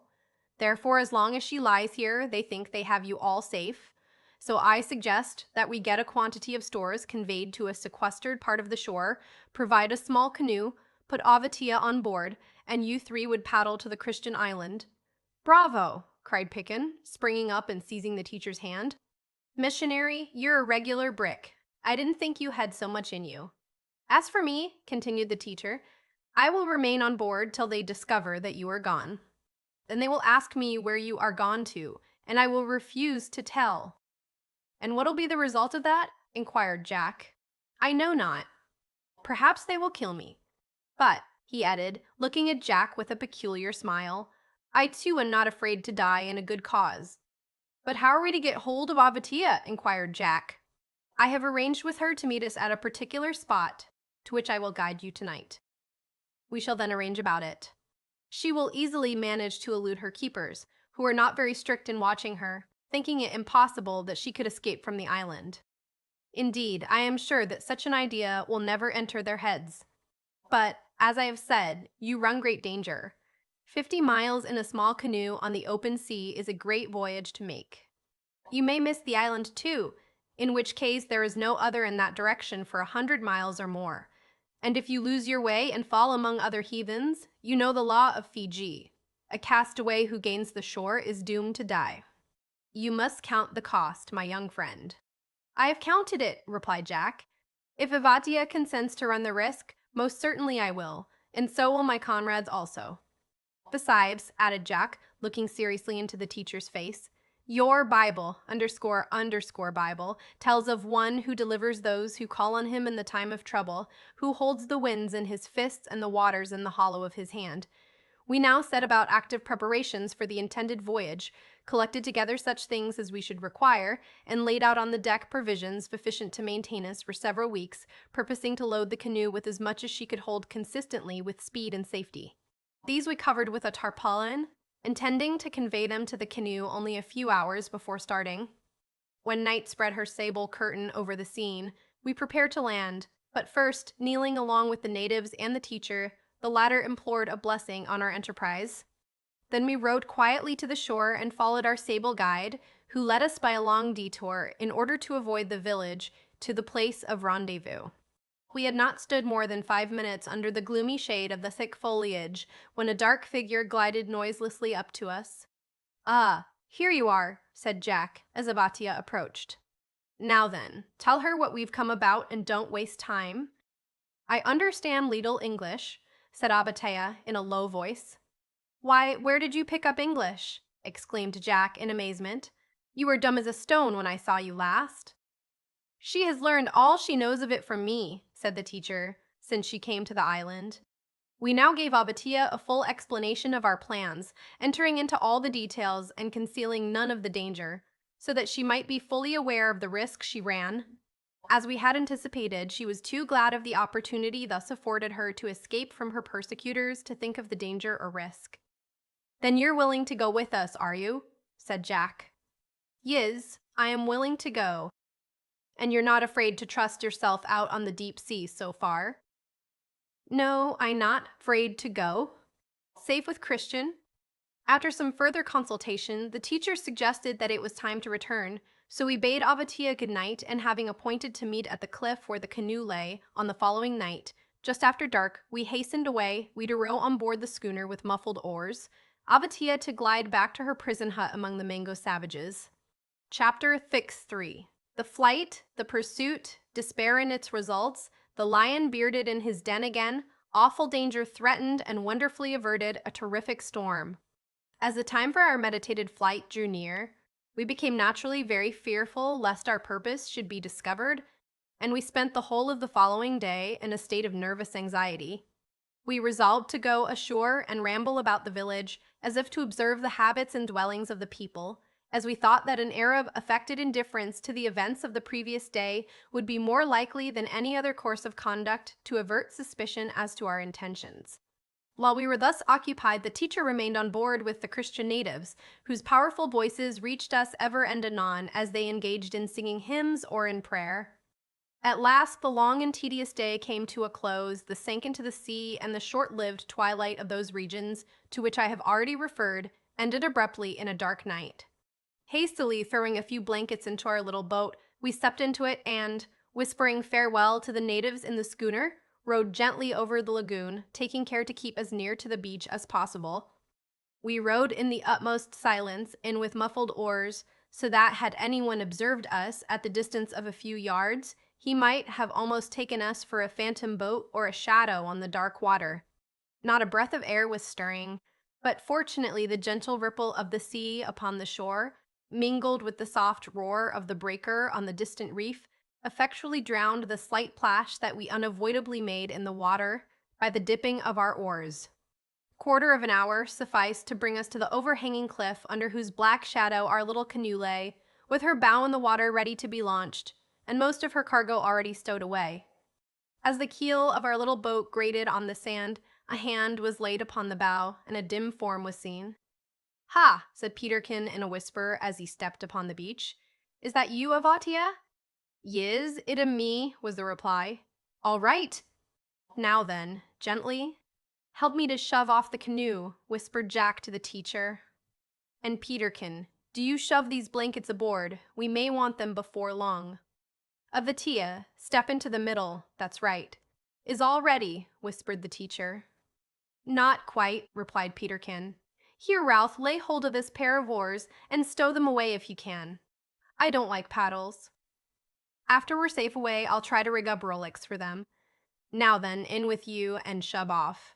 One more earnest squeeze of the kind teacher's hand, and with his whispered blessing yet sounding in our ears, we shot like an arrow from the shore, sped over the still waters of the lagoon, and paddled as swiftly as strong arms and willing hearts could urge us over the long swell of the open sea. All that night, and the whole of the following day, we plied our paddles in almost total silence and without halt, save twice to recruit our failing energies with a mouthful of food and a draught of water. Jack had taken the bearing of the island just after starting, and laying a small pocket compass before him, kept the head of the canoe due south, for our chance of hitting the island depended very much on the faithfulness of our steersman in keeping our tiny bark exactly and constantly on its proper course. Peterkin and I paddled in the bow, and Avatia worked untiringly in the middle. As the sun's lower limb dipped on the gilded edge of the sea, Jack ceased working, threw down his paddle, and called a halt. "There," he cried, heaving a deep, long-drawn sigh. "We've put a considerable breadth of water between us and these black rascals, so now we'll have a hearty supper and a sound sleep." "Here, here," cried Peterkin. "Nobly spoken, Jack." "Hand me a drop water, Ralph. Why, girl, what's wrong with you? You look just like a black owl blinking in the sunshine." Abatia smiled. "I sleepy," she said. And as if to prove the truth of this, she laid her head on the edge of the canoe and fell fast asleep. "That's uncommon sharp practice," said Peterkin with a broad grin. "Don't you think we should awake her to make her eat something first? Or, perhaps," he added with a grave, meditative look, "perhaps we might put some food in her mouth, which is so elegantly open at the present moment, and see if she'd swallow it while asleep. If so, Ralph, you might come round to the front here and feed her quietly, while Jack and I are tucking into the victuals. It would be a monstrous economy of time." I could not help smiling at Peterkin's idea, which, indeed, when I pondered it, seemed remarkably good in theory. Nevertheless, I declined to put it in practice, being fearful of the result should the victual chance to go down the wrong throat. But, on suggesting this to Peterkin, he exclaimed, "Down the wrong throat, man! Why, a fellow with half an eye might see that if it went down Avadia's throat, it could not go down the wrong throat. Unless, indeed, you have all of a sudden become inordinately selfish, and think that all the throats in the world are wrong ones except your own. However, don't talk so much, and hand me the port before Jack finishes it. I feel myself entitled to at least 1 minute morsel. Peterkin, you're a villain." "A paltry little villain," said Jack quietly as he tossed the hind legs, including the tail of a cold roast pig, to his comrade. And I must again express my regret that unavoidable circumstances have thrust your society upon me, and that necessity has compelled me to cultivate your acquaintance. Were it not that you are incapable of walking upon the water, I would order you, sir, out of the canoe. There. You've wakened Avatia with your long tongue, retorted Peterkin with a frown, as the girl gave vent to a deep sigh. No, he continued, it was only a snore. Perchance she dreameth of her black Apollo. I say, Ralph, do leave just one little slice of that yam. Between you and Jack, I run a chance of being put on short allowance. If not, yade adieu, avowa. Peterkin's concluding remark was a yawn of so great energy that Jack recommended him to postpone the conclusion of his meal till next morning, a piece of advice which he followed so quickly that I was forcibly reminded of his remark, a few minutes before, in regard to the sharp practice of Abatia. My readers will have observed, probably by this time, that I am much given to meditation. They will not, therefore, be surprised to learn that I fell into a deep reverie on the subject of sleep, which was continued without intermission into the night, and prolonged without interruption into the following morning. But I cannot feel assured that I actually slept during that time, although I am tolerably certain that I was not awake. Thus we lay like a shadow on the still bosom of the ocean, while the night closed in, and all around was calm, dark, and silent. A thrilling cry of alarm from Peterkin startled us in the morning, just as the gray dawn began to glimmer in the east. "What's wrong?" cried Jack, starting up. Peterkin replied by pointing with a look of anxious dread towards the horizon, and a glance sufficed to show us that one of the largest-sized war canoes was approaching us. With a groan of mingled despair and anger, Jack seized his paddle, glanced at the compass, and, in a suppressed voice, commanded us to give way. But we did not require to be urged. Already our 4 paddles were glancing in the water, and the canoe bounded over the glassy sea like a dolphin, while a shout from our pursuers told that they had observed our motions. "I see something like land ahead," said Jack in a hopeful tone. "It seems impossible that we could have made the island yet. Still, if it is so, we may reach it before these fellows can catch us, for our canoe is light and our muscles are fresh." No one replied. For, to say truth, we felt that, in a long chase, we had no chance whatever with the canoe which held nearly 100 warriors. Nevertheless, we resolved to do our utmost to escape, and paddled with a degree of vigor that kept us well in advance of our pursuers. The war canoe was so far behind us that it seemed but a little speck on the sea, and the shouts, to which the crew occasionally gave vent, came faintly towards us on the morning breeze. We therefore hoped that we should be able to keep in advance for an hour or two when we might, perhaps, reach the land ahead. But this hope was suddenly crushed by the supposed land, not long after, rising up into the sky, thus proving itself to be a fog bank. A bitter feeling of disappointment filled each heart, and was expressed on each countenance as we beheld this termination to our hopes, but we had little time to think of regret. Our danger was too great and imminent to permit of a moment's relaxation from our exertions. No hope now animated our bosoms, but a feeling of despair, strange to say, lent us power to work, and nerved our arms with such energy that it was several hours ere the savages overtook us. When we saw that there was indeed no chance of escape, and that paddling any longer would only serve to exhaust our strength without doing any good, we turned the side of our canoe towards the approaching enemy, and laid down our paddles. Silently, and with a look of bitter determination on his face, Jack lifted one of the light boat oars that we had brought with us, and, resting it on his shoulder, stood up in an attitude of bold defiance. Pitarkin took the other oar and also stood up, but there was no anger visible on his countenance. When not sparkling with fun, it usually wore a mild, sad expression, which was deepened on the present occasion, as he glanced at Avatia, who sat with her face resting in her hands upon her knees. Without knowing very well what I intended to do, I also arose and grasped my paddle with both hands. On came the large canoe like a war horse of the deep, with the foam curling from its sharp bow and the spearheads of the savages glancing the beams of the rising sun. Perfect silence was maintained on both sides, and we could hear the hissing water and see the frowning eyes of the warriors as they came rushing on. When about 20 yards distant, 5 or 6 of the savages in the bow rose, and, laying aside their paddles, took up their spears.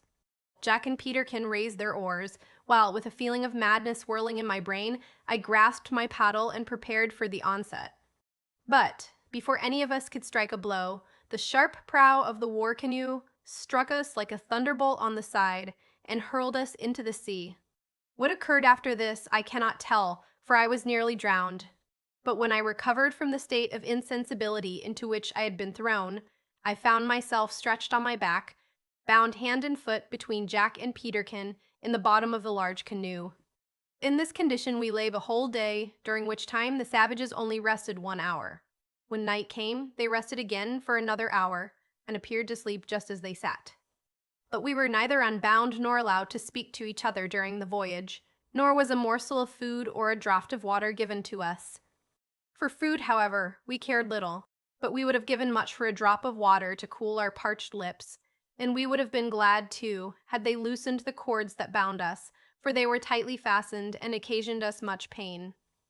The air, also, was unusually hot, so much so that I felt convinced that a storm was brewing. This also added to our sufferings. However, these were at length relieved by our arrival at the island from which we had fled. While we were being led ashore, we caught a glimpse of Avatia, who was seated in the hinder part of the canoe. She was not fettered in any way. Our captors now drove us before them towards the hut of Tararo, at which we speedily arrived and found the chief seated with an expression on his face that boded us no good. Our friend the teacher stood beside him with a look of anxiety on his mild features. "How comes it," said Taro, turning to the teacher, "that these youths have abused our hospitality?" "Tell him," replied Jack, "that we have not abused his hospitality, for his hospitality has not been extended to us. I came to the island to deliver Abatia, and my only regret is that I have failed to do so. If I get another chance, I will try to save her yet." The teacher shook his head. "Nay, my young friend, I had better not tell him that. It will only incense him." "Fear not," replied Jack. "If you don't tell him that, you'll tell him nothing, for I won't say anything softer." On hearing Jack's speech, Tararo frowned, and his eye flashed with anger. "Go," he said, "presumptuous boy. My debt to you is cancelled. You and your companions shall die." As he spoke, he rose and signed to several of his attendants, who seized Jack and Peterkin and me violently by the collars and, dragging us from the hut of the chief, led us through the wood to the outskirts of the village. Here they thrust us into a species of natural cave in a cliff and, having barricaded the entrance, left us in total darkness. After feeling about for some time, for our legs were unshackled although our wrists were still bound with thongs, we found a low ledge of rock running along one side of the cavern. On this, we seated ourselves, and for a long time maintained unbroken silence. At last I could restrain my feelings no longer. "Alas, dear Jack and Peterkin," said I, "what is to become of us? I fear that we are doomed to die." "I know not," replied Jack in a tremulous voice. "I know not. Ralph, I regret deeply the hastiness of my violent temper, which, I must confess, has been the chief cause of our being brought to this sad condition.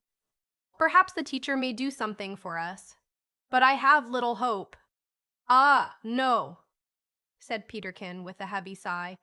"I am sure he can help us. Torero doesn't care more for him than for one of his dogs." "Truly," said I, "there seems no chance of deliverance unless the Almighty puts forth his arm to save us. Yet I must say that I have great hope, my comrades, for we have come to this dark place by no fault of ours, unless it be a fault to try to succor a woman in distress." I was interrupted in my remarks by a noise at the entrance to the cavern, which was caused by the removal of the barricade. Immediately after, 3 men entered and, taking us by the collars of our coats, led us away through the forest. As we advanced, we heard much shouting and beating of native drums in the village, and at first we thought that our guards were conducting us to the hut of Tararo again. But in this we were mistaken. The beating of drums gradually increased, and soon after we observed a procession of the natives coming towards us. At the head of this procession we were placed, and then we all advanced together towards the temple where human victims were wont to be sacrificed. A thrill of horror ran through my heart as I recalled to mind the awful scenes that I had before witnessed at that dreadful spot. But deliverance came suddenly from a quarter whence we little expected it. During the whole of that day there had been an unusual degree of heat in the atmosphere. and the sky assumed that lurid aspect which portends a thunderstorm. Just as we were approaching the horrid temple, a growl of thunder burst overhead and heavy drops of rain began to fall. Those who have not witnessed gales and storms in tropical regions can form but a faint conception of the fearful hurricane that burst upon the island of Mango at this time. Before we reached the temple, the storm burst upon us with a deafening roar, and the natives, who knew too well the devastation that was to follow, fled right and left through the woods in order to save their property, leaving us alone in the midst of the howling storm. The trees around us bent before the blast like willows, and we were about to flee in order to seek shelter when the teacher ran toward us with a knife in his hand. "Thank the Lord," he said, cutting our bonds. "I am in time. Now, seek the shelter of the nearest rock." This we did without a moment's hesitation, for the whistling wind burst, ever and anon, like thunderclaps among the trees, and, tearing them from their roots, hurled them with violence to the ground. Rain cut across the land in sheets, and lightning played like forked serpents in the air, while, high above the roar of the hissing tempest, the thunder crashed and burst, and rolled in awful majesty. In the village, the scene was absolutely appalling. Roofs were blown completely off the houses in many cases, and in others the houses themselves were leveled with the ground. In the midst of this, the natives were darting to and fro, in some instances saving their goods, but in many others seeking to save themselves from the storm of destruction that whirled around them. But terrific, although the tempest was on land, it was still more tremendous on the mighty ocean. Billows sprang, as it were, from the great deep, and while their crests were absolutely scattered into white mist, they fell upon the beach with a crash that seemed to shake the solid land. But they did not end there. Each successive wave swept higher and higher on the beach until the ocean lashed its angry waters among the trees and bushes, and at length, in a sheet of white curdled foam, swept into the village and upset and carried off, or dashed into wreck, whole rows of the native dwellings. It was a sublime and awful scene, calculated, in some degree at least, to impress the mind of beholders with the might and the majesty of God. We found shelter in a cave that night and all the next day, during which time the storm raged in fury. But on the night following it abated somewhat, and in the morning we went to the village to seek for food, being so famished with hunger that we lost all feeling of danger and all wish to escape in our desire to satisfy the cravings of nature. But no sooner had we obtained food than we began to wish that we had rather endeavored to make our escape into the mountains. This we attempted to do soon afterwards, but the natives were now able to look after us, and on our showing a disposition to avoid observation and make towards the mountains, we were seized by 3 warriors, who once more bound our wrists and thrust us into our former prison. It is true Jack made a vigorous resistance and knocked down the first savage who seized him with a well-directed blow of his fist, but he was speedily overpowered by others. Thus we were again prisoners, with the prospect of torture and of violent death before us. Chapter XXV. Imprisonment. Sinking hopes. Unexpected freedom to more than one, and in more senses than one. For a long, long month we remained in our dark and dreary prison, during which dismal time we did not see the face of a human being, except that of the silent savage who brought us our daily food. There have been 1 or 2 seasons in my life during which I have felt as if the darkness of sorrow and desolation that crushed my inmost heart could never pass away, until death should make me cease to feel the present was such a season. During the first part of our confinement, we felt a cold chill at our hearts every time we heard a footfall near the cave, reading lest it should prove to be that of our executioner. But as time dragged heavily on, we ceased to feel this alarm, and began to experience such a deep, irrepressible longing for freedom that we chafed and fretted in our confinement like tigers. Then a feeling of despair came over us, and we actually longed for the time when the savages would take us forth to die. But these changes took place very gradually, and were mingled sometimes with brighter thoughts, for there were times when we sat in that dark cavern on our ledge of rock, and conversed almost pleasantly about the past, until we well nigh forgot the dreary present. But we seldom ventured to touch upon the future. A few decayed leaves and boughs formed our bed, and a scanty supply of yams and taro, brought to us once a day, constituted our food. "Well, Ralph, how have you slept?" said Jack in a listless tone, on rising one morning from his humble couch. "Were you much disturbed by the wind last night?" "No," said I. I dreamed of home all night, and I thought that my mother smiled upon me and beckoned me to go to her, but I could not, for I was chained. And I dreamed too, said Peterkin, but it was of our happy home on the coral island. I thought we were swimming in the water garden. Then the savages gave a yell, and we were immediately in the cave at Spouting Cliff, which, somehow or other, changed into this gloomy cavern, and I awoke to find it true. Peterkin's tone was so much altered by the depressing influence of his long imprisonment that, had I not known it was he who spoke, I should scarcely have recognized it, so sad was it, and so unlike to the merry, cheerful voice we had been accustomed to hear. I pondered this much, and thought of the terrible decline of happiness that may come on human beings in so short a time. How bright the sunshine in the sky at one time, and, in a short space, how dark the overshadowing cloud. I had no doubt that the Bible would have given me much light and comfort on this subject, if I had possessed one. And I once more had occasion to regret deeply having neglected to store my memory with its consoling truths. While I meditated thus, Peterkin again broke the silence of the cave by saying in a melancholy tone, "Oh, I wonder if we shall ever see our dear island more." His voice trembled, and, covering his face with both hands, he bent down his head and wept. It was an unusual sight for me to see our once joyous companion in tears, and I felt a burning desire to comfort him. But, alas, what could I say? I could hold out no hope, and although I essayed twice to speak, the words refused to pass my lips. While I hesitated, Jack sat down beside him and whispered a few words in his ear, while Peterkin threw himself on his friend's breast and rested his head on his shoulder. Thus we sat for some time in deep silence. Soon after, we heard footsteps at the entrance of the cave, and immediately our jailer entered. We were so much accustomed to his regular visits, however, that we paid little attention to him, expecting that he would set down our meager fare, as usual, and depart. But to our surprise, instead of doing so, he advanced towards us with a knife in his hand, and, going up to Jack, he cut the thongs that bound his wrists. Then he did the same to Peterkin and me. For fully 5 minutes we stood in speechless amazement, with our freed hands hanging idly by our sides. The first thought that rushed into my mind was that the time had come to put us to death. And although, as I have said before, we actually wished for death in the strength of our despair, now that we thought it drew really near, I felt all the natural love of life revive in my heart, mingled with a chill of horror at the suddenness of our call. But I was mistaken. After cutting our bonds, the savage pointed to the cave's mouth, and we marched, almost mechanically, into the open air. Here, to our surprise, we found the teacher standing under a tree with his hands clasped before him and the tears trickling down his dark cheeks. On seeing Jack, who came out first, he sprang towards him and, clasping him in his arms, exclaimed, "Oh, my dear young friend, through the great goodness of God, you are free." "Free!" cried Jack.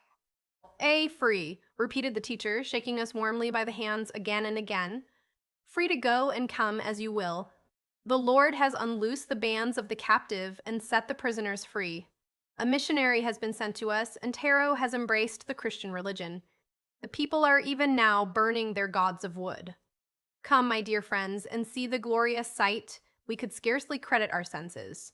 So long had we been accustomed in our cavern to dream of deliverance that we imagined for a moment this must surely be nothing more than another vivid dream.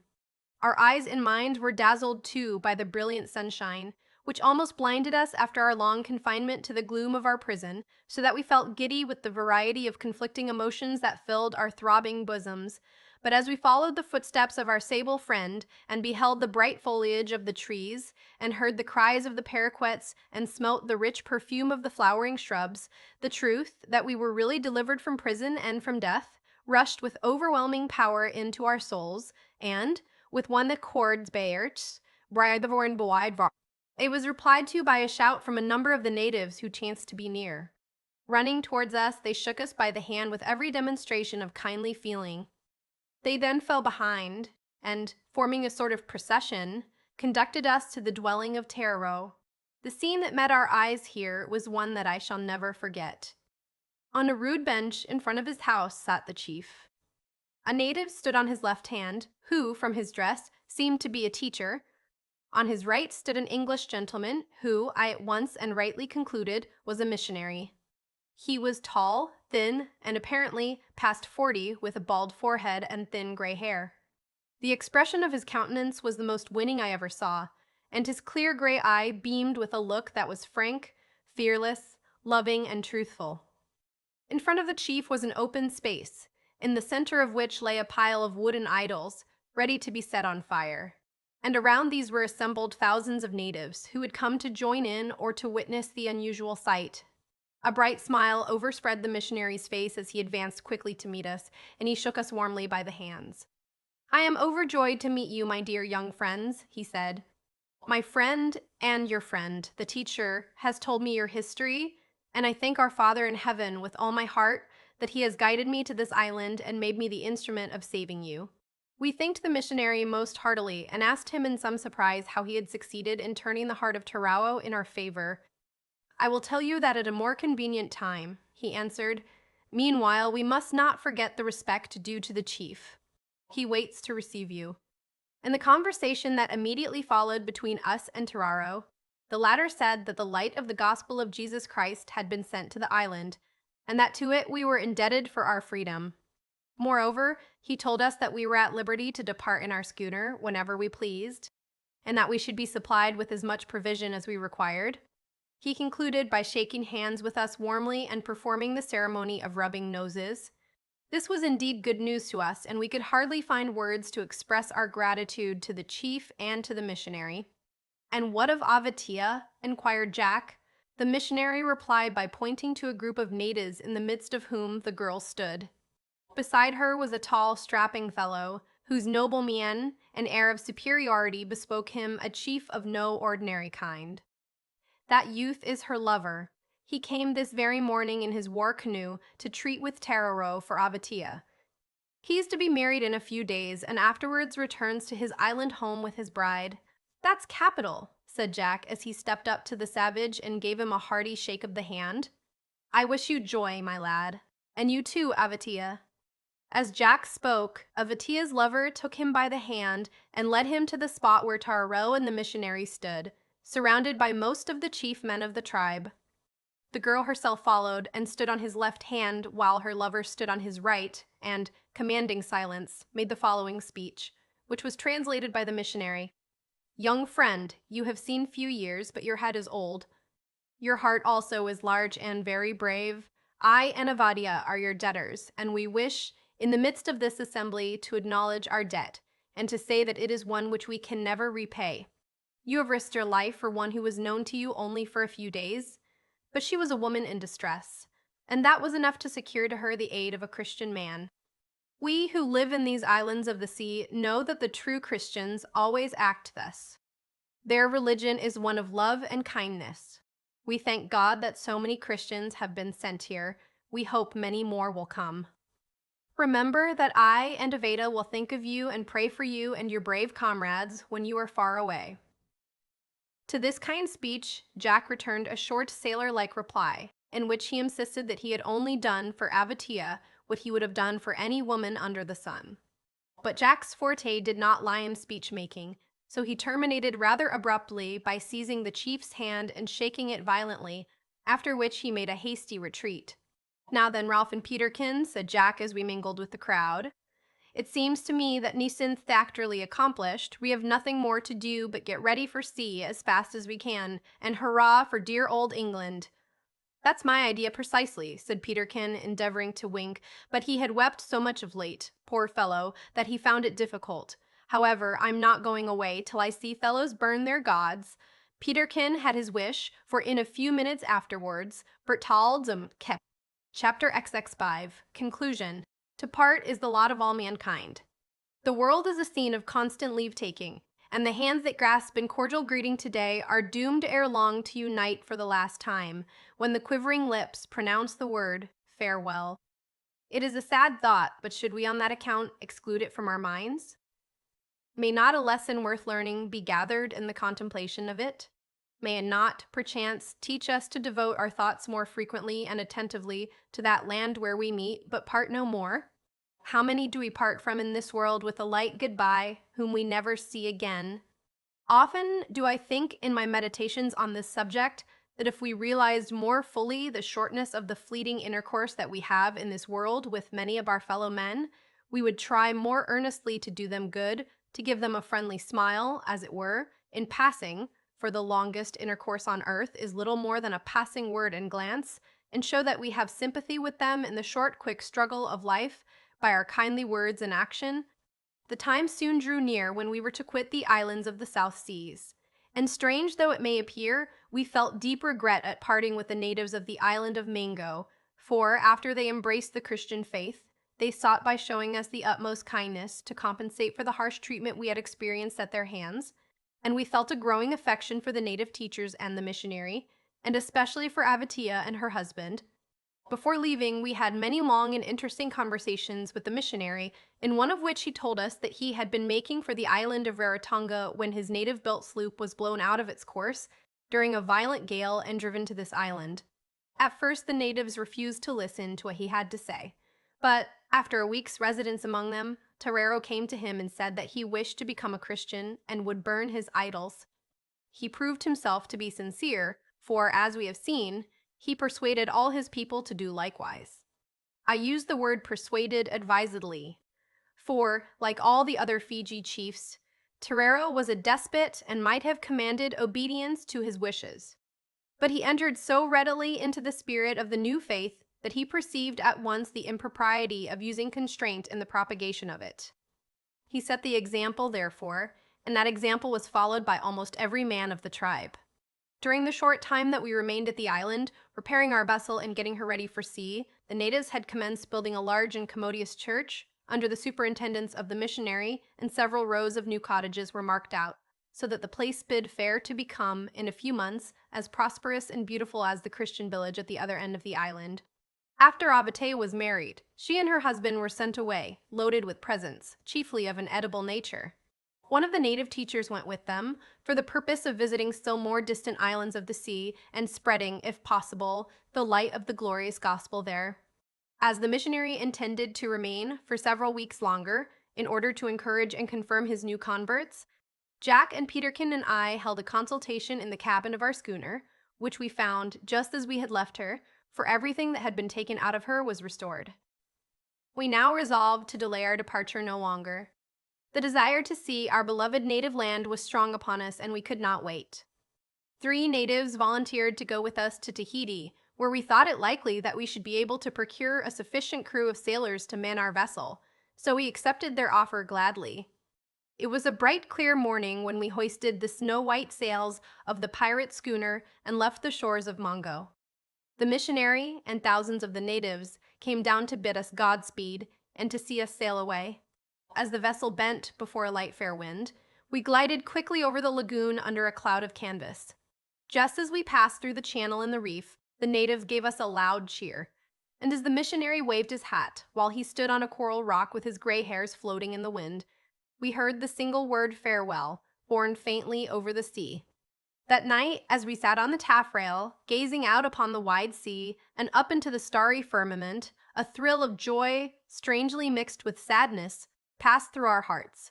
For we were at length homeward bound, and were gradually leaving far behind us the beautiful, bright green coral islands of the Pacific Ocean.